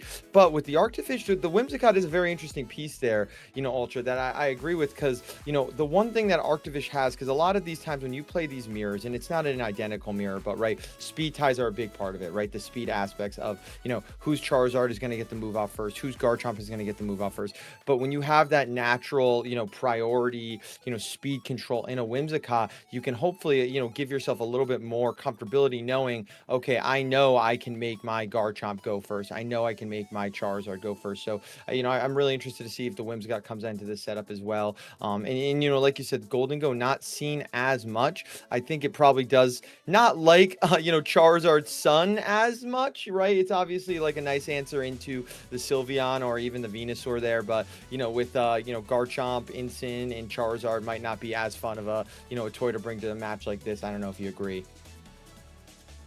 I would definitely wish a better matchup for Golden Go. I haven't had the chance to see one on stream. Maybe I missed around, but I feel like it's been potential mon. It exists. Yes. And that's kind of all we can say about it, right? It's there. It's on the team preview if you really want to think about it. But I can't think of a single time where I've looked at Golden Go and been like, oh, my timbers are so thoroughly shivered. We quickly, aside from this one match, but I did cast one Golden Go this week in Ultra. It was, I believe, DD's. It was Spell Attack, which is cool, and it double missed Make It Rain. That's absolutely that is Golden Go, my Golden Go experience for this weekend. So I think, like you kind of said, a little bit kind of missed your potential, or the potential mon is there, but we are not necessarily seeing it in fruition so far. So maybe, though, Arctic Fish has a little bit of a line or something scenario into a Sun team that we're about to witness. So it should be very, very cool. And that graphic, again, production, you are killing it. That little graphic we just had beforehand where it was both teams side by side. That was yes. Take us. Oh, that was awesome. But we are taking it into game number 1 here, Ultra. Arctic Fish versus Joe Garte. We got double Zards on the field, but a Cat Rock on Joe's side and a Dragon on the other with Arctic Fish here. How are you liking this positioning? I feel like this is a very neutral position. I think I've seen this matchup happen enough times this weekend that you can predict kind of where the fake out's going to go. You can predict that the Garchomp is under the, puts on the most pressure with access to Rock Slide. You can obviously make the claim that, the Thurgraph comes in, or maybe the Basket Legion comes in to absorb a fake out. Like, the positioning feels fairly cut and dried. Here we're going to see a Garchomp picking up a resistance. 5 bucks says this is a Heat Wave that comes out, and the fake out goes into the other Garchomp to dodge a Rock Slide or an Earthquake. It feels pretty cut and dried. Yes, I agree. I think you're right. I think, these players have played these kind of teams. This is, a very standard team composition many VGC players have seen. So, if you're at this point in bracket, you kind of have an idea how you want to play it. But the fake out going into the Zard, maybe just saying, hey, at a -1, I don't mind taking a Rock Slide, especially with the resist on Garchomp. I just don't want to take any unnecessary damage with Heat Wave or risk a burn. So now if you're Joe, you have your Garchomp on the field. There's no Intimidate on Arctic Fish's side of the field here. And now this is where the speed kind of comes into play. Both of these Garchomps are jolly in nature, so there's the potential for them to speed tie here. And we do know a Rock Slide is pretty threatening, but it's going to be a Dragon Claw going into Arctic Fish's first in a one-hit KO. That rough skip damage, I do not mind. And with that KO on the Garchomp, opens up Joe's Charizard for later in the game, no? I think, no, you're right. Charizard, the main pressure of obviously is that Garchomp, but that's why there was so much emphasis on removing Garchomp off the board, because it puts on so much pressure with that Rock Slide. So a Solar Beam coming out into the opposing Garchomp, doing a substantial amount of damage. I mean, obviously you lost about 20% of your health between Life Orb and Rough Skin, so Solar Beam, I think it maybe did 60, maybe 55%, which is solid, right? But that's not the amount of damage that you want. Now that you're -1, I think Arctic Fish is going to feel a little less comfortable with those damage calcs onto the, coming from the Charizard. But here we go. Here's the difference. Whimsicott can hit the board, and there it is. Whimsicott has access to Tailwind, which means that you can do the follow-up Heat Wave or the follow-up Weather Ball, get the opposing Garchomp off the board, and kind of play the game however you want to play the game, right? Whimsicott also having access to that Encore Disruption means that you can't reliably protect and then expect to protect 2 turns in a row. Yes, or you could even, encore into the Dragon Claw if you maybe thought, I don't want to take a Rock Slide here, or risk it, say I don't want to have to worry about setting up speed control. But I think you're right, naming the game is getting that priority Tailwind. And even at -1 special attack from the parting shot, I could see Solar Beam getting that knockout. But Arctic Fish saying, I can save this for later. I think Garchomp's already threatened enough. Let me bring out my Basket Legion while we see Joe's Charizard finally Mega Evolve. Sun is already up, so it's going to be enjoying that Sun that's while it's staying. And let's see if we have any protects here. Like you said, with Encore Threat, you really are afraid to protect, and Joe does not. We get the Tailwind on Arctic Fish's side of the field. Now we are going to have speed control, but Garchomp still going first with Earthquake here. How much is this doing to the Basket Legion? Over 50%. That is a 2-hit knockout on the Basket Legion there. Now, I think Joe made a really good play, recognizing that Charizard, right, the opposing Charizard can only do so much. There's no way for it to damage you consistently, so if Charizard stays on the field, it just stays on the field. Worst case scenario, you just take a mild Heat Wave. So I think going for that Earthquake was a really good play, because Bastion Legion, this isn't a Choice Scarf Bastion Legion. Arctic Fish has been playing Mystic Water with access to something like Protect and Aqua Jet. Now, there have been 2 KOs, meaning that Bastion Legion's Last Respects is going to be insanely powerful, starting at 150 base power, not including adaptability, but it needs to maintain a certain amount of health to survive the possible speed ties that come from the Venusaur after Tailwind falls down. So I think Arctic Fish is under a lot of pressure to put out consistent damage, namely into this Garchomp, which Heatwave does get a wonderful KO, very comfortably providing Arctic Fish that room to breathe with the Basket Legion.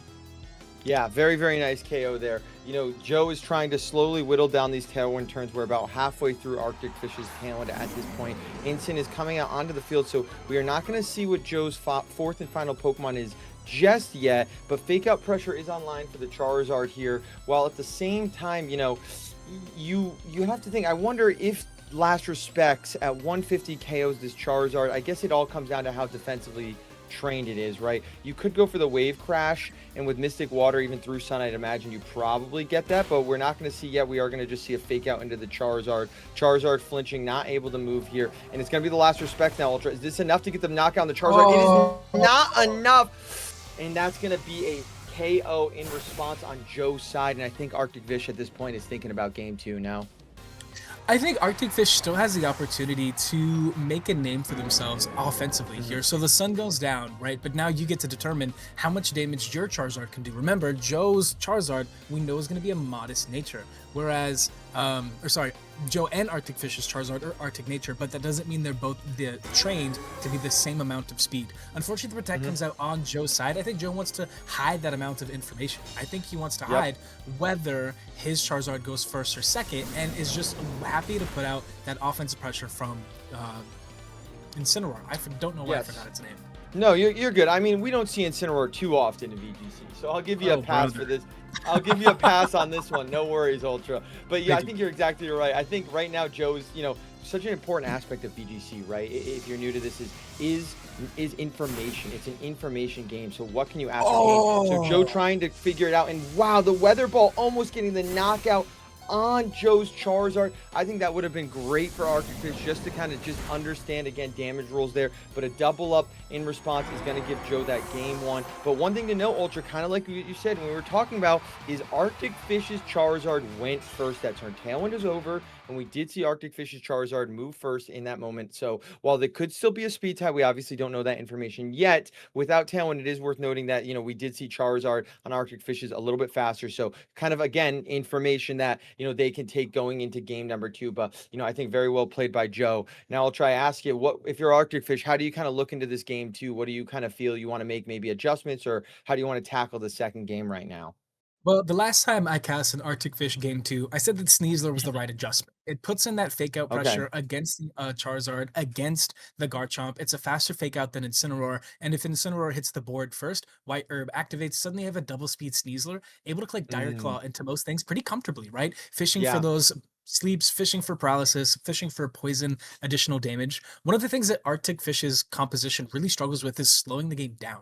Right, when your opponent is able to hit harder, or maybe to move more consistently, it's very hard to catch up, right? There's no healing items on Arctic Fish's teams. There's no leftovers, no Citrus Berry, right? There's no Sinistra. There's no like Life Dew from something like the Sinistra or Milotic. So you have to figure out how you can find an opening and then force it to happen. This is not what I wanted to see for a first turn, if I'm going to be completely honest. We've seen this before.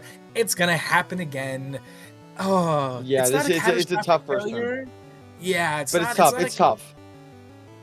It's hard. Like you said, it's not catastrophic, but it's tough because now the Garchomp, like game 1, right, is now at -1. It's intimidated.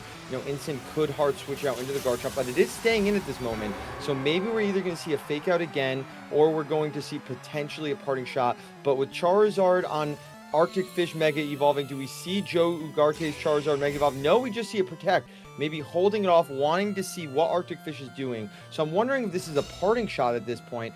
You know, Arctic Fish trying to make a call up from game 1. Heat Wave is gonna definitely hurt this Incin, but, you know, Incins are pretty bulky, and, you know, this is not gonna do too much. But 27 is okay. It's okay on Incin. But now what does the Incin do? Parting shot. Yep, get a slow pivot out into what presumably could be the Garchomp, which we did see outspeed in game 1. I wouldn't be surprised if it was the Garchomp, but then you have to bank on another speed tie, right? I think Joe did a good job of conserving, again, that speed information. We don't know if Arctic Fish's Charizard is consistently faster, but we do know that Garchomp is faster than Charizard. I would hate to see another Basculegion switch in. I would hate to see that Basculegion take so much unnecessary damage, because I feel like that Tailwind late game with that last respects is kind of the linchpin of how Arctic Fish can close out when those initial burst turns are gone. Yeah, I completely agree. I think you're right. I think that's a really great endgame piece that Arctic Fish can kind of opt for. We do see Joe opt for the Rock Slide, though, and not the Dragon Claw this time. Again, this is where now conditioning is such a big factor, too, right? Arctic Fish sat there in in this game and was like, all right, game one, you really prioritize the, the Garchomp, because that's how I deal with your Charizard. I need my Garchomp alive, so I protect. And Joe kind of just playing a little bit of chess here, saying, I think it's worth the risk that you're going to protect this Garchomp or even a speed type. If I get Charizard out of the picture, your Mega's gone. And just like that, in a flash, only one Charizard is left in this match, Ultra. Yeah, it's not my favorite thing to see. I can almost guarantee that it's Basculegion in the back. Whimsicott's potential is super telegraphed going for that Tailwind, but how are you going to turn that into output? How are you going to put pressure on that Garchomp? Now, Whimsicott can do damage to the opposing Garchomp with Moonblast. We've seen this do roughly 70% to other Charizards. Now, that's not counting Life Orb recoil damage, right? Farigiraf swaps in, trying to catch an Encore, but I feel like that's not what you want as Arctic Fish. That doesn't help you. I think now he's banking on a speed tie and possibly a flinch. Yeah, possibly a flinch, and he actually wins the speed interaction there. Really good switching by Joe. I'd like to think Farigiraf was the last one in game one as well. Just saying, yeah, I don't want to risk Encore because I want to click Dragon Claw. Arctic Fish gets the speed type, but gets the move incorrectly there, sadly. Opting for the Rock Slide, maybe saying, hey, you know what? Maybe, like you said, I'll get a flinch, and, it's only been a couple turns, but Joe is now up 4-2 against Arctic Fish, and two of their strongest damage dealers gone. But this was the linchpin. If there's a will, there's a way, and that way is Basculegion last respects. Like you said, this is not choice locked, Ultra, right? So you don't have to worry about losing to the Farigiraf because he can't hypothetically hit it. So now I think right now Arctic Fish has to try to slowly whittle away knockout after knockout. Although if I'm not mistaken, Ultra, I think this Farigiraf is Thunderbolt. This is in fact a Thunderbolt Farigiraf, meaning that Last Respects is already turned off because it's a normal type, and it has minimal, you can't reliably Wave Crash in the sun. So, unfortunate to see this Incineroar come in. Because the two Pokemon in the back have been fainted on Arctic Fish's behalf, this Intimidate stays. We are going to see that Thunderbolt flash from this Farigiraf, more or less as a heat check, I would like to sort of guess, because there's always the opportunity to, now to remind you, Joe's Farigiraf does in fact carry Trick Root. So you could not, as Whimsicott, reliably set Tailwind, because they could always be inverted. So you're trying to play within this speed sandwich, but these Intimidates are going to stick, and there's only so much you can do about it. Yeah, I mean, I think Joe is pretty safe to just cycle in and out the instant. Like you said, you can't switch out. Wave Crash is your most reliable damage, and you're taking recoil from this as well. And right now you can just kind of bring the instant in again and essentially get it to -2 if you can even, survive this Thunderbolt. You might not have to worry about it. Farigiraf going for the Thunderbolt. Basculegion does hang on, but I think at this point, it is all but checkmate for Joe UX9 and a golden ticket to that finals. I'm trying to think of a way, Ultra, for Arctic Fish to kind of pivot themselves out of this, but with Charizard in the back to still bring Sun back up when he needs to, with Instant to keep cycling and fake out, or Intimidate, it just seems like it's kind of an uphill battle. I do think, unfortunately, it is a very uphill battle. I think that Arctic Fish did a good job of conserving the Basculegion, but lost out to very important speed ties at the beginning of the game. Same thing happened for game one as well. I think keeping your own Garchomp on the board is very, very important. And I think if Arctic Fish had been able to preserve that, it would have negated a lot of that momentum that Joe got by those constant switches. But we are going to see the forfeit locked in from Arctic Fish, recognizing that Moonblast can't even put pressure onto that Farigiraf. So if I'm Arctic Fish, I mean, I do feel, first of all, I feel pretty good making it to top 4. I'll be honest. I personally haven't made it to a top 4 yet. I would love to at some point, but I can't get to top 4 without getting past day 2 first. However, if I'm Arctic Fish, I feel kind of bad. I feel like I had a chance.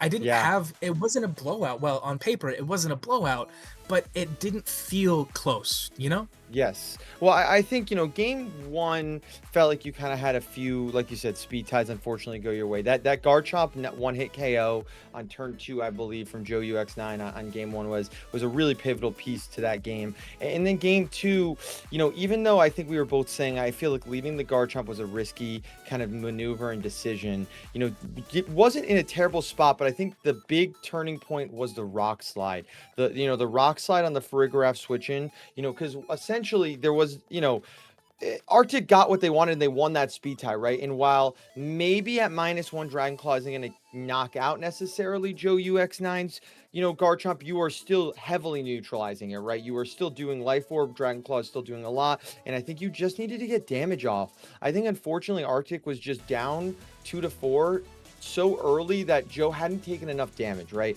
Charizard was still very healthy. Garchomp was still over 50%. Incin was still over, at over 60%. It just, there was too much damage to need to now build up too late in the game, I think. But like you said, you cannot be upset with getting 4th place at a massive tournament like this. This is, while all of these players want to win it at the end of the day, this was an awesome, awesome placement, an awesome, awesome job by Arctic Fish. And I am sure that many tournaments to come, we will be seeing them in a spot like this, in a place like this, to kind of get themselves to top cuts and everything like that. Mentioning as well future top cuts, I do like that this is an opportunity to practice for these kinds of things. I mean, let's be real here. We had over 800 people sign up. This is basically a mini regional, right? We had how many people at Toronto for Masters? Like 700, 800 700, people? yeah, This roughly is about that. effectively a mini regional, so making it this far is still a testament, regardless of if it counts or not, because it's not a play Pokemon event. This is still an absolutely fantastic performance that, I mean, I'd feel pretty good about.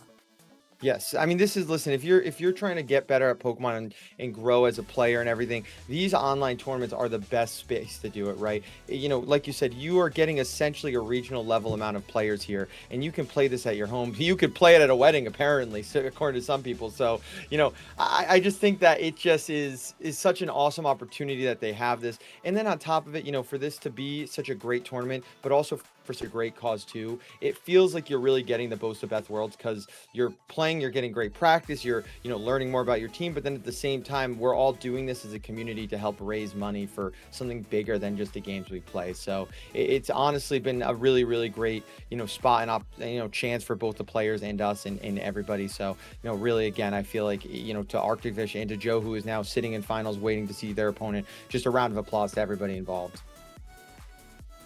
And speaking of everybody involved, you can see here right underneath me this long list of people who have donated. Remember, this is the St. Jude VGC tournament. The goal of St. Jude is to make sure that no family ever has to cover a bill. So we appreciate so much. Even these $5, $10 donations, they add up. As you can see right underneath my name, we made it to over $13,000 raised on behalf of St. Jude, which, if my math is correct, is double what we accomplished last year. And I'm so grateful for the generosity that people have offered, the time that people have been willing to give us as you watch, as you participate, obviously as we help perform and run this program. Now, to give them their own break, we're going to take a break before we come back to top 4. And remember, this is the second half of top 4, and then we're going to have the finals. So go ahead, give yourself maybe 5 minutes, get a drink, stretch grab your a legs, water. Yeah.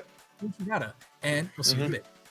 This has been the last stream from me. Thank you so much for having me, Will. Thank you so much for tolerating my presence, casters. Thank you for joining me, Kaige. Thank you. And likewise, Ultra. It was a great casting with you. Everybody else I casted with this weekend. This was my final block as well. And thank you to iWill. Thank you to the production team. Thank you to the judges helping run this. And thank you to all the players and donators. Again, it wouldn't be as great of a weekend without everybody else showing all the love. So this will be the last day here from me. Ultra, thank you again. And let's have a great rest of our bracket here, folks. Best wishes, and I'll see you guys around. Welcome back, everyone, to the St. Jude VGC Charity Tour, the 4th annual edition of it. My name is Cedric, TalonVGC, and of course, I am joined on the mic with Tyson. Looks like our nicknames haven't updated yet, but we'll have those shortly. How you doing, Tyson? Good, and I'm ready to kick off our second top 4 game here at the St. Jude tournament. I am so ecstatic to wrap up our weekend of battling here. It's been a phenomenal couple of games that we've had featured on stream so far, and to conclude it all very soon is kind of makes me sad. I wish we had more battles in store, but let's hop right into the team preview here and break down the teams here in top 4. And it's going to be Mikel the Best versus Brady Smith. Mikel the Best featuring that popular for Rigorath version of the Charizard Y team, really opting to deny all those priority moves that we see usually kind of stop the Charizard teams with the Sucker Punches and the Aqua Jets, and things of that sort, really leaning into the Tail Room side of the Charizard kind of teams, using Trick Room and Tailwind to enable your Charizard, and maybe some of the other slower pieces on the team like the Sylveon and the King Gambit. And Brady on the other side opting to run Floette Balance. Yeah, on Brady's side, definitely something he's quite comfortable with. Absolutely loves those pivoting teams with multiple fake out users, here being the Incineroar, the most popular fake out user of all, and the Sneasler a bit more offensive on that side to set up 2 Pokemon in particular, the King Gambit with that Sword Stance set, not running the black glasses that we're accustomed to seeing, but actually the Chople Berry, which unfortunately for him will not be particularly useful in this matchup. Actually, the King Gambit, definitely going to have some usage there, but the combination of coaching to set up the King Gambit in addition to fake out, it's going to be really difficult to clear this King Gambit off the field. And then a bold Mega Floette, not running the timid or the modest nature that we're used to seeing, but a bold nature, going to let it tank physical hits even better. You have the option to go for a coaching if you want to boost up your defensive stat even further, but really going to be looking to set up those Calm Minds and heal up continually while dealing a lot of damage with Draining Kiss and also healing your Mega Floette with that Hospitality from the Sinistcha. And what I'm really interested in this matchup particularly is how the King Gambits are going to interact, considering the fact that Mikel the Best has the low kick on their King Gambit versus no fighting move at all on Brady Smith's side. The only move you really have to hit the King Gambit for super effective damage is the Incineroar Flare Blitz, as well as the Dragonite Fire Punch over something like the low kick, which you normally would maybe see on the Dragonite. And with the Focus Sash to boot as well, even if you get a Calm Mind up on your Floette, the Moonblast is not going to be able to take that one-hit knockout on the King Gambit and can fire back with an Iron Head if you're unable to remove the Focus Sash in time. Yeah, that's a big shout on the King Gambit. Both the combination of, the lack of the fighting move on the King Gambit on VGC corner side and it not being a modest Moonblast Floette means even after a Calm Mind, it should be able to stick on the field and go for that trusty Iron Head. It's running that 4 coverage move, or rather the 3 coverage moves, the Kowtow, Iron Head, and Low Kick, meaning that can really hit everything on VGC Corner's team for a whole lot of damage. The Incineroar doesn't love giving it Defiant Boost and Low Kicks. The King Gambit, of course, not loving the Low Kick into the Chople Berry. And mind you, even though it does have the Chople Berry, Mega Aerodactyl's ability before the Mega Evolution is on Nerve, a key interaction that we could see early in some battles. And then, the Mega Floette obviously not loving the Iron Heads. Absolutely, and let's hop right into our battle here soon as we get ready for our top 4 St. Jude battle. Mikel the Best versus Brady Smith. Super excited here to finally get into this match. It is going to be a great one for all of our viewers here. Just a little bit more time, called it a little bit early there, but I'm super excited to see also as well how maybe the Mega Evolutions play out as well. The Charizard Y versus the Mega Floette, a tale as old as time, going all the way back to Regulation MA there. Floette being able to not be able to super effectively hit Charizard taking those hits really nicely, and Charizard just kind of ruling the weather wars with Sun and that Drought ability boosting up those heat waves. Both have their own way of boosting up their attacks with the Fairy Aura and the Drought respectively, doing phenomenal special attack damage. It really comes down, I think, to a lot of how these teams are built is just, can my opponent survive the burst of damage that I throw out? And really, that's kind of what this game is going to come down to, I think. Absolutely. These players are sizing each other up, and we are going to get into things very shortly. But of course, before we do, this is of course the St. Jude VGC Charity Tournament. We are roughly $400 away from doubling our previous year's donations. So there's about 300 people in the chat. If you all donate 1 or 2, if you are able, we would greatly appreciate it. Absolutely, even beating 10K, the donation goal, is an incredible feat. But we're feeling greedy. Let's go even further for the kids. It's going to be an absolutely incredible match, and hopefully you guys can show your support through that. Yeah, and to be able to hit a milestone like that at this tournament and double it, just number one, shows how strong the community is when we come together and how large it's grown since Pokemon Champions has released. We've seen so many new players join the scene and want to compete, and even more to support a great cause like St. Jude's, right? Donating here will make sure that no kid has to, or family will have to pay for anything. St. Jude covers all of that, so it really is an amazing cause, and to be able to raise this much money for them is phenomenal. Yeah, absolutely. The effort that Will and the rest of the production team has had in putting together this tournament, the first year, the second year, the third year, and the fourth year, it's getting better and better. And the donations, have come in turn. And even, next year, we're going to hope for even more. But this year, this is it. Top 4 and finals. We're going to be, the remaining casters on the mic, going to be continually imploring you guys to donate if you can. But yeah, we're going to get into the match pretty shortly. It looks like the players were sizing each other up in that connection screen. But going back to the matchup, I do anticipate that the Charizard's going to be very important. I think one key factor about the Calm Mind Floette teams earlier in the metagame, they're running timid and typically faster than the Charizards. The fact that, Mikhail's Charizard is running modest, it might be faster. I think the speed dynamic between the Mega Floette and the Charizard essentially is just going to be very important. If we can see that early in the battle, if the Floette can get a Calm Mind up before the Charizard is able to execute a Heat Wave or a Weather Ball into it, that definitely skews how much damage Brady is able to stomach across the course of the battle. And notably as well, when I was mentioning Pokemon that could hit the King Gambit for super effective damage, I glossed over the Sneasler, and Sneasler obviously can hit it with that 4x super effective close combat, bringing it down to its Focus Sash, and also notably doesn't have Protect, and we'll see if that comes up in our top 4 match versus McKelderbest and Brady Smith, who McKelderbest is going to lead off with that Floette and Sneasler, or excuse me, is going to lead off with King Gambit and Aerodactyl, and Brady Smith is going to lead off with Sneasler and Floette. Yeah, that Mega Aerodactyl is poised really well outside of the fake out from, we have the names mixed up, but we'll get reoriented in a second. But the Aerodactyl outside of the fake out is really threatening a lot right now. A dual wing beat should easily knock out the Sneasler, especially if you go for the Mega Evolution. And the King Gambit, although susceptible to fake out, if it's able to get a Tailwind up on the Aerodactyl on later turns, can go for a really powerful Iron Head. So I think offensively, the King Gambit and the Aerodactyl looking very strong.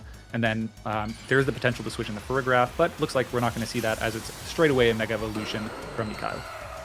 Mega Evolution here on the Aerodactyl with that Tough Claws is going to boost up that dual wing beat if it is the move of choice from Mikhail's Aerodactyl. We also see the Mega Evolution from the Floette there to give it that Fairy Aura to boost up those Fairy type attacks that it can throw out. Fairy Aura there is going to be able to be procced. Fake out into the King Gambit, removing that Focus Sash immediately for Mikhail's King Gambit.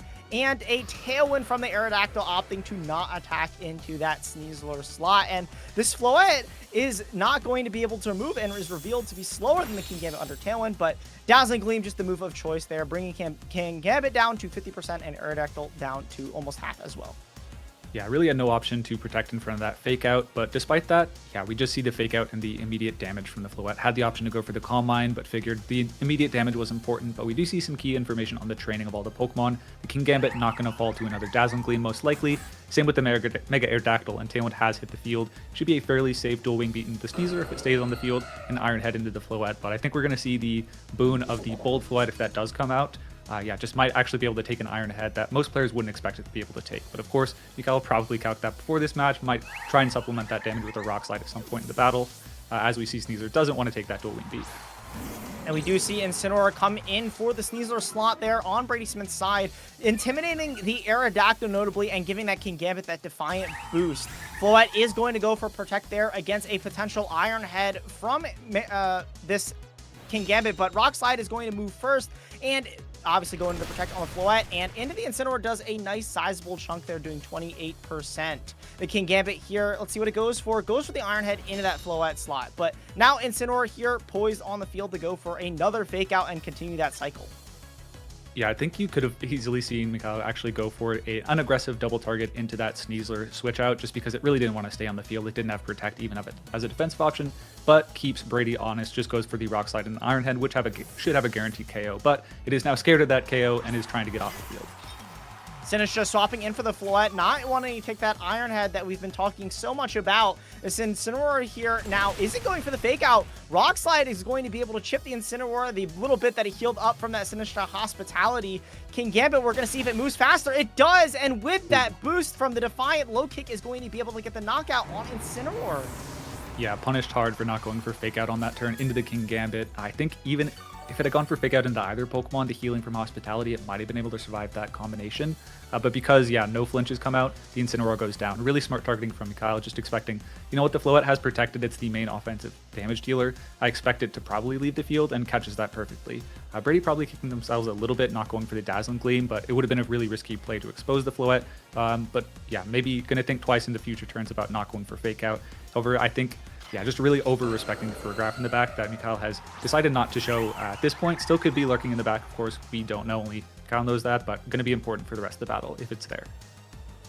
Finisher and Floette being the Pokemon on the field now for Brady. This Floette still isn't in the greatest position here. Aerodactyl is intimidated from that Incineroar coming in, but those Rock Slides are still going to be slowly chipping down the Floette and getting it within range of a Iron Head, especially now with the Defiant boost. I don't think that Bolt Floette is going to be able to eat a Iron Head if it is able to get it off. Sinistra, of course, has that Rage Powder to redirect any of those King Gambit attacks, but it's really difficult because if your Sinistra goes down, that's no more healing and really no redirection either to get your way back in the game. You're going to have to rely on the Sneasler, I think, to kind of reposition yourself and maybe fire off a close combat or a fake out when Tailwind's over. But we do see just a swap from the Mega Aerodactyl there into the Sylveon.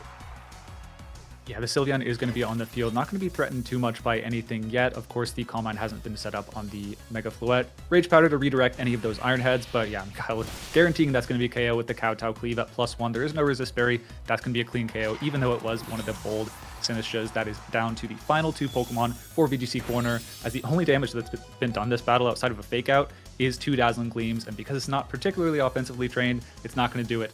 It's not going to do in the King Gambit this time. It's still on the field, still has that +1 on the Iron Head if it's able to get an attack off. However, Tailwind did just end, so maybe this is the position Brady has been trying to get to for the rest of the battle. At this point, you do have Fake Out active against the King Gambit, even though it's not really necessary. You can just go for a close combat, although you will lower your defenses, and it is the Focus Sash Sneasler, so that will be relevant compared to the White Herb Sneasler. But yeah, you could, if you want to get really greedy and spec there's no Photograph in the back, just take that KO with Fake Out. But I think the Calm Mind is really the option that we're going to see from the Floette come out here to try and start sweeping this game.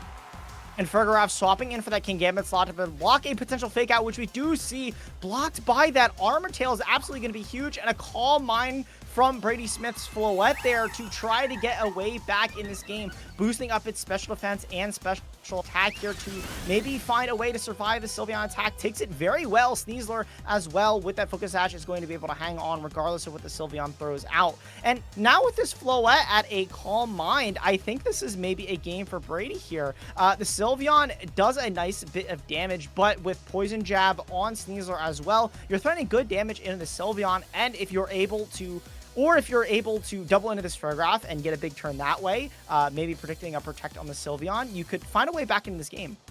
Yeah, I think the challenge is with Quick Attack on the Sylveon, you might just have a KO on the Sneasler regardless, and because it's not an offensive Floette, you might just be able to pivot into Trick Room and actually sweep with your King Gambit, being able to knock out the Sneasler. I think really the only way to win is to survive the Quick Attack and double up into the Photograph and make sure that Trick Room does not come out. Does it KO? It is a knockout on the Sneasler. Yeah, and you can only hope, right, with something like a Modest or a Quiet Nature on the Sylveon being able to live the turn. But yeah, that Draining Kiss doesn't even bring Photograph under HP to proc that Citrus Berry, and Psychic here is going to slowly start to chip down this Floette. And the thing is even if Floette does start to heal up with Draining Kiss and, you know, manages to get both of these Pokemon on the field, if you're Michael, all you're doing is waiting for a chance to get up that Tailwind and position your King Gambit and throw off an Iron Head and just finish off this Floette once and for all. Yeah, not going for the Tailwind, just thinking, okay, if Quick Attack doesn't KO, then I'll follow up and just make sure that I can knock out the Sneasler, so that later in the battle I can, like you said, get the Aerodactyl in, set up the Tailwind, and outspeed the Floette with a Iron Head for a clean knockout to close the game out. It's a bit of an awkward position right now where the Floette can't really be knocked out easily, and it can just start to set up those Calm Minds, but on Brady's side, as long as you can get the Aerodactyl Tailwind set up cleanly, it's going to be hard for Brady to actually get the damage he needs off to win this game, as we kind of just see throwing those Psychic-type damages into the boosted up Mega Floette. And we do see that actually do a nice amount of damage even through that +2 Floette now with the Calm Mind boost. We saw it go off twice now. The Sylveon and Photograph actually doing a nice amount of damage, and to boot as well, Photograph does get one of those lucky Psychic special defense drops that just speeds up the game a little bit more. I think Brady, what he's playing for here now, Draining Kiss, even at +2, doesn't knock out this Sylveon, just showing how weak it is compared to clicking something like Moonblast even. Hyper Voice is going to continue to chip down this Floette, and on the side of Photograph as well, just going for the Trick Room here to set up the speed for the Sylveon next turn.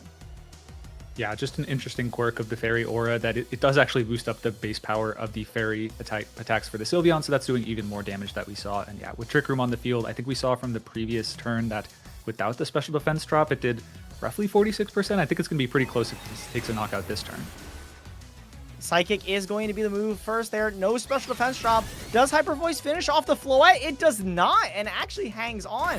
Draining Kiss now into the Farigiraf. This Floette's going to be able to heal up, and that's a nice amount of HP. I'm wondering now, you know, the King Gambit's going to come in. If you could somehow get all those protects and maybe escape Trick Room, there's a way back in the game, but it is looking very, very hard for Brady to break through the rest of Michael's team. Yeah, I think it's really just triple protect or double protects in a dream at this point, but I think the challenge is if on Mikhail's side, basically trying to navigate to if that triple detect does happen, how are you going to be able to beat Dazzling Gleam just cleaning up the rest of your Pokemon? I'm not sure if Aerodactyl Dual Beat would take a knockout against the Floette in the end game, although with the combination of priority, you could probably close it out. But yeah, as I imagine we're going to see for the next couple of turns, this Floette starting off and going for its first protect. And King Gambit and Sylveon, all they have to do is just click attacks there. Iron Head and Hyper Voice just going off into that Floette protect. Really just trying to make sure you can just clean up this game. No reason to get fancy with a Sucker Punch or anything like that. It's very straightforward here. It really is going to come down here to if Brady can get off that triple protect and stall out Trick Room. Yeah, at this point, yeah, you just have to get the triple, or yeah, you first the double, but that we don't even get. So we are just going to see a pretty clean Hyper Voice and probably an Iron Head at this point. Kowtow Cleave might even KO if we want to get ambitious. But yeah, the double up is going to take that KO on the Mega Floette. And that is game one for Mikhail DeBest. I think that's a really interestingly played game one for both players. A lot of restraint throughout the early turns from Mikhail to actually keep the Farigiraf in the back and not reveal it until really late in the game to win a point that Brady was really just lulled into a false sense of security. And as a result of that, yeah, just gained too big of a lead. And even though the Calm Mind Mega Floette started to kind of get going in the end game, it just didn't have any partners to deal with the King Gambit that was otherwise too hard to beat with speed control, whether it be Trick Room or Tailwind. So that's going to be 1-0 for Mikhail. And I think from a really rough lead as well, I was really surprised to see how Brady kind of made his way back into that game. I think getting that game even to a point where you're just a triple protect away. Yeah, it's low odds, but to get it to a point like that at all, I think is a testament to Brady's skill and why he's here in the first place in this top 4 game. And Michael's lead, I want to really break it down with the Mega Aerodactyl as well as the King Gambit. With the Focus Sash, it just enables so much on that turn 1. As you mentioned, being able to take an immediate knockout most likely on either Pokemon. With the Bold Floette, it throws a bit of that damage into question, right? You can either, regardless of what side's faked out, you can either Iron Head the Floette or you get a Dual Wing Beat into the Sneasler. So it could be an explosive turn 1 if you know, Brady doesn't get the slot correct as well. And now with the additional quote-unquote mind game of Farigiraf in the back of Mikhail DeBest, you have something like swap to Farigiraf turn 1, and you could just attack with the partner as well. And lots of different things that Brady has to be careful of when thinking about clicking fake out. Yeah, that mind game with the Armor Tail Farigiraf in the back is going to be important, but I think really we need to see an adjustment of the pace of play from VGC Corner, where in the first game, it was a lot of fake out, protect switching out, and Mikhail was just ready for that. After the first turn, targeting it into a protect was just on who to target, whether it be a switch, just really taking KO after KO, until it was just the Mega Floette on an island, swimming as much as it can on its rowboat of Calm Minds and Draining Kiss healing, but not quite able to make it to land, and as a result, went down 0-1 there. I think probably we need to see Calm Mind go up a little bit earlier, but to Michael's credit, having led the King Gambit, it's really challenging for that Mega Floette to get those off uncontested, especially when you're so scared of those, that Farigiraf coming out, because even though Mikhail didn't actually switch into the Farigiraf on this game, if you go for the fake out and there is a switch into the Farigiraf and you still have your Focus Sash intact, an Iron Head is just going to really clean up that Floette and make things difficult. VGC Corner doesn't especially have the type of team that can win without one of the Pokemon being set up. Sneasler and Incineroar do have strong offensive prowess, but really leaning on the King Gambit and the Mega Floette. Kind of a weakness of the team against this Focus Sash King Gambit, which can KO both of them pretty easily. And when your primary form is that fake out, right, is being stopped by something like the Farigiraf, it's really, really difficult. But we are going to see the leads here in game 2 of this set. We are going to see the Floette and Sneasler again from Brady Smith and the Aerodactyl King Gambit again from Mikhail DeBest. Yeah, absolutely nothing has changed about the lead except for what happened in game 1. So really just in the players' minds, although we could have seen a switch up on the back for Brady, we might also see the same from Mikhail. So I think fake out, obviously, if the exact same thing comes out in the previous game, Tailwind and then some move from King Gambit, a fake out would be really valuable. So we're going to see whether Brady's going to pull the trigger on that or not. And we do see a Mega Evolution there from the Mega Aerodactyl there. Again, getting that Tough Calls boost, boosting up a potential dual Wing Beat. Floette as well with its Fairy Aura on Mega Evolution. Those Fairy type attacks are going to be doing a lot of damage. We saw, though, in Game 1, the Dazzling Gleam not do that much to Kingambit, being the bold nature. We're going to see first and foremost what the Sneasler decides to do. It's a Fake Out again into that Kingambit slot. And what's the Aerodactyl now going to do? It's the dual Wing Beat into the Sneasler slot, taking the knockout. Yeah, another quick knockout from Mikhail. This time on the first turn, delays the Tailwind, and I mean, it's nice that you at least have speed advantage over the Kingambit on the next turn, but there's not much stopping. Yeah, we're going to see the Dazzling Gleam continue. It's not going to be the Calm Mind. Oh, it's actually a lot more damage on the Kingambit than I expected compared to the previous battle, so it looks like that was a roll in Game 1, whether it would be over 50% damage or not, so may have a KO on this next turn, maybe something that Brady knew coming in, but yeah, the only way to stop this Aerodactyl from actually getting another Fake Out, or rather getting Tailwind and then an Iron Head coming off, is this Incineroar enter the field and getting, Fake Out pressure active. However, if Farigiraf is in the back, you could once again switch that into the Aerodactyl slot and maybe get a cheeky Iron Head off. We are going to see the Kingambit switch into another Pokemon. It is the Farigiraf. And this is a really proactive play from Michael there. Fake out into that Armor Tail once again. Farigiraf blocking it, doing its job excellently in a Rock Slide there off into the Incineroar and the Floette, doing a small bit of damage. Then Intimidate is really going to start to hurt. With no Protect as well on this Aerodactyl is going to have to eat that Dazzling Gleam. A critical hit as well, bringing Farigiraf under 50%, is going to have to eat Citrus Berry a little bit earlier than it probably would have wanted. And now with Tailwind up, this Kingambit can once again come in and threaten off those low kicks and Iron Heads. But with Floette now and Incineroar, the Aerodactyl is actually not doing that much damage, and if you're able to get a Calm Mind, this could be very advantageous for Brady. Yeah, Aerodactyl going to leave the field. I think if you can double up into Farigiraf, you might be in a pretty solid spot to prevent the Kingambit from being as active a factor in the battle, but not going to see that, just the Calm Mind coming out to start the turn. Calm Mind there on the Floette, perfectly positioned as we mentioned before. The Incineroar as well, could have gone for a Flare Blitz, but a Parting Shot into the Kingambit, boosting it up twice with the Defiant boost there. Now its attack is going to be massive there at the +3. Incineroar is going to go back to Brady. That is not what you want to see at all. We're going to see the last Pokemon, that Sinistcha, healing up the tiny bit of damage that Rock Slide did, bringing in. Luckily, you are able to redirect attacks from this Kingambit now that Sinistcha is on the field. And now a Trick Room and Tailwind on Mikhail's side. This is going to be very interesting in terms of speed. You've kind of net neutraled your speed. I think the Aerodactyl this game had not set up the Tailwind, so just the Trick Room being set up. But I think even though you do give the Kingambit that advantage in the attack stages, that might actually be somewhat advantageous, not actually getting the KO, or not getting the boost, but getting the Sinistcha in. Because now you have Rage Powder, Calm Mind, plus a Calm Mind active, ready to maybe start going for Dazzling Gleams. We saw it do with a critical hit. A lot of damage to the Farigiraf. It's going to be close whether it's going to knock out with another Dazzle Gleam or a Draining Kiss, but you at least have the Sinistcha on the field to protect your Floette from an Iron Head and maybe KO this pesky Kingambit and solo this game with the Mega Floette. We saw last game it was really that Iron Head Kingambit that was such a struggle to navigate around, so in this position, Brady might have actually found it. Yeah, we are going to see Protect on Farigiraf there to stop any damage coming its way. Rage Powder from the Sinistcha, really its only option to make sure this Kingambit doesn't just take an immediate knockout onto the Floette. Kowtow Cleave there at +3 most definitely is going to be able to get that one-hit knockout on the Sinistcha. And now it's going to come down to, can this +1 Floette take a KO with the Dazzling Gleam onto the Kingambit? We're seeing it fire off into that Protect on the Farigiraf first. Now into the Kingambit, does get the knockout, and that's an absolute huge piece from Mikhail removed. Yeah, I think given earlier in the battles, we saw it doing roughly 45 to 50% just at neutral. Yeah, just going to be an easy KO there. Doesn't even bother going for Draining Kiss because you're not going to take any damage that turn. So smart call there. Also covered the Farigiraf not protecting. But interesting decision to protect the Farigiraf. Maybe identifying that just having that Armor Tail active if it was going to be a KO against the Fake Out Incineroar that is certainly going to come in on this turn could be valuable for the Pokemon in the back for Mikhail. We haven't seen whether that is the Garchomp or the Sylveon. I think if it's the Garchomp, the game is probably over just because a Dazzling Gleam or a Draining Kiss is going to be really devastating. You might need to start breaking through that Calm Mind Floette with the Sylveon, which is going to be a challenge, but hey, we're gonna start getting after it here. And you can't fake out either Pokemon here with Ferrograph looming on the field with that Armored Tail. I think that Floette, as we mentioned before, being able to get off the Calm Mind was a really good position for Brady and kind of is allowed to sit him here on the field to clean up this game.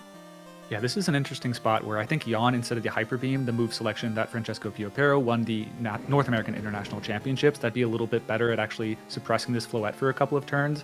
And this time you only have the Hyper Beam, and I say only because you can probably just knock out the Incineroar in one turn, and you chip down the Floette enough times with the Hyper Voices, the Fairy Feather, Pixelate, and the Fairy Aura being active. Those will get it really in range of the Hyper Beam fairly easily, so you're not out of it because you don't have the Yawn, but I think at this point, that's actually really critical that the Parting Shot goes off before the Sylveon's able to attack. And that's going to be something important for a potential Game 3 as well. We are going to see Psychic into the Floette. If you want to way back in the game, you need that special defense drop. You don't get it. Hyper Beam as well from Sylveon following up into this Floette. If it's a critical hit, we could see a way back in, but it is not. And Sylveon now is going to have to be on the burner, taking an extra turn to recharge. Draining Kiss as well from that +1 Floette, healing up all the damage that was done to it there from that Hyper Beam, just showing how now against these two special attackers, Floette is just going to be a wall and clean up this game for Brady Smith. Yeah, that's just a brutal turn. We could have seen Hyper Voice out there, but Brady, I think, covering for that by going for Parting Shot instead of the Throat Chop, which would have stopped the Hyper Voice, means that even a Hyper Beam is not enough to take the KO on the +1 special defense Mega Floette, even with the Psychic. If it had been a special defense drop or a crit, I think it would have been, crit certainly would have KO'd, but the special defense, it would have been a little bit close. But I think good coverage from Brady there at this point is really well set up with the Mega Floette. It's time to start fishing for paralysis with Mikhail, it looks like. And we do see the T-Bolt failed to get that paralysis and a Flare Blitz. And the Sylveon does a nice chunk of damage there, knowing that this Sylveon cannot do anything and has to recharge his turn using Hyper Beam before. Dazzling Gleam plus Flare Blitz at that +1 is just going to be enough. And a critical hit to boot there on the Sylveon as well is going to give Brady Smith this game to victory. Yeah, I think just absolutely had more runway. Well, I guess not entirely over, but I think with the Trick Room turn still being in Brady's favor, even though it was Mikhail that set it up, you should be able to clean out this Mega Aerodactyl fairly easily with the bold, with the combination of Throat Chop and a Dazzling Gleam. That should be enough to take the KO. Mikhail, not probably thinking about whether to choose Rock Slide, Ice Fang, Tailwind, or the last move to a Wing Beat, which I got there eventually. Just trying to figure out what the game plan for Game 3 is going to be. It looked like things were off to a hot start, taking the KO on the Sneasel, which made things a little bit better for the Sylveon and King Gambit late in the early game. However, giving this free switch into the Incineroar, kind of forced to switch out. I think we all have to absolutely taking maximum time on this switch out. Really tactical decision there, but yeah, I think a really critical thing we saw in that early game was the Dazzling Gleam roll doing a lot more this second battle than the first battle, which gave a lot more leeway for Brady to gain ground in the early game. Yeah, and as you mentioned before, this Aerodactyl running 4 moves and no protect there. That Tailwind, Ice Fang, Dual Wing Beat, and Rock Slide not going to be able to protect on this last turn in Trick Room. Can't even play for the Rock Slide flinches and, flinch Brady into oblivion and somehow win with Aerodactyl that way.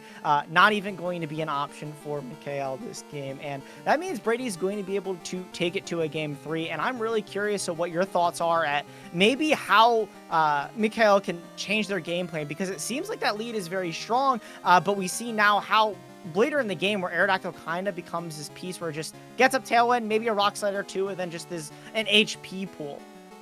Yeah, I think the HP pool comment is really relevant just because we're going to see the Darkest Lariat, the move of choice to close this out.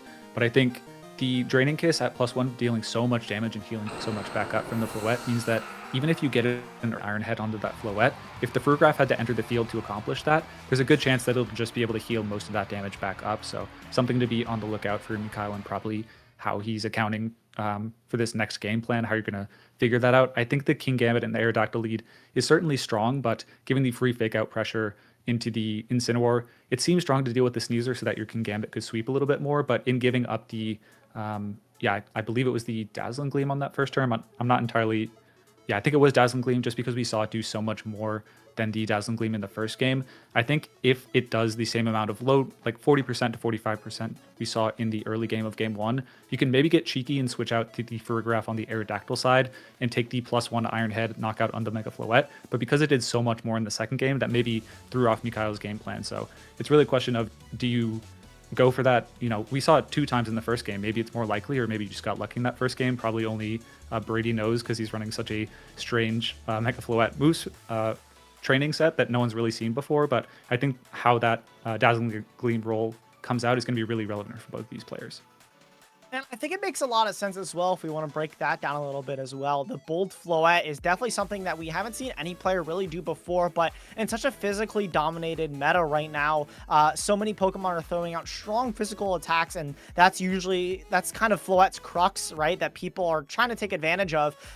To build your Floette around that and keep that in mind, going the bold nature, boosting your defense is really, really smart as well. And on top of things like other boosts like Intimidate as well, obviously you can't intimidate King Gambit, so being able to survive an attack from like an Ironhead from King Gambit without the Defiant boost and things like that, as well as Dire Claw from Sneasler without having to waste a lot of EVs, you can still probably get similar calcs at +1, and a lot of the time +1 Draining Kiss isn't even knocking out a lot of Pokemon, so you would much rather have that longevity with the Draining Kiss as well, and the damage with Dazzling Gleam is more than enough a lot of the time to just slowly chip down the team. I think it's kind of deceiving with how Floettes are normally built, where they just want to click Light of Ruin or Moonblast and do as much damage as possible. This one is a lot more slow and methodical, and I think plays a lot more towards the balance, that balance-esque kind of team that the team aims to even go for in terms of play.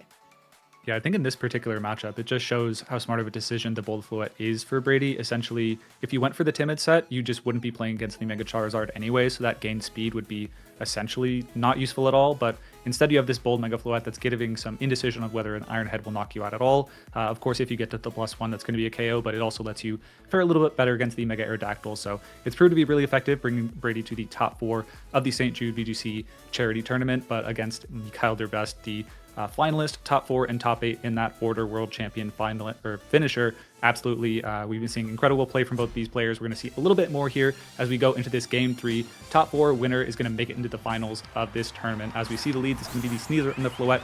No change from VGC corner as we see Mikhail once again going to the guns of King Gambit and Mega Aerodactyl. Yeah, and I'm really interested to see here on this lead what we're going to do. If you are still going to stick to your guns and not switch in that Fergraph on turn 1, I really think that is going to be the main decider here. We didn't get to see it until turn 2 of both games, and that kind of made or break how this game plays out. And if we do see that play that you went for before, where it's swap Fergraph for the Aerodactyl and go for an Ironhead, this game could be completely different. Yeah, Tyson, I think you hit the nail on the head. Whether the Fergraph comes on this turn and whether Brady calls that is going to be really important. But 3 games in a row, there's been Fake Out active on turn 1, and there has been no switch. Mega Aerodactyl starts it off, going for that Mega Evolution. Mega Evolution there on the Aerodactyl here, giving it, again, that Tough Claws ability. Floette as well, going for the Mega Evolution with that Fairy Aura, boosting up its Fairy type damage once again, and allowing that Dazzling Gleam to do a little bit of damage. And hopefully you get the roll that you want this time on the King Gambit to bring you within that range. And Fake Out into the King Gambit. Neither player changing their game plans, realizing that they could win with this lead. A tailwind from that King Gambit this time. Or excuse me, not from the King Gambit, from the Aerodactyl, allowing the King Gambit to be faster. We are going to see it flinch. Dazzling Gleam here, this is going to be the moment of truth. Does bring King Gambit down to under 50%, but leaves it to kind of a mystery if that Dazzling Gleam is maybe going to be able to pick up the KO. I'm unsure if it is. Yeah, it's going to be a super close roll on whether that KOs, and it matters whether it does. For sure, it's the difference between the Floette surviving on the field or whether the King Gambit stays on the field or not. However, at this turn, I'd say with the Tailwind set up, you do have a fairly safe Ironhead into that Floette. In a dual wing beat, that is of course the script from game 1, but of course Brady knows the script, maybe knows that going for that protect and continuing to stay there is not actually going to convert to a game win, so we might see a different order of operations as we do see that dual wing beat right into that Sneasler. And no Incineroar swap, notably as well, to give the King Gambit a Defiant boost.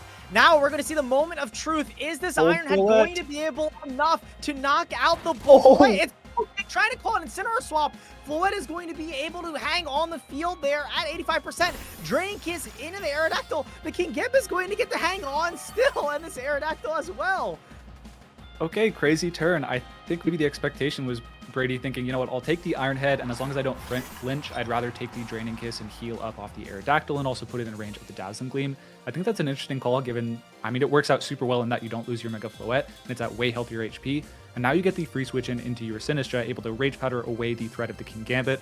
At this point, with the combination of the dual wing beat and the Kowtow should be a KO cleanly. However, it is a bold Floette and may be able to live a single Kowtow cleave if you don't want to leave the Aerodactyl on the field to take a Dazzling Gleam and essentially risk a double KO if the King Gambit does actually get knocked out by that Dazzling Gleam in this game. This Aerodactyl here, now that it has gotten Tailwind, is a HP sponge, which we saw take that Dragon Kiss. Protect from the Floette, though, not wanting to take an Iron Head or Dueling Beat Sinistra as well, going for Protect. A bit of a calmer turn from Brady there, wanting to stop this Rock Slide that the Aerodactyl is throwing out from Mikhail's side, as well as the attack that this King Gambit is going to follow up with, that being the Kowtow Cleave. Really good turn here, just to stall one more turn Tailwind, and now this is the crucial turn where Aerodactyl has to decide if it wants to stay in, go for a flinch, and maybe try to get a Tailwind next turn, or preserve it and guarantee that you get the Tailwind some point later in the game. Yeah, I hate to say it, but I really like that Rock Slide from Mikhail. Just the ability to potentially flinch that Mega Floette and also knock out the Sinistra, really important. Also putting the odds in your favor, you have to, you have the potential to flinch the Mega Floette and also the Dazzling Gleam to knock out your King Gambit. So let's see, the Rage Powder is coming out. Will the Mega Floette dodge the Rock Slide in the first place? It's not, it's going to connect, so we're going to see a potential flinch on the board after this King Gambit moves. Kowtow Cleave also following up on the King Gambit into the Sinistra. He is going to hang on, and the Sinistra at 2% hangs on. Dazzling Gleam doesn't make a knockout on King Gambit. King Gambit also hangs on at 3%. Both of these Pokemon on both players' sides are hanging on in the red. A crucial turn for both players as the Tailwind peters out on Mikhail's side.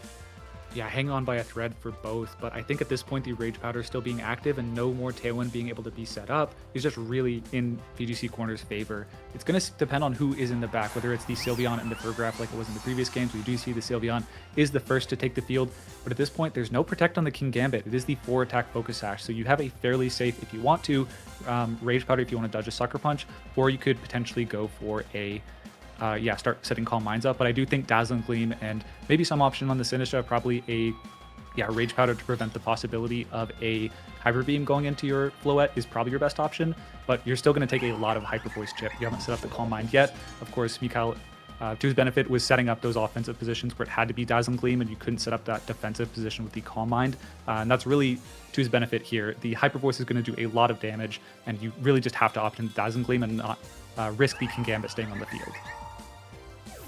King Gambit is going to swap here, though, into the last Pokemon, that being the Furgraf, not changing up any of his selections there. Rage Powder from the Sinistra is going to try to redirect any of those Sucker Punches, maybe trying to finish off Dazzling Gleam. The Sylveon takes a lot of damage from that Dazzling Gleam from the Floette. Hyper Voice, though, does a sizable chunk to that Floette, using its Fairy Aura against it, and brings it down to the yellow at 33%. Yeah, it's about to be a fairly interesting position, actually. Both the Pokemon in Mikhail's side have Protect. The Furgraf running that over the more common Roar we've seen to roar away Hyper Beams, essentially, and also get rid of Trick Rooms. But the Protect means that, both of the Pokemon can dodge a double up. I think neither are in range of a Dazzling Gleam for sure, but I think the Furgraf may be able to... Yeah, I think you'd have to commit a Dazzling Gleam and a Throat Chop to knock out the Furgraf, which buys a turn for the Sylveon to go for a Hyper Voice, knocking out the Sylveon. And we saw it such a slow Incineroar that might be enough for the King Gambit with Low Kick and like 2 HP in the back to be able to close the game out. So I think it's going to be a big targeting call on who protects, if any protect, whether VGC Corner is able to call it. Absolutely, and it really is going to come down to how the Sylveon can do against the Incineroar, how much it's going to be able to do. Protect from the Floette there on Brady's side, not wanting to take that Hyper Voice, Hyper Beam there. It dodges the Incineroar. The Furgraf trying to go into the Floette. It goes into the Protect. This Incineroar is going to be able to go for a Flare Blitz. If this takes the knockout, it does not. It's going to be huge. Do we see a burn, though? That could also be a huge sign. We don't, though. Sylveon missing that Hyper Beam is absolutely huge. Yeah, I had totally forgotten that the Incineroar you saw in Game 1 or Game 2 was actually slower than the Sylveon, meaning it had the opportunity to go for the Hyper Beam first. There's no way Floette ever could have knocked it out. So that's a really important miss. With the combination of Pixelate, Fairy Feather, and the Fairy Aura being on the field, that is an extremely clean KO, and that's a big RNG swing in VGC Corner's favor. Now you have a Dazzling Gleam, easily going to knock out the Sylveon, and the only damage this Furgraf has is the Psychic and the Thunderbolt. The combination of a Throat Chop and a Dazzling Gleam is looking very appealing for VGC Corner. theoretically, you do have a way back in this game, maybe with something like the Thunderbolt Paralysis, if you're able to survive the attack of the Dazzling Gleam plus that Throat Chop. But based on how much that Flare Blitz did, it does so much damage, and I don't think Fargraph is going to be able to hang on. But let's see, though. Dazzling Gleam into the Fargraph there, brings it under 50%, is going to be able to heal up with that Citrus Berry. This is the crucial turn. Can it hang on? Psychic into the Floette, trying to get a critical hit. Can't knock out the Floette. Incineroar goes for the Darkest Lariat. Does it knock out the Fargraph? And it does! Yeah, at this point, game is essentially over. We miscommed. It was actually Darkest Lariat. That 5 base power might have actually been potentially important against the Fargraph at this stage in the battle. So absolutely, yeah, it's a bold Fargraph. That was definitely very close. So Darkest Lariat, really only valuable. You know, there's the defense boost that you can sometimes gain an edge against Ceruledge. Yeah, got ahead of myself there for sure on the wording, but yeah, the Darkest Lariat, they're able to take that KO cleanly. And now it is Kingambit in the back on very low HP, even if it does outspeed the Incineroar with the low kick. We've seen that speed interaction earlier on, but the Floette is on the field. It doesn't have any spread type attacks. Even if it could close this game against either of these Pokemon, it can't clean it up against both. Yeah, unfortunately, yeah, like you said, if the Sucker Punch does go off into the right slot, or because you know you're faster than Incineroar, all you can really hope for is that Brady goes for an unnecessary Protect on the Floette, and you could go for a low kick in the Incineroar, but being able to attack with both Pokemon here, this Kingambit has no chance of getting back into this game at that 3%, isn't able to hang on from any sort of attack that either Pokemon, I think even a struggle would knock out this Kingambit here from this range, and is going to be a clean game from Brady Smith here, taking this game 3. Yeah, I think just a tragic miss on the Hyper Beam. But looking back a few turns, I think even after you missed the Hyper Beam, this Floette is on mighty low HP. I think the Sylveon might have been intimidated. I'm not entirely sure, but maybe in combination to the Psychic, you also go for a quick attack and just hope that's enough. And then the Incineroar is low enough that I don't think low kick KOs outside of a crit, but hey, you got to put the odds in your favor where you can after they went so against you. But of course, credit to Mikhail, as Brady is going to punch in the Dazzling Gleam, take the knockout on that pesky Kingambit, and go to 2-1 over Mikhail their best, make it to the finals of the St. Jude VGC Charity Tournament, the fourth annual year of the tournament against Joe UX9. It's going to be an all-star finals. We are here. 4 years of St. Jude VGC 2023 champion Big Mike OG, 2024 champion Slushy 2K, 2025 champion Brian Collins, and now we're about to find out our 4th St. Jude VGC Charity champion. Will it be Joe UX9 or will it be Brady Smith, aka VGC Corner? And these are 2 impeccable players, world caliber players, regional champions, and most importantly, they're great friends. This is going to be the battle of the century. I am ecstatic, I'm excited, and I have confetti just for the occasion, just to celebrate all the things we have accomplished over the weekend, raising over $13,000. I almost said 11 and I forgot we raised 13 thus far. This is insane. I am very ecstatic. If we take a look at the bracket, we saw that Joe UX9 beat Magic Aura, the #1 player in the tournament at the time. Then we saw the blower bracket from their Arctic Fish taking out DD. Then Joe UX9 facing Arctic Fish in the semifinals in a crazy 2-0 set. On the other side of the bracket, VGC Corner beating world champion Eduardo Cunha and making it to the semifinals, where Michael the Best beat Mr. Rishi. And in semis, with the insane set we just saw, VGC Corner beating Michael the Best 2-1, showing that Incineroar is not just Wolfie's Pokemon, it is also Brady Smith's.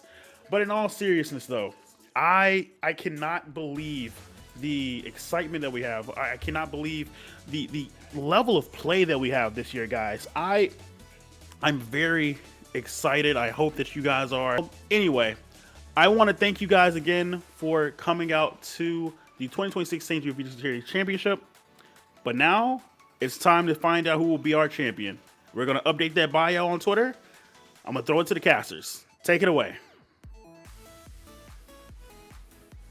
Will, for throwing it to us. We're excited here. Once again, I'm Tyson Hughes, joined here by Cedric Vernier for the finals of the 4th annual St. Jude VGC tournament. I'm super excited. We're going to get right into the action for you guys, though, and break down these teams a little bit quickly. You've seen both of these trainers on stream already, so not going to spend too much time here. Brady Smith rocking off with that Floette balance, and Joe Safugarte running the Charizard Sun with Venusaur and Fergraph. Yeah, I think interesting teams from both, but also something we'd expect from all of them. Of course, the Incineroar, Sneasler, Fake Out Cycling, Rage Powder, all that with the Mega Floette setting up on Brady's side. Absolutely emblematic of the style of play that he has been known for over the years. And then on Joe's side, I feel like there's no worse place I would less rather be than against Joe UX9, piloting a Sun team with a Venusaur, ready to sleep powder me, as we are going to zoom in on his team. The Mega Charizard Y, Fergraph running a Trick Room set with Helping Hand, the Venusaur running the Focus Sash with the Sleep Powder, of course, and Sludge Bomb going to be important against that the Mega Floette. The Garchomp with the new Life Orb and Regulation MB absolutely was doing incredible work in that top 4 match, and then the Incineroar Sylveon to round things out. Notably as well on this Venusaur as not having something like the Earth Power to be able to threaten super effective damage into the Incineroar, so is going to be a great piece as long as it isn't put to sleep there to resist those those Venusaur attacks, those Leaf Storms, and take a nice chunk from Sludge Bomb and kind of sponge up those hits compared to something like the Earth Power. I think notably as well, having something like the Colbur Berry on the Fergraph here for Joe is going to be crucial against something like Brady's Darkest Lariat, which we saw do tons of damage in his top 4 set. So to have that resist berry there on Joseph's Fergraph is going to give it a little bit more staying power, which is going to be very nice when it comes to potentially setting up a Trick Room against Brady or a just threatening those psychics into Brady as well. Yep, now taking a look at Brady's team, the Sinistra, of course, the only way to override the Trick Room, just one factor. I think the Dragonite may be an unsung hero throughout the run, but could be really critical here. The combination of Lumberry and the Multiscale means it's going to tank hits against that Charizard and Venusaur lead combination. You can go for the Fire Punch to get rid of the Focus Sash on the Venusaur and then follow up with an Extreme Speed before it can go for an additional Sleep Powder. Something to watch out for. Of course, we're going to get into the match very soon, but there are like 500 people right now. Please, if you can, donate to St. Jude. That's what this is all about. As we do, yeah, we're going to come back to us, but ultimately, there is a lot of people here, a lot of people involved in the tournament, so it's just heartwarming to see everyone giving it all for St. Jude, whether it's just playing or providing a donation or donating their time. It's been an incredible effort to all the stream team. I think the production throughout the years has been elevated to an insane level. We're at 13.3K. If we hit $200 more, we'll have doubled last year. So we've done incredible, but let's keep doing incredible work as we head into the finals. We're going to have incredible work from our 2 players. Yeah, and I'm really excited to get into this game. I think that Dragonite is really going to be important, as you kind of mentioned. Having the multi-scale ability instead of Inner Focus is not going to be able to stop something like the Intimidate from Joe's side, nor the Fake Out, but having that Fire Punch to take advantage of that Sun, as well as the Dragon Claw to just do good damage into everything except the Sylveon. I think Joe's really going to have to find a way around it, and Sleep Powder isn't going to be a sufficient answer like it normally would be. Yeah, I think well, in previous years, I think early on in Joe's career, absolutely loved that Sleep Powder, but more recently, more favorable to the Sand teams that really don't have that, the ability to roll the dice on that Sleep Powder, just keeping Pokemon asleep and then even hitting the accuracy check in the first place. So absolutely not going to be surprised if he's able to just have a high level of positional play. I think the Fergraph is definitely going to be a key in the matchup. We saw between the top 4 match with Brady Smith versus Mikhail Best, the Fergraph just being able to, if it doesn't even switch in, just suppress the ability for Fake Outs to come out, although Brady was pretty brave in going for those throughout that set, could be a big factor in this one. The ability to Armor Tail, stop the priority of those Fake Outs and even the Sucker Punches from the King Gambit could be a boon in Joe's favor in this matchup. I think the Focus Sash Sneasler as well for Brady is going to be great at stopping the Sneasler from immediately going down. Normally, a lot of the time, Sneasler just does drop to something like a Weather Ball or an Earth Power from Venusaur, but considering Joe doesn't have that, or even something like the Psychic from Fergraph not being able to immediately take the knockout on Sneasler unless you remove the Focus Sash, means the Sneasler is going to have a lot of staying power, and to throw out those poison jabs with the Poison Touch, you're going to pretty much be poisoned 50% of the time a lot of the Pokemon that isn't named Venusaur. And even to something like Garchomp, if we do see it swap in for a slot, could be crucial. But we are going to get into the finals here of the 4th St. Jude's Tournament. Brady Smith here leading off with the Sneasler Dragonite that we just broke down, and for Joe, the Incineroar and Venusaur. Yeah, Incineroar, an incredible high-value lead here, getting the Intimidate on both these targets. Neither a white or an inner focus in sight, so that Intimidate is going to stick. But the Venusaur, on the other hand, is on the field and not particularly loving the position. No ability to hit the Sneasler for any meaningful damage, but you could throw out a Sleep Powder. A little bit on the defensive against the Lumberry Dragonite as well, but you could, of course, go for a Protect to stall the turn a little bit. I think Joe probably anticipated that Dragonite lead, going to have some counterplay prepared for that. I think the Intimidate on the Sneasler is deceptively important if the Sylveon comes in on this turn or later in the battle. I don't think it's very likely a Poison Jab goes into the Incineroar, but could be a call on Brady's side, just going for the Poison Jab damage into a potential Sylveon or Charizard switch in, while also having the benefit of if you hit the Incineroar, you weren't going to knock it out with a close combat either, but yeah, could have poisoned.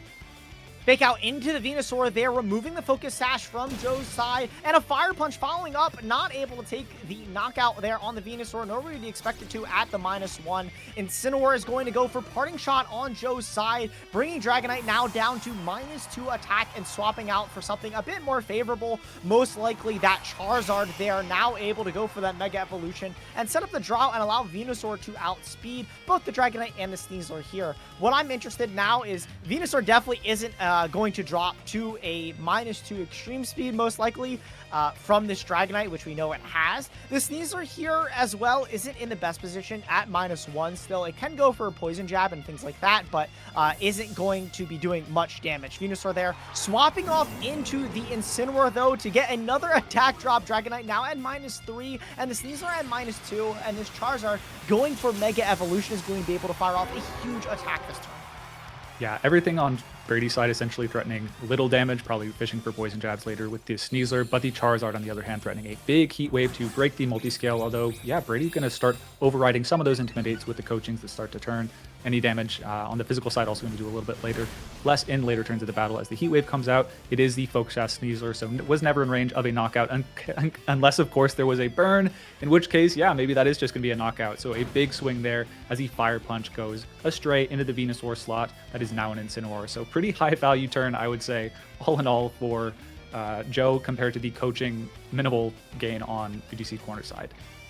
And notably there as well, Sneasler being able to take that Heat Wave as well as a piece of Burn Chip, leaving it at 1%. Not that it has Protect to stop an Incineroar or Fake Out from stopping it from moving this turn, but now with the Burn and -2, I think Joe can leave the Sneasler to its devices and let it do what it needs to do. As we see, actually swap out. Brady maybe considering Fake Out is worth keeping around. Incineroar is going to take its slot instead, putting an Intimidate there on the Incineroar. Joe going for Fake Out into that Incineroar slot as well, and a Weather Ball following up, doubling, calling the swap, as well as predicting if you get rid of the Sneasler as well, just getting rid of that, and then doing damage to the Dragonite. Dragon Claw, though, doing pitiful damage to this Charizard. And yeah, there with the Incineroar as well, going for Fake Out into that slot, and Weather Ball being able to target it down does a good amount of damage into the Incineroar. We are going to see a swap, though, from Joe into the Sylveon there, not wanting to take another Dragon Claw, preserve as much HP on this Charizard as possible. Dragonite, of course, going to be not able to do anything with that Dragon Claw. Incineroar from Joe's side, going to be moving faster there as well. Parting Shot into, you could go back right into the Charizard, to be honest, if you are Joe. You're poised now to just continue to do tons of damage to your Charizard. Brady's Incineroar now going for the Parting Shot into the Charizard for Brady, and able to reposition another Pokemon. Ooh, thanks for covering for me, Tyson, there. I had a revolving door of myself. I had to switch out and cover for my dog, absolutely screaming at the door. But now we have 2 fairies and 2 dragon Pokemon, essentially, batting their wings in tandem. But I think overall, Joe's found himself into a solid position with the Sylveon. I think, interestingly, never switched out the Dragonite until the Sylveon. I mean, I expect it to switch this turn, but you never know. It does have that coaching boost that it might want to hold on to. But the Sylveon does feel to be in a good spot. Really the position that Joe seems to have been positioning for this entire game. Incineroar there coming in back for Brady, swapping out that Dragonite, removing those drops, and Floette just going for a protect there, not wanting to take any sort of damage here from Joe's Pokemon this turn. Get the slot correctly, Weather Ball into that Floette, huge protect for Brady. This Hyper Voice though is going to be doing a lot of damage. Dragonite definitely didn't want to take it, and Incineroar doesn't really want to take it either, bringing it down to 27%. Going to heal up a little bit above 50 now with that Citrus Berry. Sylveon is not going to be able to finish off the Incineroar this turn. Is definitely going to do more. What was really important that turn, I want to say, is that Brady didn't go for the Mega Evolution. So the Fairy Aura didn't boost up that Hyper Voice on the Sylveon, which allowed Incineroar to take a little bit less damage. But we are going to see the Mega Evolution now on Floette here on Brady's side of the field. We're going to see what Brady wants to go for. Without access to Moonblast, you aren't able to do as much burst damage, but with Fake Out, you are going to be able to stop the Sylveon from moving, as Weather Ball from Joe's Charizard follows up, does a little bit under 50% with that attack, and just a calm mind there from Brady's Floette. I think Brady the entire game was trying to get in this position where the Floette could start getting the Calm Minds against a lowered special attack Charizard, and Venusaur was not on the field, so finally got that accomplished. However, on Joe's side, probably wanted the Sylveon in. I think really did get the position that he wanted, but unfortunately was not able to take the Incineroar KO, which would have allowed the Floette to be a lot easier to handle. Now with that Calm Mind set up, although you're not able to knock out either of the Pokemon, you can start going for those Draining Kisses and healing back the majority of damage you take on a turn, while also starting to chip away at Joe's Pokemon, which are starting to get up a little bit low, particularly that Venusaur. And that 1 HP Sneasler being a great swap in to reset that Incineroar Fake Out, being able to sacrifice the Sneasler, but taking a burn on your Floette, which might end up mattering here. This single target Hyper Voice, can it break through a +2 Floette here? It's going to do a lot of damage. I'm unsure if this Sylveon can do it. And this, with the burn chip, this is going to come down to the wire. 12%, I don't think with that burn is not enough. Does 6% there with the burn, but now that we know the Floette here has that +2 boost, is going to be able to heal a lot now with that Draining Kiss. The problem though is that even though Incineroar can come in here, both of these Pokemon can protect on Joe's side, so the only really play I see going forward is a Draining Kiss into your own Incineroar to maybe survive the turn. Yeah, I agree. I think there's really no way, unless Brady knows that the HP, even though we see 6%, is actually just a tick below the HP that would knock you out. I think your Floette's going down here if we see double protect. And I think Joe gambling on that at least can also cover with a quick attack to make sure there is no Draining Kiss, but not going to be the case. It is a double protect. However, does Brady make the call? This is game 1 of the finals. Does it come out? Fake Out to cover for the quick attack. Make sure the Sylveon cannot move. Draining Kiss is the move of choice. It is into the Sylveon. Let's see. That HP is going to go down this turn. Is it to 0? It is the Floette, the main queen of VGC Corner's team, going down in the finals. Unlucky burn, and we see straight away the forfeit. Knows the game is lost. Solid game to Joe. Absolutely was able to take that Floette down. It started to get a little dicey, but got just the damage and the burn roll that was necessary to close it out. That crucial burn, of course, wrapping up that game 1 for Joe in his favor. I think I definitely had the advantage otherwise. Just the Incineroar was able to put on so much pressure initially, both putting down the Intimidate on the Sneasler and the Dragonite, really cycling it in and out. Of course, the burn kind of wrapping up what the Floette would be able to heal back, but Brady had to trade a lot of resources and a lot of HP, of course, bringing the Sneasler down to essentially focus Sash, as well as trade tons of HP on Incineroar of his own to get that Floette Incineroar position that we talked about wanting to get, to even get in that spot to click Fake Out Calm Mind. So definitely a really rough spot, and I wonder if there's a safer way or a more clean way that Brady maybe could get to it in game 2. Yeah, I think the issue is that Venusaur on lead. You have to respect it a whole lot. You don't have, of course, the Sinistcha does have Rage Powder, which redirects most moves, but the Venusaur, being a grass type, is still able to go for the Sludge Bombs and the Sleep Powders around that, so that's not really an acceptable option, which is why we're seeing him lean on the Incineroar and the Sneasler leads. However, with Joe leading the Incineroar on lead, you can essentially just slow play out of that Fake Out and Parting Shot into an advantageous sweeper in the back, whether it be the Charizard or the Sylveon, regardless of what is led by VGC Corner. So I think going to be on the watch out. Really, I expect the Venusaur to continue to be led, and just keeping that Dragonite in check with those Intimidates proved to be really effective for Joe. That's a Pokemon that could absolutely get out of hand, as we do see the Incineroar once again led against the Dragonite, but it is the Charizard as a switch up from the Venusaur. Yeah, and this Charizard here able to put on a lot of offensive pressure, where, as before, the Venusaur just kind of had to take a Fire Punch and a Fake Out for fun. At least now you can threaten damage with both the Incineroar and the Charizard. Even once you get the Sun up, Incineroar's Flare Blitzes are going to hurt a lot, or even if you want to just go for a Fake Out and attack with Charizard, you're going to have to kind of choose, if you're Brady, what slot you want to Fake Out. We are going to see a swap from the Dragonite, though, into the Floette, and a Mega Evolution on Joe's side. That Charizard getting that Drought up as soon as possible, boosting up the fire type damage that both these Pokemon can throw out on Joe's side here. It is going to be important here. If Brady throws out a Fake Out, he does into the Charizard, making sure that it is unable to move this turn, and gets a Poison as well off that Poison Touch. Actually going to be super important as we see the Charizard flinch, and just a parting shot, not removing that Focus Sash from Brady Sneasler and repositioning Joe's Incineroar. Yeah, going to be critical that the Focus Sash is still intact. Now you're in a better spot than the previous game. At least you can maybe switch it out and not just be dead weight for the rest of the battle. But it is the Venusaur that's going to hit the field. I think the really main... I'd say that turn more or less worked out for Joe for the most part outside of the poison. That is going to be important later in the battle, where you might not have the damage with 1 Dazzling Gleam or 2 Dazzling Gleams plus a Calm Mind to knock out that Charizard. With that poison tick continuing to tick down at the Charizard, it's going to be way easier to win that 1v1. One thing, though, is the Venusaur has entered the field. He's threatening a powder on either Pokemon. Of course, the Dragonite is in the back, but to bring it in, you're essentially going to have to sacrifice his multiscale in the face of a Heat Wave being pressured by the Charizard, or maybe the Incineroar just enters the field. But I'd say the Venusaur absolutely found its spot here. Absolutely, and that Sleep Powder being so potent, right? The Floette, of course, if it gets put to sleep, is unable to move, at least for one turn, as we do see the swap from the Sneasler there into the Incineroar, one Fake Outer for another, getting this Intimidate not being effective here on either Pokemon. Floette, a double swap here as well. Dragonite, if this Sleep Powder goes into that Dragonite slot, that could be very impactful, but instead is into the Sneasler, which is now Incineroar and is going to be put to sleep, and is unfortunately now on the swap and is not going to be able to burn a turn of sleep, and is going to have to eat this Heat Wave, breaking the multiscale on his Dragonite, as well as doing a decent amount of chip to the Incineroar. Charizard, though, slowly ticking down with that poison damage, as you said before, is definitely going to start adding up. Yeah, I think Joe a little bit safer to Sleep Powder into the Sneasler slot, knowing that, yeah, it hasn't gotten the Calm Mind up on the Floette, and the Charizard didn't have the Parting Shot into it like the previous game, so any damage that the Charizard does before the Floette's going to stick a lot more, so it was a bit pressured to switch that out. Just targets the Sneasler slot, which does not have access to Protect, is able to tag the Incineroar, not a Lumberry as a result, but yeah, the Venusaur, having done its job, does leave the field.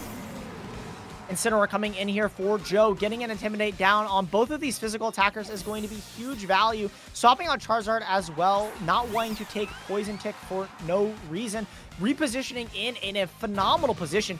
Fire Punch going to do no damage to Joe's Incineroar, and now burning your first turn of sleep here on Brady's side. This is looking really difficult. Joe has a perfect position here, being able to go just for Fake Out and Hyper Voice. Even if you swap in Sneasler, you're losing a Focus Sash, or if you bring in Floette, you're boosting up the Hyper Voices as well. Yeah, I think something to watch out for is Joe forgoing the option to go for Fake Out and maybe risking the Wake Up on the Incineroar, or just being happy having intimidated it to go for a Parting Shot to be a bit more proactive against the likely Switch Out, given you don't want a Dragonite on the field against a Sylveon. Not a lot of damage being threatened there, but it is the Fake Out selection. Fake Out there onto the Incineroar, and Hyper Voice into both these Pokemon does so much damage there, giving the Incineroar on Brady's side, though, the Citrus Berry, though, and unfortunately, the Incineroar is going to take that 2-turn sleep, unable to move this turn as well. But as it wakes up, we know it guaranteed can wake up next turn, being able to go for a Parting Shot and get out. We do know as well from game 1 that Brady's Incineroar is actually slower, so Joe is going to have the opportunity here to maybe double up with an attack from Incineroar and Sylveon and do a bunch of damage. Of course, this Floette was within range of a Hyper Voice and Flare Blitz as well. It's going to be a very difficult turn for Brady to kind of get in this game, and without Sinistra as well, you have no healing. I think what Brady decides to do with the Mega Floette is going to be really impactful. Whether you go for the Protect or the Calm Mind, and whether Joe double targets into it or tries to cover the Incineroar, it's going to be extremely consequential towards the course of the battle. Sylveon, of course, going for the Hyper Voice, its best spread type damage, but as we saw in the previous battle, not going to knock out the Incineroar. Is it a follow-up? It is the Parting Shot on the Incineroar. Going to save whatever, not going to take a lot of damage from Flare Blitz if you switch into anything but the Venusaur. The Sylveon is a bit safer on this turn, as that Parting Shot does give Joe the option to switch into that Venusaur once again. And Venusaur here perfectly posed. Here, the Incineroar with the guaranteed wake up doesn't go for an attack, just the parting shot into what was Joe's Incineroar, lowering the special attack from that Venusaur. Might end up mattering, to be honest. Not able to take a KO on the Floette immediately. Sneasler, though, as well, just a guarantee that you can have a fake out on this turn to stop a Pokemon from moving if you so choose. Poison Jab as well is also pretty well positioned here on the field, doing super effective damage to the Sylveon, and unless Joe brings in the Incineroar, is going to do a lot of damage. Yeah, Poison Jab absolutely going to threaten the Sylveon with the KO, whether, even if we see the switch out into the Incineroar, the combination of Poison Jab and the Poison Touch gives it a high chance to poison, so even if it doesn't KO this turn, probably after an additional turn or two, that's going to be a clean KO, but there is going to be no switch out. Fake out active for this Sneasler. Is this the turn that VGC Corners actually is able to start setting up this Floette to win the battle? Let's see. And we do see the Mega Evolution finally there on the Floette, activating that Fairy Aura. Poison Jab, no fake out. Sylveon hangs on from that Poison Jab. We don't see a Poison Ear, which is crucial, and a Sleep Powder into that Floette as well. Notably is going to be slower than the Venusaur, even outside of Sun. Hyper Voice also following up, does another sizable chunk to the Sneasler and the Floette. And now that we know that the Venusaur is faster than this Floette, this is looking really, really risky for Brady. Yeah, you don't even really have the Dire Claw option. You could throw it into the Venusaur to try and paralyze it or sleep it so that you could follow up with a Dazzling Gleam and KO the Sylveon. It is just the Poison Jab, which has its benefits, but unfortunately didn't see any of them against the Sylveon there. Like you mentioned, the faster Venusaur against the Floette is really safe on the field right now to go for a Sludge Bomb. If the Floette does not wake up, that's going to be a clean KO, and the best you can do if you do wake up is delay the game a little bit and go for a Protect. Of course, it is 1/3 chance to wake up this turn, and then on the next turn, yeah, guaranteed. Quick attack, knocking out that Sneasler, knowing that it could just go for a Poison Jab again, and Sludge Bomb, yeah, being faster than the Floette, is going to get the double knockout, and Joe is one step closer to becoming your St. Jude regional champion, or St. Jude champion.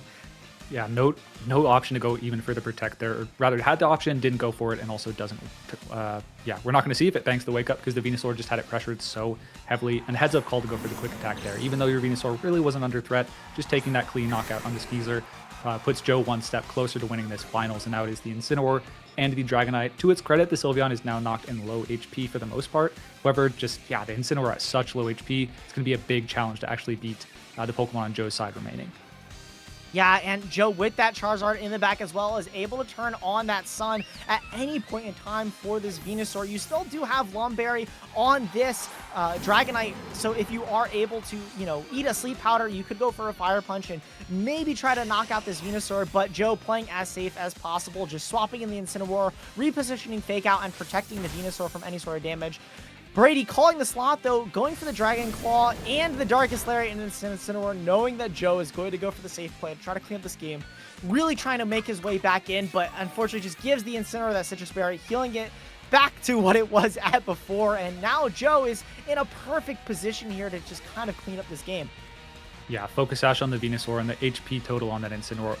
Focus Sash on Venusaur and Incineroar a little bit too high HP. I think you probably needed a Dragon Claw crit to chip the Incineroar in range of a knockout, but at this point, yeah, the combination of Fake Out pressure and a Sludge Bomb to clean up that Incineroar is going to bring this down to a 4v1 with an intimidated Dragonite. I'd like my odds if I were Joe. Absolutely, and with that Sylveon in the back, we know that is Raps. That's going to be Joe taking this at 2-0 against Brady Smith. Joe, Ugarte is your St. Jude tournament winner. Yeah, absolutely. I wouldn't want to be against Joe with a Venusaur in finals, and yeah, Brady definitely didn't either, as that Sleep Powder absolutely sealed the fate. Excellent targeting. We see why Joe is so good with it. Targeted around the Lumberry perfectly and just got a lot of mileage out of that Incineroar, hitting the field with no sleep turns active, and then once again puts that Floette to sleep and is just able to dispatch it perfectly. I think really well-played tournaments, really well-played set for both of these players, but ultimately Joe going to come out on top here. Yeah, and I mean, I spoke a little bit to the scale of this event. I accidentally said St. Jude Regional Championship, but honestly, with the amount of players at this event, it really does feel like that, as well as with the talent included in the pool. There were so many good players. I mean, just even looking at this top 8 bracket, so many names that are recognizable, as well as the new ones, right, that are popping up in Pokemon Champions. Just seeing a new champion as well this year is super cool to see, and to see Brady and Joe play in finals as well as a really good game. It was an awesome series. Yeah, two absolutely long-standing members of the community, multi-regional champions, a lot of them, and also multi-international cut players. I think both have World's Top Cuts to their names as well. So incredibly accomplished players, and now one walks away with the championship and the other walks away with the finalist, but both, I'm sure, very happy to contribute to this cause. I think we should also celebrate the community, not just the players who were able to make it to the top cut of this bracket. Everyone involved with the tournament who were, contributed their donation as part of a soft registration fee. It wasn't, assured, but a lot of people did, as well as a lot of the people just donating for the love of their hearts. We were actually able to reach $13,502 by the this current moment of the broadcast. Of course, continue donating if you would like. Make sure that the parents at St. Jude never have to pay a single bill on their own. The previous year we raised, I think, $6,750. So we have now precisely doubled that. Incredibly proud of the community effort on this one. Yeah, and to all come together and double what we had last year as a donation to St. Jude is absolutely phenomenal. And I can't wait to do it again next year, to be honest. And, double this record as well as our community continues to expand and just be so generous. And really thank you from both of us as well as the entire team and the entire community for donating to this cause and making events like this happen. Yeah, it's an incredible effort by the community, just absolutely contributing to the tournament. But Will, the production staff, just behind the scenes, Tyson and I saw, but the incredible amount of effort they put into this. Sean on the production staff, just really optimizing the back end. Just everyone working so hard. Will, I think, put in a lot of effort. I had been sending me DMs like throughout the last couple of months. So this is something that doesn't happen overnight. A lot of effort and love put into this, and can't thank Will and the rest of the team enough for it. Yeah, absolutely. And I can't wait to, get our winner on here potentially as well for an interview and, get him to talk about maybe his tournament run. But we'll get that in a second. I think we're going to get to a quick break real quick while we figure out the logistics of that. But we'll definitely be back with Will to wrap and close out our tournament. Welcome back, St. Jude. We are joined here by a third person who's not a commentator. It's Joe, the winner here of the 4th annual St. Jude tournament. First and foremost, Joe, how are you feeling? I'd say pretty good. I mean, it's nice to obviously, win a tournament. I mean, like the whole backstory of how I ended up playing this. So like without mobile champions, this just would not have been possible because basically, so my cousin's wedding was yesterday, right? And the ceremony itself was actually taking place like later at night, but there was obviously like, random stuff. You're in the hotel, like hanging out, everything going on. So because I had my phone, I was able to like play, while I was like getting ready, putting on a nice suit, like everything. And I played all the rounds on my phone, which was pretty funny. And then I actually played pretty much all of today on my phone up until like, until the end. Actually, the last round now, I just got to play on my Switch. But literally it was really funny. So mobile champions like kind of was a lifesaver here. I was able to play and it feels good. I mean, listen, like sometimes you just have stretches where you like don't win stuff, and that's like that's like normal, but it is nice to get a win after a little bit. So it is a cool feeling. So yeah, absolutely. And coming into this tournament as well, how did you feel? You've been playing a lot of different variations of things, right? At a couple different regionals, you've been trying out to make sand work for a while. Even a Mega Gengar team you tried to make work at a regional. You finally decide to go back to your roots and play Sun again, and you won a tournament.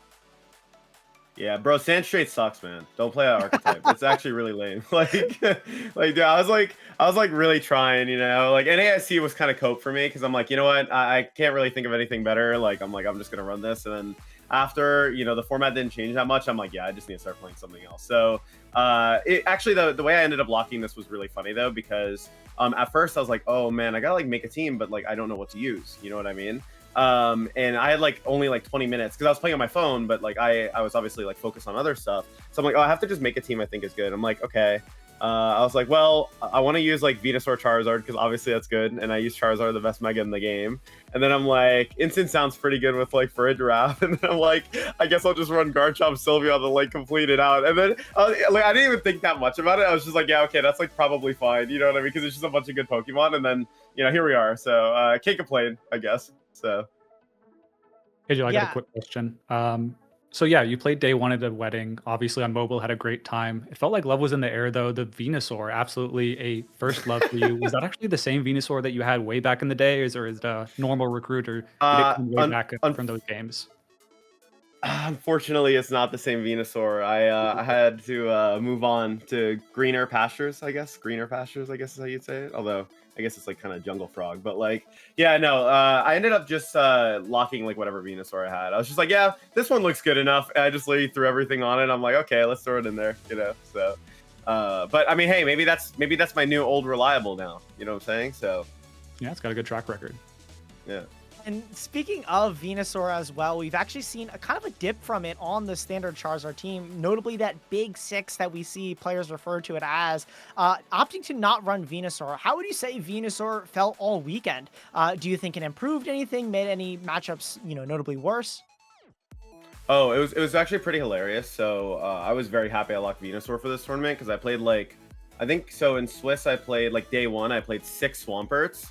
And obviously Venusaur just literally makes that so much better because you can just sleep powder stuff, you can Leaf Storm the Swampert.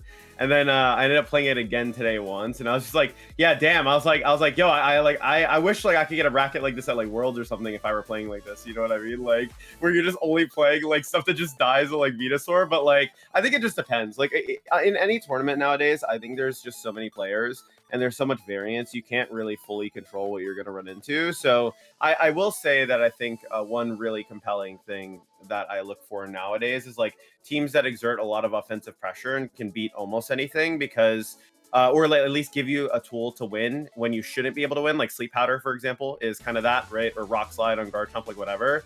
And I think you kind of have to have those kind of things on any good, successful team, or at least something that gives you options so that you can play out of any matchup. And I just felt what felt really good about this team was it felt very coherent, and it felt like the team was very, kind of joined together in the vision of I'm going to be attacking them. I'm going to be leveraging the best tools in the game. And yeah, Venusaur was a super important piece of that. I brought it so many times this weekend. I think I used it in over 75% of my games, which is Sleep Powder odds. So there you go. I was about to make the same joke. Sleep Powder, able to swing so many different matchups. And as you mentioned, just bracket RNG as well as team RNG as well. Weighing those odds and putting them to your favor is kind of what I envision you as a player. But speaking of things that maybe you do or say, what advice would you give to a player, who maybe wants to win one of these St. Jude tournaments one day, or any sort of limitless tour, or even a regional?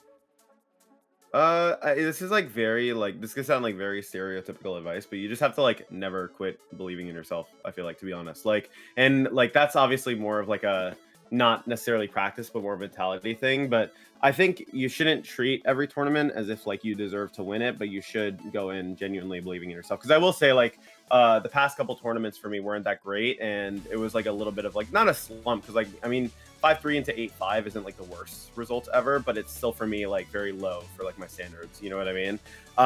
And sometimes you always have that inkling in the back of your head, or the trickle of doubt of damn, am I washed? Am I not going to be able to do well anymore? And then sometimes you find the right team, or you know what I mean, you have the right run and everything, and then everything's great again, and then maybe you hit one of those lows again, and it goes back and forth. And I think the key is you just got to keep trying. You know what I mean? If you and obviously that comes with hard work, obviously paying attention, to the meta, picking good teams, but for sure I would say not giving up on yourself is definitely one of the most important things. Especially for me, now that I've been playing so long, that's the number one thing. It's just you just got to believe in, so. To actually ask you about that experience, I think looking at that final specifically, there's a lot of players who maybe would have just tried to force the Venusaur Charizard lead. There's a lot that's just the go-to typically, but you took a little bit more of a defensive and principled approach, leading the Incineroar and kind of slow playing everything. Could you speak to how, I guess, experience shapes how you approach Pokemon you've used before, team archetypes you've used before, and contributes to your success? Well, I think that there's a lot to be said about previous experience with archetype obviously carrying over, but I think also too what I've really tried to do more now is be a little more about what I'm doing, right? Okay, if maybe I could leave Venusaur and just immediately start ripping Sleep Powders and Heat Waves, you know what I mean, and gamble on the Sleep Powders. But is there a way where I can minimize the risk of losing if I whiff a Sleep Powder? There was one set I played versus this particular Floette balance team in top 8, and I think I whiffed 3 Sleep Powders and I was still able to win because the way I was approaching it was a little bit safer, and I did do that Venusaur. I think the prior experience also helped me kind of understand what can you do to put yourself in like a slightly stronger position. I think the only thing that made the finals a bit different than this one was the one I played in top 8 did not have Lumberry Dragonite, but it actually ended up making Sylveon better in the matchup. So Sylveon felt really good, you know, in finals, obviously, because you could leverage it to get in the right spot throughout a Hyper Voice. So. Oh, I think Tyson might have been unfreezed up a little bit, but I think we are getting ready pretty soon to send it over to Will and just the rest of the production staff, casters. But yeah, in the meantime, do you have any final words for, you know, oh, it looks like we got Dyson back, but do you have any final words for us, Joe, after taking the victory in the St. Jude Charity Tournament, the 4th rendition of it? Not too much. I mean, a YouTube video that I made a little bit ago, I said I was going to take the World's Prep Cycle pretty seriously, and I think this was actually a really important part of that. I mean, like, of course, like, it's an online tournament, and there's going to be other tournaments that happen before, you know, Worlds, but it is really nice to have like a win in the build up to Worlds, you know, and like really use that as like a source of confidence that like, yeah, I can still like kind of keep like all the new kids playing the game. So, you know, that's kind of good. But no, for sure. Like, I think I'm pretty content with the weekend, I think. And for me personally, like nowadays, I think I get a value to like, and it's not in like I appreciate the support or like my friends who like support me or anything, but basically like I'm doing it for me, you know what I mean? Like I'm doing it for my own betterment, like to figure out whatever, you know, works for me, what I can use. And I kind of learned that like sometimes you just gotta like do and like, you know, kind of just stay in your own lane and like work on your stuff. Like obviously it was really nice though to be in finals against Brady. Brady's like my ride or die best buddy, you know what I mean? I was literally talking to him yesterday after we both like did really well in the tournament. We were just chatting on the phone, and like we called right after he won his top 4 because I was like really happy. I was like, oh, nice, we're in finals. So yeah, he's one of my best buddies, and I just want to say well played to him. And you know, I love you, brother. You know, you're literally my day one ride or die. So it was cool to get to play you in finals as well. So. And I don't think we could have asked for a better set there. Sorry again for my internet issues. But yeah, being able to cast over that finals there of Brady and Joe. I mean, you guys have been playing for so long, which I'm sure you've talked about. It's just such a really cool to see it come full circle and you guys get to play in a finals again. But I think that's going to be it for our interview. And we're going to cut to Will to talk a little bit about, you know, St. Jude, why we're here in the first place, and kind of wrap everything up. We have finally done it. Over 700 players in this tournament, and we have our 2026 St. Jude VGC Charity Champion. Congratulations to Joe Ugarte for being the St. Jude VGC Charity Champion. That's something crazy for me to say as a fan, but also as an organizer. It's just unreal. So thank you again for playing, and congratulations to Brady as well for an unreal run as well, and everybody else in top 8. Thank you guys so much. I want to show off this amazing cast, this amazing staff, everybody that played a role this weekend. If we can just show everybody on camera, everyone's having good weather as we celebrate raising $13,000 for St. Jude. Oh, the confetti's everywhere again. Yeah, that's good stuff right there. That's good stuff. On a serious note, though, thank you guys so much again for supporting and supporting St. Jude. Most importantly, again, when I started fundraising for St. Jude, I would have never thought we would have gotten this far as a community, just even like fundraising in general. When I had the crazy idea to want to fundraise and start streaming and doing content creation with Play Live, I would have never thought we could accomplish so much together. So just truly grateful. Just truly grateful for you guys. And again, this isn't just me. This is a whole staff. I want to just, if we can show everybody, I want to thank you all from the bottom of my heart. Thank you again as we got people joining in. Yeah. Topo. Yo, Kevin. Yo, oh my gosh, thank you guys so much for making this possible. This would have not been possible without them. Without them, I would have just been on here asking you all to donate to St. Jude, and then maybe had a few battles. But like, again, you guys and everyone in the chat made this possible. You guys are the dream team. And is that Sean? That's the GOAT, Sean. Yo, everyone say W Sean in the chat. Everyone say W Anna in the chat. Everyone say W everybody, bro. W everybody. From the judges, from the casters, from Liz and Emma on social media as well with the crazy graphics. I know you guys seen them posting, guys. I just want to thank everybody for being a part of this as we prepare for the 5th year anniversary now of the St. Jude VGC Charity Tournament. More details on that probably in like a few months. We won't have anything now. We're going to give each other a break. But thank you guys again so much. And for those who have won top 8, expect some confetti in your packages and in your prizing because this is going with y'all. I'm cleaning this up and I'm sending this with y'all. This is insane. But anyway, thank you all so much. Sean, if you got those credits, let's see them. Roll the credits. Shout out to Joe. Shout out to Brady. Say bye-bye, everybody. St. Jude VGC Charity Tournament 2026. Wrapping up.